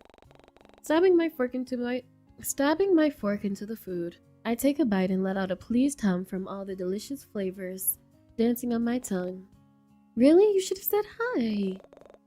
I thought about it, but you seemed really focused on something. And then you got a call, so... yeah. That was my friend Moth. Oh, that reminds me, Ren. At that, his full attention was immediately on me. takeout long forgotten as the taller male moves in his seat to face me. You like Attack on Giants too, don't you? I mean, your hair and outfit. It was inspired by Haruko, right? I know I must have been coming on a bit strong, but Ren and I have been getting to know each other a bit better over the past few days, and somehow, I knew he wouldn't freak out as much if he knew about my more nerdy side. Sparing a glance at Ren, he seemed to be handling this well enough, if the interested yet curious look on his face was anything to go by. In fact, Ren seems almost on the edge of his seat with how intently he's staring at me. He must really be interested in Haruko as well to garner this sort of reaction. In some way, it was comforting to know we shared a few more similar interests. Haruko is actually one of my favorite characters at the moment. He's been for a while now, actually. Oh, but that's not the point. The point is, Moth loves Haruko too. I can introduce you guys. They're a diehard fan of anime, and I'm sure they... Oh, Moth is the one who's interested? Almost shyly, he turns his head away and meekly scratches at his jaw. I don't mind, but I wasn't expecting Ren to be so hesitant, and I suddenly felt bad for springing this all onto him without considering how he might feel as well. Sorry, no need to force yourself if you don't want to. That's okay. I just thought it'd be nice to let them have someone else to talk to, you know? Moth has trouble making friends, and most of the time they're only talking to me. Yeah, that's too bad. He sends me a sad look coupled with a frown before turning to the plate of food before him. Although I was thinking about Moth, I really didn't want to force Ren into befriending someone he didn't want to. Besides, maybe he has trouble forming friendships too. It was a little difficult trying to keep up with his sudden personality shifts, but at this point in our friendship, I was starting to get used to it. Deciding to lift the mood a little, I tried to change the subject onto something more lighthearted. So, apparently, this place has rats. Really, Sleepy? This was the first thing you could think of? How was this any less awkward than what you were currently... Actually, I didn't want to say anything, but I think I saw one on my way up here. It probably made itself a home in that busted elevator shaft. Seriously? Wait, do you think you could come with me to explain it to my landlord? I swear your landlord isn't doing anything about it? No! I collapsed on the sofa with a dramatic sigh. I honestly don't know what they're doing, if I'm being honest. I've sent so many complaints, but haven't received a reply for any of them. Really? Have you considered just moving? Quite a few times, actually, but location is nice. This place has its charm. My neighbor is friendly. I'm not sure what I like. Well, everything was a little overwhelming in the beginning, but my neighbor was nothing but kind to me when I first moved in, and she always has the best afternoon snacks. I see. Then it's not so bad after all, right? I mean, as long as there's no creep trying to break in and steal all of your laundry or something.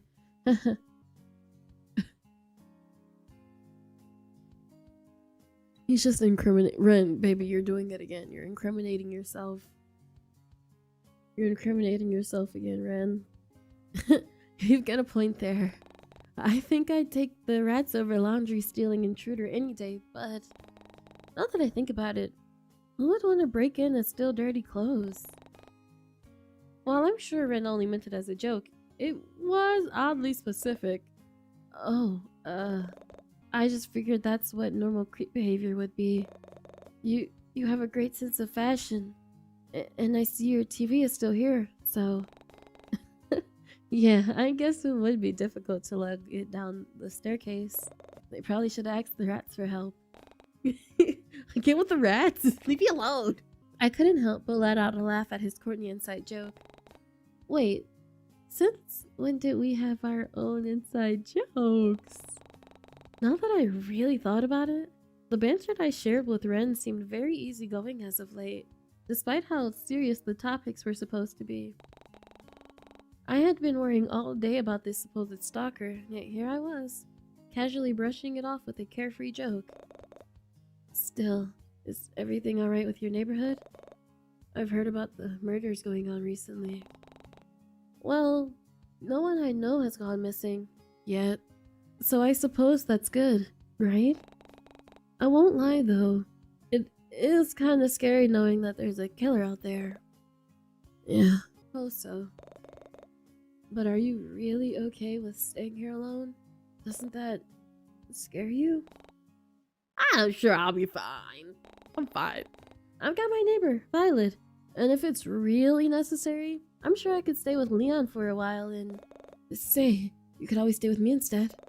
I mean, you've already stayed the night at my place, so it wouldn't be a bother for you to come back over again. I'd honestly sleep better at night knowing you're safe. As if picking up on my sudden silence, he clears his throat, gesturing towards the food on the table and scoops up a giant forkful. Anyway, we should finish this before it gets cold. Oh, yeah, you're right. Deciding to ease the tension once more, I speak the first thing that comes to mind as I stab my fork into the container as well. I guess I'll do the suggested. Can you pass the sauce? With a nod, Ren reaches for the dipping sauce to his left and hands it to me. Our fingers accidentally brush and I can't help the slight tinge of pink that blooms in my cheeks. Ren seems to be sporting a similar look of his own before he awkwardly clears his throat and goes back to eating. Sorry. Ren said I want a slow burn. The casual banter continues throughout dinner, and soon enough all the containers are empty and our stomachs were full. I dim the lights and switch the TV on at some point to fill the silence between our conversations, and soon enough, Ren and I found ourselves taking an interest in a movie that was currently playing. It was some unknown sappy romance that came out almost a decade ago, yet Ren seemed to not mind all that much. I wasn't following the plot too keenly, but from what I could gather, the male lead just confessed his love to the main character in the back of her truck. Ooh.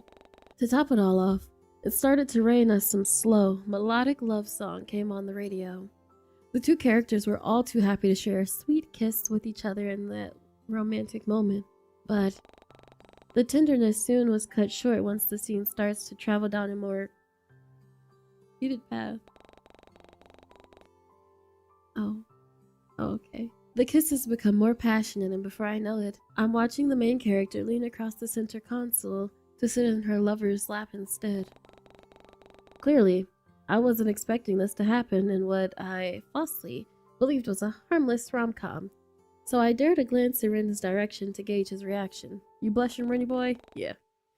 Yet, aside from the faint dusting on his pink cheeks, the rest of him seems all too relaxed. There's an arm casually thrown over the back of the couch while the rest of his body is slouched into the plushness of the seat. His lanky limbs are stretched out in front of him, while his thighs are spread out slightly. And the empty space between his legs was beginning to look inviting for some reason. That's because of the movie. Before I can stop myself, I find my mind wandering. No, we're gonna keep watching the movie. We're watching the movie. What was I thinking? This movie was clearly messing with my head. Subtly, I slap my cheeks and focus my attention back on the screen. But every so often, my gaze flickers back to Ren to see if he was feeling just as awkward as I was throughout the scene. And it seems I was right. It's almost painful watching him awkwardly clear his throat a few times until his interest ultimately shifts towards my wall instead. Ren! I also feel the urge to look away once the couple starts to get even more handsy with each other. And when it starts to become too much to bear, I impulsively change the channel. The monotone voice droning on about weather fills the silence, and I feel the couch move as Ren shifts in his seat. That was... yeah... They're really going at it, huh?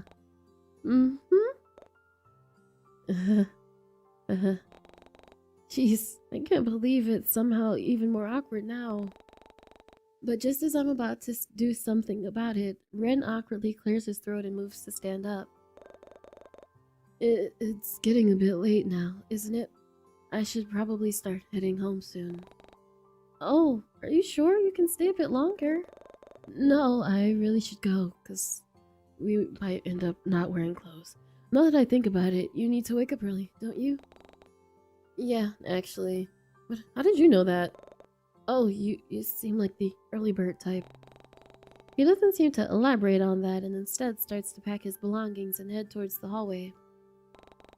Deciding that was that, I walked Ren towards the front door with a soft smile on my face. Today had been a lot of fun thanks to him, and I was able to keep my mind off of the events that would ultimately transpire tomorrow. I was still unsure about Tao's intentions, but being with Ren helped me understand that maybe it was wrong of me to judge others so quickly. At first, I thought Ren was just some shy guy with a stuttering problem, but over a course of a few days, I've learned there's more to him than just that. He had some moments of confidence, and it was endearing to watch him stand up for things that he wanted. Perhaps I was being too harsh on Teo. Even he deserved a chance to redeem himself. I suppose I'll get the chance tomorrow. Sleepy? Sorry? Crap, I really need to stop spacing out like that. I asked if you wanted me to lock the door for you. It suddenly hit me like a ton of bricks. I was still standing in the hallway while Rin was waiting for me at the door, so I quickly rushed over to him with a flushed expression. Sorry, I was just busy thinking. I can lock it, thanks though. You do that a lot. It's cute. Stop. Stop. I almost rolled my eyes at his words as I leaned against the front door and watched Ren awkwardly shuffle on my doormat. Thanks for today, and sorry for taking up so much of your time. Not at all. Thank you for coming over. Get home safe, okay? Ren's eyes seemed to light up the moment I voiced my concern over him. Yeah, okay. I will. You too. Or I mean, you're already at home, so go to bed safe or sleep safe. Sleep well? What am I? I can't help but chuckle at his panic state, and Ren seemed to settle once he hears my laughter. Good night, Ren. Good night, Sleepy. I'll see you tomorrow. He's doing it again. He's digging himself into his own hole. I love him so much. The sound of the door shutting drowns out the end of his sentence. Did he say, I'll see you tomorrow? Once I had nothing else to do for the night, I get changed into some comfy pajamas and brush my teeth before settling into bed. The newest chapter for Always With You is going to drop in a few hours, and I figure I might as well stay up and read it before going to sleep. But my eyes were starting to get droopy, and all my mind could think about was the double date I had planned with Leon, Tayar, and Eleanor tomorrow. Man, I sure hope everything will be fine. But I know worrying about it isn't going to do me any favors, so I let my pent-up stress out on my pillow by smacking it to make it less lumpy. Though the moment I unceremoniously flopped back, I noticed a cold draft and the fact that my bedroom window was left wide open. Strange. I don't remember opening it earlier. With a groan, I get up from my bed to go and close it. Before I lock it shut, something moves from within the shadows and startles me. Squinting, I can barely make out the black mass moving through the gaps in the fire escape balcony. What was that? A person? It certainly wouldn't be strange for someone to take a cigarette break at this hour. But I couldn't smell any telltale signs of smoke. Maybe it was my landlord's cat for midnight stroll. The idea seemed more realistic in my mind. Yet, despite my futile attempts at calming myself down, I still somehow find the willpower to go back to the bed rather than opening the window once more and taking another curious peek outside. I didn't have a death wish, nor did I have the stupidity of those cliché horror film characters. But before I turn away, I double-check to make sure the window is locked shut and the blinds are fully closed.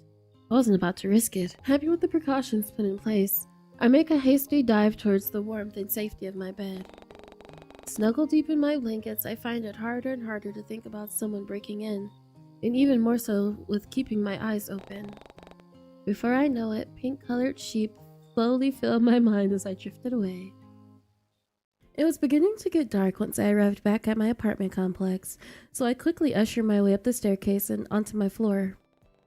But as I'm making my long trek up the stairs, I bump into someone lingering around the corner and almost lose my footing. Who is she? First of all, I love the fit. I love the fit. The fit is fitting. The fit is fitting. And look at that cat. That cat doesn't let you sit with her at her table. You. Who? Me? Yes. Have you been getting my complaints? Complaints? About the rats. You have rats? What? Is this our landlord? She really didn't know? This woman was supposed to be my landlord, yet she had no idea about the rat infestation or the broken elevator? Unbelievable. How could she be in charge of an entire apartment complex and not hear about a single complaint? I mean, sure, the lobby and hallways are always kept neat and tidy because of her, but everything else? They were bordering on being run down and falling apart at the seams. I'm sorry, I get so many letters piling up that I just stop reading them all together at this point. Excuse me? Was she serious? It's okay. Don't worry about it. If the rats are hungry, you can feed them my letters. You gotta be joking me. They've already torn a hole right through my mattress. I'm worried about what they'll do next. She's probably... What? I mean... I'm not a rat, so I wouldn't really know. What is happening right now? You're asking me about what rats eat? No, I'm complaining to you. Complaining about what rats eat? That's it. I'm moving out as soon as the opportunity arises. Shuddering past my annoying landlord, I march my way towards my apartment and gruffly unlock the door in a huff. Oh. Okay, so I went ahead to go see if something interesting happens when we don't invite someone over, but no, we just go straight to day 4. So this means we get to go through the list of people to invite. So we already did Rainikins. I say we just go down the list. So let's do Moth. Quickly glancing at the time to make sure it wasn't too early for them, I tap on Moth's name and bring the phone closer to my ear. The phone rings a few times before they pick up with a happy lilt to their tone. Well, well, well, look who came crawling back. Sorry about earlier. I wasn't sure what the deal with my Wi-Fi. Hold up, rewind. Why am I crawling? Why wouldn't you be? I'm the only person you know who has all the latest AOG gossip. Anyway, what's up, S? Felt bored. Wanted to hear your lovely voice again. Please. I can hear the sarcasm dripping through the phone right now. Seriously, what's up? How did they know me so well? Actually, I'm going to this double date tomorrow, except it's not really a date, for me at least. And how is it not a date? You'll be hanging out with someone you're interested in, right? No, it's my best friend. Me? I didn't know we were going on a date together. I'm flattered, dude. Oh, my other best friend? I'm gonna pretend like you didn't just pause for 6 whole seconds to come up with that lame excuse. Despite the harsh words, I can tell that Moth was joking. Their eye roll was practically audible. So what's so bad about the not a date with your other best friend? Well, for starters, he's someone I've practically known since birth. And the other 2 people happen to be my coworker with the purest soul I've ever seen. And my other friend, he's probably the devil incarnate. That's why they're perfect together. That's why they're perfect together. That is why they're perfect together, because I said so. I think I've seen an anime about that once. Moth, not helping. Sorry. Look, you said it yourself. You're not going on an actual date, so there shouldn't be anything to worry about, right? You don't understand. It's not Leon I'm worried about. Was I really about to let Moth in about more personal details regarding my friendships? Well, guess there's a first time for everything. Teo is honestly the worst person for Eleanor. He isn't exactly the type to settle down, and Elle's the biggest hopeless romantic I know. That's why she loves Teo. Teo is textbook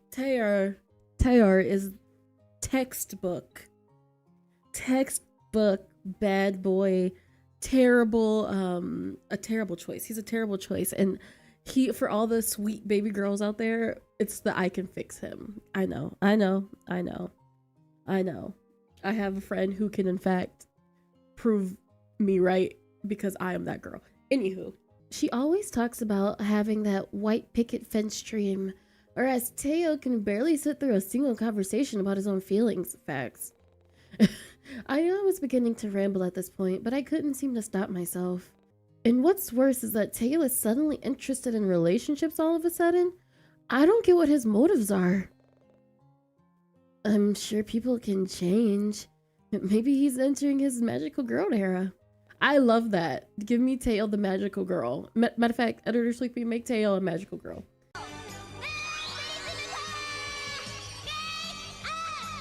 It was a weak response, but I could tell Moth was being sincere about it. I mean, from what you told me in the past, your coworker sounds like a real nice gal. Maybe Teo feels the same way? It just doesn't seem like something he'd do, though. I let out a sigh and absent-mindedly ran my hands over my pants in order to smooth out the wrinkles. Sorry, you probably didn't expect me to call you up just to rant to you. Hey, it's all good. I don't mind. And you know, I always do the same. Besides, it's my duty as your bestest friend, both online and in real life. You know what? Leon would probably be okay with it. I can see Leon being okay with this sort of thing.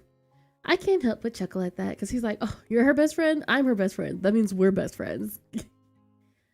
But saying real life implies we've met in person already. Fun, you say that. I'll be your soon.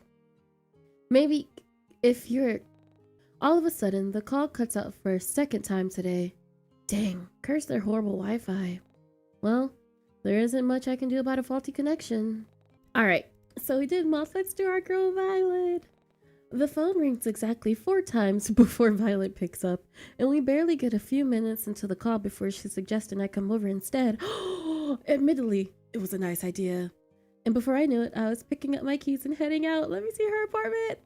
I can already smell the soft aroma of lavender and thyme the moment I step out of my apartment and make my way across the hall. This is what I want for me, myself. This is what I want. This is what I want. Following the flowery scent towards Violet's front door, I barely have to knock 2 times before my neighbor appears on the other side with a general expression on her face. Come in, make yourself at home. I'll bring us some snacks till you get you settled. Now that I think about it, I don't think you've met Christy yet. Violet gently ushers me into her open-plan kitchen before muttering something about retrieving a few things from the pantry. She disappears from my sight momentarily, only to return once more with her hands full and a bounce in her step. Alongside a tray of what looks like home-baked cookies and a teapot, Violet reveals a potted gardenia up to eye level and pretends to make it wave by moving one of its leaves. This is Christy. She's very shy. Be here. Help yourself to anything you like. The neighbor's smile doesn't seem to falter as she offers a plate of cookies and some herbal tea before she grabs some of herself as well. You know, your aura seems off today. Have you eaten yet? This is literally me. Violet is literally just me. It's like, it's the Spider-Man meme. It's like, it's literally what we're doing. Not yet. I've been feeling a bit antsy since this morning, if I'm being honest. Oh dear, what happened? Well, was I really about to confide in my neighbor about a rather personal details regarding my friendships? Yes, I am. Well, I guess there's a first time for everything. Actually, I'm going on this double date to the aquarium tomorrow, except, well, it's not exactly a date. I'm not quite sure I follow. It's not going to be a date? Well, my childhood friend and I kind of got roped into tagging along on an outing between my coworker and my friend Teo. He's been adamant on calling it a double date. Doesn't she hate Teo? Yeah. I watch as Violet's face scrunch up at the mention of Teo's name, which made sense considering how she's been well acquainted with him in the past. I didn't know the exact details of their history, but I did know that Teo and Violet never really got along with each other. That big musclehead is still up to his usual antics? Unfortunately, it seems rather odd though. I mean, you and I both know he isn't the type to settle down, and Eleanor, my coworker, is the biggest helpless romantic I know. She's always talking about how she wants the white picket fence dream, whereas Teo can barely sit through a single conversation of his own feelings. I don't get what his motives are. He certainly is a cunning person. I wouldn't push it past him. She is ready to fight. It was a weak response, but I could tell Violet is trying to be considerate of my feelings. Though, it has been a while since I've last spoken to Teo. Perhaps he's changed his ways? It doesn't really seem like something he'd do, though. I let out a sigh and absentmindedly run my hands over my pants in order to smooth out the wrinkles. Sorry, Vi, you probably didn't expect me to come over just to rant about my problems. It's quite alright, Sleepy. I'm always happy to lend an ear. And sometimes it's good to get your thoughts out, and it helps to... All of a sudden, Violet's phone starts to buzz in her pocket. She sheepishly pulls it out, only to frown at the message displayed on the screen. Oh dear, something's gone wrong at work.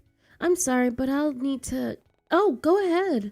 I should head back home anyway. Sorry for taking up so much of your time. There's nothing to be sorry for. We had a lovely time together, didn't we? Here, take some cookies before you go. I don't get much of a choice before Violet deposits more of her baked goods into my empty plate and places it in my hand. Violet. She even walks me to her door before stepping out behind me as well, and it has me wondering if she's about to head to the workplace at this hour. But it seems my thoughts are answered once Violet procures a set of keys from somewhere and begins the lengthy process of locking her door. When I catch that landlord again, I swear. Enjoy the rest of your evening. Oh, Sleepy? Her gaze seems to drift off from my face to the stairway behind me. No, never mind. Good night, Sleepy. Make sure to lock your door once you're inside. Sure. With that awkward farewell, I leave Violet to her own devices and head back into my apartment across the hall. I think I'm gonna save Conan for last, just because I feel like something about Conan. I'm gonna save him for last. Let's do Eleanor. It takes a while before Eleanor answers, but she seems more than happy to come over to my place and spend some time together. And so, I quickly turn the lights back on and clean the place up and anticipate her arrival. Hello, Sleepy? I hope I got the right address. Barely 20 minutes pass before I hear Eleanor's soft voice at my front door. Almost immediately, I leapt to my feet and unlock it with a smile. Eleanor, hey! Sorry for calling you over with such a short notice, especially after chatting your ear off the entire day. It's no problem. I don't mind spending time with you. That reminds me. Without missing a beat, Eleanor reaches into the depths of her bag and pulls out a small object. Ta-da! Your favorite bookmark. I found it all alone on one of the shelves earlier today. Oh?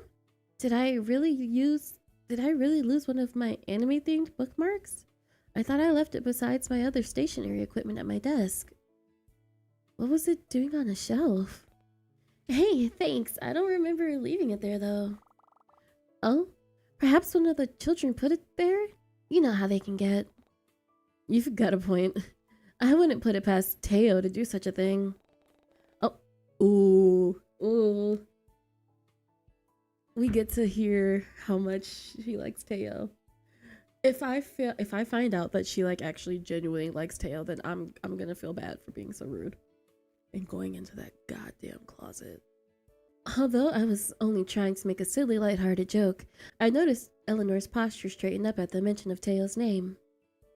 Everything okay? I'm rather nervous, actually. This is a little embarrassing, but it's been a rather long time since I've gone on a date with someone. Eleanor tries to hide her flushed cheeks by stuffing her face full with some of the snacks I laid out on my coffee table. Are you worried about Teo? He's not exactly a bad guy, but... Sleepy? She slightly tilts her head to the side in confusion, and admittedly, I find it rather adorable. What's wrong? Can I be completely honest with you, Elle? Almost immediately, she nods her head and scoots closer to me. One of her hands reaches for mine and she gently gives it a squeeze in a reassuring manner. Eleanor! Teo isn't... Well, he's not exactly the type of person who wants to settle down or be in a relationship, let alone go on dates unless it's for his own benefit. I search her face for any sort of reaction before continuing. It was honestly a little strange watching him act that way in the library this morning. Oh. I feel a sudden pang of guilt wash over me as Eleanor pulls away slightly, bringing both of her hands to her chest as if it'd make her seem smaller. Eleanor. I suppose it would be a bit silly for a good-looking guy like Teo to be interested in someone like me. Honey, he needs... Hey now. It's okay, I'm fine, really. This wouldn't be the first time something like this has happened. This just proves that men really are, like, not worth a cent most of the time. Because you... Child. But I'll get over it. Nothing a good romance novel couldn't solve. She gives me a soft smile, though I can tell by the shakiness in her voice that she wasn't speaking the truth. Was it really that hard for me to accept that maybe Teo was interested in Eleanor after all? Yeah, that seems a bit right, a little bit. Listen, you're lovely, Elle. I'm sure Teo noticed it too, which would explain why he was so insistent on inviting you out. You really think so? I know so. I couldn't ask for a better workmate. Me too. You don't know how happy I am to work with someone like you, Sleepy, and... All of a sudden, Eleanor's phone vibrates from somewhere within her handbag, alerting her of an incoming text. It seems Kiara's having trouble with something at home. Do you mind if I... Oh yeah, go for it. Sorry for inviting you over at such a late notice. It's okay. I'll always make time for you. Eleanor, what you trying to get into, girl? I really must be going though. Thank you for having me over. Make sure to eat something hearty before you go to bed, but wait an hour before sleeping. I will. And drink water. I will. And don't forget to close your window before... Oh, hello, Violet. And hello, Catherine. It's been a while since I've seen you both. That's so cute. I love it. I love them. Not wanting to see how this conversation will unfold, I quickly retreat back into the safety of my hallway. Alright, so let's do Kiara. I still needed to thank her for giving me her number, so I tap on Kiara's name and bring the phone closer to my ear. It rings a few times, and just when I think nobody is going to answer, she picks up with an apologetic tone. Hello? Is this Kiara? It's Sleepy. Oh, hello, darling. Rather late for an evening chat, don't you think? I can sense the faintest hint of humor in her tone, so I try my best to match it. Sorry, I just wanted to thank you for giving me your number and give you mine in return. I see. Well then, in that case, I'll be sure to save it. I can hear the soft sounds of a pencil scratching against paper in the background, so I can only assume that Kiara is currently working on some designs for her job. Actually, now that I got you here, I wanted to thank you. Thank me for what? For taking care of little Nori, of course. I'm sure you've noticed, but they're not the best at leaving her comfort zone to indulge in some fun. She's always been more of a homebody, but I can tell she enjoys being around you. Oh. She talks about you too, you know. In fact, a little yellow birdie told me that she had a crush on... Nori, when did you come in? I didn't know she had a crush on us. That's interesting. I can hear shuffling on the other end of the phone before Kiara's voice returns. Looks like I got a bit too ambitious. We'll have to chat another time, won't we? Oh, yeah, for sure. In that case, make sure to have some juicy stories ready for me next time. Toodles, darling. Toodles? That sounded an awful lot like Violet, but before I have the chance to reply, Kiara has already ended the call. Well then, That was definitely something. Man, can we... No, I know y'all want to see Teo. Okay. Without thinking, I tap on Teo's number and bring the phone closer to my ear. It was almost a humbling experience sitting here and waiting for Teo to answer. His hand was practically glued to his phone at all times, so I knew for a fact that he was aware of me calling and was probably letting it draw out this long for his own personal entertainment. But when I'm about to end the call and do something more productive instead, he finally answers with a smug tone in his voice. Why is his chest? Why is his contact his chest? Still thinking about me? It's barely been a few hours. Unfortunately, are you doing anything right now? I might be doing someone later, if that's what you're asking. It wasn't. It wasn't. Oh, don't be like that, doll. I'm just messing with you. What? Are you bored or something? Want me to change that? Yes, actually. Do you mind coming over? I have food. You think I'd prefer food over you? That's really cute. That would have worked on me. I am not ashamed to say it. We must stay focused, brothers. We must stay focused. I can hear shuffling from his end and what sounds like the television being turned on. Actually, you live on the north side of the bay, right? In that decrepit rundown complex? Okay, ouch, and yes, but it's only decrepit if you squint. Everything looks fine on the outside. Yeah, if that's the case, then I think I'm gonna rain check on this little evening rendezvous. What? Why? No reason. I just suddenly changed my mind, but don't worry. I can hear Teo shift again before the sounds of the ocean filter in, cluing me in on his whereabouts. He's probably in his beachside villa, standing on one of his many, stupidly expensive balconies that overlook the beach. We'll be seeing each other tomorrow. Surely you can wait that long.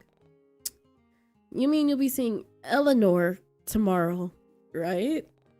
Feeling brave, I figure I might as well call him out on his strange behavior from this morning. The blonde one? Sure.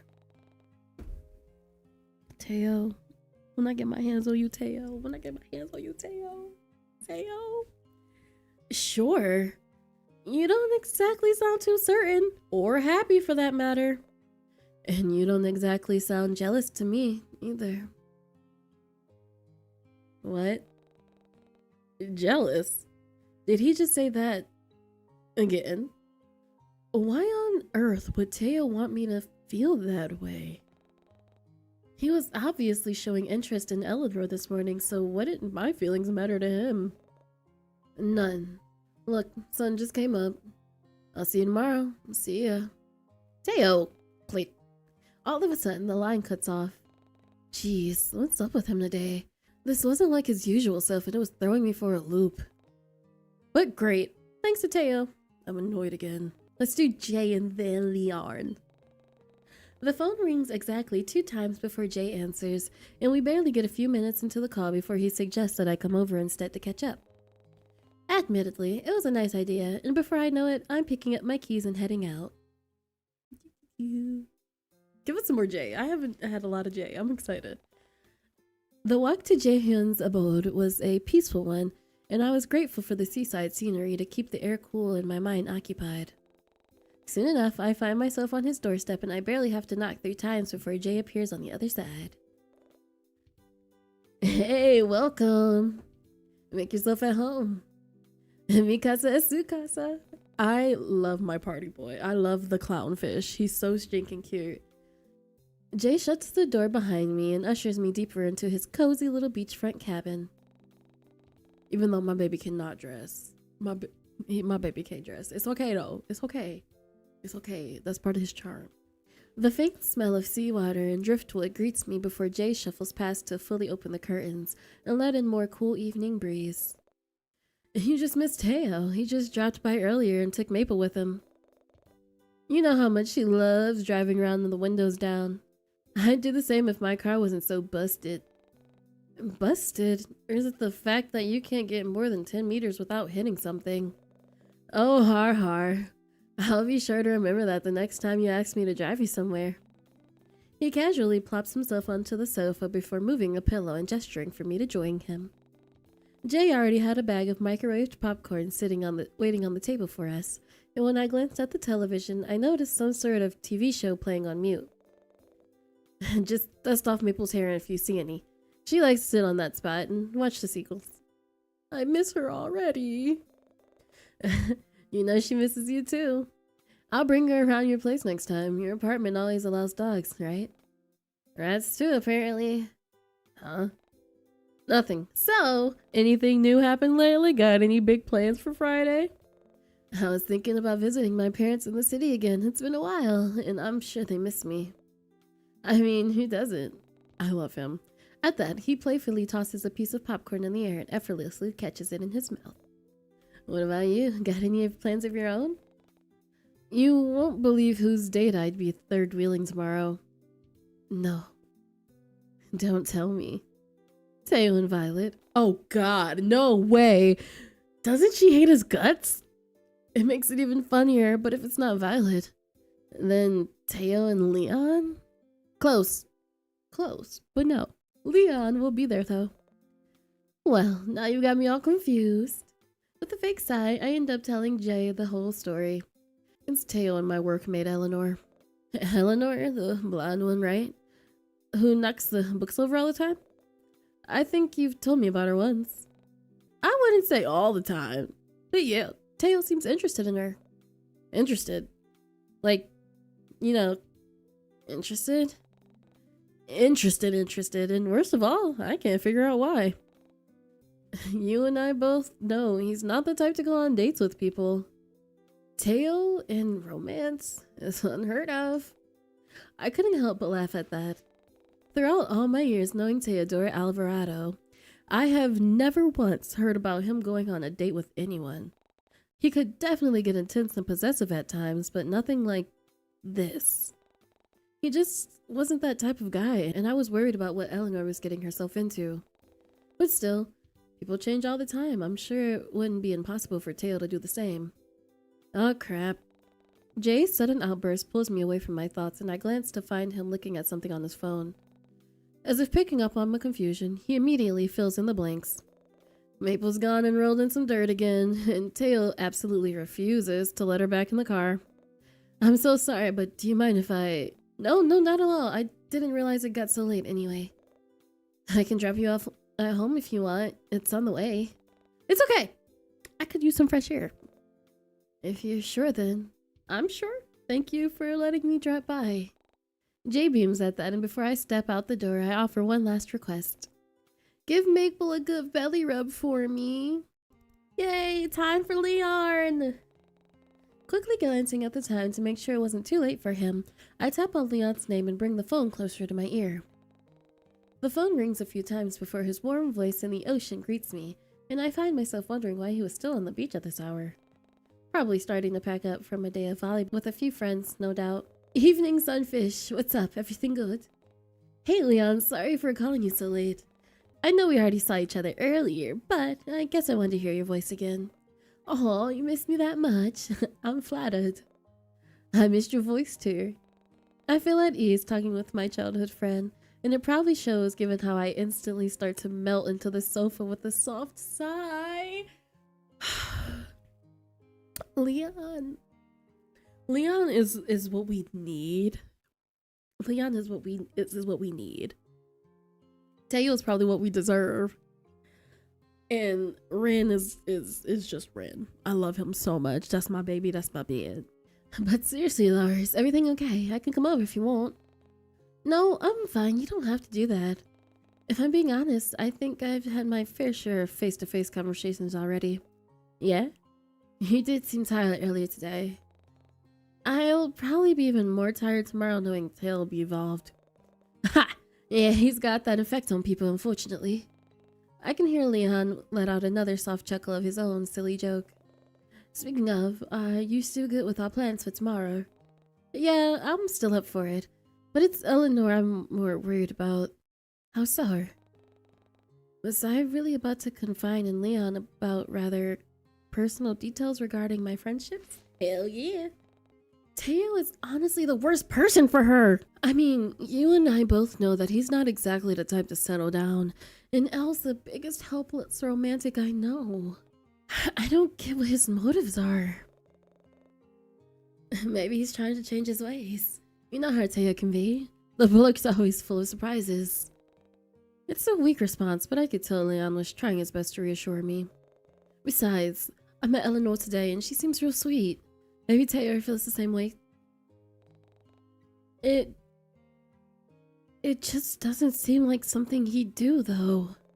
I let out a sigh and absentmindedly ran my hand over my pants to smooth out the wrinkles.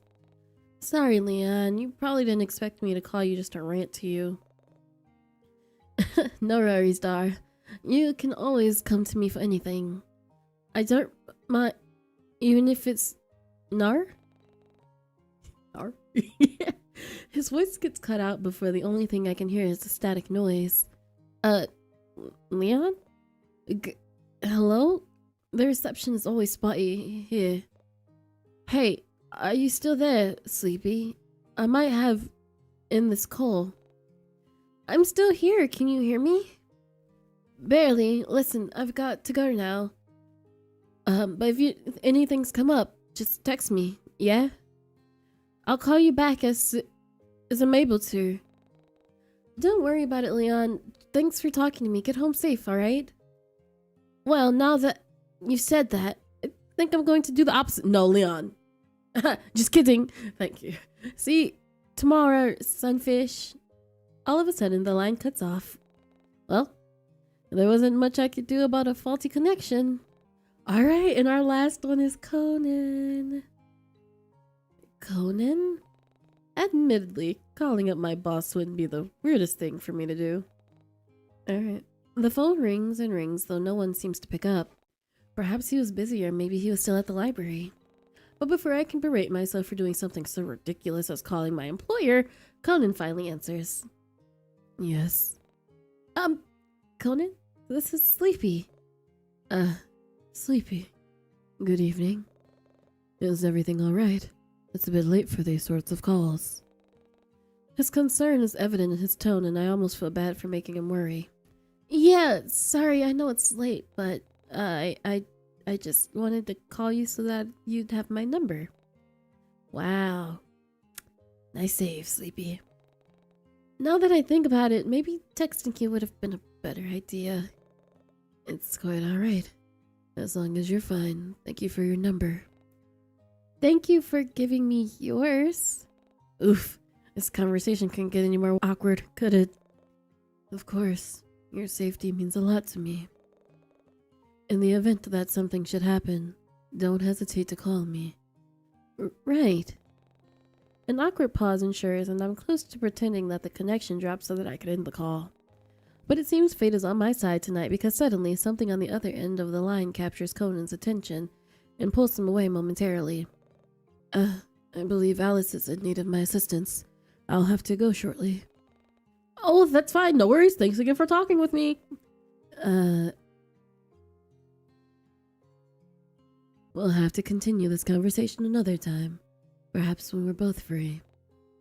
Sweetheart, I'm glad we caught that because y'all not listening to me when I say something about him is fishy. When I say sun, actually this whole town is a little bit fishy. Everybody's a little bit fishy, but you get it. Sunfish, angelfish, the shark. Anyway, y'all not listening. Sweetheart. Yeah, sure, definitely. I was beginning to sound like Ren. Ooh. And good night, Sleepy. Enjoy the rest of your evening. All of a sudden, the line cuts off. Well, there wasn't much sense in dwelling in that painful encounter. What sound you recording? Is it the dishwasher? Well, if you guys hear the dishwasher, you hear it.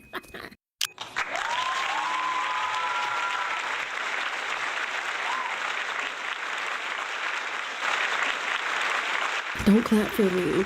Don't clap for me. Hello. First video after my my forced break. Yep, that's right. And while I was gone, every game possible updated. Yeah, so we're gonna play catch up for a hot second. And you know, we have to play catch up with 14 Days with You. I was very confused by the screen because it's been so long since we played. I was like, why does screen look like that? But I remember I kept getting all the death routes on purpose to piss off Ren. Anyway, I'm excited. You're excited. Let's do it. I'm so excited. So I'm speeding through, y'all. I'm speeding through to go and get our stuff. There are new little tidbits. Hold on, let me out the way. Sleepy, move your head. There are new little tidbits. So if I have to like go through and read some, we're gonna go through and read some. Like He seemed to jump at the sudden noise before sheepishly turning around to face me. Immediately, I was taken aback by his soft demeanor, doe-like eyes, and imposing height. So this was the guy who always rented out my recommended books on the display window, huh? He definitely fit the aesthetic of a cozy literature lover needing a good book. His pink hair also reminded me of Haruko, an anime character I had recently been obsessing over with Moth during our late night video calls. In fact, even the overall cut and style appeared vaguely similar to his. But then again, this hairstyle could have been trending right now or something, and I just so happen to be the last to know about it. You know what? Knowing me, that is most likely the answer. But now that I really had a good look at him, which proved difficult considering his towering height, this stranger also seemed to bear a near picture-perfect resemblance to the male lead from the webcook I was reading. What? This stranger also seemed to bear a near picture-perfect resemblance of the male lead from this webcomic I was reading. It was called Always With You, and it involved the main character meeting the love of her life at a... As if noticing my spaced out look, the stranger absent-mindedly scratched at his jaw while he waits for me to snap out of my thoughts. I missed his face. In fact, I had been so distracted that I didn't even realize that he had been muttering quietly to himself. I knew you preferred softer looking clothing. I made the right choice with this outfit. Once again, I was going through and of course we invited Ren over. I'm still on day one. These are little tidbits that have been added in and it scared the crap out of me. But this is cute. This is cute. Settling onto the couch with some microwaved food and snacks, Ren and I then decided on something to watch. There wasn't much on this time besides some B-list horror flick, and to my surprise, I find out that Ren actually liked those kind of movies. Those are the B-list horror flicks are the best ones. Sleepaway Camp, you still terrify me. Or at least he seems to enjoy it with the way he's hunched over his seat, gaze intently staring at the screen as a hunt sequence begins. But I suppose I can understand the intrigue, seeing as once I glanced back at the television, I find myself completely enraptured by the suspense and overall chilling atmosphere of it all. The killer was chasing down his victim now, and I watched with bated breath as he stalks his way towards the door, cutting off the glow of the light from underneath the door frame. Almost smugly, like he knew exactly where his victim was hiding. The masked killer knocks on the door before letting himself in. He walks with heavy footsteps towards the edge of the bed before ever so slowly bending down, lifting the quilt up, raising the accent. Oh my god. It wasn't the jump scare that got me, but rather Ren's abrupt yelp. Clutching my shirt where my heartbeat thrummed against my chest, I spare a glance at the lanky man with fleeting anger in my eyes. Oh, Teo. Rest in peace, Teo! Rest in peace, my Black Flag King! My terrible king! I kind of miss Teo. Hold on, not our Teo lore. Hold on. Not the Teo lore. My Black Flag King. According to Jay, Teo would always show up at campus to pay a visit. Though, if I were being honest, I'm sure Teo only did it to antagonize some of the students and staff there. It definitely wasn't out of the ordinary for him to do something like that. Plus, it offered me a lot more insight onto this whole assertive yet nonchalant attitude he often liked to put on. My favorite. That's not good. The first time I'd ever witnessed it was when Teo found me sitting alone at a cafe. I still remember sitting there slack-jawed as he practically shoved my laptop bag to the side before sitting down and taking a sip of my drink like it was his own. The satisfied grin from seeing my displeasure said everything, and had he not offered to buy me another drink, I'm almost certain I would have told Teo to get lost and bother someone else. But before I can reminisce any further, I hear the sounds of Teo's footsteps drawing closer, and it pulls me back to the present. Alright, after 20 minutes of going through days 1 through 4, we are finally at day 5. Rather than the faint chirping of birds outside my window, it's the sound of something buzzing that rudely pulls me from my slumber. Muscle memory immediately kicks in, causing me to haphazardly throw my arm above my head and fumble around in search of the noise. When my hand lands on what I think is my phone, I groggily pull it closer to see what all the fuss is about. My boss's name flashes on the screen, causing me to awaken fully, and I unlock my phone to read his message. Oh no. Library closed today. Police closed down the entire street. Unsure why. Will text you if more information becomes available. Conan. What? Conan's odd texting quirks aside, what did he mean the police closed down the entire street? Did it have anything to do with the news last night?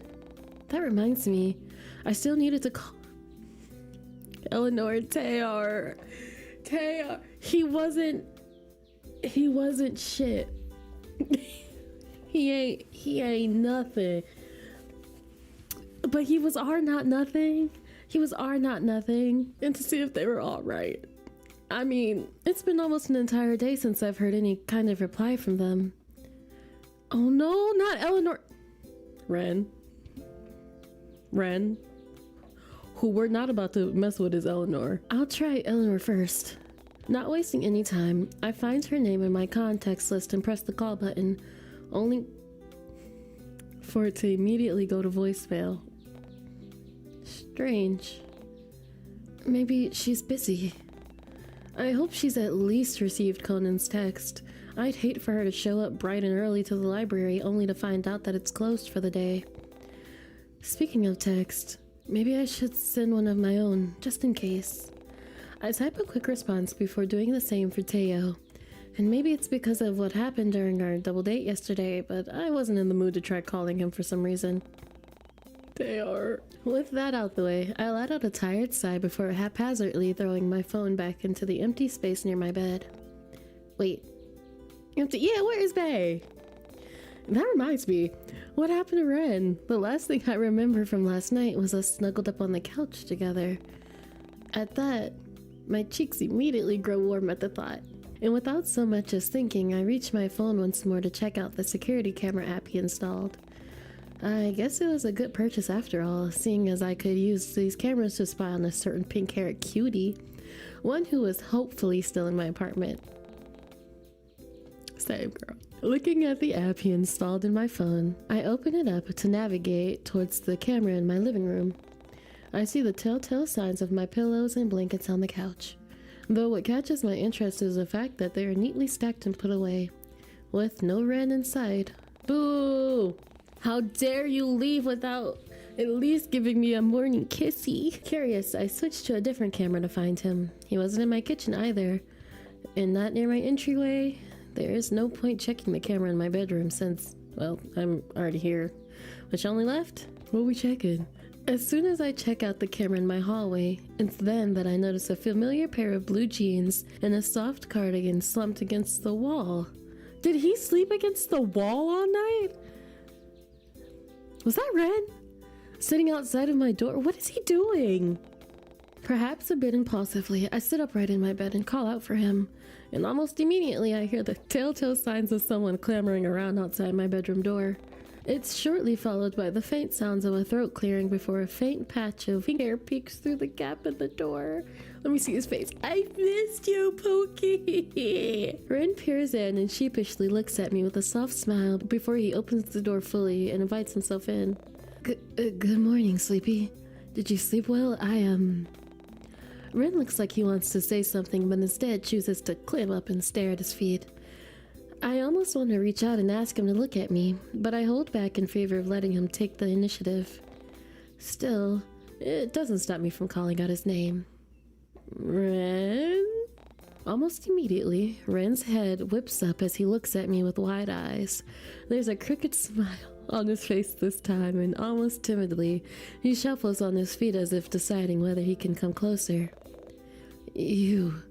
Oh, well, you asked me to stay last night. But then you started mumbling about not having enough room for something, so I carried you to your bed instead, and then you asked me to join you in your bed, but then you said something about the grown-ups saying it'd be okay for me to stay, and well, I didn't really know what to make of that, to be honest. He gonna leave me in my sleep talking alone, alright? Crap, seriously?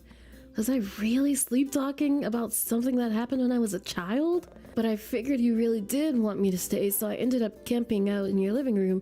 So don't worry, nobody came in your room. But besides me, of course. And I only just woke up, actually. Right. If you still want me to, I can join you and, actually, no. Never mind. He's so cute. He's so cute. He's so cute. Ren looks like he'll combust on the spot if he talks any longer. And as if sharing the same thought, he clams up and awkwardly scratches his jaw. From that reaction alone, I have the slightest inclination as to what he wanted to ask me. Now that I think about it, wouldn't it be such a bad idea? What he want to ask? Let him stay in the door. Invite him into the... Hold on, y'all. Hold on. I won't say it as enthusiastically this time. Let him stay by the door, or invite him into the bed. What y'all think?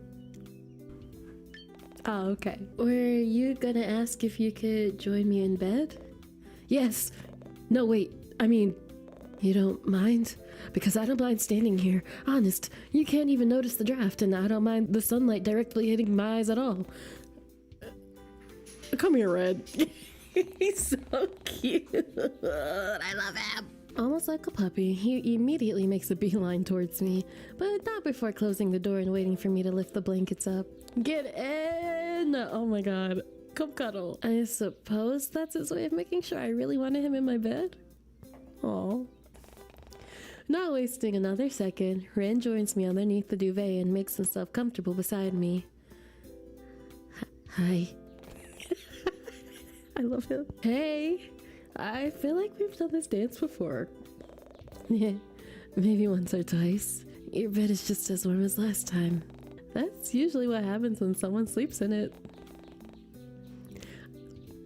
I'm sorry, this is cute. I need a second.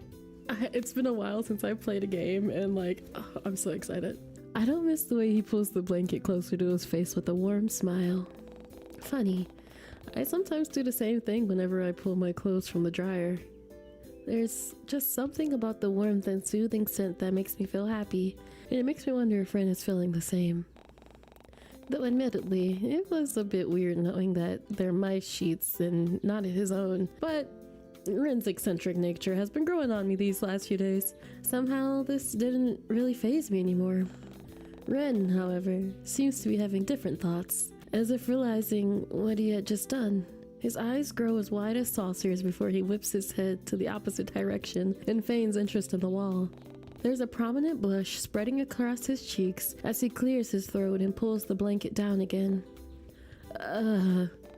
Before I can react, my phone goes off with what felt like the 100th time this morning, and I fish around for it once more with a groan. Not bothering to look at the screen this time, I swipe my finger across the screen to answer. Wait, the call?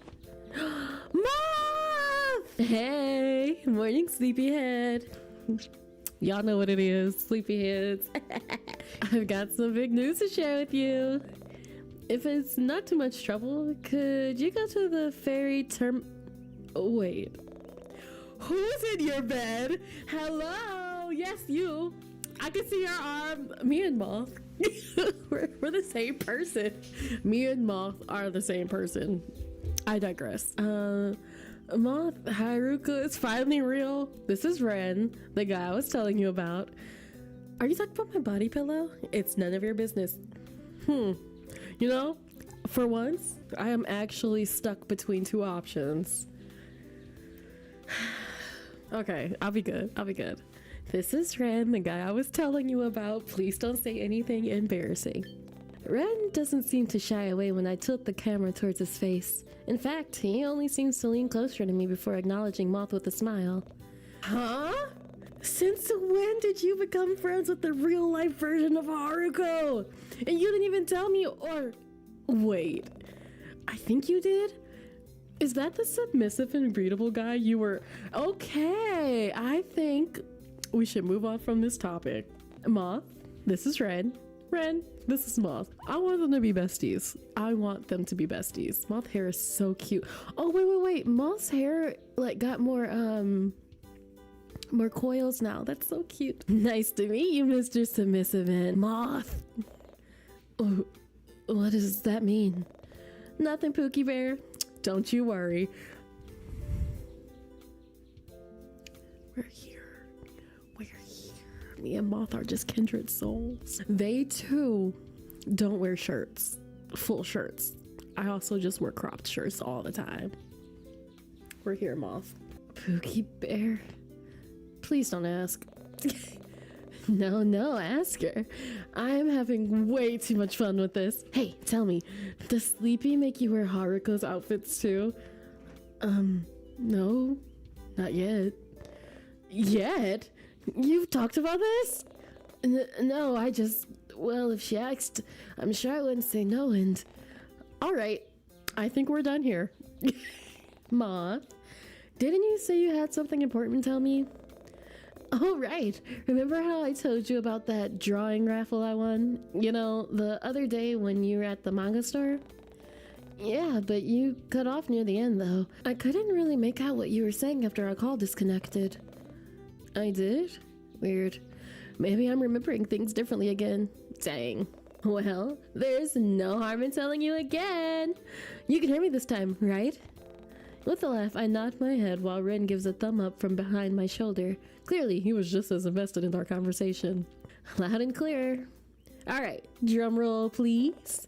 Guess who won a free trip to New Salvis? Me! That's who! No way! I can feel Ren jolt in surprise from my sudden outburst before he settles back to my side. At that, I shoot him an apologetic smile, one that he returns with his own. Yes, Way. I'm passing through Corland Bay right now, and I figured you were still in the area. Maybe we could... Did you want to meet up?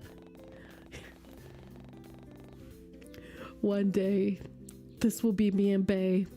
Bay is a spar. This will be me and Bay. Knowing that this could potentially be the first time I meet Moth in person, I don't bother to hide my joy and excitement. Finally, after years and years of video calls and messaging each other online, we now have the chance to do it face to face. But before my thoughts can delve any further, Moth interrupts in a tone equally excited as mine. Would that be okay? I mean, the shuttle won't pick me up until tomorrow morning, so I haven't got much planned, and I wouldn't want to intrude on anything. I know this is all of a sudden, and we've never actually met in person yet, or even made any plans to. Hey, it's fine. I could show you around the bay, take you to the infamous beach from Attack on Giants. Say less. Say less. It's then that I realize Ren is still sitting next to me, poor thing, peering over my shoulder while Moth and I converse. A wave of guilt washes over me, but Moth seems to step in before I can react. Oh right, the iconic beach scene wouldn't be complete without Haruko, would it? You should bring him with you, I don't mind. My name is Ren, but if it's really alright with Sleepy too, I wouldn't mind tagging along. Oh right, you're a big fan of Attack on Giants too. You remembered. I mean, yeah. I really like that anime too, so I wouldn't mind tagging along, if it's okay with you, of course. I'd love to have you with me. What is it, trusted sidekick?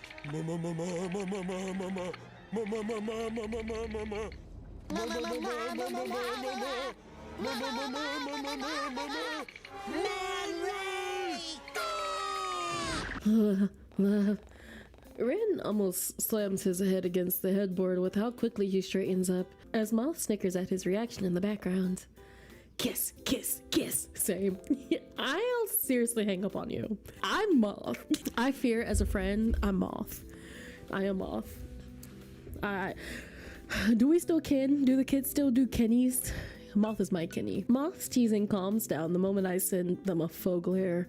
Ren seems to find the amusement in my words as well, given how the corners of his lips pull into the faintest of smiles. Man, who knows what you two are getting up to in the bed before I called. Goodbye! Don't ever call me again. Hold on. I'll be waiting for you guys at the ferry terminal, and don't make me wait too long. Watching the ocean makes me feel nauseous. Also, I want to be the one who hangs up first. Bye! Oh! Same though. Same. Before I can get a word in, Moth flashes me a cheeky grin and ends the call. Well then, I guess it's breakfast to go? With a smile, Ren eagerly nods his head.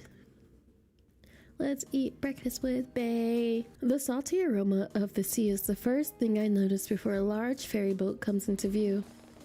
Rain becomes a temporary second thought the moment I realize who might be on that ship, and I hurriedly make my way towards the dock where Moth is waiting. Moth! They're so cute! Oh my goodness, they're so cute! Oh, I'm obsessed. I'm obsessed. I'm obsessed. When me and SB are finally able to like be nerds together, you all just wait.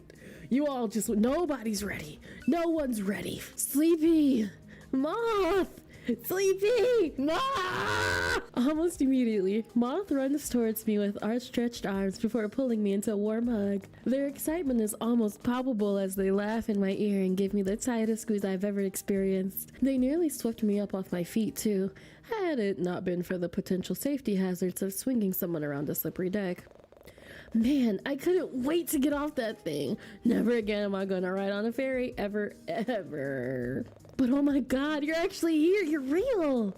And you're taller than I expected too. And whoa, I love your outfit. It must be the shoes, because I am a mini-me. I have to get a similar pair of... Holy crap, is that... You're joking. You're actually joking, is this real? No way, the real life Haruko is standing before my eyes right now. Following Moth's gaze, I notice Ren sheepishly walk up to the both of us and stand by my side. He doesn't seem to greet Moth in any way, but just as I turn around to fully face him, Moth removes his hand from his pocket and gives a shy wave. He's the love of my life. He's just a baby. He's done nothing wrong. He's never done anything wrong. And if anyone says he has, they're lying. Because look at him. Nothing. I guess I've gotten so used to Ren being more forward around me that I almost forgot about his reserved side. It's nice to meet you, like, again. And I get that a lot. It must be my shoes as well. Yeah, the shoes. Moth, you haven't even looked down yet. Do I need to? Everything I need is right in front. Say, Moth. See? Oh god, this is terrible. This is like seeing myself in a character. It's bad. Do I need to? Everything I need is right here in front of me and crap. Did I say that out loud? Whatever, doesn't matter. You can't blame me when you got the real life Haruko standing in front of me right now. Where'd you get your hair done? Can you save me from a giant? Do you need a spouse? God, I've seen what you've done for others. Same. This is the extrovert friend that I need, which is also just a version of me. I've never seen them so animated before. It's almost hard to believe that this was the same Moth who'd always shy away from the social situations. Sorry, I'll try to tone it back. Keyword being try here. But for real though, thanks for coming out and meeting me like this. I know it's really last minute. Not at all. I had nothing planned today anyway, and I'm glad Ren was willing to tag along. Of course. I like making you happy. It really is Haruko. Oh, it's Ren. And I guess, well, apart from the hair, I suppose it's just a major coincidence that Haruko and I happen to act the same. It's one of the reasons why he's my favorite character, actually. It's hard to miss the way Ren looks at me when he mentions Haruko as his favorite, but it happens all too quickly that I fear it was just a trick of my imagination. Yeah, I like him because he's hot. Same. Plus, he whimpers and pouts in the most cutest way whenever he's upset. I almost laugh at the way Ren's eyes widen at Moth's words. Also, I swear the animators knew what they were doing when they ripped off his Wait! I haven't seen it yet, don't spoil it! Oh, crap, sorry ass, my bad. But hey, if you got the time, why don't we all watch it later? Sounds like fun. Don't you agree, Angel? I wasn't expecting Ren to join in. Hold on. Do we have a Moth Ren power duo? Cause I like that. That's cute. This is a cute trio. The trio is cute. I wasn't expecting Ren to join in, much less witness Moth be so social with someone. But then again, much like me, Moth has been obsessed with Attack on Giants since it first came out, so it made sense for them to be able to gush about it without any restraint. Plus, it was nice to see Moth having fun, so who was I to put a stop to it? Speaking of which, did I tell you the reason I'm here in the first place? Well, you know about that one anime convention being held in New Salves? They're hosting this AOG art contest online, so naturally I joined. And won. So now I get to go to the convention for free, and I get to have a one-on-one time with all the voice actors. Oh, that's really cool, actually. I mean, come on. I finally get a chance to talk to the voice actor for Haruko. This is like a dream come true. Could you imagine meeting the voice actor for Haruko, but he's not as good as Red? So you're just like, you're like, I guess he's okay. I know the real Hark. I know the real thing. I wonder if I can get on to say he wants to marry me. Wait, why did I know about this? Yeah, now that you mention it, it is kind of strange how you never said anything to me. You must be really busy with work, huh? Work? I guess you could say that. However, with everything else that's been going on recently, I'm not entirely sure I can blame my distract on my job. And I love Attack on Giants. It's weird how I never got any recommendations or ads for the convention online. Huh. So much for personalized feeds. Besides, the convention isn't until tomorrow, and we still got an entire day to kill. Didn't you say once you wanted to show me all of the sites here? Oh, you remembered? Well, since we're here already, why don't we start with the main beach? Oh, but you don't really like water, do you? Maybe we can just... They don't? Red.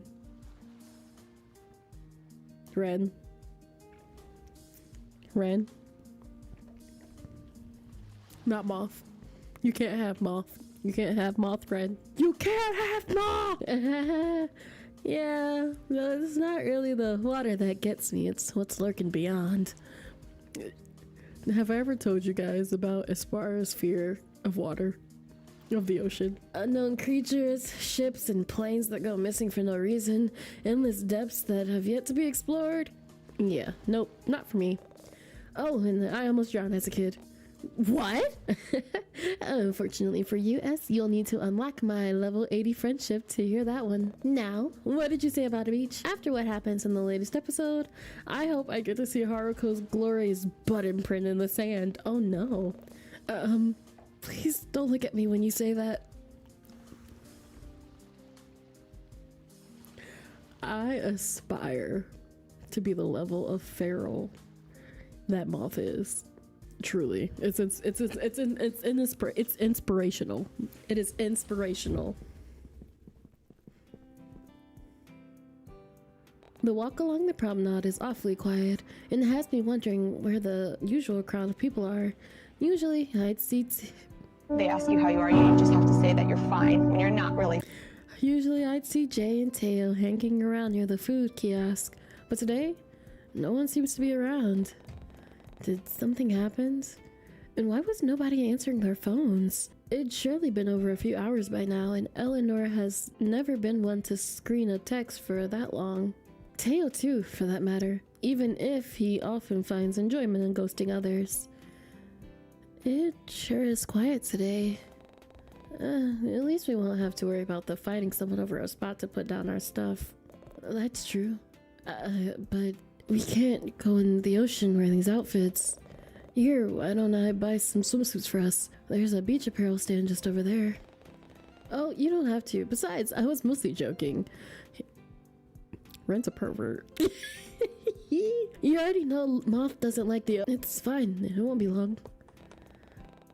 Why you know our size?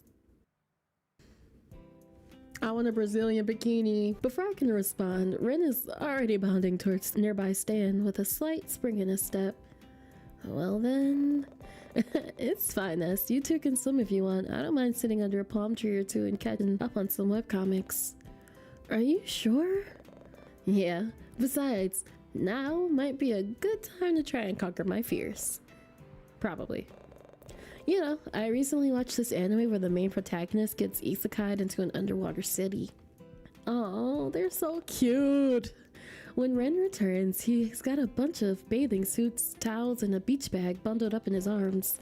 He wastes no time in handing me a swimsuit, and before I can tell him what's happening, he's already ushering me towards a changing stall and promising to watch the door from outside. He just wants to see us in a swimsuit. He's been waiting to get us in a swimsuit. A small part of my brain picks up on the fact that the swimsuit is in my exact size. But I put it on the back burner for now so I can focus on changing out of my regular clothes. When I look at the items Ren got me, I notice that... What do I notice? It shows part of my skin. It doesn't show any of my skin. Yeah, show it off. The design on the front somewhat resembles my comfy aesthetic, and it makes me wonder if that was the reason why Ren intentionally picked it out for me. However, another part of me wonders if he only picked out this swimsuit because it shows off some of my legs. I know what you are, Ren. I can still hear Moth moving about in the stall next to me, alongside the rustling of fabric and a few expletives, so I take my time changing, but it doesn't take long before I'm fully dressed and ready to throw myself into the ocean. As if to kill time and give everyone else a few minutes to get dressed, I stuff my regular clothes into my bag extra slowly and swing open the door, only to find Ren still waiting for me on the other side. Take it off. Take it off. You got me taking it off? You gotta take it off. All done? That was quick. Guess it's my turn now, huh? You better not put on a full body. I swear to God, Ren. It's then that I noticed that there are only 2 stalls available and that Ren really was taking his guard job seriously. Yeah, Ren, come on. Get in the stall, babe. I'm actually not quite done yet. Do you want to share my stall?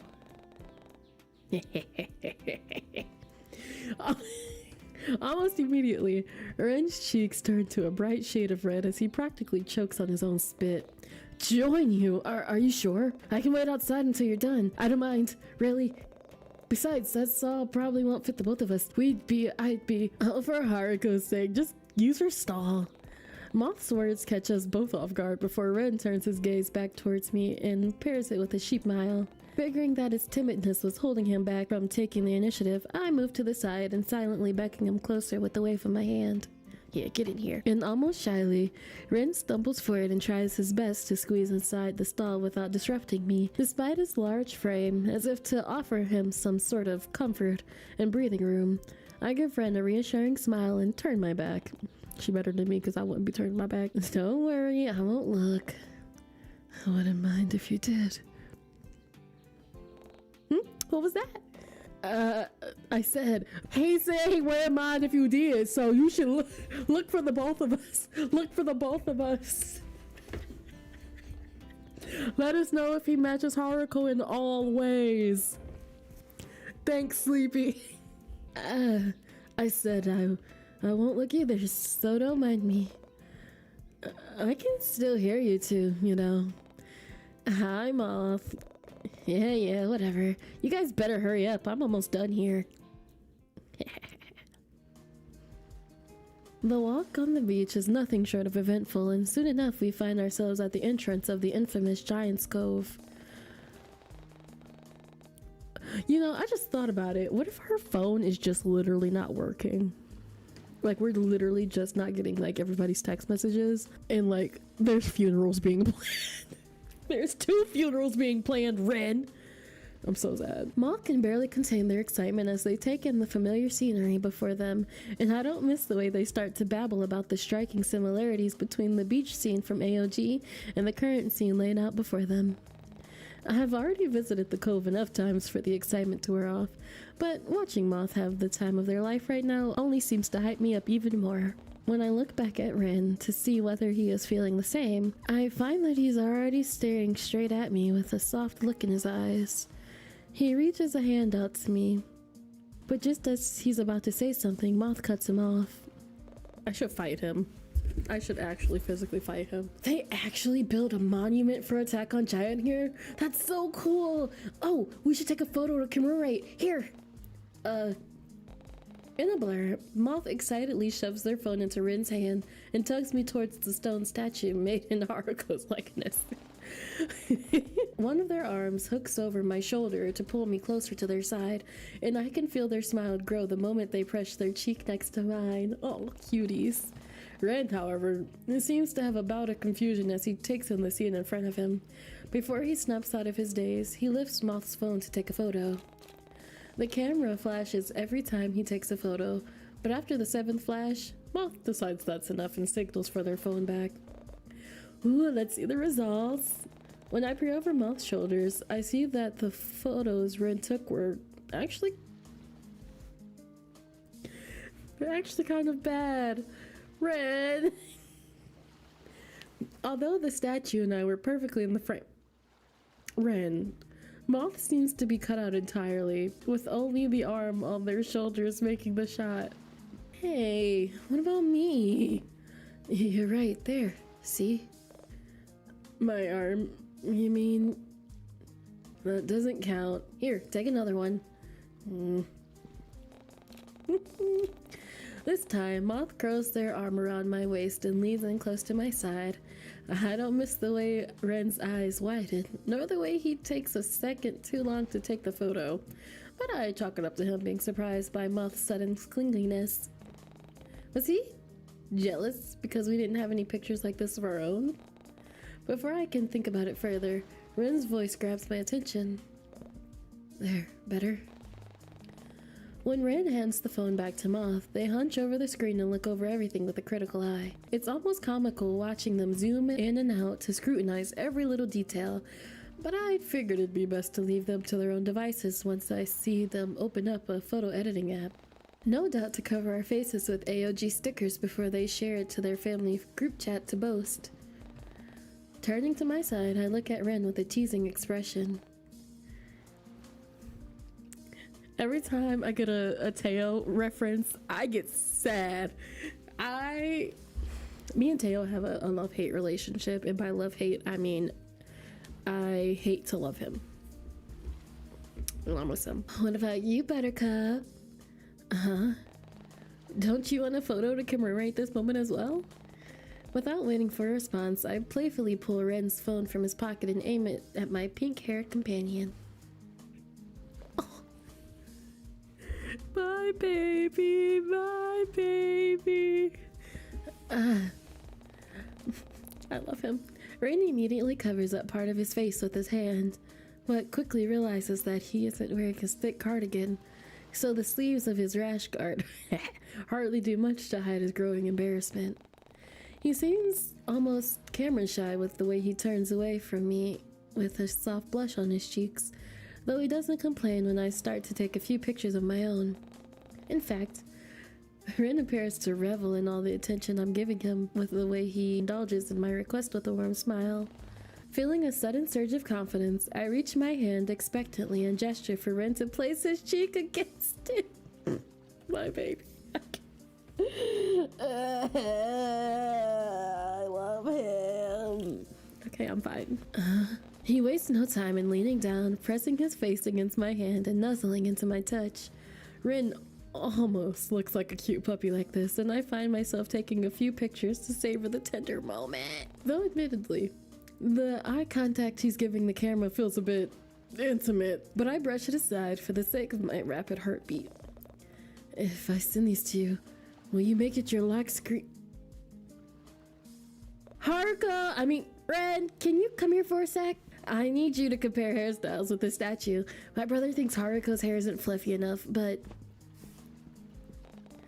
I stifle my laughter at Ren's confused look as Moth continues to rant while they tug him towards the Haruko statue. I look away the moment they ask him to start posing, and it's then that I realize I still have his phone in my hands.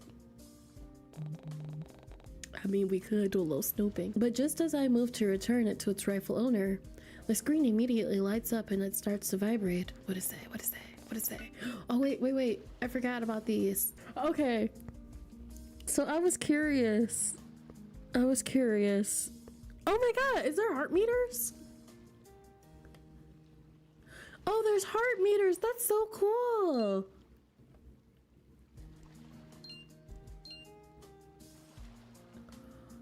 This is so intricate.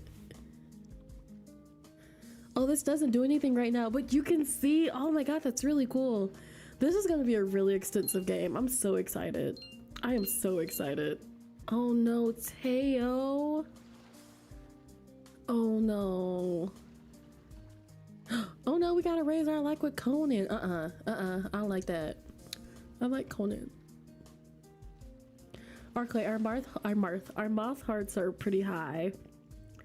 Where's Violet, my love? Oh my goodness, this is so cool. This is gonna be such a good game. I'm so excited. Teo, rest in peace. This account has been terminated. I'm so sad. I hope there's an ending where we can save everybody. Perhaps it's the muscle memory kicking in from all the times my own work phone would go off, but I find myself unconsciously lifting it up to look at the screen before realizing what I'd just done. I'm guessing you're the reason it's placated again. Also, gross, dude. Don't tell me you went back and fished out his crap. What exactly are you doing right now, Sleepy? I shouldn't be reading through someone else's private notifications like this, and yet I couldn't help but feel weirded out. Ask Ren to leave us alone. I feel fine. Hang out with Ren a little longer. Yeah, why would I? What? What was I thinking? Reading private messages like this. Ren doesn't deserve to have his privacy disregarded like this. With a resolute nod, I make my way towards the group and call for Ren's attention. Angel, sorry. Did you want to take more photos as well? Here, I'll move out the way. Actually, I was thinking about heading to the manga store to check out some of the new merch. Do you want to join us? Oh, and here's your phone. Sounds like a good idea. Here, I'll go get our bags while you're finishing taking your photos. Let me know when you're ready to go. The love of my life. Almost like a puppy, Ren bounds off towards our belongings and starts to pack them up with a blissful smile on his face. Man, he really is just like Haruko. I want him to turn into a sticky hand just so I can repeatedly throw him against the wall over and over again. What, your level of cuteness aggression genuinely terrifies me sometimes. That's a wild cuteness aggression. It's really cute though. The moment we reach the main street, I immediately pick up on the lack of, well, noise. Aside from the lone cop car, there were hardly any other cars or people on the street, and most of the stores appeared to be closed. Weird. Was today a public holiday? I doubt it, considering I was initially supposed to work today. But before I can dwell on it any longer, I suddenly find myself being thrust forward and onto the road by an unknown force, before Ren reaches out a hand to pull me back. Once the initial shock wears off and I gather my bearings, I whip my head around to figure out what or who tried to push me. But it proves difficult when Ren's large frame blocking my view, so I removed his hand from my shoulder and sidestep around him. Ooh, child. When I do, I come face to face with a dark, hooded figure who doesn't even bother to acknowledge my existence. What the? This loser really tried to push me into oncoming traffic and walked off as if nothing happened? Wait. Was this the person Violet was talking about? The tall build, the hooded jacket. The only thing that's missing is the crazy amount of belts on their leg. So this is my stalker. I have half a mind to just pull down their mask and hood to expose their identity, but I didn't want to cause a scene or make matters worse. Ren, however, seems to have other plans. Get him, Ren. Get him, Ren. Get him back. Before I can react, he surges towards the hooded stranger with a nasty scowl on his face. Get him back. That's my friend. What's your problem? Not even gonna apologize? I swear, Ren is from the streets. We don't know it. Won't know it. We don't know it. We don't know it. Ren, he run these streets. Ren, you see that cutie patootie right there? He's killed 5 men with his bare hands before breakfast. How tough am I? How tough am I? I had a bowl of nails for breakfast this morning. Yes, so? Without any milk. Right this way. Sorry to keep you waiting. I don't even know how to do Ren's gangster voice. How would you do Ren's gangster voice? I don't know how to do Ren's gangster voice. Not even gonna apologize. When no response comes, Ren reaches for their shoulder to get their attention. All it does is cause them to turn around slightly before they shrug it off and break into a sprint. Oh, bitch! Everything happens in a blur. And just as the smudge of black fades from my view, Ren's pink hair replaces it as he gently grips my arm to ground me. Are you alright? Did they hurt you? Concern and worry couldn't even begin to describe the range of emotions present in his face. Ren peers even closer when I don't respond to his question, and in that moment, I find myself too stunned to speak. All of my attention goes towards the warmth radiating from his sudden closeness, and the soft, blue eyes peering into mine with so much worry. I can feel Ren's fingers press deeper into my shoulders, not enough to hurt me, but present enough to anchor me, as he pulls me even closer towards his chest. I feel safe being surrounded by his concerned presence, and it was nice to know that he cared so much for my well-being, so much so that he'd willingly pick a fight with some stranger for a simple apology. But the moment only lasts so long before I realize he's trying to get me to respond. Angel, what's wrong? You okay, yes? Do you know them or something? I'm fine. They scared me, is all. This has never happened to me before. You're sure you're fine? You're still shaking. You want to sit down? Should I call the cops or something? I can barely hear Moth's words over the rapid sounds of my heart beating and the ringing in my ears. I wasn't able to see that person's face because of their mask, but their scent. I could recognize that smell anywhere. It was something unmistakably earthy and muddy, and it felt oddly familiar in some way. Before I can let my thoughts travel any further, I notice my friends are still staring at me with concerned looks. Not wanting to worry them, I mask my fear with a determined glint in my eye and try to ease the mood. Maybe we should head home instead. Sure, but are you sure you're alright? You still seemed a bit dazed, Sleepy. Yeah, I'm fine. We should probably get off the street, though. I suppose peak hour is starting soon. That might explain why they were in such a rush. Still, it wouldn't hurt to apologize for bumping into someone. Well, whatever. You said you wanted to head home? She did, so where did you want to go, Angel? If you like, we can go to my apartment. It's not far from here. But you already know that, don't you? I can't stand hell. Or we can go to your place if you prefer. You know what? Usually I would be totally gung-ho to go to his apartment, but because Moth is with us, let's go to my apartment, just in case. My apartment might be best. It's not far from here either. Purely on the happenstance of that loser being my stalker, I'm sure they wouldn't have the guts to try anything while I still had company over. And somehow, having Moth and Ren nearby seems to boost my confidence, so I boldly commit to my decision with a nod on my head.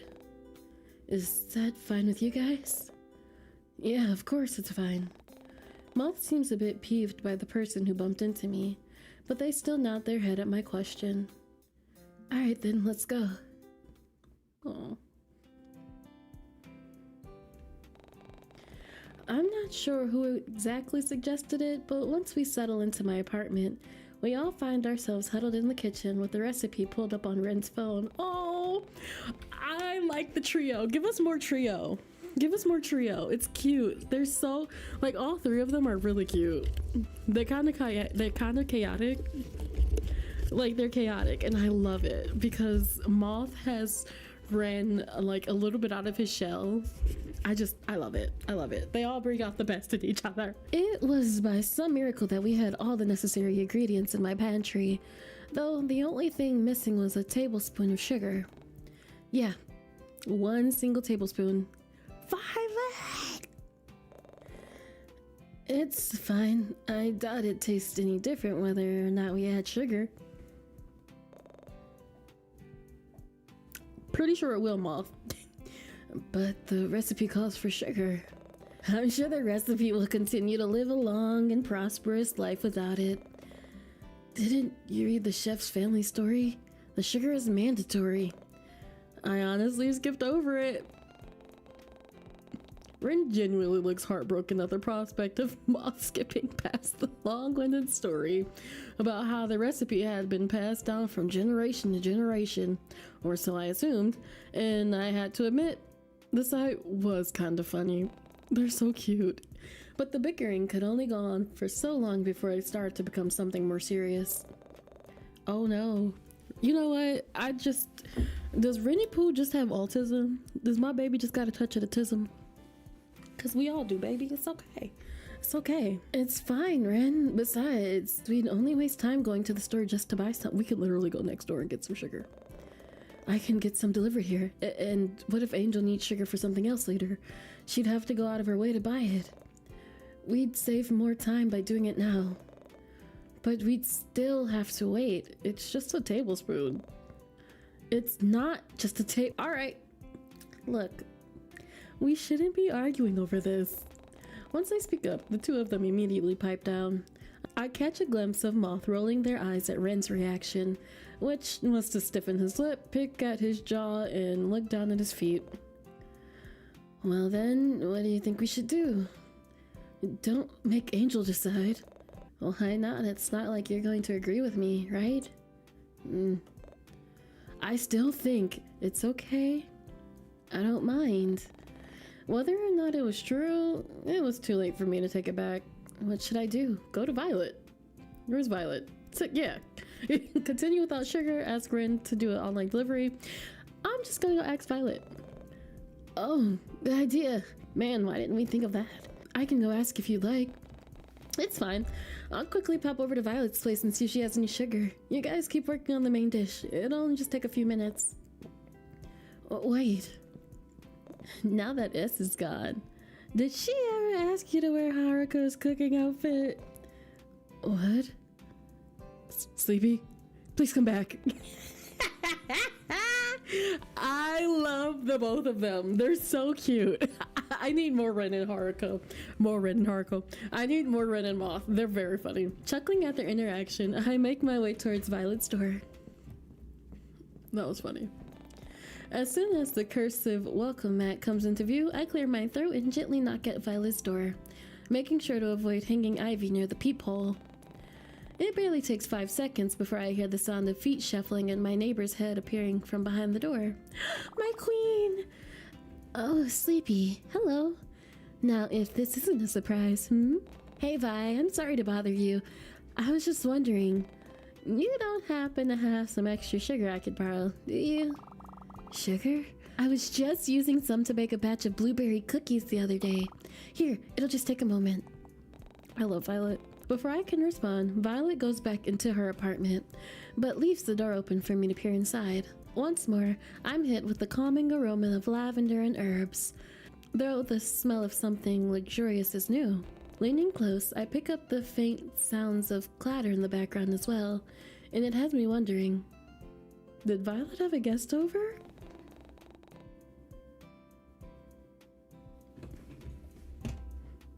Is she friends with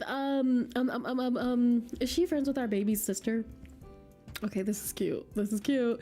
Curiosity washes over me, and it's then that I take a notice of high-end heels by the door. Were those Violet shoes? They look an awful lot like... I don't have time to wonder for long, however, as Violet soon returns with a small container full of sugar. Here you go. Is this enough, or would you like some more? Oh no, this is fine. Thanks, Violet. No problem. Feel free to stop by anytime. You're always welcome here. Oh. She follows my gaze towards the pair of heels and almost shyly she retreats behind the door with a sheepish smile. Violet, you and Kiara better be girlfriends. This is a relationship I approve. This is Sleepy approved. Violet and Kiara, Sleepy approved. Just like Teo and Eleanor. I don't make the rules. An old friend of mine is in town for a while. Her name is Kiara. We're catching up and reminiscing about old times together. Kiara? You mean Eleanor's sister? I didn't know you two knew each other, or that you guys were friends. Yes, well, it's quite a bit more complicated than that, actually. The faint blush on her cheek says everything. I have half a mind to tease her, but I ultimately go against it, considering how she literally just let me borrow some of her sugar. Still. Encourage her crush, discourage her crush.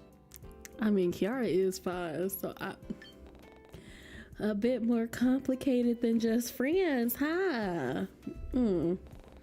Does that mean you're planning on giving Kiara some sugar later as well? Sleepy, why are you Everything all right there, Violet dear? Kiara's concerned voice can be heard somewhere deeper in Violet's apartment as she shoots me an incredulous look, though it only gets softened by the red blooming on her cheeks. Oh, no, everything's fine. I'm just saying goodbye. Oh, well, all right then. Taking the hit, I let out a snort and then turned towards my door. All right, I'll stop for now. Thanks for the sugar, bye. And no funny business, you two. With a wink, I give my neighbor 2 thumbs up and head back into my own apartment across the hall. They're so cute. With everything settled, we go back to making dinner.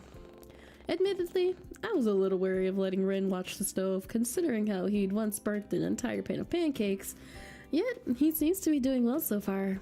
Moth, however, is all too happy to wash the dishes, which leaves me in charge of dumping the remaining vegetables into the pan while Ren stirs. You know, S, if you were a vegetable, you'd be a cucumber.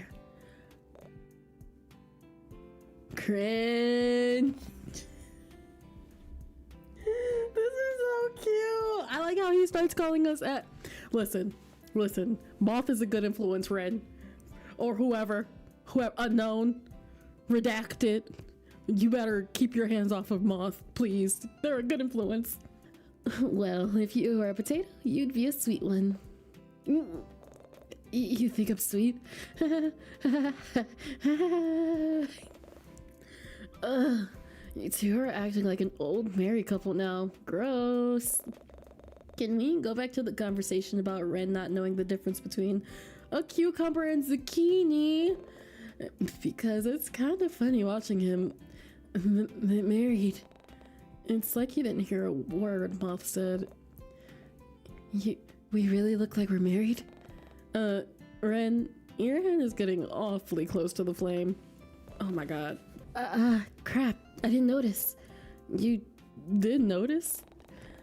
Now that I'm here thinking about it, Ren did have quite a number of strange markings littering parts of his hands. Some look like deep cuts, while others closely resemble inflamed blemishes and burn marks. Did something happen to him in the past? Was that why he wasn't able to feel the heat coming from the stove? Before I can ask, Ren seems to notice my inquisitive gaze fixated on his hands and beats me to the punch.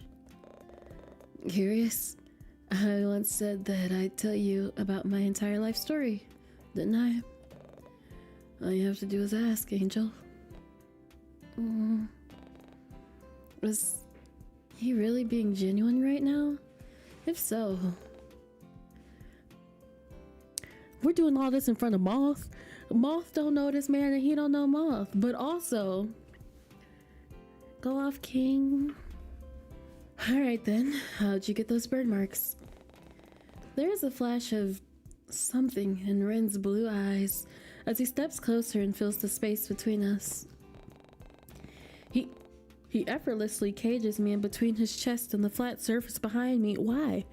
Before he leans down and lowers his voice in a hushed whisper that sends shivers down my spine. You'll have to keep it a secret between you and me, okay? It's pretty embarrassing. And no telling your friend either. Nodding my head, I try my best to focus on Ren's words and ignore the way his unique scent floods my senses and has me unconsciously leaning closer for more. Well, when I was a kid, I went camping with some friends from school. It was our first time doing something like that, so we didn't have much experience. I guess Kid Me wanted to prove just how reliable and capable he could be, so I volunteered to start the campfire while my friends pitched the tent. Big mistake. The fire got way out of hand. Before I knew it, the only thing I could feel was the flame scorching my skin and this horrible burning sensation tearing me up. The heat ended up marring most of my arms. Oh, my baby. And I suffered a lot of nerve damage from it, and now it's left me practically unable to feel most things. And what's worse is that my nerves continue to deteriorate with each passing day. No matter how hard I try to prevent it from happening, it's reached a point where I can barely feel anything at all. As if to prove a point, I hear Ren's hand grip the counter by my side, almost alarmingly tight. But I guess that's why I always like touching you. It's sad, isn't it? Someone who can hardly discern things by touch no matter how hard they try. Yet always yearning to see how much they can still feel. I want to experience everything I can before it all goes away. And you make it possible. Okay, wow. After hearing all of that, it makes me want to... Yeah, I like face. It could be because everybody always squishes my cheeks because I have soft skin. So people always like squish my cheeks and stuff. So like when I think of like serious, like look at me and I'm some intimate touch, I always go for the face. He can hardly feel anything in his hands anymore, right? So that means... Without a second thought, I reach for Ren's face and gently cup his cheek. My thumb runs across his soft skin, and it's then that I notice all the faint freckles and blemishes that litter his face. Part of me wants to trace them, but I hold back for now. It's much better like this, right? This way you could feel everything. His own eyes widen at my words before I feel him nuzzle his face closer into my hands. Moth is right next to us. They're just like, what y'all doing? What the dog doing? Where you close at? Where you close at? An almost pitiful smile pulls at his lips, and had I paid a tiny bit more attention, I would have noticed the tears forming in the corner of his eyes as well. Baby. But before I can open my mouth to speak, the soft and intimate moment is abruptly interrupted, leaving my words unvoiced and hanging in the air between us. Dude, watch what you're cooking! We're about to start an apartment house fire.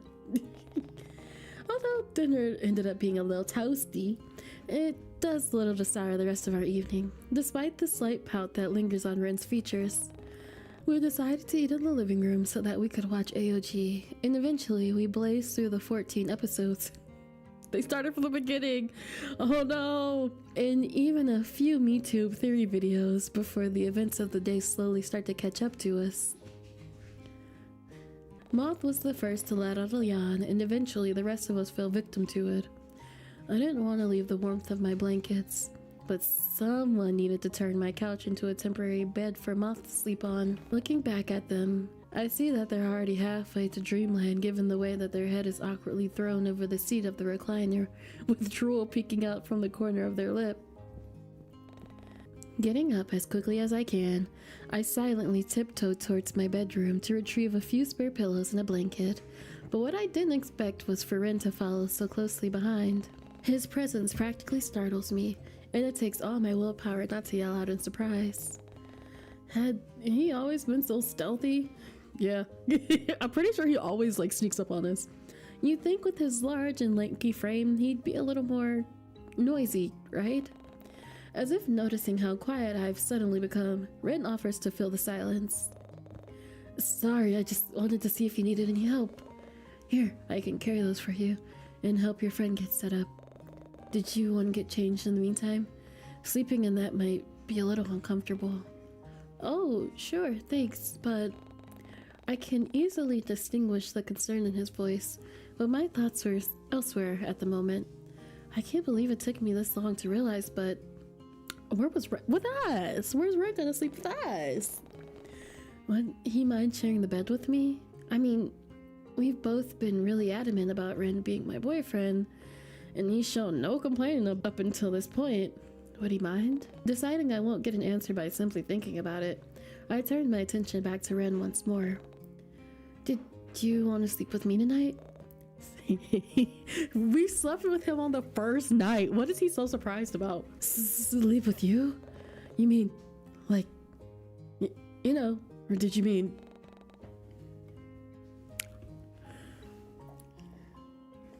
No, Sleepy. Oh, don't talk all at once now. Don't speak for the whole room. Don't speak for the whole room, Miss Sleepy. In game. Because out game Sleepy said, yeah, we was talking about that, right? We was talking about the other one. Rude. I was talking about sharing a bed with me, you dork. Oh. Oh, right. Yeah. Yes. That's fine. I don't mind. If panties start flying off, it's not my fault. But what about you? Are you really okay with that? Yeah. We've already slept together. Yeah, why wouldn't I be? You're my boyfriend, aren't you? That was so cute. He's like, yes. Yes. This is cute. Yes. Yes. I'll go bring this to your friend and come right back. Okay. Okay. But just to make sure, you really want me to share a bed with you? Yes, Red. And I'm really, really, really your boyfriend? Yes, Red. Really? You promise? Hurry up before I change my mind! At that, Ren practically teleports out of my room and sprints down the hallway. I love him. My baby, my baby. Settling into bed, I let out a deep sigh and sink deeper into my pillow. Ren joined me earlier after he stripped himself from his outer cardigan and belt, though I figured the jeans must have been comfortable enough for him to sleep in. He should just have clothes at our house at this point. But it wasn't like I had any... I love when that happens. But it wasn't like I had any spare clothes that would fit his large and lanky frame, and there was no way I was gonna ask him to take his pants off. Why not? Ren, however, didn't seem to mind sleeping in denim, as he paid them no mind the moment he moved under the covers and pulled me closer towards his body. Okay. I was so close that I could feel his chest slowly rise and fall against my backside, signaling that he'd already fallen asleep. And I found it oddly soothing somehow. It was so soothing, in fact, that it almost had me dozing off as well. Yet, for some reason, my mind didn't seem to get the memo. Today had been an eventful day, to say the least. But despite everything, I was glad that Moth seemed to enjoy themselves. All I wanted was for them to have a fun and memorable experience here in Corland Bay, much like I did all those years ago. Nothing could replace those fond memories of me exploring the wonders of the town on my own as a child, even going as far as Lake Blue Moss before an adult would find me and tell me it was time to go home. Thinking back on that memory, wasn't there someone else with me, like Leon?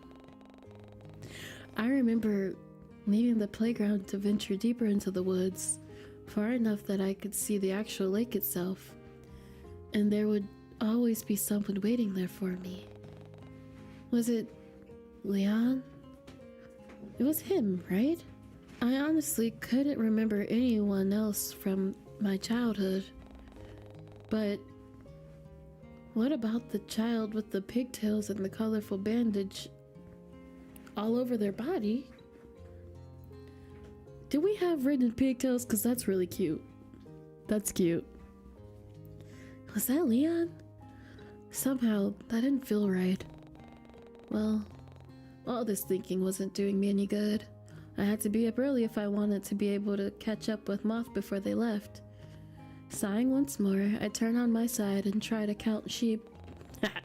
Eventually it works, as soon as I find myself falling into a deep, comforting slumber. Have we entered the questionable part of 14 days with you? Because I'm scared. I'm scared, y'all. I'm scared. And just when I begin to think it was all in my head. Is that Teo? That's Teo!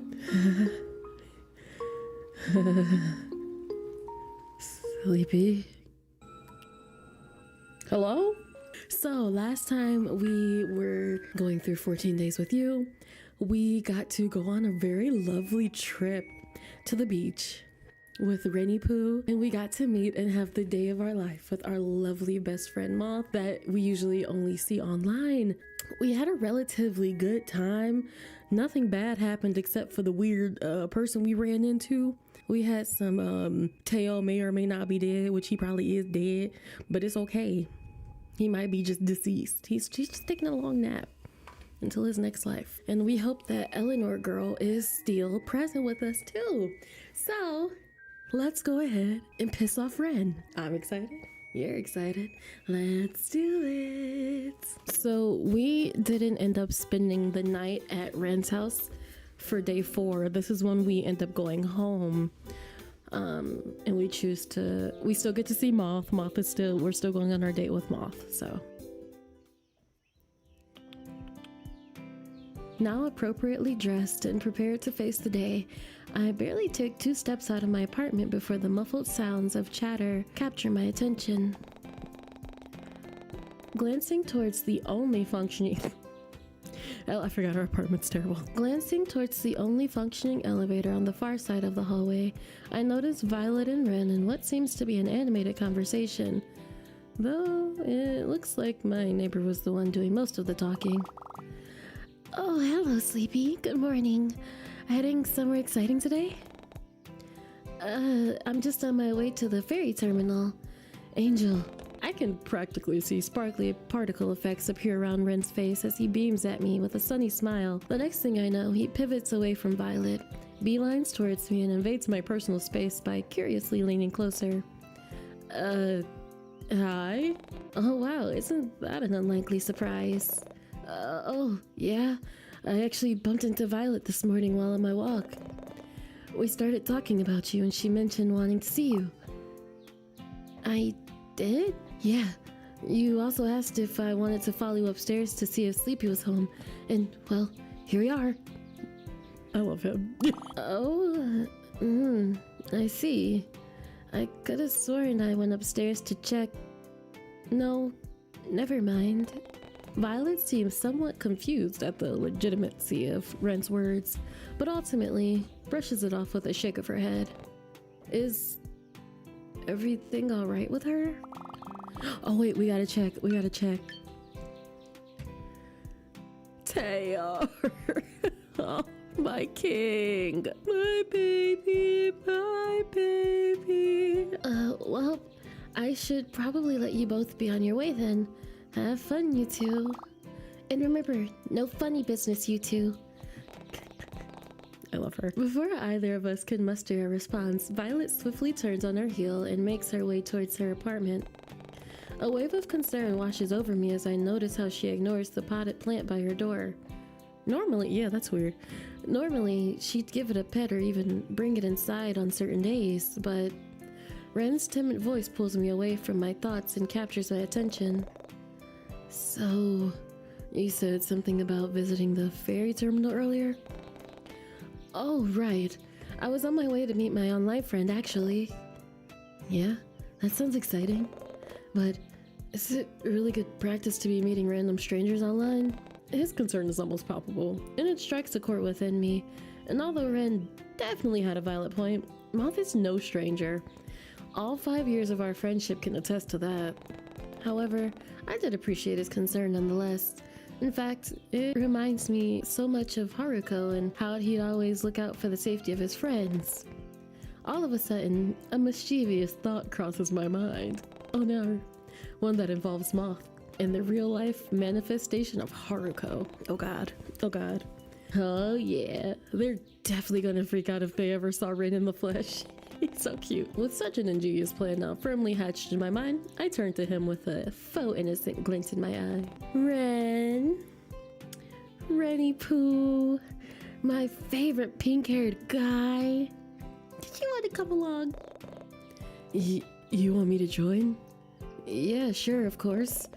I even know the quickest route to the ferry. You can count on me. And that's how Ren and I find ourselves catching a ride to the promenade to meet Moth. My poor baby. Ren, you were coerced. You were tricked. You were bamboozled. Okay, so last time we told Ren to get in our stall. We'll be like, we'll let Ren use the stall. All yours, babe. At my words, Ren's cheeks immediately flush a deep red as he draws closer to me and almost trips over his own feet. You are all mine. Yeah, you are my boyfriend, aren't you? But I was actually talking about the stall, Ren. I mean, right. The stall, mine, or my turn in the stall. Me. It's almost endearing watching the way he puffs his cheeks and pouts at his fumble. Ren makes sure to keep direct eye contact with the ground instead of me as he passes by, but he turns around at the last minute and peers at me from behind the door. You were really talking about the stall, right? Actually, never mind. He's so cute. Before I can respond, Ren slams the door shut and hides his flushed expression from me. I can still hear you two, you know. Hi, Moth. Yeah, whatever. You guys better hurry up. I'm almost done here. I don't have the heart. Okay. I feel weirded out. Ask Red to leave us alone. I couldn't shake off the feeling that something just wasn't right. While the text ultimately seemed harmless, and granted, I had barely any context to go off of, my instincts were telling me not to fall for it. Yes, Sleepy, follow those instincts for once in your life. When I let you. Just this once. With a resolute nod, I make my way towards the group and try to grab Ren's attention. Angel, sorry, did you want to take more photos as well? Here, I'll move out the way. Actually, I was thinking of taking Moth back to the pier so I can finish up the rest of the tour. I wanted to return your phone first. Oh, right, thanks. Here, let me grab my towel and we can all go back to the... So I was thinking maybe it could just be me and Moth? You and Moth? I'm splitting up the trio. This hurts. I'm splitting up the trio. I'm splitting up the chaos trio. I'm splitting up the chaos trio. Don't you want me to come along? Is there something wrong? Did I do something wrong? No, nothing is wrong. I just realized that having the real-life Haruko tagging along would be a bit too overwhelming for them. Once things settle down, maybe we can all meet up again? That was a bold-faced lie, but I hope Ren won't see through it. He does. Look! I love him! He's a... Alright, bitch. You really don't want me... I see. Yeah. Sure. Okay. I guess I'll see you later then. You have my number anyway. I'll only be a text away. If only he knew. I hate having to do the sad anything with Ren. The moment we reach the main street, I immediately pick up on the lack of, well, noise. Aside from a lone cop car, there were hardly any other cars or people on the street, and most of the stores appeared to be closed. Weird. Was today a public holiday? I doubt it, considering I was initially supposed to work today. But before I can dwell on it any longer, I suddenly find myself being thrusted forward and onto the road by an unknown force, before Moth reaches out a hand to pull me back. Ooh. Hello, back up off Moth! Back up! I turn around to confront the offender, but I'm not able to get a good look at their face because of the mask and hoodie they're wearing. Despite that, they seem to exude something sinister with the way their shoulders hunch forward and their hands remain in their pocket. What you got in that pocket? What if... Yeah, that's... I played too many of these games. What if they're hiding a knife in there? Any semblance of retort dies on my tongue as I step back towards Moth. I can feel them reach for my arm, and with one more glance, I turn away and hurriedly pace down the street. What the hell was that? Sleepy. Hey, are you okay? What the hell is their problem? I mean, come on. How hard is it to look where you're going? That dude's a grade A loser. No, they're the S tier of losers. Moth's words of reassurance do little to comfort me, but I appreciate hearing them nonetheless.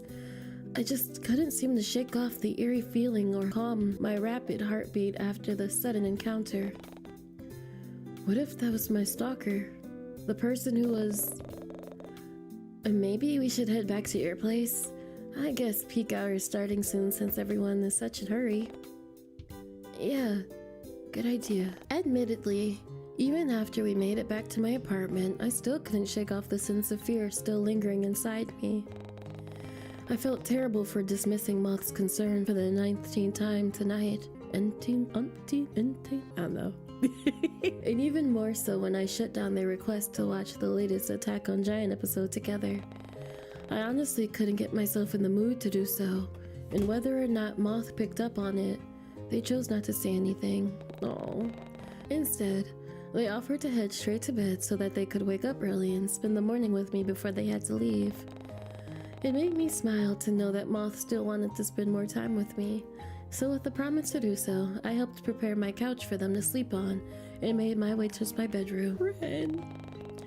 Perhaps out of habit, or was it fear, I triple-checked to make sure that my window was locked tight and that my bedroom door is shut completely. I'd already quadruple-checked that the front door was locked before I turned in for the night. With a satisfied hum, I crawl into bed and try to get comfortable. Though sleep proves to be difficult given the recent events, so I resort to counting the faint ticking of the clock to help me drift away to dreamland. 12, 13, 14. Soon enough, everything starts to fade, and I feel the cold embrace of sleep wash over me.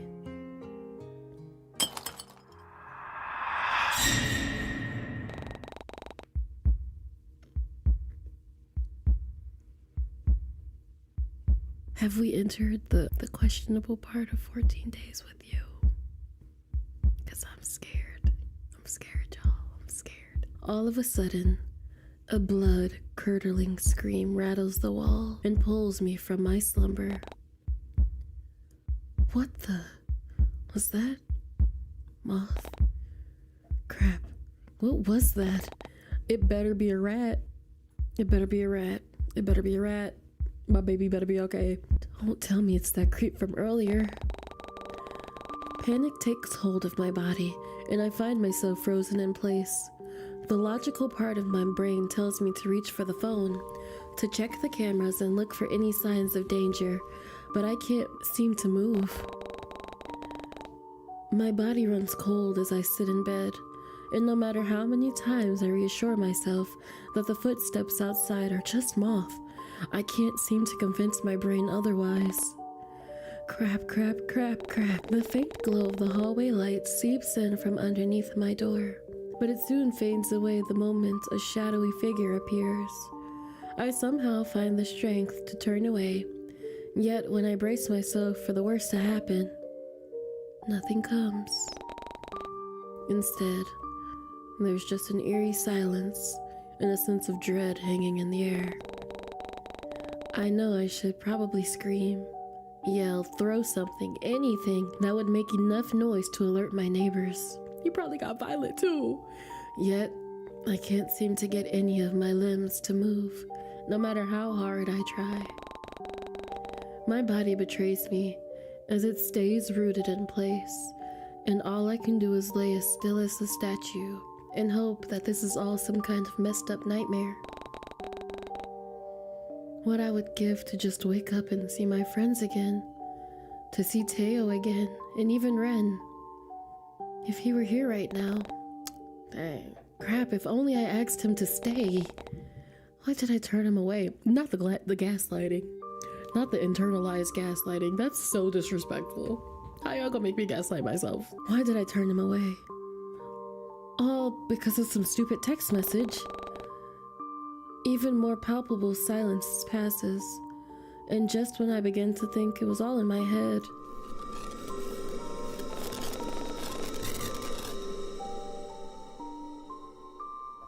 Is that Teo? That's Teo! My baby! Oh my god! Teo! I don't even like you! I can tell because I know how he got the, I know his body type. That's my type, nigga. That's my type. Up from the corner of my eye, I swear I could see some kind of ghastly apparition begin to form by the foot of my bed. My baby missing a leg and an arm. Damn, like his tattoos. Oh my god. Tinctures of smoke seem to rise from the floor and wrap around my foot before it envelops me in a dark haze and renders me unable to move or make a sound. All I can hear is the loud thumps of my heartbeat before. In the blink of an eye, the otherworldly mass manifests closer to me, and it's then that I notice that the eerie sounds spilling from the darkness. It's a macabre amalgamation of bones cracking, flesh bending in ways it shouldn't, unnerving crying, and the muffled pleas and shouts for help.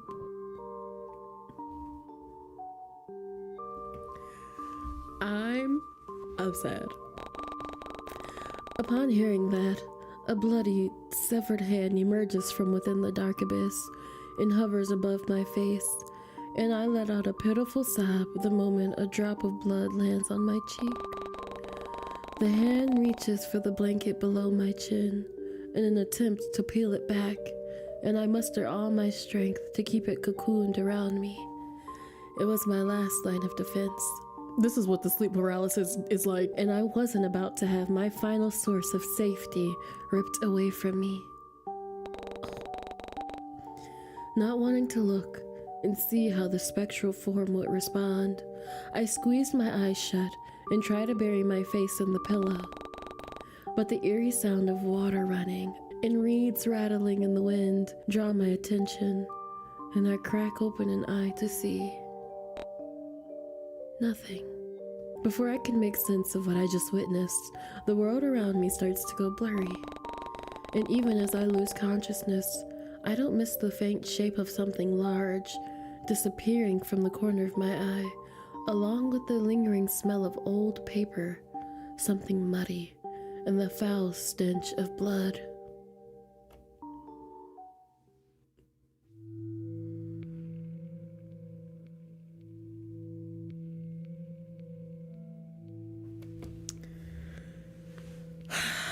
Ren, Sleepy, why did you come back? I thought I asked you to... No, never mind. Did you want to see me again? Is that why you're here? Or are you thinking about me? Sleepy, Sleepy, Sleepy. Sleepy, I was thinking about you too.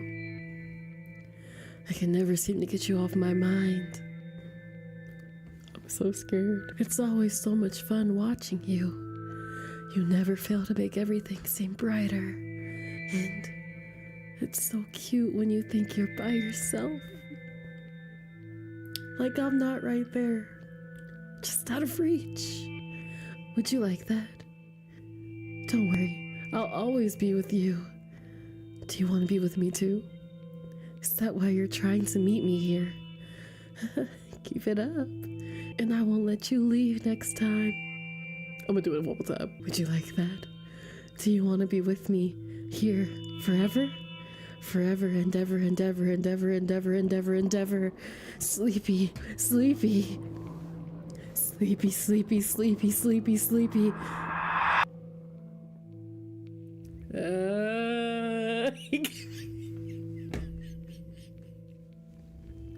was scared. I was scared, but he got me. He got me. I'm just kidding. I only wanted to tease you a little. Get your heart racing the same way you make mine. Please don't be scared of me. You know I'd never hurt you. But the thought of always having you by my side is so overwhelming. I ache to have you near. Did you know that? And now that I finally have you here again, maybe I could. No, I can't. Not yet. As much as I want to be with you here forever, there's still so much planned for the both of us. I can't see it, but I can feel it. I can tell something big is gonna happen soon. I can't wait to see what it is. And I can't wait to experience it with you too, Sleepy. Alright. I'm gonna send you back now. No jump scares this time. I promise, Sleepy. So be good. And do as I say. Okay? I love you, Sleepy. I love you so much. Until next time.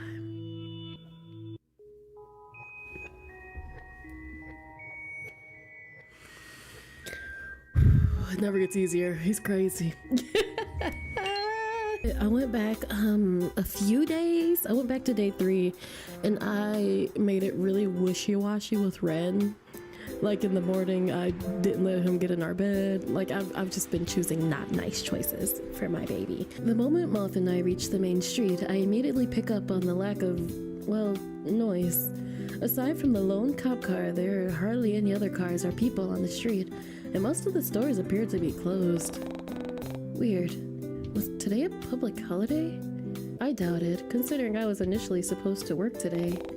Suddenly, Moth comes to an abrupt stop in front of one of the only open stores on the street, a quaint little gift shop just opposite of the ice cream parlor. The storefront itself is warm and inviting, though the limited amount of space and the endless amount of clutter inside, it didn't seem to be designed to fit more than a few customers at a time. Oh, do you mind if I check this store out real quick? I want to get a few souvenirs from my family back home. Go for it. Thanks, I won't be long. That's not good. Leaving my friend to do their own thing, I step away from the gift shop and take a moment to absorb the weird eeriness of the scene before me. It made absolutely no sense for most of the buildings to be closed for the day, nor the fact that there were barely any people out on the street. Did it have something to do with what had been on the news? There have been a few murders happening recently, and to be fair, I probably should be more concerned about them, but this kind of macabre stuff, it's normally unheard of, especially in Corland Bay. This little seaside town has always prided itself on how safe and close-knit everything is, so all the talk about murders and killings, it didn't make any sense. It's almost like I carried the worst part of the city with me when I moved back. What a depressing thought. That is really sad. I was gonna say it, but I was like, let me finish. Shaking my head, I decide there's no point in dwelling over this. Not when I have more pressing matters to focus on. I'm supposed to be having fun with Moth today and... Without warning, a sturdy pair of hands clamp over my mouth and chest before I'm being dragged backwards. Panic surges through. Maybe it's one of our friends being silly, right? I'm manifesting that. Panic surged through me like electricity, and my heart races as I struggle against the grip tightening around me. Almost desperately, I try to fight back as I get pulled off the street and into the dark alleyway. A scream claws its way up my throat, but it dies on my tongue as the gloved hand holds my jaw closed and prevents any sound from coming out. How rude. What is happening? Without a second thought, I saved my game because I'm scared. Yeah, we kicking legs. We kicking legs. While my upper half may be restrained, my legs sure weren't. With all the force I can muster, I swing my right leg into the air before hurling it back into my assaulter's knee. A strange cry of pain comes from behind me before my entire world starts to spin. In less than a second, I'm slammed against a large dumpster and thrown to the ground. I thought I was thrown in the dumpster and I was like, that's rude. The sound of boxes crashing and glasses shattering are all I hear as I roll onto my side, only to feel something grab my ankle and drag me forwards. A shriek finally escapes me, and just as I try to kick my assaulter again, a flash of pink moves from above me. Was that? I watch in complete horror as Rin brandishes a broken glass bottle in one hand and jams it into the prisoner's rib over and over again, with each thrust becoming more ruthless than the last. The gruesome sounds of glass shards breaking, skin squelching, painful grunting, and blood dripping all blend together in this alleyway. Yet I can't find it in me to look away. All I can do is watch in silence as Ren repeatedly stabs my assaulter without a single hint of remorse. His usual soft eyes are void of any emotion, and he doesn't relent until they go limp in his hold and slump to the ground with an audible thump. Even then, Ren doesn't stop. He lifts his leg and starts to kick them. Ren, reel it in, baby. Finding some kind of sick pleasure in watching their body recoil and hit the wall with each heavy blow. My blood goes cold the moment the dull sound of bones cracking reaches my ears. But my rapid heartbeat drowns it all out. And when Ren turns to me, there's an almost predatory look in his eye. Keeps me rooted in place.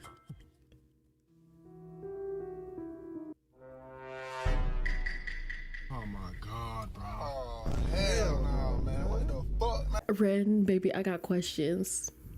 He's so cute. His breathing is labored and ragged. Yet, what intrigues me the most is the way the corner of his lips twitch into an almost sickeningly sweet smile. Huh?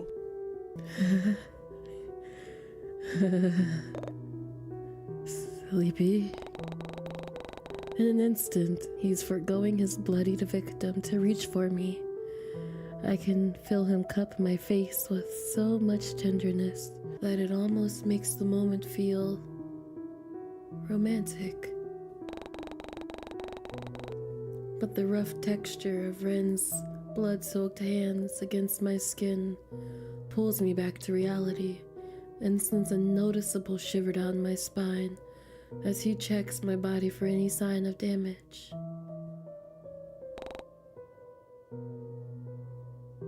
When his eyes meet mine, I think last time we encouraged his dark behavior, but the only reason we encouraged his dark behavior is because, like, we were just being a little bit more, man.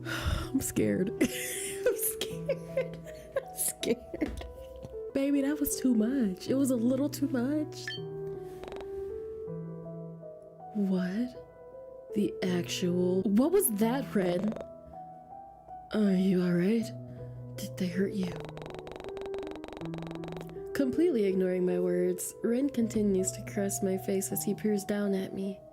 But the sickening feeling of someone else's blood against my skin makes my stomach churn. So I shove him off and stumble back. My eyes widen in horror when I almost trip over the lifeless body lying on the floor. And it's then that I realize... Oh, child, I thought it was either, not Teo, I thought it was either Leon. I thought it was Leon or Jay, like joking. Ooh, I got scared. Crap, are they dead? This can't be real. Ren, you just killed someone. They tried to kill you, Sleepy. They had it coming. That doesn't mean you should have shanked them to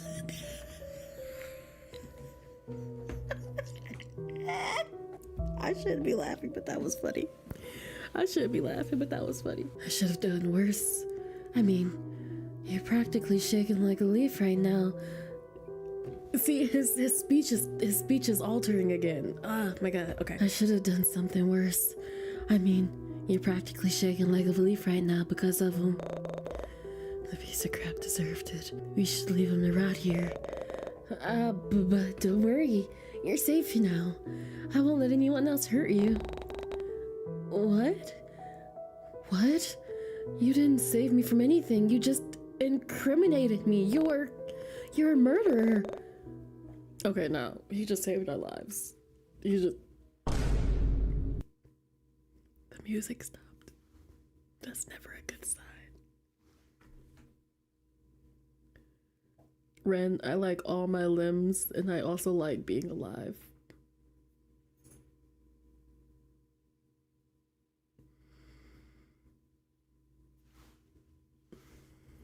I like all my limbs, and I also like being alive.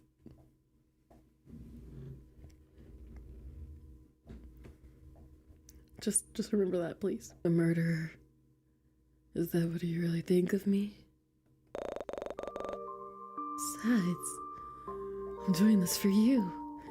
It's only fair. It's a heart to his eyes. It's only fair. You've done the same for me.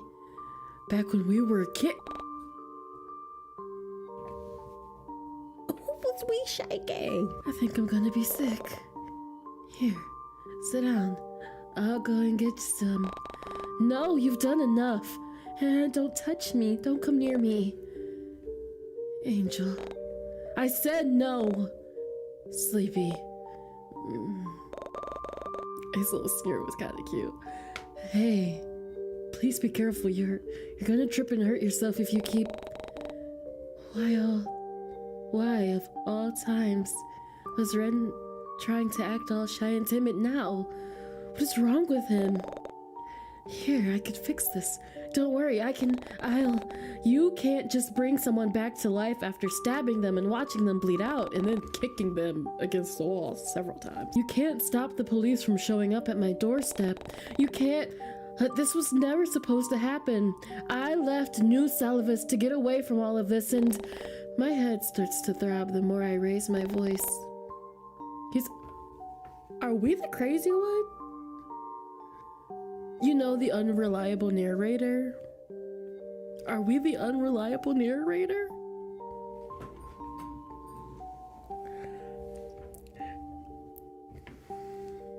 Cutesai, you mind fucking me. He's insane. Everything about this situation is insane. My legs feel like jelly as I slowly step back from Ren's outstretched hands and the dead body lying on the floor. My back hits the wall, and I desperately clutch onto it in an attempt to steady myself. Unease settles within my chest as I watch Ren turn back towards the body and crouch down. And when he starts muttering something under his breath, a dizzying wave suddenly washes over me. Black clouds of smoke start to form and swirl around my feet in a mesmerizing pattern, before my entire being is covered in it and it becomes all I see. It causes my head to feel lighter, and when I think I'm finally free from all the nausea and panic, Ren's shadowed form reaches for me once more from within the fog and engulfs me.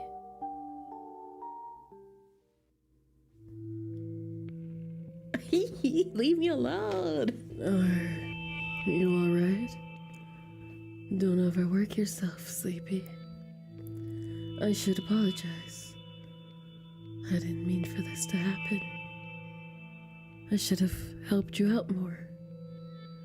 The choices you're making and the path you're going down, it's not what I... No, never mind. Look, you have to know. If I can't keep doing this for you, Sleepy, I can't keep preventing you from getting my bad end. You won't like what happens. You won't like it. It's not as kind as me, not as soft or lenient. It will sense your fear and feed off of it. Even if you give it a small dose, it won't.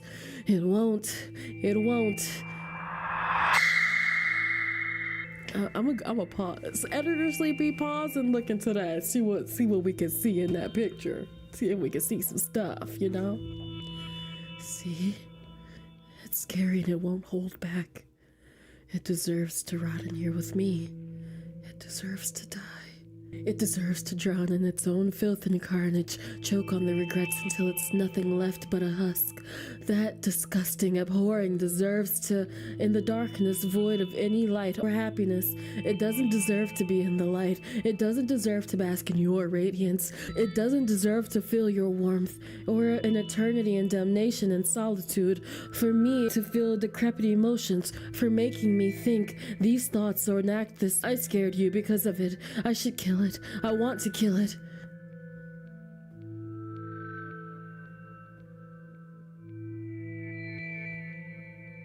I'm sorry. Did I scare you again? I can't help it. Being here for so long, everything takes a toll on you. It makes me feel this way, forces me to. I won't hurt you. Don't worry. I will protect you from it. It doesn't deserve you, but I do. I do. I do, I do, I do. I do, I do, I do, I do, I do. Do I? I love you, Sleepy. I love you. More than it ever could. More than anyone ever can. They won't do this for you, no one, only me. Your light. Your light doesn't deserve to be tarnished by what happens in here. Sorry. Look. All I want is for you to stop trying to go down this path. It got longer. This is longer than what it was. If you really want to see me, you don't need to keep making the wrong choices. I'll always be watching you. I'll always be with you. And I'll always protect you. From the people who try to take you away from me. From the bad ends. From it.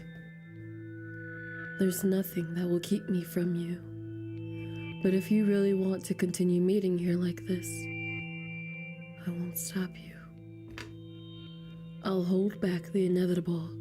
But just know, there will come a time when I won't be able to bring you back to this place again. There's a limit to how often I can... No, never mind. I don't want you to worry. Alright, I'm gonna send you back again, okay?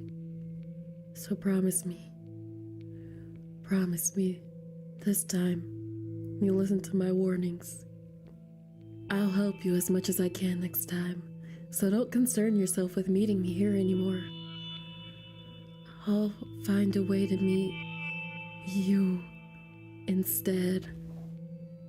I hope he's not talking about me. Real life, Sleepy. I already can, anyway. Have you figured it out yet? Promise me, Sleepy. Promise that you won't meet me here anymore.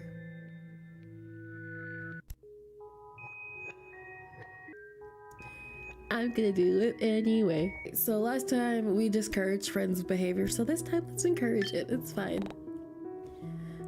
Thank you. The initial shock still hasn't worn off yet, but at least I can feel my legs again. Rin still hasn't taken notice, but he gently moves towards the wall to lean against it, before he sinks down to the ground alongside me. I saw what happened after your friend left you alone. Don't blame this on my baby. I saw what happened after your friend left you alone. Are you alright? Is that person alright? Rin glances over his shoulder towards the body he'd practically maimed. They're not dead, thankfully, just unconscious forever. But if you're feeling fine, we should get out of here before the cops come. Shouldn't we tell them what happened? Isn't this a literal reportable offense? That's a good idea. But imagine all the trouble this would cause us. This might even jeopardize your job at the library too, and there's also your friend you need to consider. Right, Moth. I shouldn't stress them out with all of this. Traumatic experience or not, I still want their impression of Corland Bay to be a good one. You've got a point. Before I can get lost in my thoughts, the sleeves of Ren's cardigan come into view as he starts to wipe the blood from my face. There's a tender look in his eye, and I can't help but feel weak in the knees at the vulnerability of it all. Are we Delulu sleepy right now? We are Delulu sleepy. And you know what? Trauma is weird. Traumatic events, weird. In return, I reach out to smear some of the red on his cheek as well. Ren almost seems too keen at my touch. I unfortunately cannot match your freak in this one, Ren. I can't match your freak in this one, babe. But just as I bring my blood-stained fingers towards his mouth for him to taste,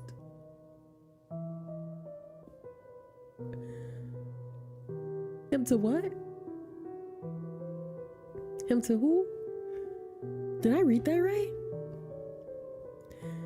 But just as I bring my blood-stained finger towards his mouth for him to taste, he cuts me off. Okay, I did read that right. I'm telling you, we are the problem. We are the problem. What if we're a serial killer? Like, why did we need to leave Why did we need to leave the city? What happened? Where's our parents? Listen, we're child. And Ren is the victim. Oh my god. Okay. Alright. Here, why don't I clean up the scene a bit? Make it look like a mugging attempt gone wrong. Because that's what this was, right?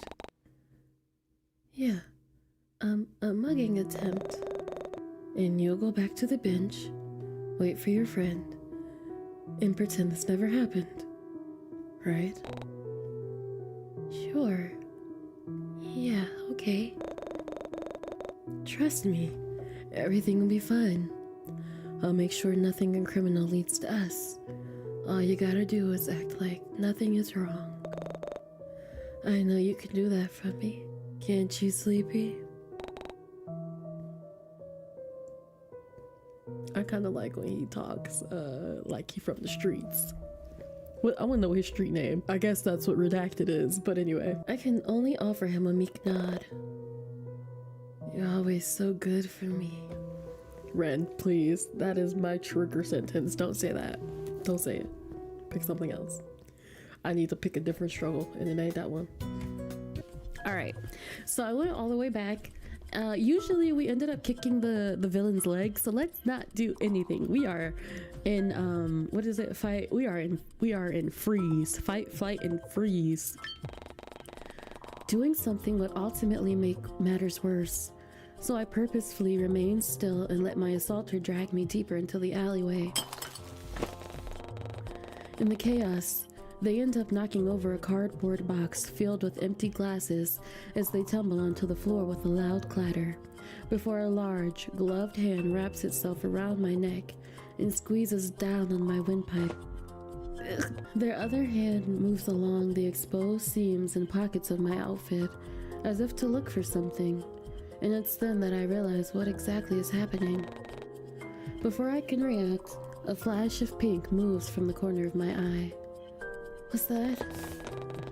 I watch in complete and utter horror as Ren shoves the person off of me, brandishes a broken glass bottle in one hand, and plunges it into their neck over and over and over again, with each thrust becoming more and more ruthless than the last.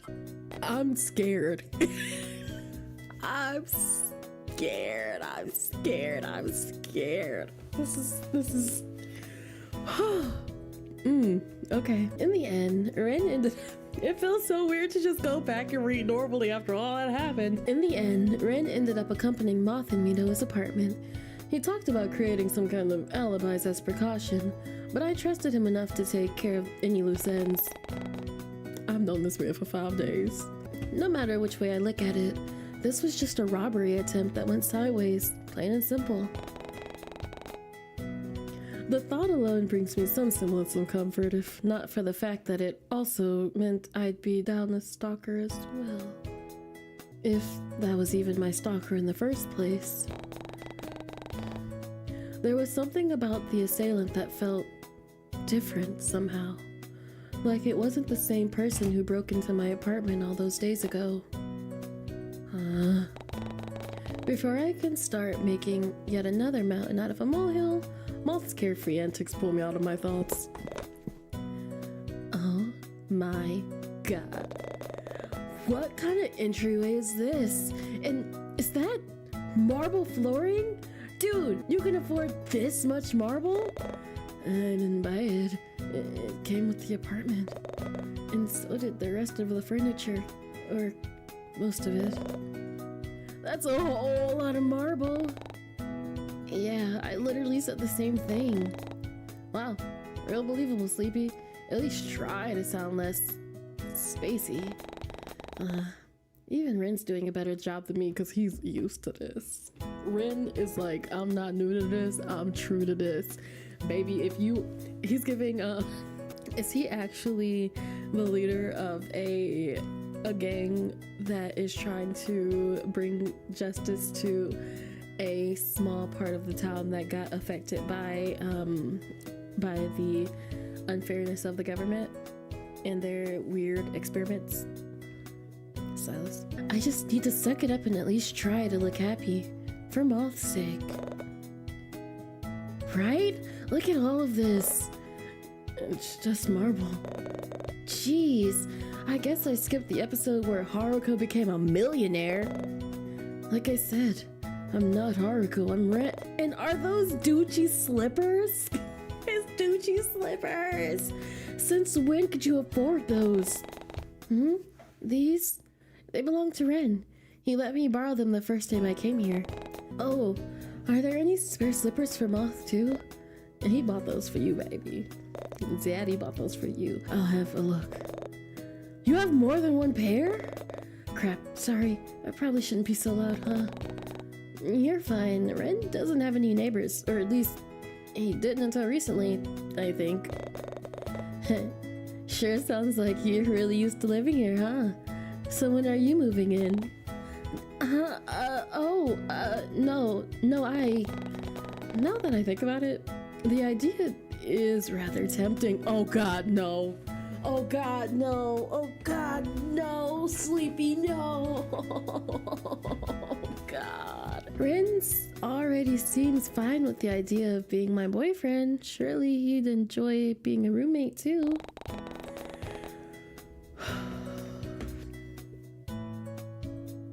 Baby girl. Baby, what is you doing? But before I can get carried away with these fantasies, I remind myself why I'm purposely trying to distance myself from Ren in the first place. I didn't want him to get involved with my personal problems, nor did I want to give my stalker any more ammunition to use against me. In fact, I mean, look at all this space. If you won't live here, I will. How many rooms are there? How many kitchens does this place have? Is there a cinema room? Oh, what about here? Try and see if these fit you. Ren's voice cuts Moth off as he throws a pair of shoes onto the ground. Oh, they're a little tight around the toes, but comfy. That's too bad. I don't have any other sizes. You know, they look like they might fit me better. Actually, here, one swap. Moth's slippers definitely appear smaller than the pair I'm currently wearing, but they didn't look too uncomfortable. That much is evidence when we swap, and Moth seems to be feeling all the more better in the larger pair of slippers, if their wide appreciative smile has anything to go by. You don't mind? Not at all. Actually, maybe I do have another pair that'll fit you better, S. Here, I'll go and check again. It's cool, Ren, don't worry about it. They said y'all still gonna get y'all trio chaos. even if there was a murder. As we make our way into the living room, Moth suggests ordering takeout so that we can eat while catching up on the recent episodes of Attack on Giant. It's almost comedic watching Ren and Moth huddle over a phone to look through the menu, and I merely end up letting a laugh slip through when they start bickering over the meal deals not actually being that good of a deal. Leaving the two of them to their own devices, I plop onto the couch with a sigh and absent-mindedly clutch one of the throw pillows. Odd. I swear I have the exact same cushion on my couch back at home. Did Ren and I always have the same taste in decor? Ren! My baby. And since when did Ren start decorating his apartment? Yeah, he doesn't decorate. Last I checked, everything in here came pre-furnished. Tacky decor and all. Before I can get too deep into my thoughts, Moth and Ren joined me on the couch once more to fill me in on what they ordered, and what they got for me as well.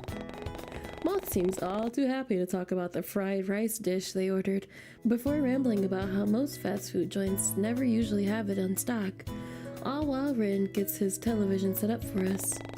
Next thing I know, we're almost 2 episodes deep until our food arrives. It takes another 3 more before we're all finished with our meals, and soon enough, Moth is relaxing on the floor with a bunch of pillows surrounding them, while Ren and I remain on the couch. Here we go, it's finally beach episode time! You guys have to see the outfit the animators put him in. It wasn't in the manga, but I still think it's cool.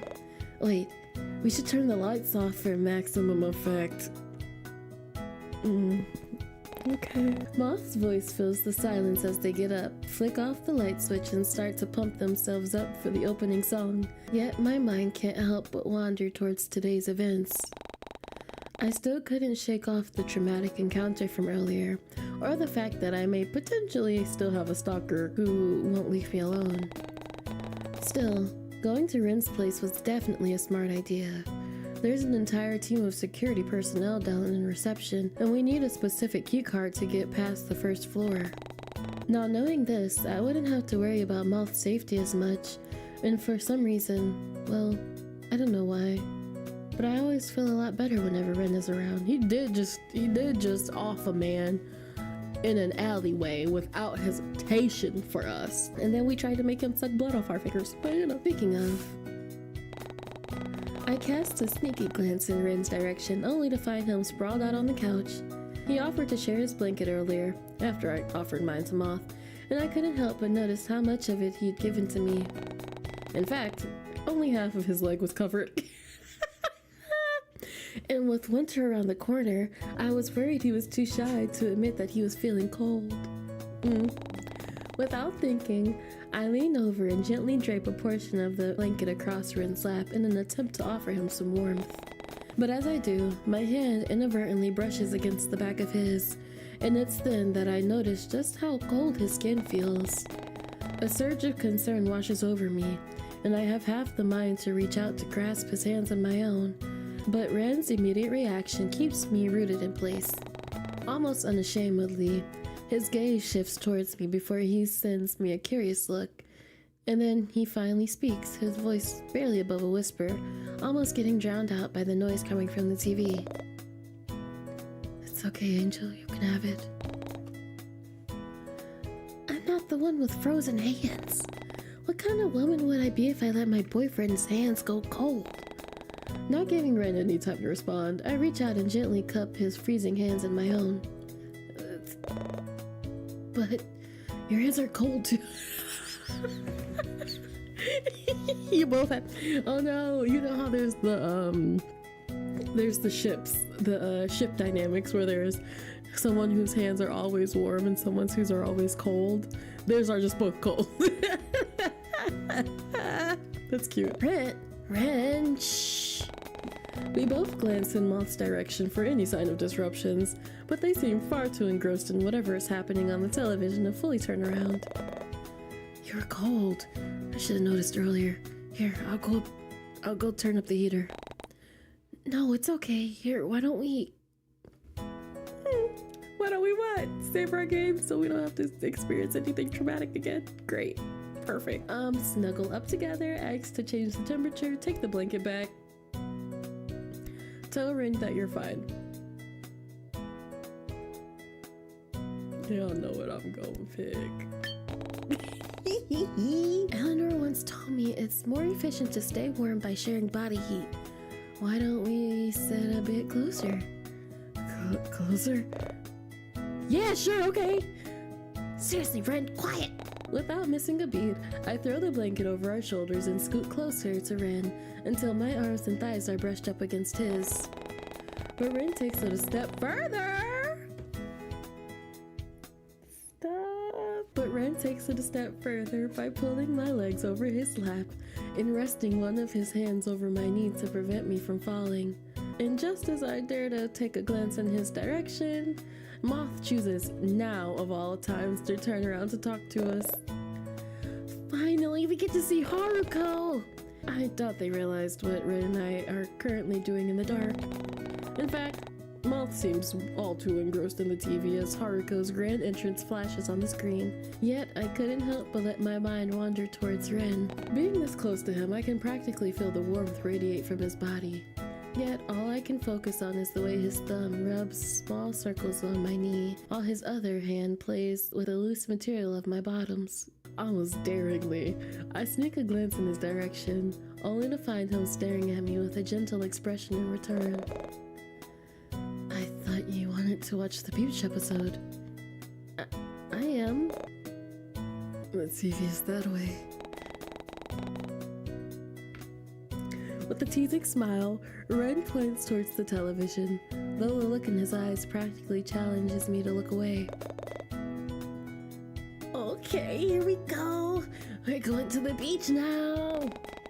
There, on the television in all its glory, is the iconic Giant's Grove we visited earlier today, and Moth can barely contain their excitement. Oh my god, look! There's the massive rock archway we saw. Dang, they really did take a whole lot of inspiration from Corland Bay. They're not shy with the way they languidly flop over onto the carpet and pull out one of the cushions with their chest to get more comfortable. But the moment is fleeting, as Haruko soon appear on the screen in a magical pink flurry. Almost instantly, Moth rolls onto their stomach instead, kicking their legs and practically melting over the side of Haruko in a swimsuit. His muscles, look! Oh, I yearn to lick the His muscles, look! I yearn to lick the crevices of his... Okay... Suppressing a laugh, I glance at Ren, who seems to be sporting a worried, yet just as flushed look on his features. And here I thought your fineness for Haruko was unmatched. Those are some big words coming from someone who's rocking the same hairstyle as him. What? What does that mean? Hey, what are you two whispering about over there? Yes, I changed my shirt. Mind your business. Mind your business. Deciding to see how far I can take things, I practically situate myself in Ren's lap without another word, and judging by his outburst, I know I don't need to turn around to see how red his cheeks are. Jeez, you can't seem to keep your hands off your boyfriend, huh? Though, if I had a partner who vaguely looks like Haruko, I'd probably be the same. Yeah, I'd be the exact same, actually. Well, whatever. You two can get all cozy over there, just try not to hit me with your feet. I can feel Ren's legs move up under me, almost as if he wanted to go through with Moth's threat before he ultimately reconsiders. Instead, he wraps his arms around my waist and nuzzles his head against the crook of my neck. Cutie. This is just trying to keep warm, right? Is it working? I think you need to be closer. I don't think that's physically possible, Red. It is. It is. It was true. I was basically ensnared by his lanky limbs, with barely any room left to move around. With the ways Ren's arms were circled around my waist and how his thighs caged my own on either side, I could do very little except sit there and try and focus on the screen. Oh, when he wins. In the end, we all blazed through the latest episodes of Attack on Giant and even of MeTube theory videos before the events of the day slowly started to catch up to us. Moth was the first one to let out a yawn, and eventually the rest of us fell victim to it as well. I didn't want to leave the warmth of Ren's body, but the thought of a comfy bed with plenty of legroom was calling my name. Before I knew it, Ren was already showing us to our rooms with a bright smile on his face before he leaves Moth and I alone to decompress. As I step into my own room, I notice that it's just as gaudy and extravagant as the rest of the apartment, furnished with the most ornate decor and bold color choices I've ever seen. Ew. But just when I think it couldn't get any worse, I survey the rest of the room and come face to face with the most unfortunate revelation. It didn't come with its own bathroom. Oh no! Dang it! With a grumble, I step back into the dark hallway, borrow toothbrush and clothes in hand, and prepare myself for the inevitability. There we go. And prepare myself for the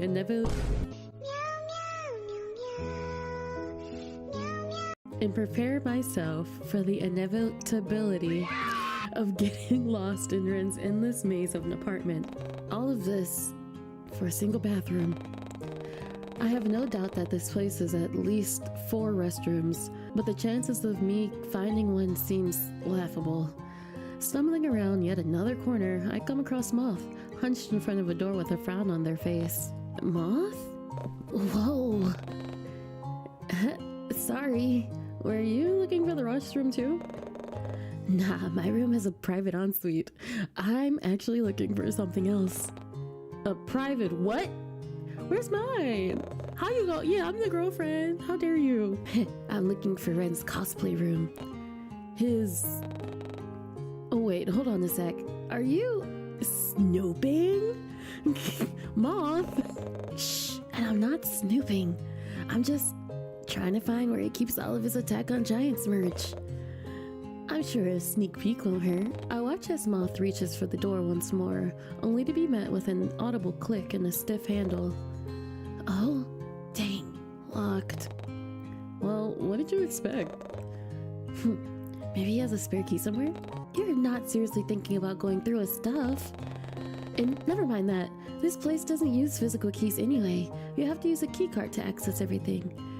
Ren explained it to me a while ago. That is so unfortunate. But also, we're gonna need that key card. So, does that mean you have one? I'm not going to snoop through his stuff. Snoop through his stuff. You won't? But what if I do? Moth. Sleepy. Come on. What if he is one of the lucky people who got Haruko's limited edition sword? You're seriously not interested? Even the slightest bit? Okay. So maybe I was a little tiny minuscule bit curious, but that spark of interest didn't justify breaking into locked rooms without the other person's knowledge. And while it technically wouldn't be breaking in if I used my key card to unlock the door, Rin trusted me enough to give me one.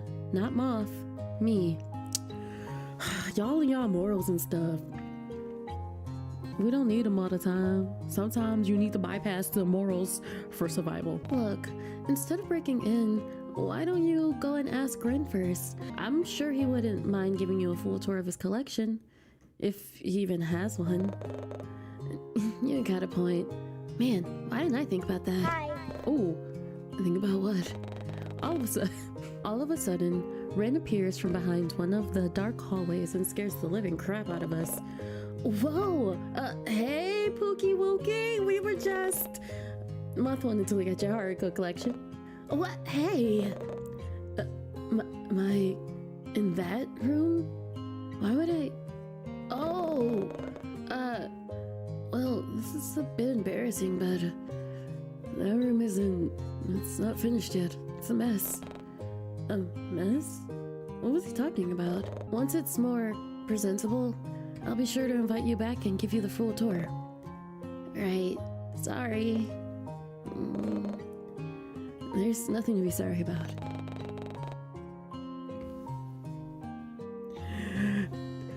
The trio. I love the trio. The trio gives me life. I love the trio. The three of them together, they're cute. He truly is the real life embodiment of Haruko. And wait, didn't he have a line similar to that in the manga? Moth must have been on the same wavelength as me, since their mood immediately shifts from embarrassment to excitement before they shoot me a look as if to say, "You heard that too, right?" But before I can respond, Ren cuts me off with a timid laugh. Anyway, was there something else you needed? S was looking for the bathroom earlier. She needed to pee so badly. Oh, but calling me out for wanting to see his Haruko collection was fine, huh? The bathroom? Of course. It's just down the hall, near the kitchen. Here, I can show you. Follow me. Leaving Moth to their own devices, I quickly catch up to Ren and follow him down the hallway. Pookie. Soon enough, the events of the day slowly catches up and leaves me feeling tired and drained. Man, today has been a lot, huh? But just as I settle into bed, I hear a faint knock coming from the door. Was it Ren? I let out a faint come in and wait for my visitor to emerge. To my surprise, it's Moth that appears from behind the door with a sheepish smile on their face. Hey, I didn't wake you, did I? Sorry. I just find it hard to fall asleep when everything is quiet. I'm used to my younger siblings bickering in the room next door or hearing someone playing video games downstairs. Do you mind if can I chill with you for a while? I promise I'll sleep in my own bed later. Without missing a beat, I lift the covers and pat the spot next to me, and with a relieved smile, Moth crawls into the bed and lets out a faint hum once they sink into the mattress. They seem content lying on their back, so I do the same and look up at the ceiling. The silence that follows is momentary, seeing as Moth soon speaks once more, only this time their voice is much softer than before. Thanks for today, S. No one's really gone out of their way to make me feel so... included? Seen?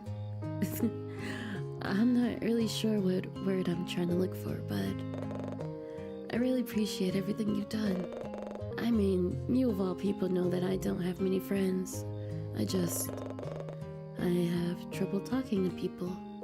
But I'm glad I could get along with you and Ren this easily. Oh yeah? You didn't seem to have any trouble talking with Ren. It's his Haruko face. Probably because his personality reminds me so much of Haruko. Though, I didn't think the whole white academia fashion would suit him. But weirdly enough, it kinda does. Honestly, it's like Ren walked straight out of my dreams or something. I mean, he's practically a walking amalgamation of all of my recent interests. Ren. Must be all the manifesting you've been doing in our DMs. Facts. Oh, please. Manifesting? I think you're the one who's been doing that. I mean, you always ask for Haruko to be real, and look what happened. True. But I distinctly recall asking for him to be my husband as well. I guess whoever was listening missed that part. Manifest harder. Be specific. You gotta be specific. Moth can't seem to contain their laughter at my words, and they end up clamping a hand over their mouths to silence their sounds, lest they wake up Ren.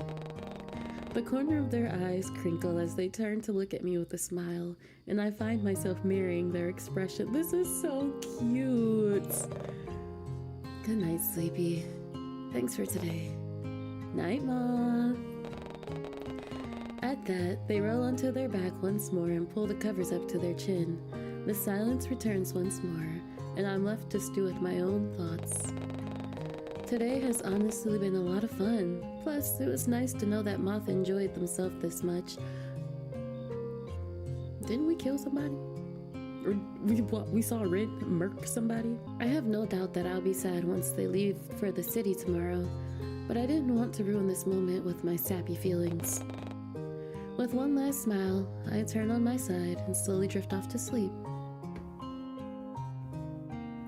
Yay! Okay, so this time let's answer Moth's question. I'm just curious. S and I were talking about Haruko's outfit. Oh, without me? Without another word, Moth gets up from the floor, pillows and all, and joins Ren and me on the couch. I barely catch a glimpse of Ren's pouty expression before Moth throws their blanket over my lap and huddles closer to me. Wait, I gotta show y'all this really cool fan art someone made. It's based on episode 20. Oh. Okay, so I went through the days, and this time I kind of, I was hanging with Ren, but I didn't really hang with Ren, so let's go through the discourage one more time just to see if anything has changed. What was that, Ren? Are you alright? Did they hurt you? Completely ignoring my words, Ren continues to caress my face as he peers down at me, but the sickening feeling of having someone else's blood against my skin makes my stomach churn, so I shove him off and stumble back. My eyes widen in horror when I almost trip over the lifeless body lying on the floor, and it is then that I realize. Are they dead? This can't be real. Ren, you just killed someone. Why? Of all times when Ren was trying to act all shy and timid now, what is wrong with him? Here, I could fix this. Don't worry, I'll... You can't just bring someone back to life after stabbing them and watching them bleed out. You can't stop the police from showing up at my doorstep. You can't... This was never supposed to happen. I left New Salvas to get away from all of this, and my head starts to throb the more I raise my voice. He's insane. Everything about this situation is insane. My legs feel like jelly as I slowly back away from Ren's outstretched hands and the dead body lying on the floor. My back hits the wall and I desperately clutch onto it in an attempt to steady myself. Unease settles within my chest as I watch Ren turn back towards the body and crouch down. And when he starts muttering something under his breath, a dizzying wave washes over me. Black clouds of smoke start to form and swirl around my feet in a mesmerizing pattern before my entire being is covered in it, and it becomes all I see. It causes my head to feel lighter, and just when I think I'm finally free from all the nausea and panic, Ren's shadowed form reaches for me once more from within the fog and engulfs me.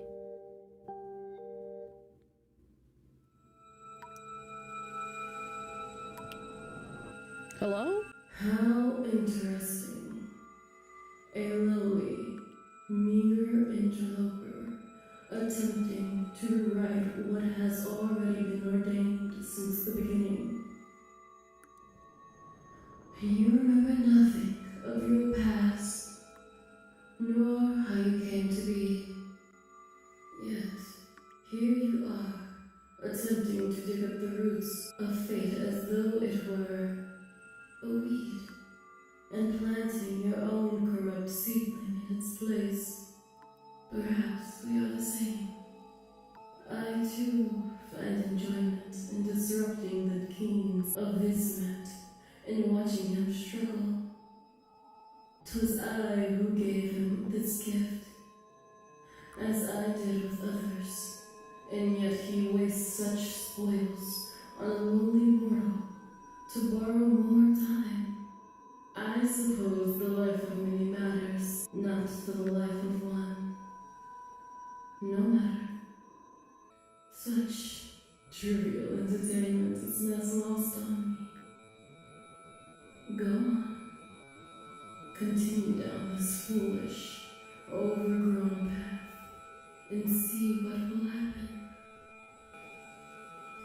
'Tis not thy wilting soul I feed on, and it shall be thy life I claim once the ending has begun.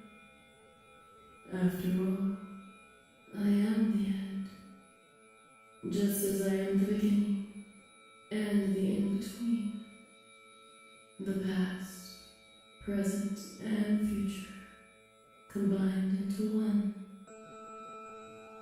I am inevitable. You did not come here for the tales of old, did you? You are here, seeking him. Very well. I shall return him once he wants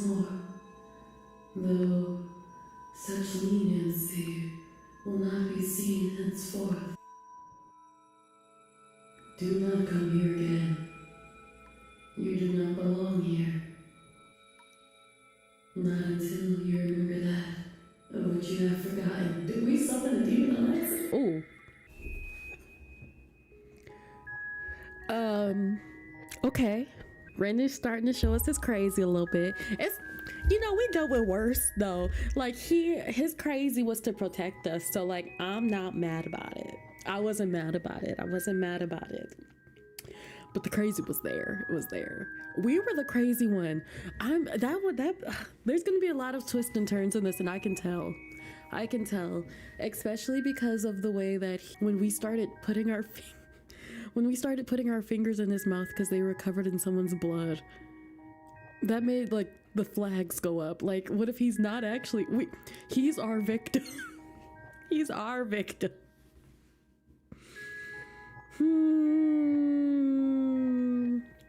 And then who was God at the end? Who was at the end? There's so many questions. But as the story starts to unfold, I'm so excited. There's so much that's gonna be like you can tell there's a lot that's gonna be put in this game, especially with the when you go to the map and you go to everybody's location and then their statuses, and then Teo was deleted.